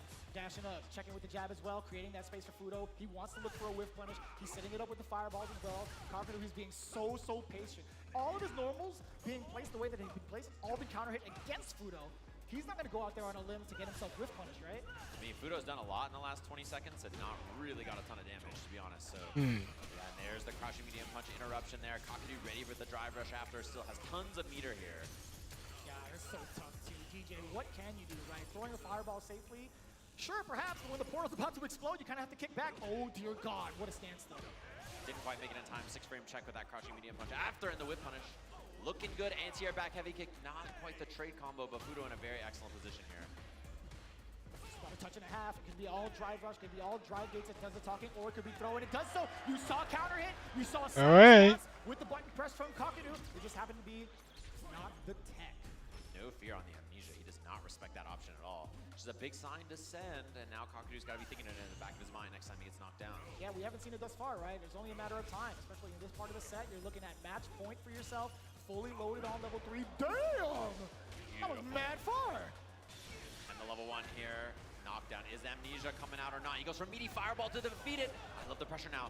Fudo getting active, making things happen. Makes Kakadu look mortal. Still so stuck in this corner. Mediums could happen for Fudo. Roundhouse could happen, but no, the drive rush nullified yet again. Yeah, you can threaten with drive rush in the EX Sobot again or something like that too. I don't know if a level 3 can beat DJ's fireball. Let's see if it happens. He's buffering something. Far, sweet low medium kick just at the tip. Oh, perfect parry, but he didn't believe in the drive rush, and he tries it right there to beat the check. And the reversal. He's gonna take the side swap here. Fudo's in trouble. Oh, GG. Oh, he's alive. Wrong life bar. He just spends a level 3 to get the knockdown into the corner, and Fudo in a bad spot. Chip is a big problem now. Trades the spiker a big problem. Yeah, here comes the chip. Just back if need be, right? He's not going to drive rush forward in this type of a situation. He doesn't need to. He's letting all of the projectiles do the talking, figuring out the goals. The double departure, jump back. Wow. He absolutely tracked Fudo upon his movement and rebutted correctly. Kakadu sending Fudo into losers right out the gate. How are you going to beat that guy? After that performance, Kakadu looking unstoppable. That kick was very fist bump in the air and good. Is that Ada? Machine. When that man's on point, I don't know how you... Yeah, is that Ada right there? Every angle, everything, he just sees it all, calculates, and finds a way to stop it. This is one of the things I was looking forward to, right? I wanted to see what the adaptations and changes were from their matchup in that first of 7 from Topanga. I wanted to see what happens if Fudo is forced to be on the aggressive side, if he's forced to be from that life deficit to expend a lot more meter, possibly get himself ready with the fireballs as well from Foil Screen, at least as DJ. But yeah, JP just doesn't give him that opportunity whatsoever. Off of the knockdown, you get the portal, you get fake ghosts, you get the stalagmites. It's so difficult. Yeah, puts him down in loser's bracket, which obviously Damn. he won. Anna versus Phenom. That comes up again. Kakadu and winner side. Phenom's a Bison player. This game looks solved. It looks like there's no way to play offense in Street Fighter 6. There's no way to approach. Just he is an absolute machine who just makes the game look complete. This was going to be a little bit wild, if I do say so Mm-hmm. myself. This next coming match, Mena RD going up against Phenom. And I know a lot of people, big Mena fans in the crowd here. You saw, or you heard a big pop for him earlier. People love him all over the world. And I think he's a tough one to solve for. You know, his character choices are a little unconventional, and then also his style too. I don't think anybody else really plays the way he does, and Blanca's a hard character to find, you know, matchup experience against. Yeah, I did get to talk about like Phenom's journey here as well, right? All the characters he's prepped for, every single character, every single player, etc. Yeah, watching Mena play Birdie in Street Fighter V was great. Presented by White Claw, zero proof going into it. Torin Meshi 2-1 over him. Also, Dual Kevin. How many times does he have to face off against Dual Kevin in a CPT stage? That's what I'm saying. Yeah, they have to play back-to-back, and Dual Kevin had a deep run in this bracket, too, against a lot of really strong players. He was one of those ones waiting for Xiao Hai, who's obviously in our losers bracket. We're going to talk about that later, but Tori Meshi set was very close. The Kevin set was really close. The Moke set 2-1 as well, and that's a lot of really strong players for him to beat back-to-back-to-back. And, you know, I think as absurd as this path is, the Phenom path is outrageous. Look at who Phenom beats. Dude. He's fighting Eli, then he fights John Takuchi, Haitani, Ryusei, Lashar, Momochi, back-to-back-to-back, and gets here on winner's side of the bracket. There's something about him, man. There are certain years where his performance just goes over the top. Right now, he's like the main representative for EU, at least in his World Warrior region. He's currently at like the top of the leaderboards. He had a first and second placement for those last couple of weeks. And honestly, he's as sharp as ever. This is the Phenom that we've been used to over in his path over in Street Fighter V, and now looking as strong as ever. Oh yeah, isn't Ken out for City of the Wolves? Victory path, of course, presented by White Claw, zero proof. Nice to see how everybody makes it here in their matches, and excited to see this between the two of them. There is something different about this guy Mena on this Evo stage. He's a little different with this crowd. Squid Game Mena. Other tournaments in the year, he always does well, but Evo is definitely one where he overperforms, and he's just an impossible opponent to beat. Yeah, I think a lot of players have hailed him as also one Actually, did that green get lighter? Alongside Punk as well. But again, in this very moment, can he take down another top-end player via Phenom and that Cammy? I'm more so kind of concerned with Phenom. I haven't been able to check out any records of him. Hold on, let me go turn my fan on. Yeah, we asked too, like, who do you prep for with this matchup? And he's like, I don't know. I don't have anybody in EU that I really play this matchup with a ton. Like, there are some, but it's not super common. And he said, here, I had to play the Japanese Blanca players, but they don't play exactly like Mena. So I think he's even worried, you know, pre-prep, right? Like, just thinking about this matchup was hard. Whereas I saw Mena noon this afternoon. He was ushering up Cammy players to his hotel room to get prep and practice. Like, I think he's been ready to go. He's super prepared, I think, for this matchup. Yeah, and most in regards to strategy, I did talk to Phenom about it. He's like, he's compartmentalizing every bit of Mena RD as he can, just based off of match footage, right? There's going to be certain things in the pocket of his brain that's like, you know what, if Blanca's in this current situation, position-wise, I have to get ready for this option, right? I can't be too specific. I don't know if Mena RD actually has the headset on, so I'm not going to spoil it, but let's just say Phenom, he's already got the whole tree of options ready. Yeah, I'm sure he's got some other characters, and both of them. Oh man, you guys can hear my fan. Hold on. Is I feel like Mena has a unique strength as a player. As we hear the crowd getting hyped for the walkout here in our second match of this winner's side. Top 8 here at EVO. Mena RD versus Phenom. Gonna be a banger here, and I'm sure it's gonna be quite the scrap, as Mena just has this unique ability to sense, not only on his own offense, but on his opponent's offense, where the pace of the match is gonna go and how to smother and make the correct choices. Yeah, I heard someone get hit really hard. How long, excuse me? How many Damn. frames is that bad boy? I think like 12. I think Blanca John had something to do with it. Yeah. You sound like J. Jonah Jameson. I want pictures of Blanca John right now on my desk. That's exactly right. As Phenom just getting a couple of stray normals, and he's been using that heavy kick and neutral more often. Mena, and there we see the drive rush opener from Phenom trying to find the jab. Corner interaction, and you know everybody's always scared to pressure Blanca. He's a tough character to deal with because it's up ball. He can. Oh yeah, no Bison. It's Cammy. Okay. Buttons. He's just got a tricky set of options to deal with. A little bit dry towards the drive gauge now for Phenom. You talked about some of those options. He was actually pretty reluctant at first to kind of think about pressuring Blanca. Something we talked about a little bit earlier. Right now, he's looking pretty damn fine, at least within this neutral, within roundhouse range. Doesn't want to get clipped because Blanca has some very extensive normals that can easily counter you or whiff punish. Oh no, wait. Oh, you're dead. Gotta be level 1. You already know it. Securing the first round. Absolutely worth the money spent. And interesting things you're seeing so far. Mena's been hitting a lot of forward medium kick. It's because it low crushes, it beats low. So he's trying to beat the crouching medium kick from Phenom. So I'm surprised, as you see it right there, right? I'm surprised that Phenom hit crouching medium kick actually, because that's the exact button Mena's been counter poking against. Yeah, he's only whipped it within ranges to kind of bait out like a normal thus far from what we've seen, but we do get the OD Blanca ball. Didn't get the continuation we saw, jump medium punch and an attempt at that, but here we go, the overhead a little bit too far out. Exposure on the low. We get the side switch. Phenom applying pressure with the stand medium pick. Damn. Punch, excuse me, hello. There was back-to-back roundhouses. I just saw a bunch of kicks on the screen. He's trying to control the pace with the heavier normals down to slow Mena RD. Yeah, and it's a one-hit round now, so Phenom a little bit more passive. Love the jump. It's been a while. Neither of them really committed to that. Yeah, they both got level 3s. Mena now playing slow. He's one hit away, so doesn't have to be too active. Just blocks it out, eats the throw. Phenom down a lot of drive gauge now, which makes the next interaction a little bit scarier. Just about one hit, one touch is all that's needed into a drive rush cancel. They're playing a game of normals, playing a game of chicken a little bit, roundhouse to check a little bit too.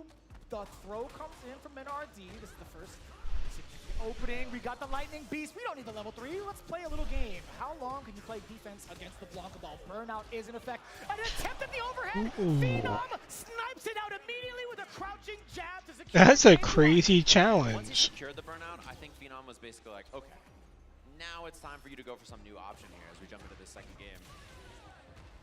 Right back into it. Phenom getting that opener. The counter hit on the forward medium kick. Yeah, he's been doing that quite a bit. Try to counter poke against that medium ball in, get the pressure afterwards. Got the back medium kick. And Phenom aggressive again with buttons. There's been a lot of delay timing in Mena's pressure so far, and I think Phenom's getting a little active because of it. Another timing exposing the low yet again from the low medium kick. A little delay from the Fierce as well. Looking rather dry for Phenom and RD. He knows the objective. There was an attempt at a parry. You saw it, hence the burnout on Phenom's behalf. Yeah, and Mena went for a delayed button, so that parry would lose there. He gets the combo. Wow, nice pickup. Not going to spend too much, I would imagine. Just the doll into pressure, into chip being an option. Plus frames on that. And it's going to be all she wrote in a second here. Love the containment with the jump bags ball. Air to air, not Very smart to save the meter. Damn, that was a smooth punish counter. Phenom's been doing that all weekend long. Oh boy, OD up ball, you had to do it. Yeah, now we see Mena. I love that he's using these heavy kicks. And look at that, the spaced out forward medium kick. It checks Phenom's reactions. You can get the corner carry here with level 2. And now Phenom in a bad spot, gonna have to deal with the doll at the end of this pressure. Gonna set up a little fella. Not too much pressure off of that. What a whiff punish on that walk back. And you're actually taking hella damage out of that. The quick 2-round rebuttal from Mena RD. Yeah, I love the forward medium kicks, keeping it up in neutral, recognizing that not only is Phenom poking with lows, but he's reacting and trying to whip punish. If you're trying to whip punish, a slow move like forward medium kick is very good to catch people off guard. Double drive rush around star, both trying to take initiative. I like that. Fast and furious. Drive on in there. Low medium kick yet again, this time via counter hit against Mena RD. What's the pressure looking like from Phenom? Damn, he woke up with low medium? That's what I mean. Mena has such a good read about what to do on his own offense, but what his opponent wants to do on their defense. As he gets the doll set up here, takes the throw, and now Phenom's gonna guess, is he on a parry, or does he want a reversal? And he can strip the drive gauge here with the drive impact. That's what he does. Ignites the doll, cross up, double hop. Dear God, even the Funko Pop had a little bit of a hop to it. Yeah, he blocked the hard part. Plus, and now it's gonna be burnout there. Mena steamrolling, and it makes all these offensive sequences feel worse and worse because now he has level 2. He can pop it here and force some defensive. This match point. Phenom to deal with as well, and there's the heavy punch, level 2, immediate corner push. Dude, and chunks of drive gauge just getting shaved off from the side of Phenom. It's going to be looking so tough. He's forced to block in so many of these occasions, especially while Lightning Beast is active. Wow. From how far? The reads, man. He's been so right about Phenom's offense, and you can tell Phenom is a little hesitant to go for reversals because he's been blocked a couple of times, and that means that Mena can just back up and wait for buttons or jumps, which is exactly what he went for. Funny enough, all those exchanges still leading to just about equal in life. Phenom sitting at pretty significant resources. That is a very big pickup. How did you react to the OD dive kick in that speed? Yeah, and Phenom so passive now. You see he's a little worried. He just needs one hit, but you know, Mena's doing a great job whiffing and then counter poking right after anti-air again. He's got level 1 for the kill. He misses. Oh. He gets the pick anyway. You know Phenom's kicking himself for that. He's like, oh, he whiffed. I hit a button. I wasn't right. And Oh, first to 3? Okay. No, if it works, that's just a very, very genius frame kill is what it is. We'll take it to that. And you gotta be in your Is it winner's side first to 3 and then loser is first to 2, or was that just Tekken? I don't know. Defense, and he's beating me up in neutral. A lot of things going right for Mena here in this turnaround the last couple of games. Yeah, and he's making it hurt too. Not even just in regards to like how much damage he's giving to Phenom, but also stripping away all the defensive capabilities that he had as well with the drive gauge. I heard everybody in the world heard Kaba right there, I think. I'm pretty sure. We all heard it immediately. Que lo que? That's what I'm talking about. Forward medium kick again. Phenom thinking about it. He hasn't had a good answer to the heavy kick from it either. Hasn't kind of whip punish yet. That back throw. Oof. Nice whip back. And I think that's the game for Phenom here. Somehow he's got to slow it down even more if possible and try to be second. We haven't seen that much from Mena just raw. Yeah, a little funky too. I was actually kind of curious as to if that was going to be a thing against Phenom thus far, but we'll see how often more that comes up. Again, medium kick. You were counter. Started off. Forward medium kick has gotten so much mileage against Phenom, playing against his very reactive nature thus far in this set. Yeah, I mean, if you whip heavy kicks as Blanca, and Phenom's like, I gotta whip punish that, I gotta be faster. And you see the forward medium kick, you try to be fast, and you get hit. That's how the mid-range works. And look at Mena whipping lights and stuff too to try to take him out, and then going for a big button afterwards, trying to catch Phenom, trying to whip punish. It's that heavy kick, and then right behind it, the forward medium kick's a threat as well, so he's got lots of good stuff to look for here. I wonder if the big opening comes out from NRD, if he ends up spending into level 2 for Lightning Beast, or maybe the up blocks. Yeah, level 2 is definitely coming. Yeah. That's when the Lightning Beast comes out. Not only does he get to apply pressure, back away if need be, but also he gets a regain drive gauge.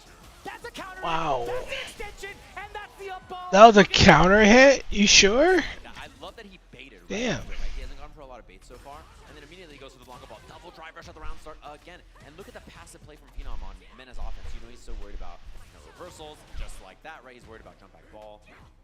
Nice poking at the medium punches. And there's the slide. The first one of the set. Phenom has such a tall task in dealing with all these options. Everything is just stacking up against Phenom at this moment. NRD now bringing him to the corner. Blanca ball to close the gap. Roundhouse does get punished, but nothing too big out of it. There could have been a low medium kick, perhaps, at that range. And Phenom's whip punishment has been excellent on a lot of normals, but it's so tough to contain and control all of the options that Blanca can represent. There's a throw again. No DPOS from Phenom twice. Time to snipe. Does get an opening. Does get the forward throw. What are you going to do to pursue? Fierce into the cancel. Now another throw. Yeah, that just means that he's low on drive gauge now, which means the level 2 for Mena as well. Here he comes. Oh, he goes for it. He risks it all, and that's going to be the set. Damn. You can tell that the mid-range from Mena forced him onto that option, and now he's headed to the winner's side of our winners finals with the rematch against the man he played in EVO Japan Grand Finals, Kakadu. I grabbed your shoulder immediately after that sentence. I was like, dear God, this is going to be one hell of a banger. Getting another rematch between those two Titans on the winners final is absolutely insane. But again, Phenom still has a very, very good chance going into the losers bracket regardless. Again, he's been looking absolutely sharp. No doubt in my mind he's going to try to continue to press on, but there's still so many people that could possibly give him the biggest challenge of his life on top of NRD. Right, and it's looking a lot like 2023 for this game when we had EVO here, right? We see the Mana Blanca on this stage. We're seeing, obviously, Kakadu on the JP. And historically, I think that kind of a matchup is good for Mena, right? Because he's so good at, reading the rhythm of the game and how people want to play. But Kakadu looks unhittable. He looks like the, offense doesn't work in this game, so who can say? Even if you do try to hit him, who's to say he's not going to perfect parry you? His percentage has been mad high thus far. But as you can see it, Kakadu versus MenRD. If you're a Street Fighter fan, you got to be going out of your seat and going nuts for that, just seeing this bracket, right? Yeah, are we going to get the stare down again between Kakadu? I don't know, man. We're 9 hours in. Just happened. We saw the side of the bracket, which is going to be coming up next on the court. Xiaohai versus Lashar. Mickey versus Angry Birds. Some veterans and some newcomers, some young guns in both of those. So can't wait to see it. It's going to be some excellent stuff. Hopefully everybody's been enjoying all of our matches so far. That's our winner side of the bracket. I am enjoying the matches.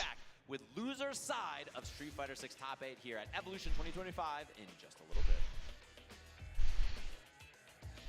So far, very surprisingly, I think I enjoyed so far, I think City of the Wolves. Yeah. That might have been the best Grand Finals match so far. I don't even play that game. Not yet, maybe.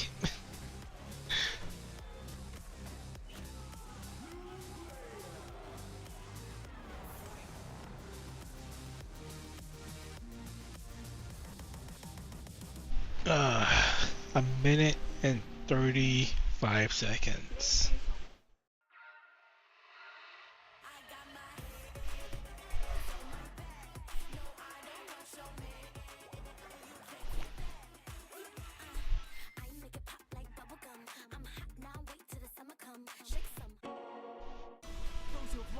Sega? Nothing can bring them back. So where we going, old man? A hotbed for demons. The entertainment district. Is there a hotbed for demons? Anyone who's ever slighted us. We're going to slash through your gullets, just like we did to all who came before you.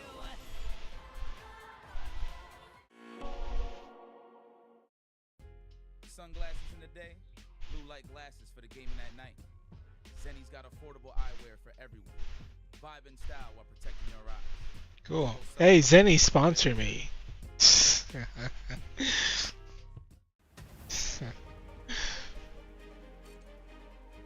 I'll wear your merch.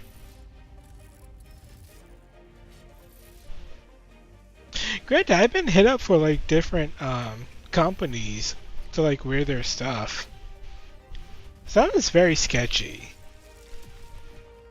So I just say no. Are your glasses Zennies? Zennies? No, but they can be. Hit me up, Zenny. Email in my bio. Is it? I think it is. Las Vegas, Nevada. Make some noise! We're excited to see all your lovely faces, of course, and we have another banger matchup coming up right now. Two SNK legends, actually. Two players who are very familiar. Should I start my Resident Evil? Good one to see. Especially, I'm so impressed with how Xiaohai got here. Imagine A Resident Evil, what do you call it? he gets 9th place at Evo. Tough. Not reunion. Xiaohai, who is, Marathon? like, supposed to win. Should I start that? Love that guy. He's the GOAT. He has to come over to the Street Fighter stage and back-to-back fight for qualifying for Evo Top 8. And here he is. Like, he had to play him back-to-back. What, play 0, 1, Let me at him, dude. I need to get into a Top 8 this weekend. RE2, remake, RE3, remake, Revelations 1 and 2. Damn, yeah, maybe I should. And then RE4, then 5, then 6. Entirely different timeline if Xiaohai had landed that. So you know that's definitely Yeah, maybe I should start that, huh? Not necessarily show it, but he definitely feels it. He definitely shows it up in the next weary opponent, which is really unfortunate. On the other side, though, this is actually kind of crazy. Lashar back-to-back champions in the CPT. What other RE game am I missing? Oh, Cole Veronica? Took a little bit of a break, but here he is right now again in tip-top shape. However, I guess that's kind of like loaded to say tip-top shape because he's currently in the loser side against Xiaohai. And I thought it was mad RE Village? More Fatal Fury characters, potentially. He's going to pull up with my or Terry, and he's like, don't remind me, bro. I don't want to see this. They're just like the... They're Operation Raccoon City? But we're going to take a look at their path. The Dark Chronicles? Presented by White Claw Zero. Oh, Of course, no. we see Xiaohai. Oh, there are so many Resident Evil Afterwards, games. He goes and fights for his life in Fatal Fury. Comes back. I and forget sometimes. Duel Kevin and RE7? qualify for this top 8. And he's got some tough opponents right before that, right? Dogra. Yeah. Back-to-back in that round 3. Damn. While looking at the stats coming up as well from the side of Lashar, a little bit of poetic justice when you take a look at how he's gotten here in his victory path. But again, Xiaohai being so competitive, he's definitely going to give Lashar. I feel like I'm missing one. Look at it right now. He had Young Goki, Cali representative. I like that, but also Aqua, VX Bao, down to Phenom, and then had to face off against DCQ, Pugera, and Punk. Back to back. Yeah, these are all close sets too, scrappy ones. I mean, that's why our Evo champion, Punk, 9th place this Evo after really good runs in the last 2 years, obviously top 8 and then winning, barely going down to Lashar in a banger of a match. If you didn't see that one, definitely recommend checking it out. And Lashar, I think for a lot of people's mind, one of the best, if not the best, Street Fighter 6 players. But it's weird to say given that he won CEO and CB, but he kind of Isn't this guy playing Terry? It's weird because you're like, didn't he just win 2 big majors? But things like Capcom Cup Cup and Evo and stuff, I sort of expect him to get the big ones. And he's just not quite there. I think his perfect playstyle is very hard to do at a high level for so long. So I always love to see success from him. He's such a fun player to watch. And I'm curious which of his 3 characters he's going to lock in against Xiaohai. And Xiaohai Resident Evil's director's cut. I can pass on that. Who they actually pick up next, to be honest with you. They are locked and loaded on the stage. Everybody waiting to see the big throwdown. Again, in top 8, there's definitely going to be no slouching. Xiaohai versus Lashar on the screen, on the stage right now. It's just a matter of what character is chosen. Taking a look at from Xiaohai and his current record, he's been mad consistent with the Bison all throughout the weekend thus far. It's at least what I've seen. Yeah, and I've seen him play some Mai as well. It's another character that I saw him lock in. And his whip punishment, particularly in the Itabashi set, was next level. You see the crowd out there. What's up, everybody here at EVO? Hopefully you've been enjoying your time so far. In this crowd, we have Street Fighter action, narrowing it down all the way from 4,000 plus players to our top 8. That's crazy. Ed was on the screen. You see Terry in the back. He's just like, nah, man. He was just shaking his head. He's like, what are you doing, man? I don't need that. I got to get out of here, of course. It's going to be a good one. A banger of a match. Curious about what the Resident Evil and I have no spoilers marathon. That's going to be crazy. Wait, how many games is that? With us here on this late night for some Street Fighter action, our 3rd year at EVO, and this crowd is packed. How's everybody doing out there? You guys feeling good? Alright, let me count how many games I'm going to play. On the floor, absolutely packed. Absolutely 1, insane. 2, 3, 4, 5, 6, 7, 8, 9, 10, 11, 12. That is a lot of people out there. Every year, I'm so surprised how many people it is their first year. Hopefully, we catch you back here next year. And every year for some Evo action. He's got the Quam box. Am I right about 12, 13? Yeah. Jesus. Quamba was making the Quam box. 14? It looks like instead. But everybody's been using this lately. Oh no, I gotta play 14 Resident Evil games? Mashing, you know they're going to wake up Super or VP or whatever it's going to be, right? So people try to hide their inputs so that when you're playing side Umbrella by side, Corps? you No. don't know what you're up to. Damn, he's got maximum coverage. Look at the flaps on that bad boy, dude. He's covering the elbows, too. You can't even see his elbows, brother. You don't even know what's going on under the hood. That's the idea. That's you the don't want to know. funniest thing, actually. For someone just tuning in right at that moment, they're like, is his hands connected to the stick? What is this peripheral? I'll make a folder. What's everybody in the crowd out there? Hopefully you're feeling well. We're going to see between I hope you're feeling well. Thank you. of fighters. Yo, Snapple? I like that. Lyle Billy Bones? That's my guy right there. We are going to get locked in very soon. Xiaohai versus Lashar. This is elimination time. This is round 1 of Loser's Bracket. Yo, I recognize that flag back there. He's getting hyped. He heard you. It's going to be a sick match between these two. Excited to see it. Xiaohai and Lashar. Really, really strong players. SNK background, obviously. Very good at this game as well. And it looks like the buttons are getting checked. They're locked and loaded. Xiaohai unrolled and the Autobots, they rolled out. Oh, that's right. I can't play Resident Evil 3 on my PlayStation Pro because I have the CD. I don't know. That sounds pretty And my PlayStation 5 Pro does not have a CD drive. We do see Mai locked in, at least on the player 1 side. That might be Xiaohai's choice. Ed possibly being the choice for the side of Lashar. Or we're going to get the Mai mirror. The fans seem pretty happy about it. No Resistance? Xiaohai lean in like you're going to play that against me. He's like, you're going to dare I pick think I like a Resistance. fighter's character against me. A Yeah, I'll Fatal Fury pass on character that. Against me. Mai versus Mai, our match here. A very strong character and a very common character. Very different styles though. Lashar with punish, hit confirms, reactions, defense. Xiaohai, a much more active player, right? He's going to pull up and use his reactions and just general fighting game comfort ability to beat you up. Alright, I got 13 games in here. Yeah, Mai on Mai? The pressure's going to be a little bit too much thus far. Xiaohai still in control. The Fierce trying to check the movement from Lashar just in case. Ooh, opening down below. Another Killer Beast thing. Get off me, Ryuenji. Getting some space. The perfect pair of Riembu after trying to beat it. Dive kick. He's looking to beat the anti-air, and Xiaohai does not bite. Okay. Damn, Twitter is going to complain about mirror matches at EVO. Again.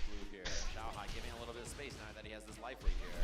Finds the low hit, and he's almost out of the enhanced fans. Reversal from Xiaohai. Tried to check the drive rush a little bit too late. Damn, what a time to bust out that OD uppercut. That was actually round change against the Shard block. Back to back too, and that sends a message early if you're just down to send it on the first 2 interactions. Again, offense from Xiaohai. He's more likely to act first, throw these fans, EX fans. Wow. Damn, he just counts for both of them, huh? You want to do that? What a hit confirm there from Lashar.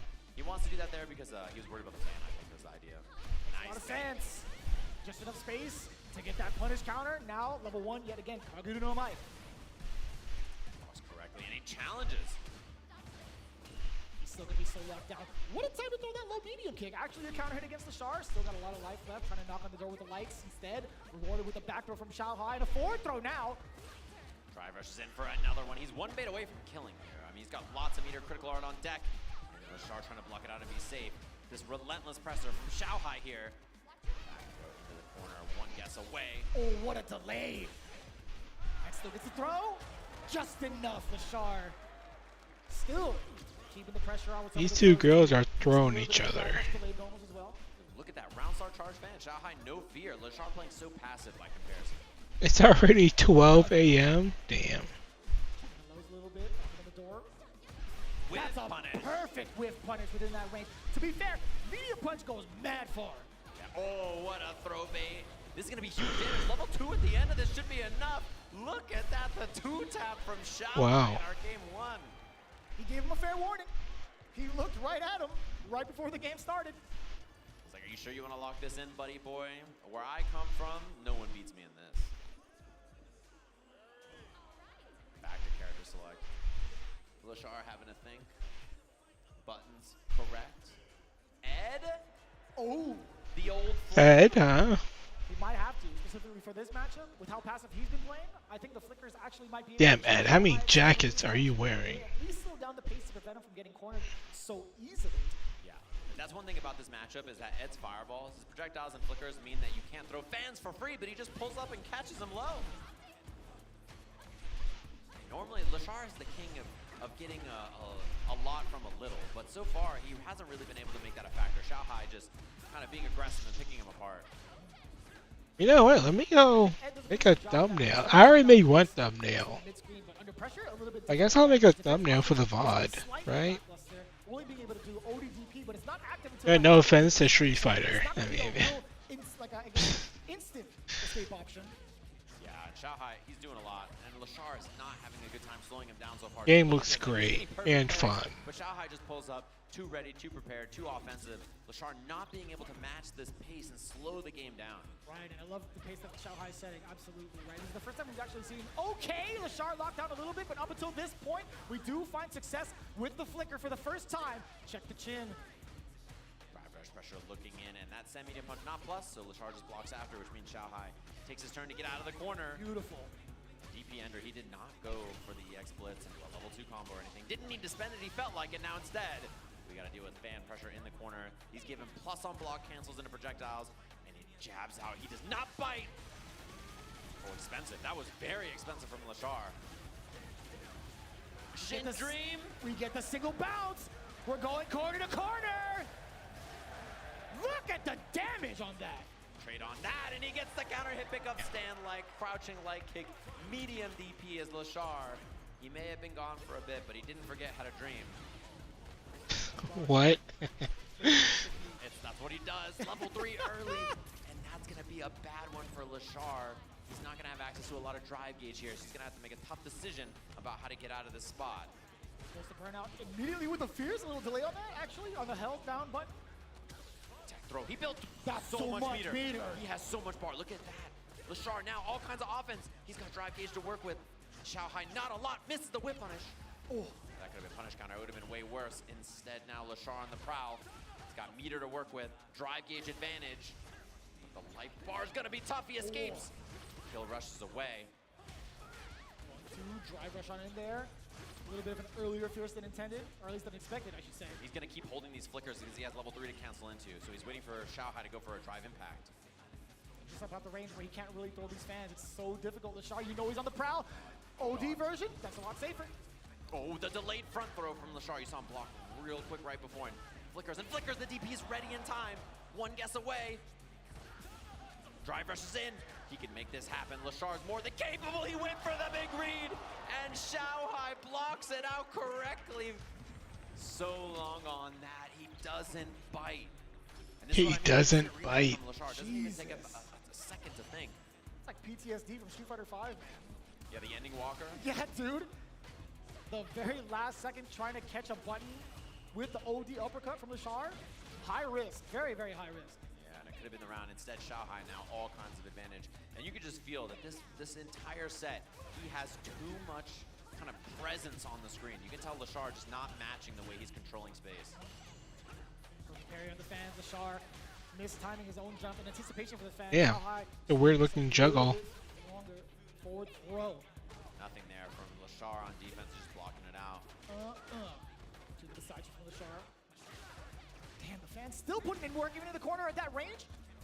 Okay, chance now. Lashar on all kinds of offense. He's got drive gauge and meter to work with. Oh There's my the whip punish. God! The big duck to the chin, off of the fierce. Let the ball rock. Give me that. Kill rush forward, delayed upper. Still had another chance to do an uppercut, but either way, luckily enough for Lashar, that's one round on the board. He's trying to stay alive. DI, not in time. Oh, and Xiaohai, no rebuttal. That's going to be big. Can go for another drive rush for the extension. DP at the end. Good starter from Lashar. Here as he baits the throw. Damn, look at the damage. New combo on this as well. This is a safe jump ender. Goes for the safe jump, takes the tick throw. Lashar, signs of life here. First time in this set, Xiaohai's been in trouble. The Killer Bee Sting, dash on up, delayed back throw now. Xiaohai sends out a fan, sends out a message. Lashar not ready to respond just yet. Another throw. A lot of mixed signals coming in from Xiaohai.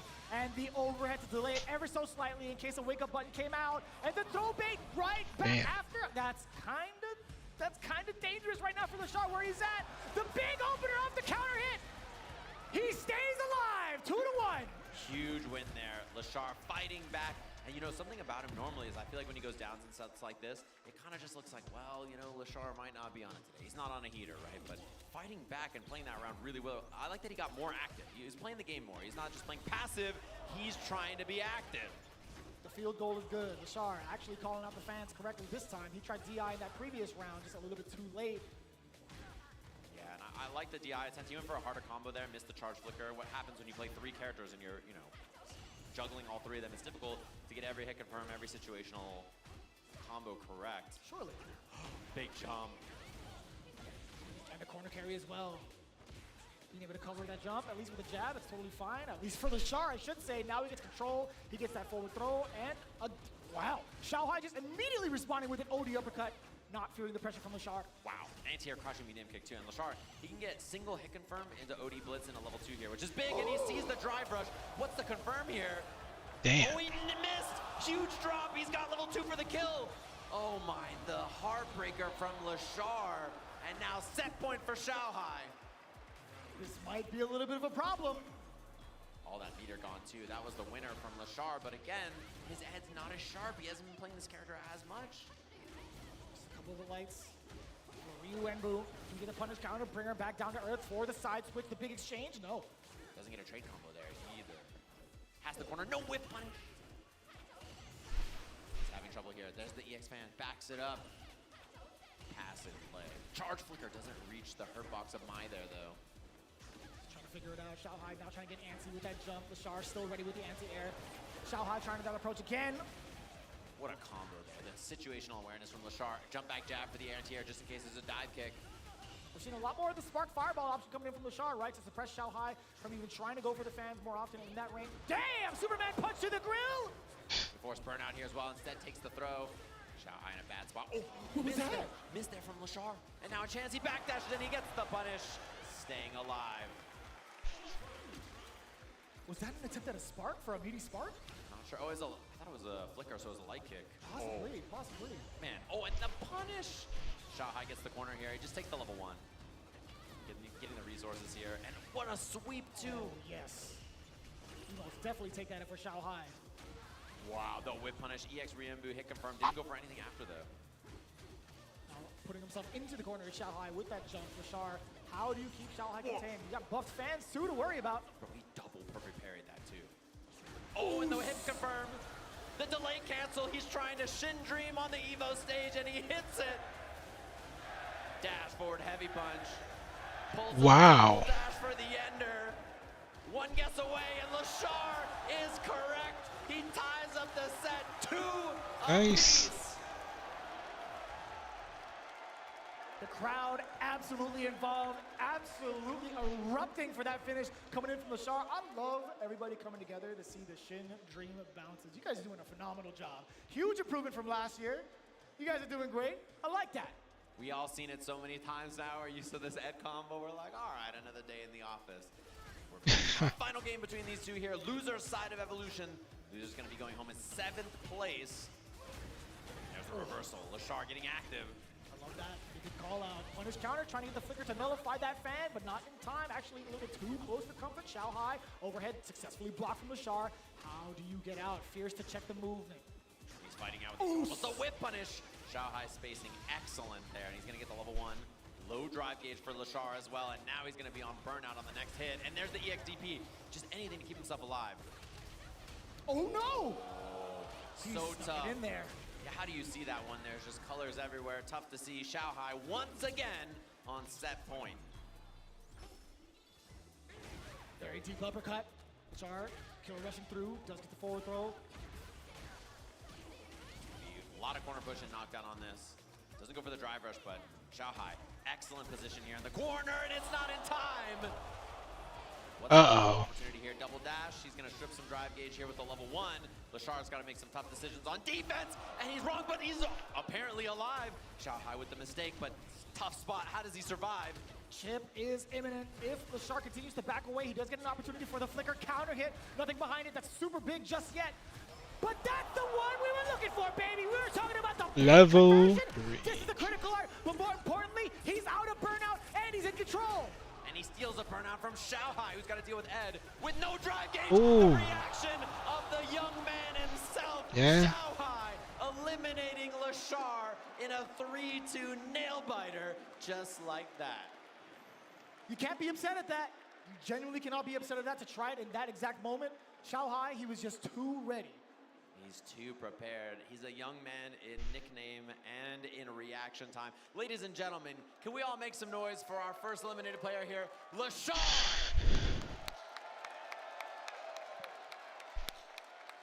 7th place here at Evolution, and Xiaohai starting the march. A long journey through this loser's bracket for him, even before this top 8 began. Can he do it again through the loser side? All the way through these killers. That is quite the task at hand, I'll tell you what, when we take a look at the bracket later, but now it sets us up nicely for what's to come on the loser side. Even further, we got Mickey versus Angry Bird. That's gonna be kind of wild, only because I will say, I feel like not a lot of people have been introduced to Mickey just yet, right? Yeah, really young player, obviously from Hong Kong. First time here out at EVO and in the top 8 of this bracket. Incredible stuff, and he's a young player who plays very defensive, very footsie-oriented, slow play, which is really surprising, I think, generally, right, for a player of that age. But what a banger set between these two, Lashar and Xiaohai. SNK Legends fighting here to see who's the real king of fighters. And it's Xiaohai in the end with an incredibly impressive performance. 3-2 over Lashar. 6 set between those two. And you weren't kidding either. In regards to what you had prefaced it with, you were talking about the amount of control that Lashar was trying to look for, the reactionary play style, which is why he kind of picked Ed after the Mai hadn't worked out. Xiaohai's activity on offense was just too much to handle in the mirror match. But I guess the objective right now, or at least the objective at that point, Lashar wasn't able to get it fully through up until way later. So when you think about it, it's like, what would have happened if Ed was the initial pick? That's what you gotta guess, right? That's the thing in this combo all the way through. Lovely to see it, of course. And thanks to the replay, which is presented by PlayStation Tournaments, of course. Awesome to see that we get some extra stuff. And it's cool to see even in these moments, you know, the clutch plays from players like that. Like Xiaohai is he's just dead if he's not right. And he's reaction time, excellent stuff, of course. So hopefully everybody enjoyed that. And we're ready for our others loser side of the bracket to see who's going to be our next eliminated player and narrow down that top 8 to the 6 players who will be in our top 6 of here at EVO. So again, if this is your first time seeing either of these players, we talked a little bit about Mick and his character choices, right? Cammy has been on the screen a handful of times on the stream as well, or at least Mai also has been the choice for him, if I'm not mistaken, right? Yeah, I've seen a couple of characters from him, of course. We have our White Claw Zero Proof Path to Victory, how they made it here, and Mickey, the young man, beat a lot of really strong players here, as you can see earlier on. Took a loss to Shine right outside of pools, and Shine had that deep run. He was in winner side top 24 where he lost to Kakadu for the first time. Beats JP King, Smooth King, and then two Kings back to back. Adrian Riven, Challenger League of Legends player, 2200 MR Ken, very strong player. Damn. Hope, VX Bow, Taco, Shine in a revenge match, ending Walker, and then Tori Meshi, the GOAT Dawson. That is quite impressive. I did happen to catch that on day one. I feel like between Mickey and Shine, that was actually very, very impressive Very to see cool. kind of stop that Shine had with that Kimberly. But let's move on over to Angry Bird just a little bit, right? This is insane. Man, shout out to Filipino Man in round 2. He took him down 2-0. Then Ugong right after 2-1. Tony Shuai 2-0. Punk, actually.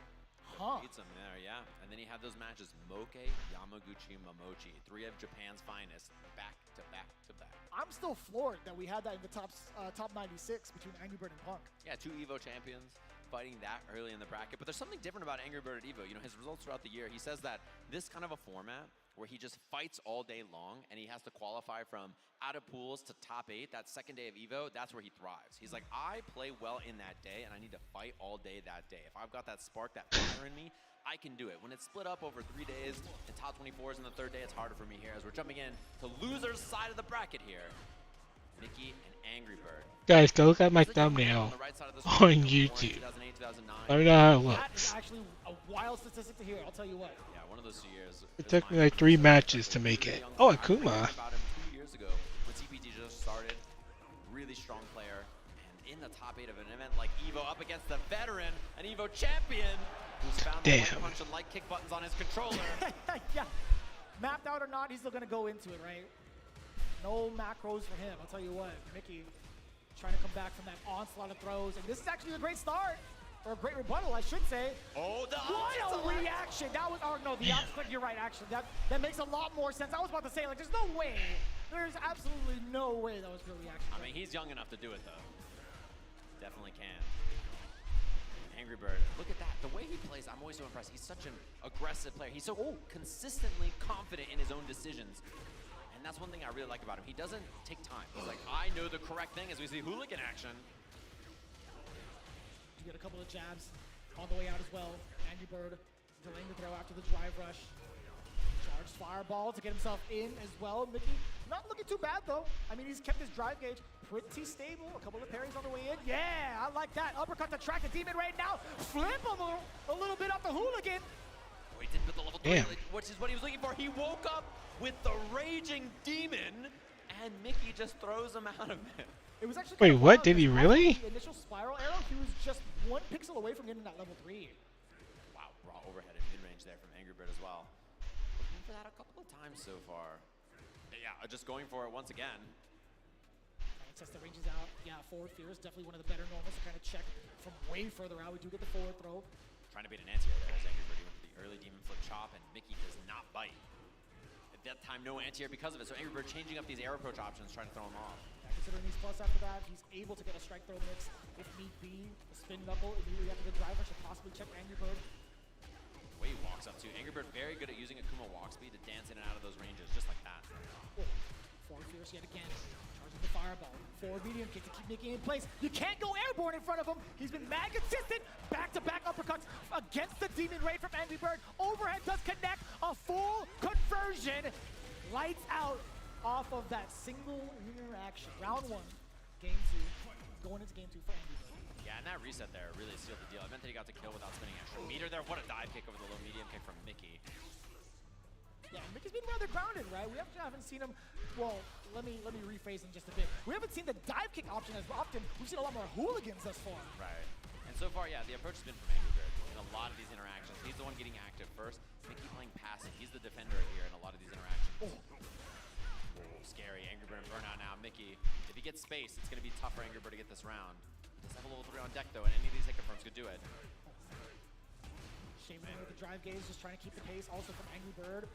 He is fighting in this burnout, and that's going to be a chance. Level 3? 3,000 Yeah. life is the deal breaker here, I believe, for Angry Bird. And yeah, he had that hit confirm. Punish counter, crouching medium punch, stand heavy punch. Damn. Didn't quite reach, and so Mickey hitting the round. It was just before Angry Bird got back into his drive gauge. Literally a pixel away from getting out of the grave. Ooh, Ooh, rebuttal. Mickey recognizing that Angry Bird's been taking some walking, some space, and yeah, he's getting active, preemptively swinging into these spaces where Angry Bird's been sticking out some floor options. The dive kick beats it. That was such an awkward angle. That was the roundhouse uppercut, if I'm not mistaken. That angle? Oos! T.I. parried it. Didn't get a perfect parry or anything, but still, good result there from Mickey. He jumps in, no anti-air. He catches the jump. He's got level 1 available at the end of this. Doesn't even need it, but he spends it anyway. Quick like that. 2-0 for the young man here in top 8. All right. Repeat that stat real quick. 2-0, you say? That is phenomenal. He looks so locked and unfazed on this stage. Angry Bird shoots him a glance to see what he's up to, and there's no bite. Mickey just like, he looks so confident for someone who's not played on this stage before. And it's just another day, man. Some of the younger generation just built different. I'll tell you what, man, we have a plethora of that all over the world. With Mickey right now on the world stage, proving how much of a competitor he really is. Oh, let me turn my fan on. I keep seeing it spike up on my mic. Not knowing when he's even allowed to act. Mickey's been keeping it real tight, crouching heavy punch to keep him grounded. Now we get the whiff punish. Level 1's got to be coming in, doesn't even need it. He went all the way through spending his drive gauge. Let me fix my face. This guy is calculated. Look at that, just set point already over the EVO champion for the first year of this game, and he lands minus, perfect parry, and now the corner. Angry Bird low on drive gauge, feels like he's low on options here, although that tech builds him a lot in the air to air. I love that adaptation, knowing that the demon flip over was coming. Oh man, 2 in a row, Angry Bird. He's in trouble here. Catches the backdash. He has level 2 available. What's the meter dump at the end of this? Is it enough to kill? Is the question. Not enough. With that, Rowdy baits the throw, and Mickey, the clean perfect to 3-0, our Evolution 2023 Street Fighter 6 champion, and it's another day in the office for someone not even old enough to work in one. This guy is locked the hell in. I will tell you what, that was such a smooth round. Everything went in Mickey's favor, especially towards that end, knowing full well he didn't need to dump out the meter. He knew it wouldn't have killed. Just played it nice and cool, waited for that punish counter. But I gotta say, man, still, big fan of Angry Bird. I know you guys are as well. Let's give it up one more time for Angry Bird. Evolution 2023 EVO champion. Incredible. That's good. Did he play 3 Ken? straight years he's been in this top 8. That Or consistency is very was impressive. it Marissa? More and more with all the great tournaments coming up this year as well. As Mickey's marching on with that Quam box, folded it all up. He's ready to go up there on that stage. Incredibly impressive run from him so far, and that sets up our top 6 here at EVO now. So we have our losers side of the bracket and our winners finals squared away.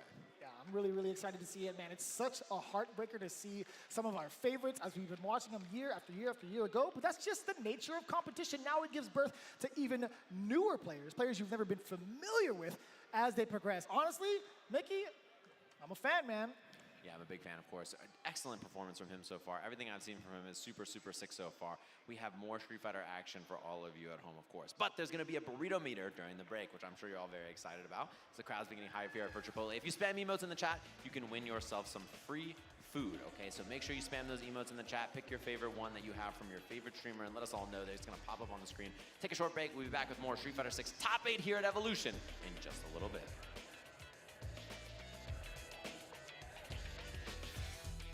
Look, who's hungry? We're going to Chipotle. I need people on the bus now. Chipotle on the way. Let's get it. Deal. If you can guess how many beads I have, I'll commentate your Chipotle order. I'm guessing around 1,000. Now that's meaty. 1,000. Of course you go with queso. That way your burrito will match your play style. You can tell he's been labbing that burrito technique. Now that's top tier. If you guys love Chipotle, make some noise!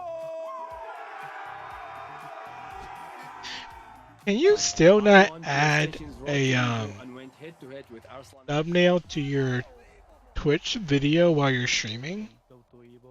Is that still not possible? It's not. Never seen that in my life. To compete on PS5, choose your game, find PlayStation tournaments, and register. It's that easy. Sign up for PlayStation tournaments for opportunities to win unique prizes and much more. PlayStation. Well, Vaya is laughing right now. Look at Vaya laughing right now. Oh, he's doing a dance. What is he doing? Man, he's too ready, you know. Not today, man.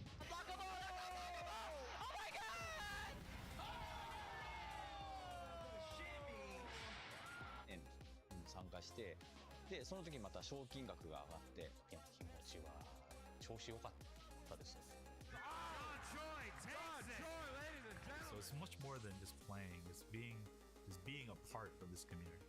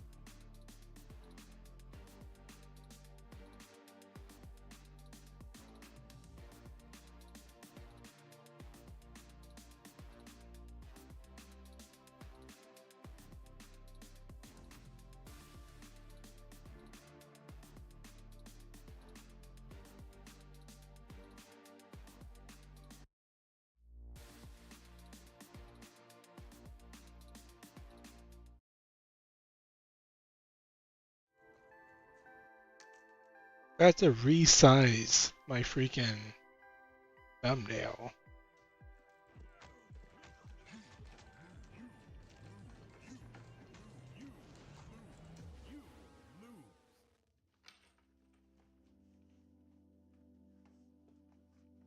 Hey, that worked.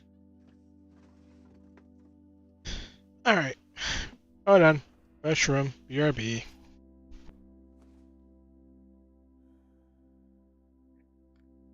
Arrive soon. However, they are arriving now. Production, where are we going?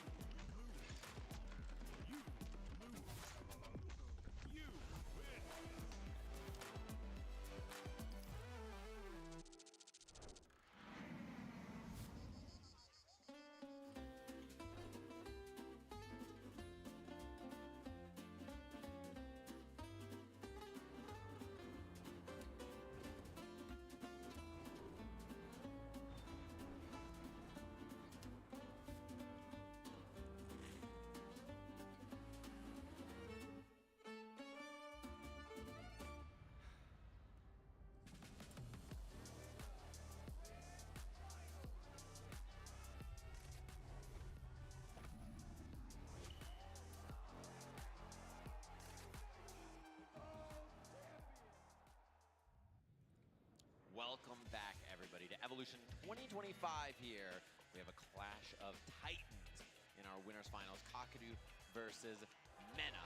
That's going to be the match we're all waiting for here, of course. And we're going to tidy up with our loser side of the bracket in the meantime. Everybody getting real hype out there. I was actually kind of surprised. I was like, oh, damn. This is kind that cameraman, he might not be making it out of this building. Yeah. I mean, at this point, everybody's been super locked in for this top 8 for very good reason. It's been delivering so much above expectations, to be quite honest with you. But now it's going to be even more banger sets, even in the loser side, obviously. Phenom versus Xiaohai. Fudo versus Mickey. After what I just saw from Mickey, I don't even want to be within 10 feet of him if I'm playing on a console. Like, this is still not enough space from here to the main stage. This guy is ice cold. Yeah, that was a dangerous look on someone's face if I've ever seen one. Phenom versus Xiaohai. Curious to see how this one shakes out. Decorated fighting game players and extremely talented. They bring a lot to the table, which I'm excited to see here. And Fudo versus Mickey. Obviously, Fudo been on a hot streak. Just lost to Kakadu, but I don't think the fire... I have returned. Up against Mickey, who's one of the most determined-looking players I've ever seen, and that was a dominant 3-0 performance we just saw. So we're going to jump into our loser side of the bracket before we get that clash between Kakadu and Mena, 3-time EVO champions amongst them. So that is a lot of decoration between the two of them. You know what's funny? Out of all the 3 Jurassic Park movies, Jurassic Park 1 put me asleep. Phenom has been absolutely playing out of his mind, surely, but one of the things that got him to the success into the top 8 is his reactionary stat. It is above average, that is for damn sure. But And you know what's funny? 3, my favorite one, I was quoting the hell out of Jurassic Park 3. But this is different. Phenom is going with his main character right off the bat and can be just I think I quoted some of 2 as well, Lost World. Although Lost World is like probably my least favorite. He kind of gets jump scared by a Blanca from Mena out of nowhere. This is much more of a traditional character. He's fought Mai a million times. He's going to be more in his wheelhouse. So see if that comfort works out for him here. As he takes a little bit more space, he tried to spin knuckle right through there. Beautiful check on the approach. Already Phenom showing that he's pretty comfortable dealing with. Although Dr. Grant is probably my favorite character. Oh yeah, he's in 3. Yeah, he's in 1 and 3. Right. He's doing some fakes too, whipping the stand medium punch back to back like that. I like it. He can get in behind this. Not gonna get Jeff Goldblum was okay. bounces a little bit higher. One thing, if you throw the light fan, But it really comes down to the kids. If I don't like the kids, it's if the kids are making too much of a dumb decision, I just check out. No meter spent just yet. Don't regret it in the morning though. It's gonna be bad. He doesn't DP the approach and counter hit afterwards. Xiaohai, after throwing that fan, had to be buffering so that spin knuckle could give you beat, and Phenom just ready for that counter hit afterwards. Getting that first round ever so important, sitting on 2 bars down below for Super as well. But how do you get around? Actually, when do you even throw the fan at Xiaohai outside of close range? Phenom not gonna even let him answer that question just yet. Back into the east side already. Wait, Jurassic Park isn't Disney, is it? No, it's Universal. But Phenom again catching some of the lights to open up Huh. Xiaohai out of the corner. His challenges too. So far, the big thing has been Phenom's passive play, and Xiaohai has been kind of falling for it as he walks into the fat part of a fan on that heavy punch. Now, a big opportunity for Xiaohai. You guys know if you want to see an IMAX movie, yeah, I spent 20 something bucks for 1 ticket. Now catching the punish counter on the way down. Level 2. You got it. Huge damage on that, or when you're already in install especially. So Xiaohai ready for it there, and I love the adjustments from both of them. Xiaohai started Crazy. on the ground more, and then Phenom goes for dive kick to get over it, and then Xiaohai says, okay, I'm gonna walk in deeper, find these whip punishes. So both of them making good adjustments in the mid-range so far. Xiaohai throwing more fireballs, and then once he establishes the fireballs, he can go for buttons, which is exactly what Phenom was ready for. And now if you're Xiaohai, you say, I think the next time I go to the movies, I'm probably gonna go see Avatar. I didn't see the other ones in theaters. I didn't. Phenom's actually been sitting at that range just to tempt Xiaohai into throwing a fan to possibly get a big spin knuckle punish. But now Xiaohai, we do get the install. Going intact, hounding him down little by little, trying to fake out right. Standing medium punch is exactly used for that. Actually, maybe not. Oh my god, was that a buffer? A level 1 after 2. This is huge damage on this. 1 guess for the round. Xiaohai commits to the buttons, and Phenom trying to get active, thinking he's going to give Although up I space. think the Avatar movies are good movie theater movies, but That much life in your hands, going in for story-wise, not so you have that much. much risk, right? Yeah, he feels pretty confident about that. He's down to get a level 1 and EXDP, something like that. He had a decent amount of health as well. So I like it. Button into button again. Same thing we've seen from Phenom so far. Passive, solid whip punishment on the ground. Nothing overcommittal. Oh, there it is, the spin knuckle in reaction to the fan. Couple of lights, the frame kill, spiral arrow. Wow, you gotta respect my space, man. Damn. Dude, Phenom's corner pressure so far, so overwhelming. Damn, he putting in that work. A lot of problems. Oh, and the perfect timing to get the perfect round. It's been so oppressive in the corner against Xiaohai thus far. Now the big opener, an aggressive one at that. OD dive. It's almost 1 a.m. Counter hit with the full conversion, frame kill. He is Alright. in terms of the driving. Wait a minute. Wait, he's not even done yet. He got the perfect parry and continuing on. Forward throw. How do you get out of here if you're Xiaohai? Dude, he can do no wrong. This game, Phenom is just correct over and over and over. He's 1 hit away now with level 3. He is a fat jump in. Does doesn't get the combo though. Chance for Xiaohai now in this round. He's got to wait because his drive gauge is so low. And that is Oh, a 3 nail bars. in the coffin in this game. Unfortunate for Xiaohai, walked into the tip of a crouching medium kick to tie this setup. Super lethal in the animation, man. That's kind of rough. It's just a street fight, dude. Yeah, why does she need to do all that? It's unnecessary roughness, I'll tell you what. But again, you talked about Xiaohai finally getting that big opener to kind of bring that space away from the corner and also pushing back Phenom in that fashion. There was not a lot he could really pursue, right? He didn't want to drive rush forward, obviously, because he only had 1 bar drive gauge left. He just had to play passive. Yeah. And that's tough to do when Phenom just turns on the aggression. Yeah, and that's Phenom's goal. He wants to play second here. He wants to let Xiaohai whiff and then get the whip punish. And so Xiaohai needs to operate around that, right? Find some fans, find some other options to represent instead. Make Phenom, swing first or get active so that he can get the advantage. Throwing fans here, trying to force Phenom into a different response. And there's the jump, right? So that's the thing. Phenom didn't need to jump before because the fans weren't a threat. Once the fans become an option, you open up the jump, and now it's time for Xiaohai. You get the killer bee against the bee sting, now into the corner. Xiaohai backing away just a little bit. The roundhouse yet again, not really finding a lot of success with that button in particular against Phenom. Back him up. Xiaohai, anti-air, not a lot of damage on it. And that's an unfortunate punish counter to eat there as we have the corner. A couple of guesses away, the backdash. No punish either. Didn't get to lead to a lot, just a slight open, and that fierce. Dude, Phenom has been hovering around the heavy button ranges so well, and now within the mediums, allowing himself to get the Level 1. significant punish counter, locking down. I was like, no way she's supposed to get another level 3. Mid-range here where with no space to work with, Xiaohai can't really threaten fireballs, so these normals getting whip punish over and over and over. And then it becomes, do I walk in further, which is what he just did, right? Do I walk in further and try to hit my buttons into Phenom, in which case will Phenom stick out buttons to interrupt? And again, that was the last game. Or go for dive kicks, that's another option to beat it as well. Just at the tail end of that low medium kick. Xiaohai now at the back end of the corner. There we go! The one successful anti-air against the dive kick. It's so tricky to even try to challenge that. Xiaohai finding it. Yeah, you can feel the rhythm in this match, Xiaohai. Poking. Now he's going to wait outside this range. Threaten fan. Phenom wants to spin knuckle through or dive kick over the fan. And this is the kind of space they're going to be hanging out at, right? Phenom, you talked about it earlier.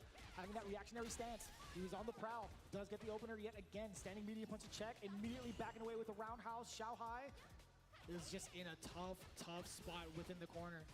Yeah, even though he has the life lead, you can tell that Phenom has too much control on the ground. That's a big hit, though. Oh, he missed the tackle.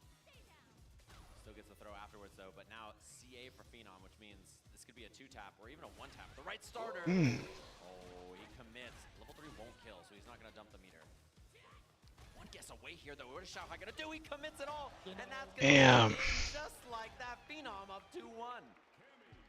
Perfectly understandable. I know 80% of the people in the stands are like, yeah, I would have done the same thing. 100%, that was me. An option you got to think about, man. And you can just tell that Xiaohai is struggling to solve the kind of patient, defensive, neutral style from Phenom. That's what's so difficult. He's just hovering around all the ranges that you think you press buttons at and getting punish countered after that. It's just so intimidating. He doesn't even want to budge, right? Like, Phenom's got so much discipline to even just stay at that range forever. Yeah, and Xiaohai's trying to play the game now. He's trying to get active. He's like, I'm going to drive rush. I'm going to go in for stuff. I'm going to take risks. Yeah, I think he's realized that playing this slow and steady game That's a good is not DP. favoring him, and then Phenom, perfect rebuttal with the jump out. Not too big of a combo afterwards, though. Yeah, and look at how active Xiaohai is. He is hitting heavy kicks and throwing fireballs and drive rushing, and he's doing a lot of stuff there. And because of that opens up the dive kicks and the jumps for Phenom. We're starting to see the cycle, right? Xiaohai, as soon as he gets focused on the ground, Phenom could potentially open up with another dive kick. Maybe a hooligan could be introduced, who knows? But now, still within a spin knuckle range against the fan. But Xiaohai's not afraid of that. He's still got plenty of life to go with. You're seeing that Xiaohai, he's whiffed a couple of times if Phenom didn't whiff punish because he's worried about other stuff. He's worried about, kind of drive rushing, jumping, fans, all these other options. So he's getting himself some space, and the reaction is good. I mean, Phenom's one away now. Ooh, but so is Xiaohai. The jump, no anti-air. No anti-air. And the DI stun. Wow. Calculating that drive gauge, Phenom set point. I think the Mai did do a DP, but they might have did it too early. Everything being introduced, or actually everything being cycled over and over again between the ground, between the air. Not expecting that DI at the end. Nobody blames Xiaohai for that. Yeah, the button burning you out and then the drive impact after so difficult to deal with. Check on that. Is there a wake up? There is, and Xiaohai still down to get active with it. Phenom not respecting it yet. In this round, anyway. No anti-air at all. That man's been anti-airing short hops his whole life, and just a regular Cammy jump goes unchecked. It's just so difficult. At the blink of an eye, it could be a dive kick, right? Forward throw now. Phenom applying more of that pressure. Match point is on the line. He just needs a single opener outside of this throw, especially. He has some gauge for a single hit confirmed cancel to call it lights out. There's the uppercut from Xiao Hai, and there's the throw even further. You gotta be careful. Phenom level 3 available as well, which means that bullet is loaded. He has level 3 reactions to these fans or any kind of whip punish. Xiao Hai playing a dangerous game, and the Hooligan, he ducks it. He knew Hooligan throw was coming. The overhead nicely blocked. Oh my god, DI is a threat. This offensive pressure is a threat. That the dive kick spacing, and he's not ready. Xiao Hai staying alive. Whew. I panicked when I saw that drive impact. I mashed on the table. Physically. Never ready. That's the hard part there, being so sharp the whole time. A lot of things to ask. And he just, the classic, block the jump in, DP afterwards. Big opener. Level 3. Low on drive gauge though, so he spends the level 3 to recover. Yeah. We will 100% take that. That's a big deal though. Your drive gauge back. Which is a pretty big factor. Phenom's going second with his meter here, which means he's gonna have drive gauge advantage. Uh-oh, Xiao Hai low on drive gauge. You saw him trying to continue the pressure. G coming. Because of the lack of pressure from the, at least without a level 1. OD uppercut. Yeah, he's got to get active right now. Otherwise, the DI is going to win. Oh. That is exactly what Xiao Hai was looking for. He knew as soon as bad timing. Scramble, otherwise a checkmate can occur. I love the awareness to get a little wild because he knows that if the game slows down, he can't win it. He jumped over Phenom, jumped again. The jump reset happened off of the normal. Phenom thought he had the confirm. He thought he had the DI. Luckily enough, we get our final game between Xiao Hai and Phenom, going right back into a Cammy versus my. This is it, ladies and gentlemen, for these two. We're gonna have to see how this one shakes out. Adjustments back and forth. Xiao Hai, you know, he's played a fast game once or twice in his life. He knows how to turn on the aggression and overwhelm someone who wants to play a passive style. And the question for Phenom is, does he stick to that or does he turn up the heat himself, right? Is he down to get a little bit more aggressive and make things happen? It seems like he is. It's just so difficult. How much more aggressive can you be without Phenom, like, moving around so much, right? You might be susceptible to a whiff punish. Phenom's going first now, and Xiao Hai gets to play reactionary, which is favoring him. Next fan, gotta guess. He's correct on the parries. He gets a lot of drive gauge back, but close to burnout in the corner. No anti-air DP. He gets the drive rush low or throw. It's gonna be the throw for Xiao Hai. Phenom just looking mad dry when it comes to the drive gauge. Having to parry these fans, trying to be as perfect as possible. There's a big counter hit off of the stand jab. Wow, what a confirm on that active frame crouching heavy punch there. And now, chance for Phenom here. The jump. Oh, the throw tech to Xiao Hai. Great positioning now. And he gets hit. Level 2. Wow. Double drive rush. Level 2 for the spin. Back of the knee's going to get cracked here as he goes up in the set. Set point now for Phenom over Xiao Hai. That is definitely not official chiropractic practice, I'll tell you what. I don't know where she learned that from. Interpol? Yeah, maybe not. Don't take down bad guys like that. A little early. When Xiao Hai, no wake up. You see Phenom respecting it. It's been a lot of EXDP so far from Xiao Hai. Oh. Mixing it up between the medium punch and the fans as well. Phenom still not ready to react just yet. It's too close to even react. Oh no, that's a big drop in punish. A lot of drive gauge gone from Xiao Hai too. And now he's in the corner. He's throwing fans so much. Phenom with the jump because of it. And now last guess here for Xiao Hai. One more. Medium punch to check. A handful of throw. Don't get one more. He thought the exact same thing, and Phenom laid the trap perfectly. That is Phenom moving on into losers even further. Well played. The bracket just like that. Massive adjustments from him. And I gotta say, the way he dealt with that was so difficult. One more time, ladies and gentlemen, can we make some noise for Xiao Hai, our 5th place finisher here at Street Fighter 6 for Evolution. Multi-time EVO champion, legend, and one of the greatest fighting game players of all time here in this Street Fighter 6 top 8 with an incredible performance and finishing 5th after a pretty tense nail-biter there. And you were talking about legends, right? We still have legends in the making with our upcoming match, right? Fudo versus Mickey. We've talked about Fudo a handful of times not too long ago over at Blink Respawn with that impressive bout against Momochi, resetting the grand finals, taking it all the way through with both Ed and DJ. However, Mickey, he is on a hot streak right now. This man is, he is ice cold. Yeah, Yeah, and it's impressive that he cleans up that 3-0 earlier that we saw. He's up against Fudo, who had that kind of match with Kakeru where he's trying to overwhelm him, trying to make something happen. Couldn't quite work. He's dealing with a similar playstyle here, a passive player. He's going to be the attacker in a lot of the instances here. I'm curious to see what character he picks as well. I mean, you could play Ed or DJ into this. I think either are perfectly fine matchups for him. So we'll have to see what Fudo opts to pick here as I see them setting up on the stage, both of them walking out right now. This is going to be losers quarterfinals. Loser of this goes home to 5th place. Winner, a chance in losers semis against Phenom. Genuine question for you. Looking at the current character roster from Mickey, I did get to talk about Angry Bird. We harped on this just a little bit. Mai is definitely on the table. We saw the Cammy a little bit ago. Ryu is also in the pocket. Do you think any of the other two characters that we haven't seen just yet might come into play? I would expect Cammy first because he just looks so good on it. I'm not sure if there's something about the DJ matchup or something about the Ed matchup that would make him want to swap. But with how good his Cammy looked, I kind of expect that first. And it's the same thing with Fudo. I'm not sure whether he feels more confident on DJ or with Ed in this pick. So it's really just kind of dealer's choice for both of them. That's going to be kind of wild to see, honestly. It really, really depends on what the first opening gambit is, just based off of the character selection alone.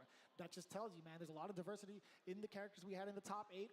There's a lot going on in regards to the current meta. You're seeing a lot of the characters kind of mixing around in terms of results in these last couple of big Capcom Pro Tour events here at EVO 2025. They're getting themselves set up and ready to go. I'm so excited. If you're a Street Fighter fan right now, you have some really, really heavy hitters. Sorry, I'm watching the Street Fighter 6 summer outfits that aren't out yet. Yeah, and that's how you know this game has found its mark, when you're seeing players who are incredibly young having success, and players like Fudo, right, who've been playing this genre for 20 years plus, right, who's still up here on this EVO stage, still performing, having success.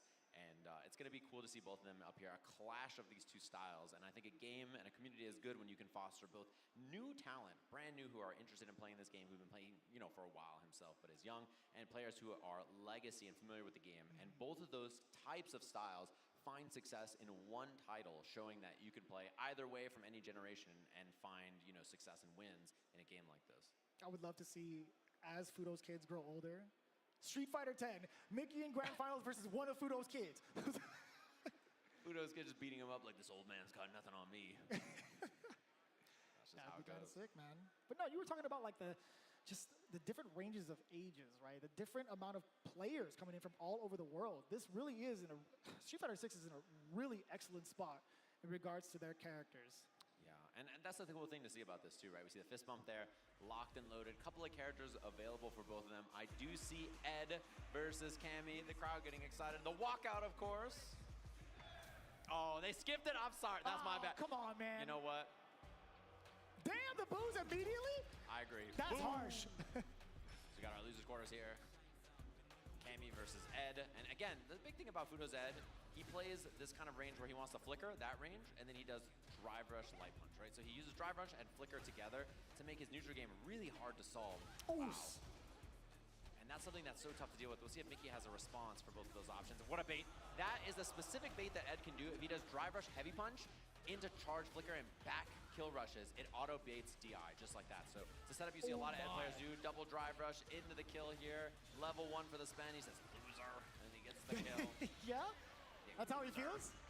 He's rude. Foreground, background, punches you out. That's a perfect. He definitely doesn't pay for public transit in Metro City, I'll tell you what. Oh, yeah. I saw the trailer. The guy hopped the fence. You see him whipping those jabs, and then he wants to go for flickers. He wants to go for drive rushes, try to make you act first, or approach with something else. I love the punish counter hit confirm on the drive rush in the stand medium, stand heavy. Yeah, definitely an idea for Mickey, right? Throwing out that drive rush throw early to kind of bait maybe a tech, right? Fudo not going to be falling for that this early. Maybe it'll come back even later in the games. That's a big jump in against the flicker. Mickey now getting started. Yeah, and Fudo whipping those jabs and then going for the flicker or not is always the question. I need to make 2 clips here. The throw bait, that should seal the deal here. Round a piece very quickly between these two. My man did a micro step forward just in case he had that much time as he watched that Fierce get its recovery going. Standing medium punch to seal it all. Damn, what a call out against the drive rush. So close. Kill rushes in, and the jab hits. Doesn't get a combo off it, but still very good position here for Fudo. Mickey's getting active on defense. He's trying to jump dive kick out of these throws and stuff. And the hit confirmed, that should be the kill. Easy peasy. Fudo not even drive rush. Easy peasy. Nice and early so we can see the speed bag and hear that squeaky shoe on this level 3. Yeah, I look over, I just see Cammy's face. I've been doing this a long time. Welcome to the real world, son. I won Evo 2 years after you were born. That is the fastest my swap I've ever seen. I didn't even see character select. And Crowd is upsetty spaghetti. I'll tell you what. They just skipped it like right off the bat. They go, Mickey is trying to get this run going with mine. When he had the hit, didn't believe in it there. Fudo, I think so far, his style has been tough to deal with for Mickey, and I tend to think that his Ed style is really, really unique. He's the most active, most aggressive Ed that I see most of the time. That's a fun Ed. Ooh. A little bit rough on the execution side. Fudo making a little bit of a mishap. Now he's paying for it in full. Mickey also just standing there with the parry. Tried to get a drive rush, didn't get it out. I think I'll post this one tomorrow. Drive rush jab, trade combo. He gets the knockdown off this and the pressure. Kill rush forward, does get the throw. Set up with the spark and the fireball. Back to back to back. Mickey, kind of intimidating, right? Not a lot of time to even try to open up. There's the OD fan, had to do it. And the overhead connects. You know, at the time being, Fudo was definitely complacent with Mickey trying to waste some of that meter, right? He was forced either to try to parry, perfect, etc. But as soon as that OD fan came out, I felt like he would have been like, okay, I'll get this opening, put you into burnout, etc. It would have been just fine. But Mickey now getting to level 1. One hit confirm as well for Mickey into the EX Rimbu. Very nice stuff there. And a bait. It's going to be a big one. Doesn't go for any kind of level 2 combo, just level 1 corner push, strip some drive gauge. Efficient combo choice too. He gets a lot of drive gauge back by spinning that. Oh, just out of range and he DPs right through. Damn. Well, Fudo's got to win now or he's going to be burned. That is a very big backdash to start from Mickey. Kageru no Might. Forces burnout. Yeah, and Fudo's in trouble. The combo off this. If he builds level 2, he can kill. He does not spend anything there, but the counter hit confirmed. Ties the setup just like that. I was so hoping he gave him the look back. I was really hoping he's like, yeah, I'm about that. Another swap. 4 characters already in this set. Aw, come on, DJ did not go well. Be, right? My man, alright. He sure does. Making sure the buttons are right, and I think he's going to be locking in DJ here for the swap. A little bit more control, perhaps. Heavy fireball, blow through stuff, a little bit more mobility as well, and he can get a little bit more active with his faster up-close buttons. So, skipping it again. Savages. They definitely don't. But one thing to note, I think one very shallow observation. Damn, wait a minute, let me hold my breath. That drive impact right out the gate from Mickey. Now the forward throw. DJ a lot more dangerous upon wake up as well. He does have access to a true reversal, unlike Ed. Yeah, he's a little slow, so you can mediate a lot of times. It's tough to get out of a lot of situations. Big fireballs. Fudo active here. Sweep, sway, and no bite from Mickey. Playing passive on that. Whoa. Perfect parry into the roundhouse. I think I've seen every drive rush hit. Mickey now applying that pressure back roundhouse for the meaty. Except for maybe 2. Because he got the counter hit.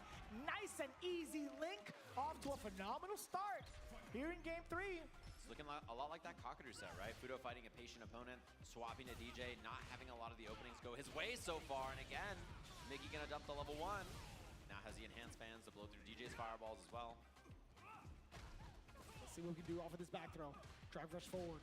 Keep control with some of the heavier normals that he has in his kit. Medium kick, very, very far away. Damn, yo, bring it back down with the air target combo. But no, Mickey gets the back throw and the overhead. Checking the drive rush immediately yet again with the fierce. And level 2 available here after the double Rambo as well. That's huge damage, and that's the kill. Damn, close it out. Just like that. And the rematch, no thoughts from Fudo, no breaks. Whoa, okay. He sends it right back in. Yo, Mickey was giving him the side eye, son. He was looking mean. I love seeing that counter hit, the crouching heavy punch linked into the jackknife. So much carry, decent amount of damage. We do get the uppercut now from the side of Mickey. Right in there, he's gonna get the juggle into the machine gun upper. Let's see what's gonna be left here. Throw, 1 hit away now if he baits something, which he does, and that's a round for Fudo very quickly here. Nice bait. 2 heavies going into standing light kick and the Sobot. Just mad damage. Fudo finding his rebuttal, finding his momentum, checking the movement against Mickey and the buttons as well. Back-to-back counter hits against the young man. And speaking of, he's not afraid to still shoot. He's got the stand jab. Kageru no Mai does get the install. Walking up, creeping just ever so slightly. Oh, no anti there from Fudo. He is pre-committed into a parry, and so instead Mickey getting some space. The sway gets interrupted. Love that drive rush light into the heavy confirm. Safe judgment in the empty throw in case there's a parry from Fudo. Nice block. Charge fan again, tightens the string up with that heavy kick in between. Oh. Fudo does have level 3 as well, so next hit very scary for him here, and he looks for something to hit. Easy peasy from Mickey here. Gonna have to dump a little bit of bar, but that's the kill. Set point for Mickey over Fudo. Most players would have been so susceptible to that exact move and that exact sequence that Fudo hit to try and do a delayed throw. Not Mickey. Nice fireball, trying to find something. What a bait! Ooh. You can burn him out as well, and that's gonna be the level 2 off that just to guarantee the burnout here. Give me the spring kicks, the damage, the burnout. Drive rush on into the sway! Breaking the shades of Mickey, and now breaking Can he kill? as well. Drive impact for the stun. Is it Yeah, he sure can. into the level 2? And the rhythm looks good as Fudo with the uppercut for the Nice. beautiful stuff. Love the setup at the end where he knows the level 1's not on deck yet. Guaranteed stun into the corner. Fudo loved the throw bait first as well. Just really methodical, perfect meter build with the target combo. Everything correct, nice and tidy as he ties the setup and the hands are getting warmed. It's the question of whether we see the Cammy pick now from Mickey or not, or if he sticks it out with mine. Give me the Ryu. The Ryu? Just give me the Ryu. Everybody under 18's got a Ryu, I think. I think This day and age. yeah, I think that's I'll take that laugh as a yes, yeah. That sounds about right. Every day it's like a new person from another place has a Ryu and they're in top 8. You're like, yep, that's the GOAT right there. As he locks in the mine. I got bad news, guys. Got bad news, they're skipping it. You tried to save the crowd from heartbreak. bad news. They were just much faster, that's all.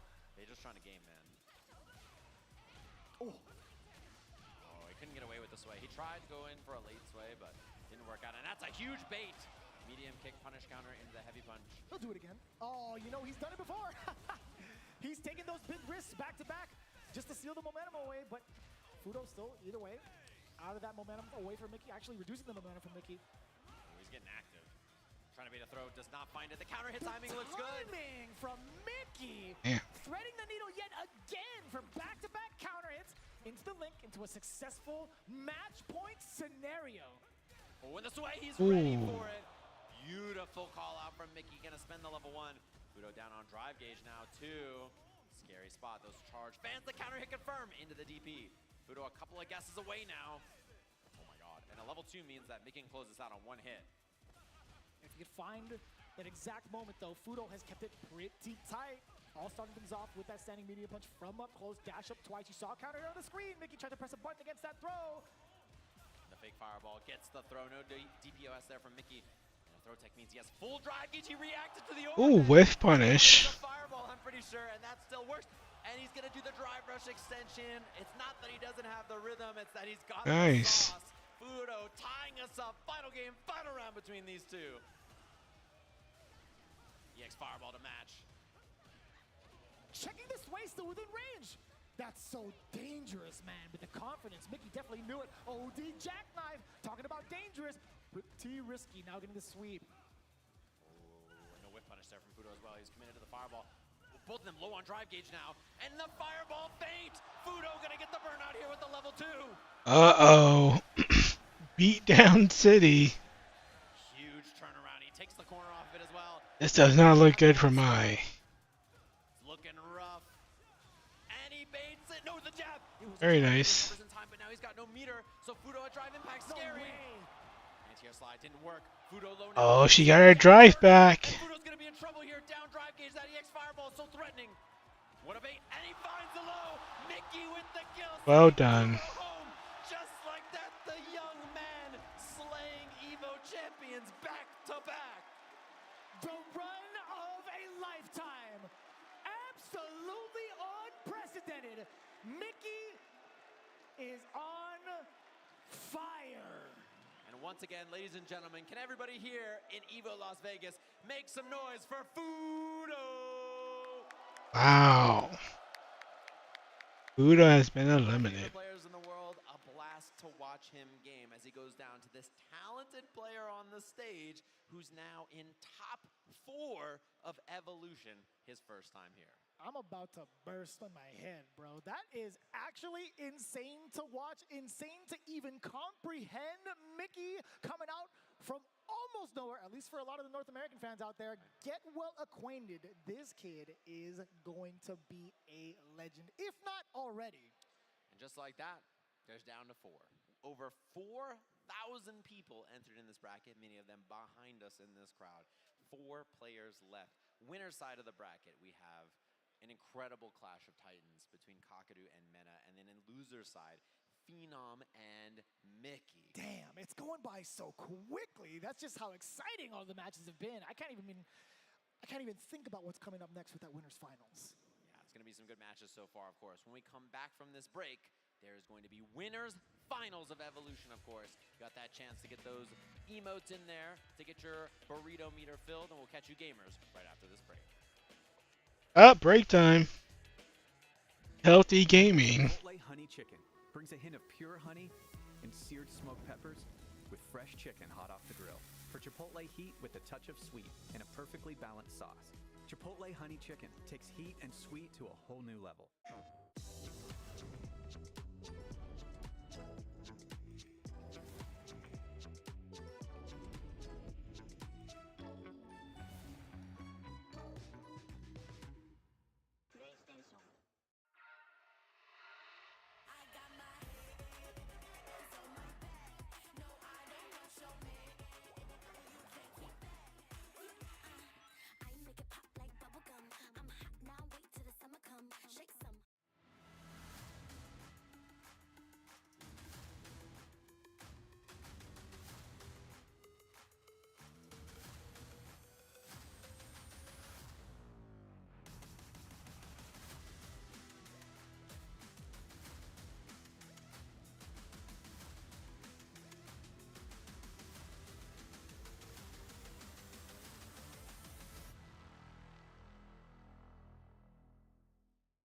Pretty early on that the game was fun to play.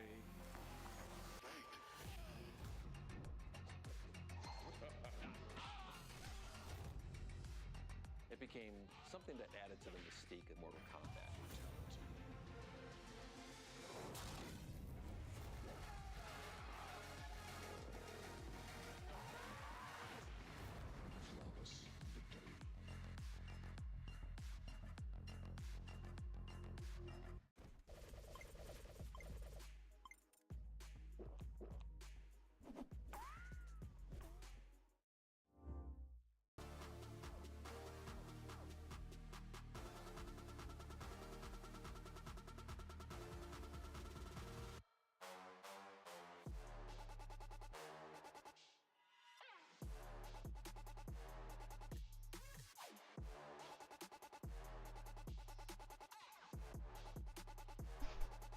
Hey, what's up, Annie? How you doing? Annie Olivia? I'm back. Hey, they're back too. Damn, good timing. They have their co-branded gear over at the Evo merch store if you want to pick anything up. And if you need to see the frames to react to all those drive impacts, you can scoop them up. Thanks to Zenny doing this wire cam, so you can see the lovely crowd here at Evolution this year. We started this tournament over 13,000 people, I believe, in attendance, and we're down to 4 final competitors, of course. Winners finals of Street Fighter 6 is coming up as we speak with 2 of the strongest players to ever do it, 2 very decorated players, Kakadu versus Mena RD. Even outside of Ooh, Mena's up. show, that's what excites me the most, right? Mena's in winners. Interesting rivalry between 2 championship caliber players, and I want to see what happens when they take the stage. I hope we get the cameraman ready to see as they walk out. But just in case you guys hadn't noticed, it's Kakadu versus Mena RD over in the winners finals. In case you would miss it, though, in the quarterfinals on loser side, Phenom taking down Shanghai 3-2, back-to-back, really close sets as well. Yeah, what, like 3 more matches? Just short to an ever-impressive Mickey, which sets us up nicely for losers semifinals between Phenom and Mickey. Yeah, it's going to be a good one, of course. These winners finals, this has been, by the way, an Evolution final before. When This Evo's been really great. Japan, it was Blanca versus JP against Kakadu. I mean, it's been amazing, actually. I'm about to play Tokon in like 2 days. Kakadu strutting to the stage to have his face-off against Mena RD, the two-time Evolution Japan back-to-back champion in our winners finals. This guy has been farming aura since he's come onto the stage. I'll tell you what, in his previous career with Street Fighter V, he had made a huge splash. Wait a minute. Wait a minute. He's getting ready. He's already in place. Menardi's not even on the stage yet, and he's already aura farming. Are you kidding me? He's waiting for him to walk. Are we chest bumping? The challenger, and he's on the stage. Mena RD here in North America. He's not even looking in his direction. He's not even acknowledging the fact that he's waiting for him on the stage. He's getting ready. Ooh. That's what I'm talking about. Two of the most bad men on the planet in Street Fighter 6. And Kakeru says, you want to beat me in Japan? I'll come to North America and do the job myself. Hold on, ladies and gentlemen. There might have been an arcade stick in there. This is going to be absolutely insane. I think there was. Our winners Oh, man. finals, and I'm sure we're going to see the match of JP up. What did he just pull out? Very fate for Kakeru, where that amnesia got baited, and he got the job done there. As we see these two staring each other's down, not only in real life but in the game, very quickly here for our Street Fighter 6 winners finals here at EVO. This is going to be the ultimate challenge for these two competitors. I'll tell you what, man. Again, a lot of history we kind of preface it with. A lot of effort and practice when it comes to learning these matchups. Blanca versus... All right, Squid Game Mena. Right? You can talk about character matchups on paper all day, but... Getting a Red Bull. Hashtag ad. See how it goes. Cracking open a cold one. Ready to throw down. He is sponsored. He's wearing the hat. Oh my god. My man was shadow boxing out in the Evo lobby. Bro, I saw him fighting ghosts. He's ready. He's training for Kakeru. Those are the ghosts he's swinging on. All the fake ones, all the real ones. My man was doing a little speed bag prep as well. He's been prepping since at least noon today. I saw him come down ready to play. So I know he's been sharp looking for this all the time. And an EVO win, he has such a decorated history with this game, right? But an EVO win here in Vegas would be a big one for him. Just seeing these two. Oh, I definitely heard Kaba. Yeah. I definitely heard Kaba. I learned scratch in Spanish because of that. What? Yeah, he said it, and I don't remember it now, but I learned it when we were at EVO Japan because I was like, what is that word he's saying? And Yipe said, oh, that's scratch him. I see. Got another Red Bull thing coming? I mean, we're pretty torn in regards to like who we think is going to Oh, it's controller. Okay. Who's going to take down this set? I'm kind of curious. What was that white thing that he pulled out? Who here likes Mena RD? Jeez.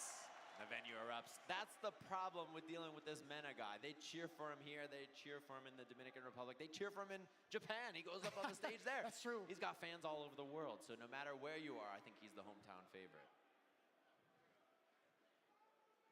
Two regions with some of the finest talent. This is the clash, the ultimate clash right here for all the Dominican Republic fans. That's the god. And here it goes, our winners finals of EVO getting set on the stage.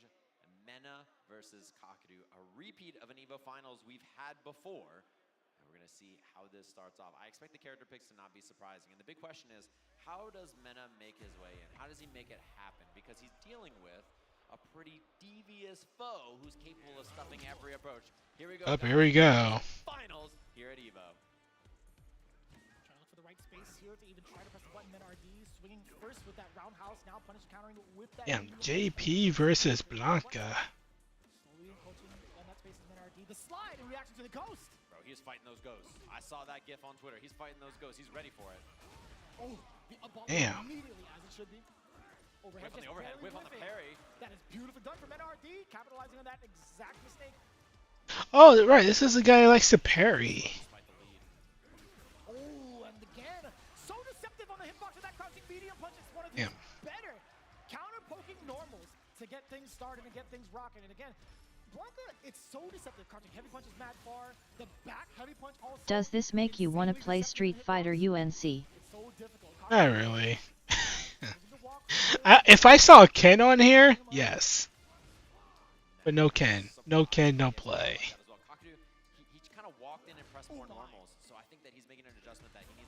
first against Mena, and that's why he's looking preemptive. He's gonna be driving. Ken is sauceless. This level 2, scary thing to deal with the ball. He parries an arm reaction too. Yeah, that's a very thick opinion you have there. Counted for much yet so far. It's gonna be the tail end here. Still not a lot of drive gauge. Taken away from Kakadu. Actually reacting to the down ball to reset. Yeah, he taps parry and then sees that he's gonna whiff and goes for the drive rush forward. Shaking his booty on the main stage. No parry connection. So what does Blanca do here?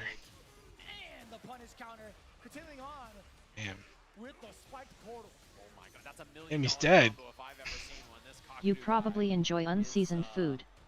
really proficient. That Hickenfirm had no business killing from that much life. And that was like a I almost said something, but I have to wait until after. Well, not being not sponsored, but given an opportunity to stream this wonderful event. They're probably gonna check the VOD.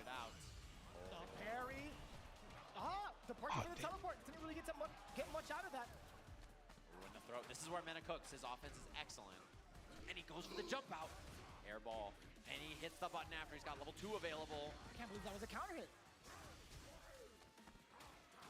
Kakadu's a couple of bad guesses away here. Another throw. Granted, I probably fight like. Doesn't go for it, but the empty jump to bait the anti-air.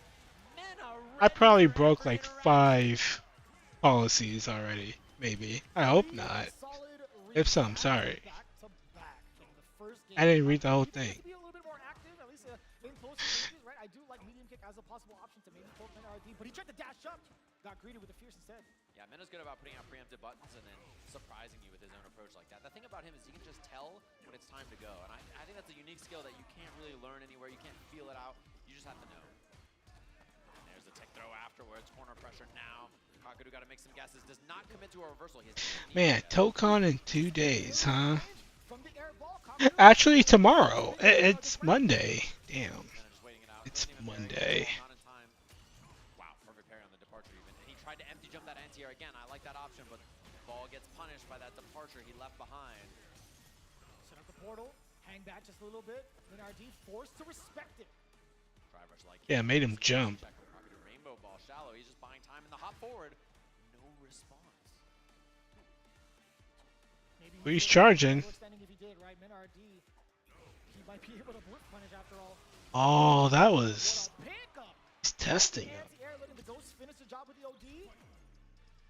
now Mena knows that he might be able to bait out that crouching heavy more and more. Level 2 time. Gonna take the corner push off of this as well. Ball in, back, forward, sets up the doll. That's big.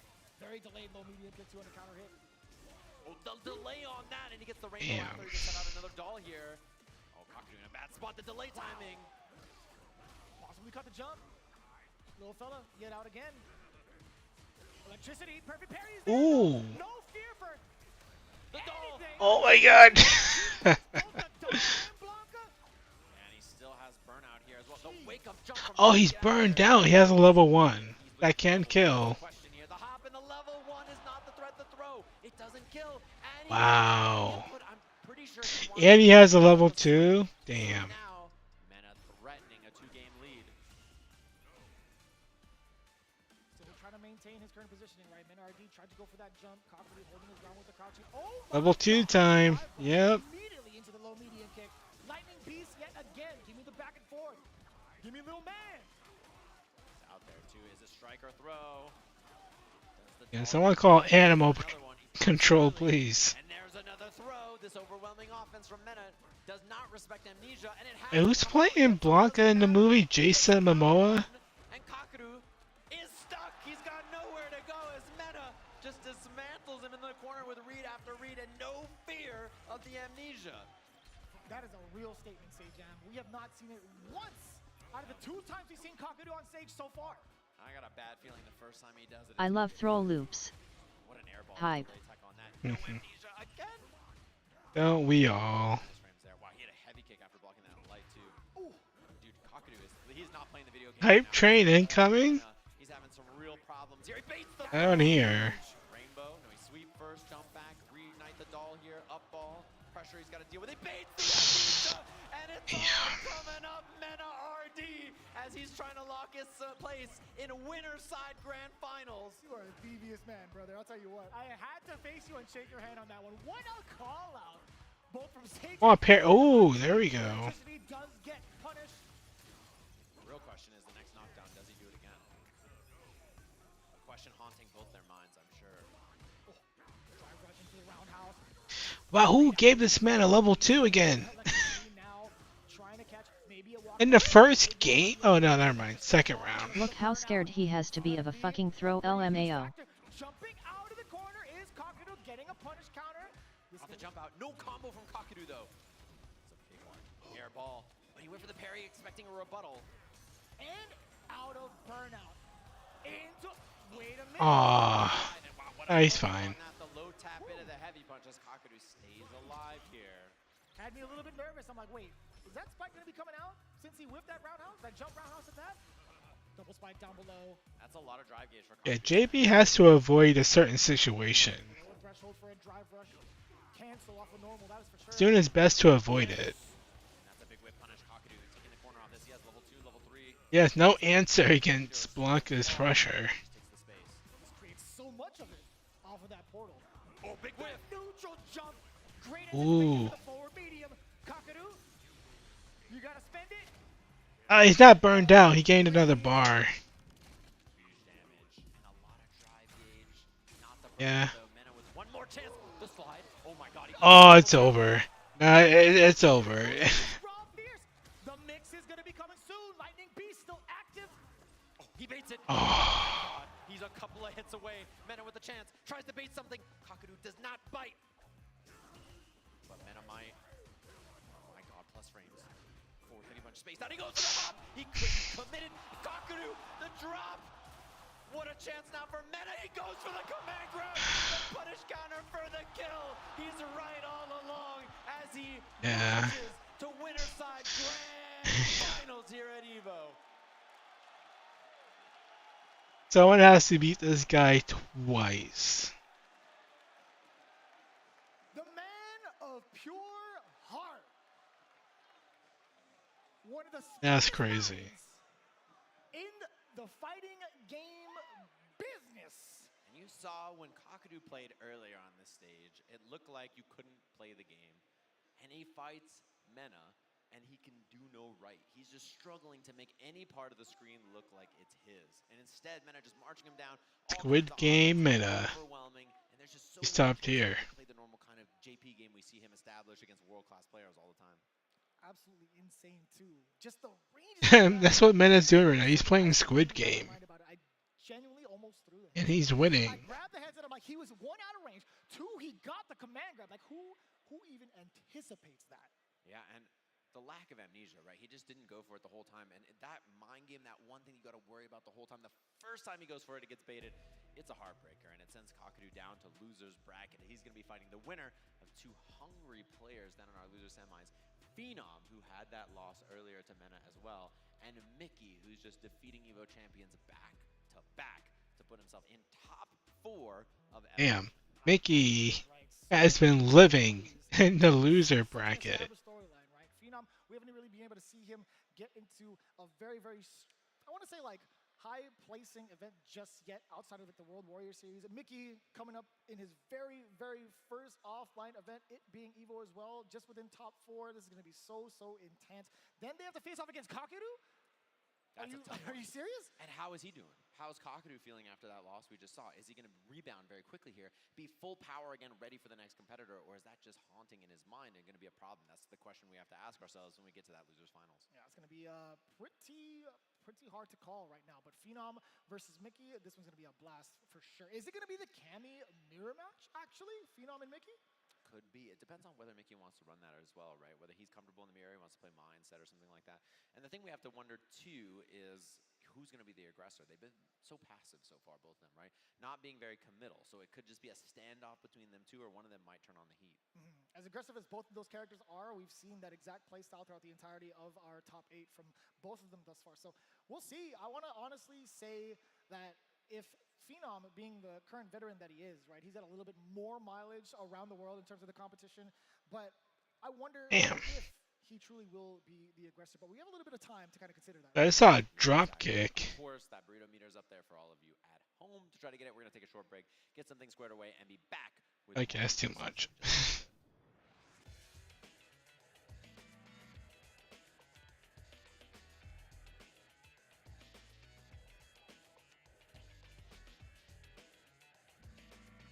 Look, who's hungry? We're going to Chipotle. I need people on the bus now.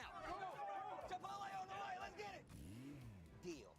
If you can guess how many beads I have, I'll commentate your Chipotle order. Yeah, 1,000 or a million.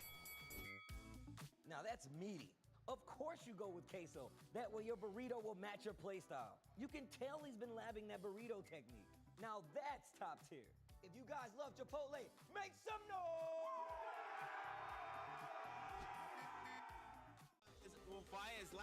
Oh man, I should add some Marble Tokon to the what do you call it? The thumbnail. Damn it. That's not too late. You know, we're at work. Let's do some work. Besides, I also think I have it saved. Bingo. Damn. Alright. Yeah, cool thumbnail, right? Yeah, I know. But now I'm gonna make it cooler. Marble. Well, let's get a Marble Tokon.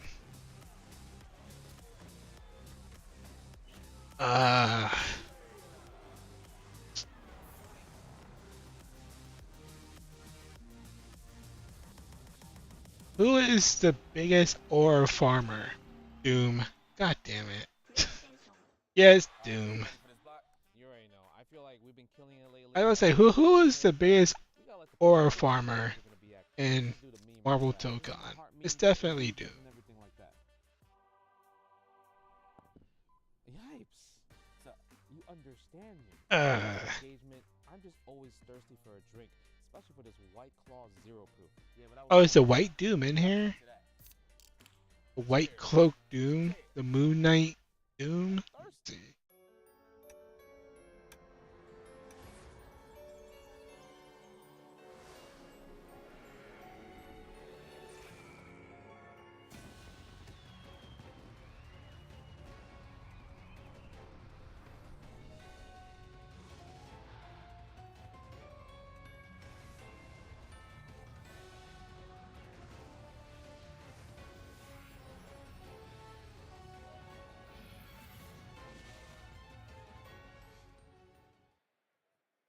Welcome back, everybody, of course, to Evolution. Save image as. Of this bracket coming up. 3 gamers left after this, and there's a spot for Capcom Cup in our next match. Ooh, that actually, I didn't even get to think about it. I was so enthralled by all the matches, I totally forgot about that, genuinely. Yeah, it's going to be a big one, of course. We also have a code for all of you at home for your Chipotle needs. If you haven't eaten yet at this late hour, HZD828 to 888-222 to get your free Chipotle burrito. If you get one in the crowd, look at everybody, phones down, trying to get that code. That right now, text that over, of course, to try to get the free entree. You got it, wave your hand. If you win a free code, wave your hand out there. Girl. That's what I'm talking about. Hey, that was all of you guys filling up that burrito meter to get this free entree. Again, HCD828 to 888-222. Man, I don't even know where my phone's at. I want to claim that. Yeah, free food, video games. It's a good Sunday, of course, here at Evolution. Time. Make Armor King bigger. Capcom Cup qualification. Yeah. Of course. Phenom versus Mickey for that spot. And then Doom looks a little bad. Let's shrink him. God, this is there's a lot to really take in, really. See, Viper looks amazing. Kakadu match, there was just so much at stake in regards Oh, no. to the storyline, the rivalries that they've had these last couple of events. But this is so prime. This looks good. Versus Mickey. This This looks is a good. time, especially for Phenom, who hasn't had much of a hot streak, at least the last couple of years, which is kind of funny to say too, because he's been super consistent, getting into Capcom Cup multiple times over, whether it's in the singles division, whether it's in Street Fighter League as well, being the Evo number one 69. team over in Street Fighter League EU, right? So it's I can definitely find that in my pictures. take down Very easily. back-to-back players and possibly put himself in the grand finals. Who knows? And a big So I go back to channel, live. get the slot so you can open up enough. Custom thumbnail. Our region gets another one here as we have the Moose Phenom up Change. versus Mickey. Top 4 of our bracket. After this, only 3 will remain. And we got that tough road. Perfect. Akeru waiting for the winner of this. Mena waiting for whoever manages to get through. All of these great players left for this tournament. The crowd gets hype here for Mickey, the young man from across the world. The thumbnail has been updated. After seeing this play, probably not his last. And the first smile we've seen on him on stream, genuinely. Yeah, the Mickey chat? That's actually kind of wild, too. You love to hear it here, of course. And Alright, Phenom's like, cool. man, why am I the guy stuck against this young Hey, appreciate all the likes on everything. Thank you guys. To be fair, Phenom was definitely one of the young bucks doing the same exact thing back in Street Fighter V. That's true. And despite his consistent results and performances and stuff, he's not a player you hear talked about so much. You know, I wish if you could thumbs down a video, I wish they can like pick a reason why they did that. Every single year, very consistent player. So we got our loser Sema. I mean, it would help, you know. I'm curious to see, yeah, is it going to be Cammy Mirror? Are we going to see a Mai on the side of Mickey? Is there going to be another character as well? He's bringing out the box. Look at Phenom's face. He's like, what's all that for, bro? I'm not looking. I'm not looking. He's Like, like, just give like a multiple choice question on why thumbs down the video. Like, are you just a hater? Was it boring? Was it racist? of course, leaning back under the Quan box. What's he got there? Or IDK? Yeah, those are your 4 options. 2025 options. I don't think I never thumbs down a video before. Maybe once. When someone was making a bad remarks against someone that I knew. Yeah. I mean, wait, is there a playlist of me down, like a playlist of disliked videos? I don't think there is. I'm curious to see how that goes. He's got 4,000 buttons under the box. If so, there's probably less than 3 videos. Maybe. I know I disliked it maybe 1 video ever.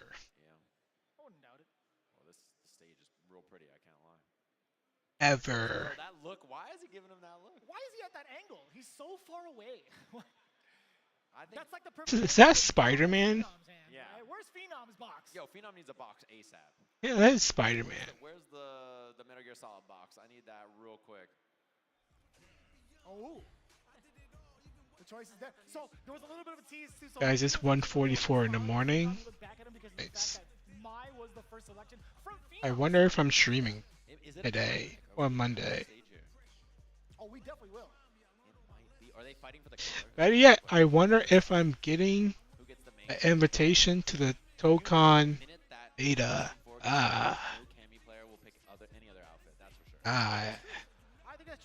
I hope so.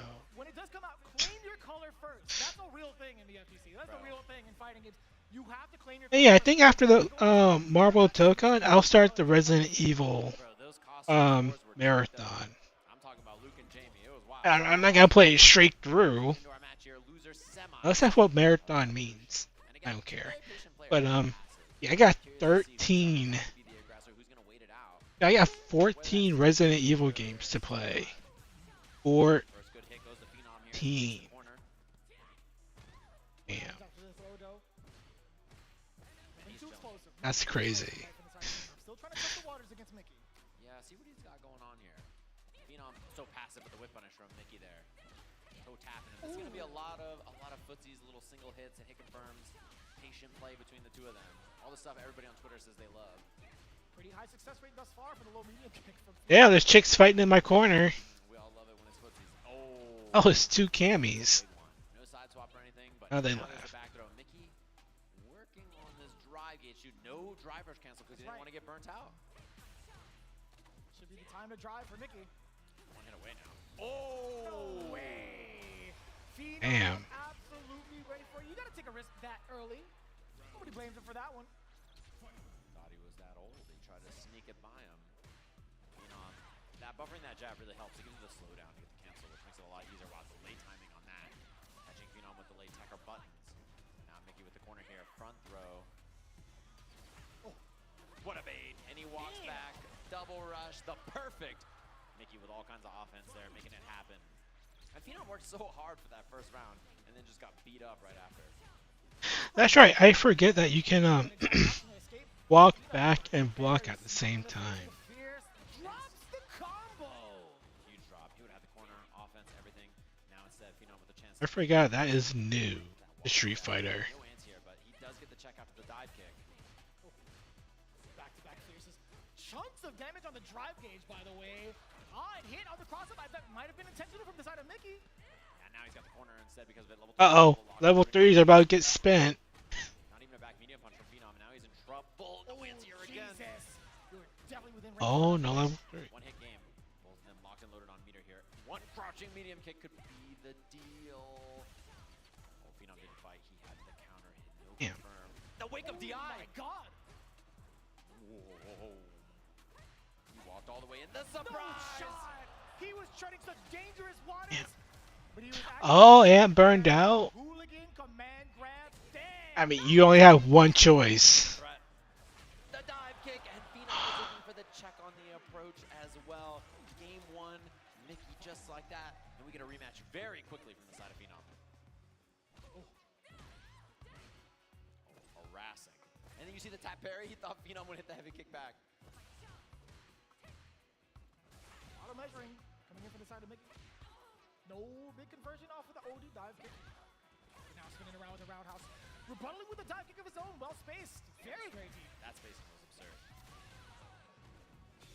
Wow. And he's in time with a safe jab. Nice parry. A big punish. This time the throw. That's a big turnaround. You can feel the momentum slipping away from Mickey a bit on that one. Or so we think. There's a roundhouse. Yeah. Slight walk up. There was a counter hit attempt from the side of Mickey. Grab just a little bit faster. Wow. That was sick. Damn. Kick just beating it. And there's a punish. Wow, I'm surprised that even reached from Mickey. Tech on the throw. Builds Phenom back that drive gauge. Exchange of blows. Side swap. Corner pressure. There's the counter hit conversion Phenom was looking for off of that crouching jab. What's the pressure sequence going to be like? Tech throw. Mickey, how do you contest against it? Pro Fighter 6. Is he going to hang back? Important throw escape. Perfect parry on the dive kick. Side swap too. And there's the hit. Easy peasy kill on this one. Into the level 3. Gotta watch that cinematic. Damn. Kill confirmed. In a scrappy loser semi so far.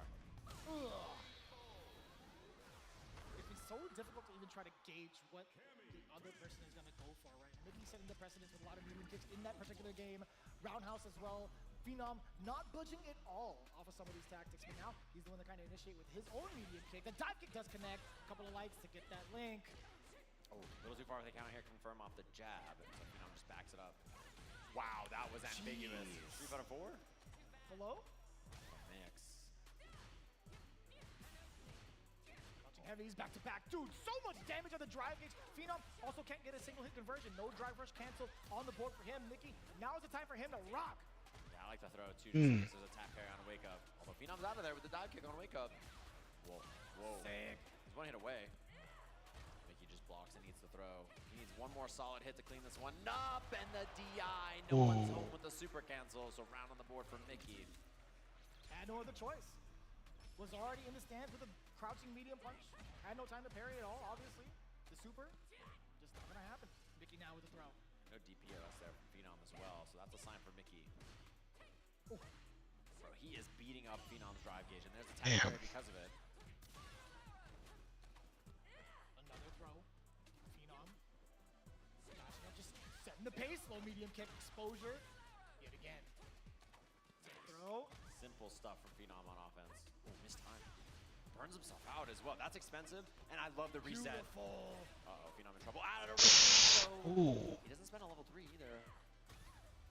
So now Mickey has CA. Oh, he went for the hooligan. Oh, I thought there was going to be a juggle, and he neutral jumps.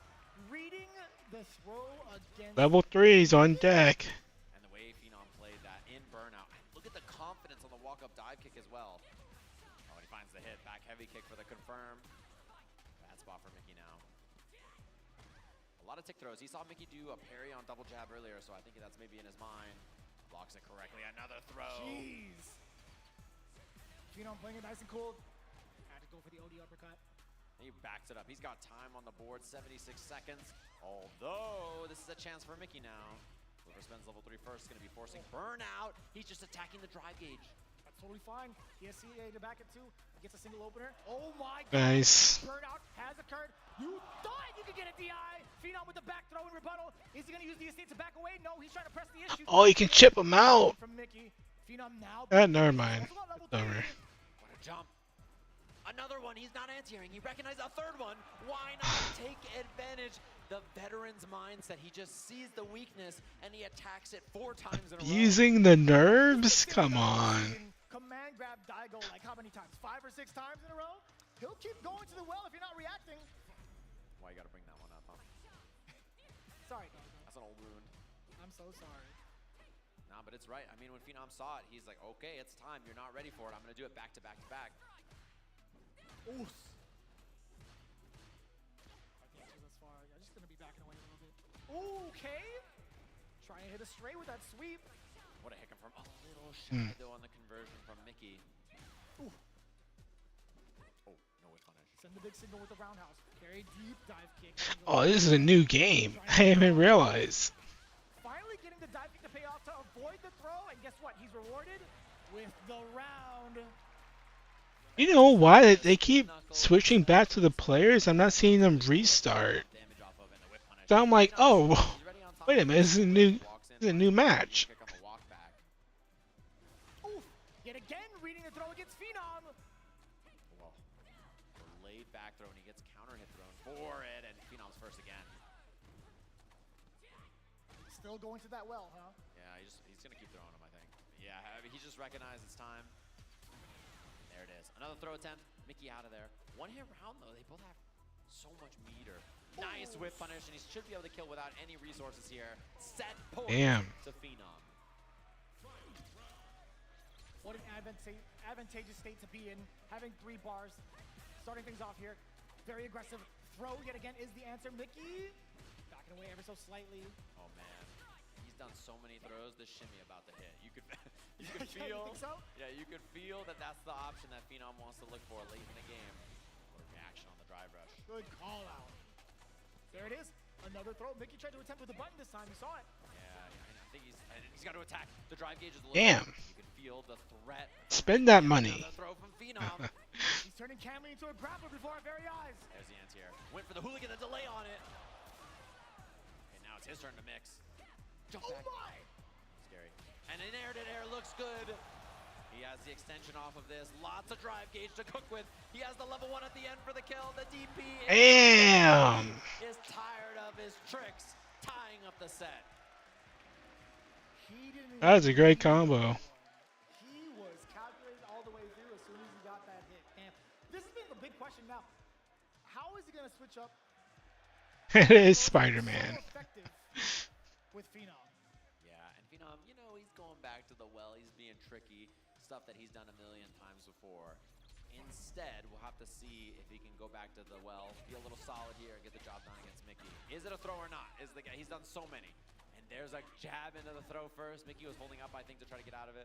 Oh, now switching it up slightly, right? You saw the tick throw into the crouching heavy punch, then back into the mix. You know, Phenom, just keep going for it. There's another big answer from the side of Mickey. And he has to keep guessing, though. He won't tech, brother. Like, he's just not down. He's dive kicking or he's going to block. In the final game, he might be paying for it with his tournament life. Ooh, a little high on the dive kick. There's a punish from Mickey. Punish counter light into the heavy. Damn, that's man high. Burnout. Super? Nope. Drive rush for the extension. Should be able to double drive rush. Get the kill without any meter. Nicely done. Set point here for Mickey. What a turnaround. We thought it was going to be the problem with the throws coming in from Phenom yet again, but he's found a pretty proper rebuttal. Wow. And now it's Phenom actually getting baited, throwing out. Damn, he's missing the uppercuts. Hit with the heavy kick. Another one. And Mickey's getting close here. He's 2 hits away. Hey, what's up, Annie? He's taking space. And what a DI. Call out.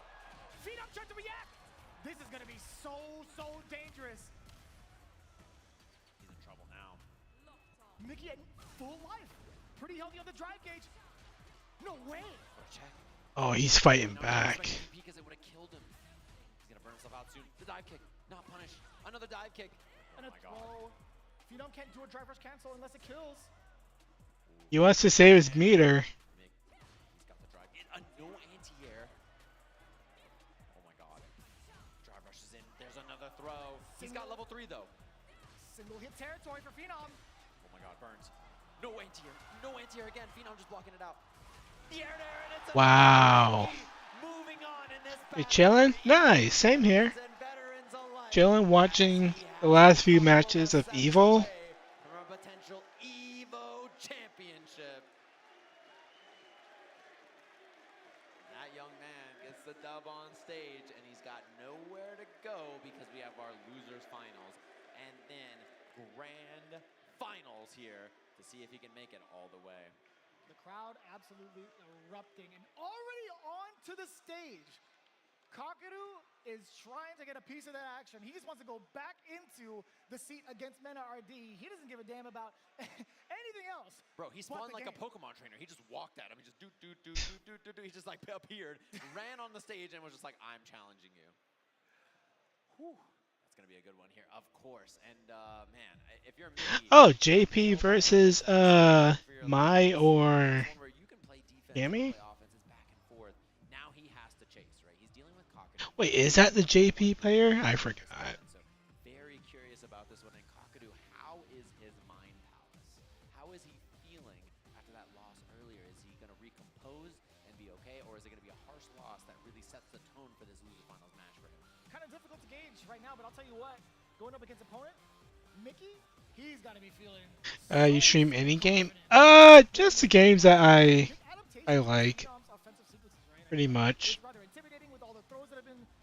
Yeah, I stream a lot of games. Refusing to uppercut some of the big jump-ins that Phenom was trying to catch, but paid off dividends. Clutching 3-2. Damn, this is actually the most hotly contested set in the loser side that we've seen in a lot of the CPT events this far. Yeah, it's been really Damn. good. The last few matches, we've seen a lot of 3-2 action besides that dominant performance from Kakadu. So, you know, of course, we saw our replays, and they're just going to jump into it in a second here as our players are on the stage ready to go. Losers finals here at EVO. Doing some button checkings, character locking. Is it Kenny or Mai against Kakadu, who we know is going to be playing the JP? Not too much intel on that just yet, but one thing's for sure, Kakadu, he has had this face since I saw him in Las Vegas. I shook his hand, slight smile, right back to business. Yeah, this guy's serious. I don't think there's any ifs, ands, or buts for him. He's trying to throw hands immediately and get back into this, I think, whether it's going to be to his benefit or detriment. Taking a little bit of a sneak peek. There it is. The Mai does come out against JP. A little bit of a spoiler alert. You might have heard it. Damn, JP top 3, huh? Oh, come on! These guys, man, it's their problem. These guys are here to play for money. Here it is. One thing about this matchup, of course, Mai with a very fast drive rush, a lot faster than Cammy, so she can get through the ghosts and the zoning a lot easier. Huge normals, what a whip. Kakadu, I'm sure that wasn't intentional, as the amnesia whip puts him in the corner early in this set. Finding a way to pass. Some of the offense that Mickey presented initially, sending her full screen. Yeah, the departure was still available to take that teleport out. Anticipating the fan, no anti-air there from Kakadu either. Oh, worried about the range, she can empty jump. My man just swiped away the fan? Just whoosh, got rid of it, didn't care. Ooh, another one, what's going on? What is happening? Yeah, that's back-to-back for Like which games? Well, I'm about to stream, I'm about to do like a Resident Evil marathon. Very dangerous against JP here. I'm about to play 13 Resident Evil games. No, expensive. Level 2 available for Kakadu. 14 if you want to split the Chronicles into 2 games. Close to burn out is Mickey still. Oh no. Does achieve it, level 2. And then I got Tekken. Excellent choice! Yeah, the buffer though, he's gonna be there's not a lot of escapes options for Mickey. It's gonna be Meaty Goes EX Spike. Marvel vs. Capcom. No room to wiggle. Counter hit. Wow, the walk-up jab. Happen. It's a card game. Another portal right at the end. The back throw, set up the portal. No, it's gonna be a spike first. Double spike. really forcing Mickey to stand still for just a little bit. Low medium kick, tap in on the shins. Oh yeah, Monster Hunter. Yeah, it's a good option, those spikes, in case he drive rushes on wake up to try to get by your portal. What a whip punch. Okay, this is what Kakadu looks like. If you saw him in the Minnesota, you probably, thought... Yeah, I am a gamer. But this is kind of the control I expect from him. Level 2 here, crouching jab to keep it a true string into the crouching medium kick. How about you? You playing games? Pending any kind of hit, and it doesn't even need to be burnout if you can get the kill here. Stand heavy. She's dead? Yeah, she's dead. Damn. Talk about on top of that control, his timing against any of his opponents have been so on point, right? There has definitely been a lot of talks in regards to like how or at least how a lot of the pros are like, yeah, I want to make sure that I study the person I'm up against just to see. Oh, that was a game? Damn, that was quick. Kind of formulate my game plan around that if I get these specific scenarios. Kakadu, you saw a couple of delays going into the crouching medium punch, and also a very, very good poke to do that. Cammy? Control plus all of that is so intimidating. Cammy has no fireballs. Come on, man. Yeah, we're not speedrunners. We do not like skips in this Hawkins. So you see that early throw here, and these are right away. Does not like the tail end. RE2 4 6 remake is your favorite? Nice. The air threat in this matchup now. That's the difference. Yeah, I think I'll start with Resident Evil 0, 1. Then I'll do the remakes of 2 and 3. And then somehow 5 and 6. Revelations 1 and 2. Dark Chronicles. Both of them. RE4.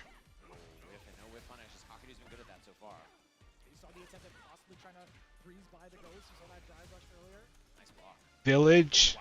7. He used a lot of hooligan actually. Wow, crossbow TP2. It does get him out of the corner though. Oh, saw the counter hit. Low medium kick. You love zombie games? Nice.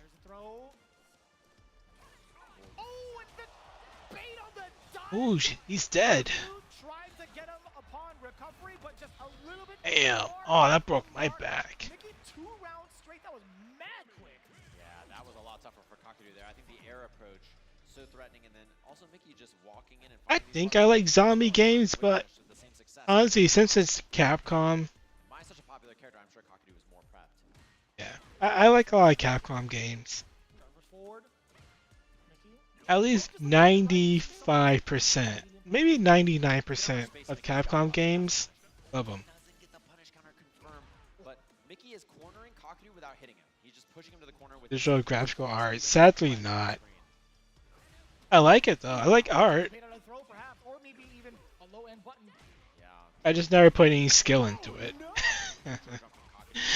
I can be creative, but, you know. I love the empty jump, just that bait is so clean. And now portal above, you gotta deal with that. New portal's out. I take shortcuts. Prepared. Lots of drive gauge and meter to work with here. Unlike other people who put hard time and work in. Didn't even need to spend any super on that, so big win for Kakadu as he has level 2 here, which is a threat to your drive gauge. Yeah! Tons of damage too. Look at this. Corner push on this, forward heavy kick, spike, portal. Lots of options to deal with, and look at the jump back. Yeah, he just wants to maintain that control with Mickey. Still coming in with that dive kick now with a forward throw. Drive rush on in, back medium punch, followed by a plethora of different buttons. Kakadu has not found a way out just yet. Punish counter, you do get the throw, drive rush on in there. Real menacing too as Cammy is now in burnout. Mickey, how do you fight out of the corner? Oh, there's no shot. There's absolutely no shot. Kakadu, he was just waiting for you. Drive impact, level 3, that's all he wrote. Game 2. I'm looking good for Mickey. In the set just like that. So much control in mid-range too. You want to show me some art? Sure. You can send it to me on Twitter. My name's the same on YouTube, on Twitter. I don't think YouTube has DMs. So many different spaces to try to intimidate Kakadu. Now a lot more active with the buttons. You see it from the side of Kakadu. I like the drive rush too. Clearly Kakadu thinking about the air and whip punishes, so Mickey trying a new approach with the drive rush. Already cycling through so many options. Roundhouse coming back and forth now from the side of Mickey. That is an excellent punish against the Ghost. Perfect parry and then drive rush immediately. Good catch as well. Counter hit. EV ender. Crouching heavy punch. These guys are fighting for 2nd and 3rd place. Oh, we got the dive kick and also the big throw bait. Let me see the rest of it. Level 1. Nice. That's the kill. Mickey, excellent stuff there to recognize the situation and know that he can get the kill with that Damn, opportunity. he's fighting. Bring the fight right back to him. Yeah, Kakadu, when he gets in trouble, that's where you can make it count, right? You make it scrambly, you make it weird. You don't want him to just sit there and play the game kind of grounded and controlled. Sure. So I like that Mickey's trying to scramble with late dot kicks, weirder looks, try to make him uncomfortable. Ooh, and he was ready for that. How often do you see that roundhouse get whiff punish? Yeah, with a heavy too as well. Slow button. Now, oh, I love that. Try to put the brakes on the drive rush. Catch Mickey checking. Talking about that control being shown off by Kaku yet again. And that was so tricky to the standing medium kick. It's gonna tantalize Mickey a little bit, but now he's in control yet again. Match point. Damn. Loses final. And with a perfect. Can Kakadu get his shot at revenge against Mena after that dominant winner side performance? Can he end the dream here? Uh-oh. Mickey with the approach, portals off screen, no longer a threat. Yeah, Mena's in the background somewhere, just preparing his speech. Test the waters with low medium kick as well. Nice buffer, too. He's ready with the medium kick, intercept, portal above. Walks in for the throw, knowing the parry is coming. Smart. He's gonna burn him out here. This is a bad spot. He's gotta try to parry. Doesn't go for it. Instead, he gets hit. Portals up for the extension here. Burns should be the Game over. Level 1 at the end of this for Kakadu. No, he doesn't. Oh no. Factor 2. How do you get out of this if you're Mickey? And the answer is you can't. Oh, I didn't even see that. Damn, I got hit. Young player here. Las Vegas. Can everybody here make some noise for Mickey with the 3rd place finish here at Evolution?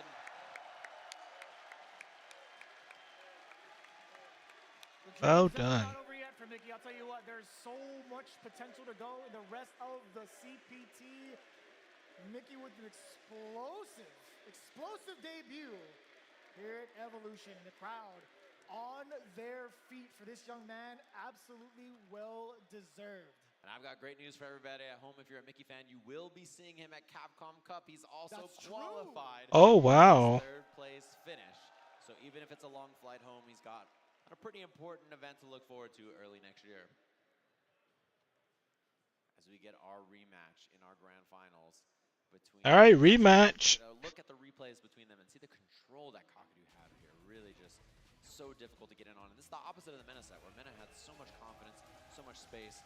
So we give a round of applause for Mickey coming off the stage, everybody at home. Even in the chat, yo. Give it up for Mickey. Talking about it again. Even Mena RD stopped him and dapped him up. He wanted to give him a couple of words as well to get ready for his matchup. But looking at the replay at hand, you were talking about the amount of control. There was so much more confidence, so much at play from Kaku to kind of present that puzzle towards Mickey, right? Right. I like how much JP reminds me of Renoir from Expedition 33. It was the opposite that we saw. Actually, it's the other way. Renoir reminds me of JP. Presented by PlayStation Tournaments, thanks to them helping make this whole thing happen and give us a look at the matches. Old man with a cane. Damn. Doing magic. The winners finals of our tournament, a repeat of the grand finals of EVO Japan, and Are we taking a break? finally get his revenge. Man, take a deep breath and take a look at this bracket, right? Did any of you expect it to be the way that it's laid out before you? And that deep run from Mickey looking really impressive in this, and Mena just beating up It's 2 a.m. Phenom. Smiley face. 3-0, and now being the man to beat to put, I think, one of the stamps on his sort of fighting game passport here he's been looking for a long time, which is an EVO Vegas win. And I think with the win here, maybe undoubtedly the best Street Fighter player of this generation, maybe ever, with the decorated trophy case he has of Capcom. Do I have any other socials? I think I got them on. Oh, I don't think I have them on my YouTube profile.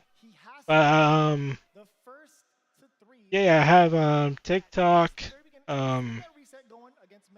Twitter, X, and Twitch. I have Kick too, but yeah, I don't really. I mean, I have a Kick chat, but I don't really look. I mean, I don't. I'm not in it. I have it plugged into my multi chat. Hey, shout out to the one viewer, one Kick. Whoever you are, it could be me. Thank you. intro gets to rock for our final set of the evening. Oh boy. Here in the venue, it's time for Evolution Grand Finals. Kakadu from Japan, Mena by way of the Dominican Republic, and what a block early from him.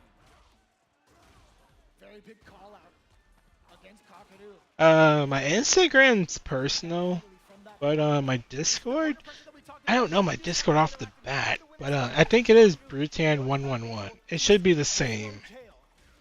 Yeah, I know they changed it. They took off the hashtag numbers off of it, but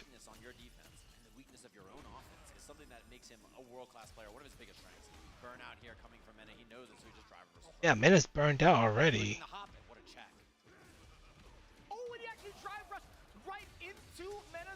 Oh my goodness. Oh my God! He dug his nails right into the suit. And when you're right, you're right. Mena just knew he had the triple lights into the level 1 just in case. The forward heavy punch afterwards. Mena, there's so much offense here, and you can just feel the pressure is on Kakadu to make something happen. And it's not working so far as Mena, again, that forward medium kick usage this whole entire tournament to beat those late reactions. And boy, oh boy, is it amnesia time or not is the question here. Doesn't go for it just yet, and now he's going to oh no, next game. And he backs off trying to bait something there. What? The perfect parry, Prince! Wow. And the wrong combo. Do it again! Hit the replay. Lots of bar on his side. He doesn't spend any. He wants to keep his level 3. Put up so many projectiles is Kakadu to reduce that timer. Drive rush on in there. Oh no! Oh, and the parry. Side swap. Goes for the reset, and he catches him swinging just like that. Mena's on the board. Damn. 2 more games. Kakadu falling for it. Menardi's gonna be feeling mad confident after that first game. Gotta slow him down. That's the thing, and he's having so much trouble. The looks, look at that. The looks he gives him are so good. Is a boy white hair and yellow shades? You have yellow shades on? Yes, that might be me. Yes. The Dante reference. Smiley face. A very poor Dante reference. Yep, exactly. He drive rushed into it. Now burnout's a threat. And that's that on the drive gauge here. Goes for the throw. Again, it was regular amnesia for Kakadu. Burned out. This time he's ready. Portal out. He gets some space, but Mena has a lot of drive gauge to chew through here. This Kakadu's got to try to survive for a Keep bit. him out. Ooh. No parry. Out of burnout though. So intense too. Menardi is looking for any sort of projectile at this range, right? Oh, he contemplated it. He needs one whip punish, so he can play passive, and that's what he's doing. So Kakadu takes initiative. Mena has so much drive gauge too. That's the thing. It's very, very hard to make this happen without that drive gauge going down. Oh, he's trying to level 2. So imperative that Menardi does get that level 2, but instead it's the back of punish counter. Oh, he don't need it. Burn him out, and now chip. Kakadu has to avoid the chip. He's gonna try to jump or amnesia the ball, so he's just waiting. Beautiful stuff from Mena. Knows the panic is coming, and he just senses. Send me a request. Cool, I'll check it out after stream. Fear is there, and you can just make the perfect response. Breaking down all the defensive options against Kakadu, going for the immediate Level 3. right off the Okay. bat, leaving at least what 45 to 50%. But I'll tell you what, the drive gauge right now so healthy for Kakadu. Drive rushing on in there. The sharp angle getting denied from that jump in. Menardi caught it for a little bit. I love that drive rush, getting the command hop past the Oh body. no. He's intact. He's gonna punish the hell out of that amnesia. You thought I forgot? Not today. Back medium kick to catch the side switch. Lightning beast engaged. How do you stop this man while you're in burnout? Answer is you probably can. And there it is. The drive impact. It's over. Comes the fella. He gets a combo after this as well. He's got more on the table. The up ball. EX for the kill. Amazing. Marching dominantly towards an EVO championship here in Vegas. One game is all he needs. Last game, What is Kakadu potentially. works out, but it feels so temporary. There it is. He's ready with the slide. Opening with a forward throw after that slide. Medium kick. Forward medium kick at that.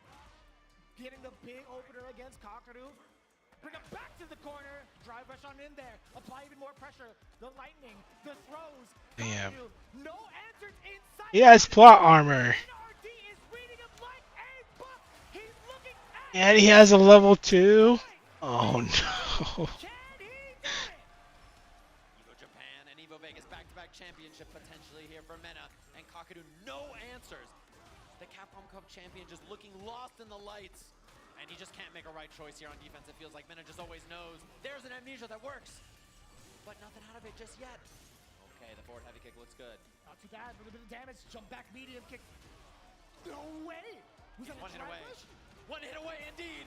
Double drive rush. It's over. Level 3. GG. Mena RD cannot be denied 2 times here in Japan. And now your Evolution 2025 Street Fighter 6 champion. Yeah, he won. I think he won Evo Japan. And now Evo Vegas. Squid Game Meta. Good for him. Cements in many people's mind who the answer for the greatest Street Fighter player of all time is. Many Damn, doing the Spider-Man. on the stage, Mena RD. The eruption, the emotion, the electricity, all well deserved towards Mena RD. And I gotta say, one of the most dominant Evo performances I have ever seen. 3-0 yet again. Hey man, be happy to be here, man. Second place. It hurts. One of the most challenging contenders we could ever ask for. I mean, there's nothing you can do. Think about Kakadu's man. No one can touch him. Everybody else that Kakadu plays, it's like it looks like they can't play the game, and he fights Mena, and this guy's just different. There's levels to this.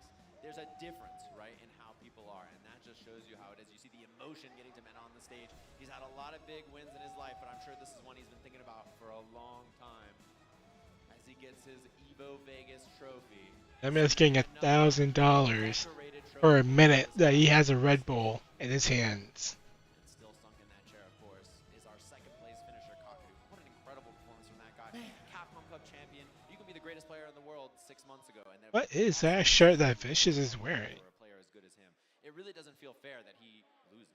That's just how good he is, right? It doesn't feel fair. It's a really cool shirt. To not be the champion here for an event like this. Is it a snake or is it like a jaguar? Black leopard.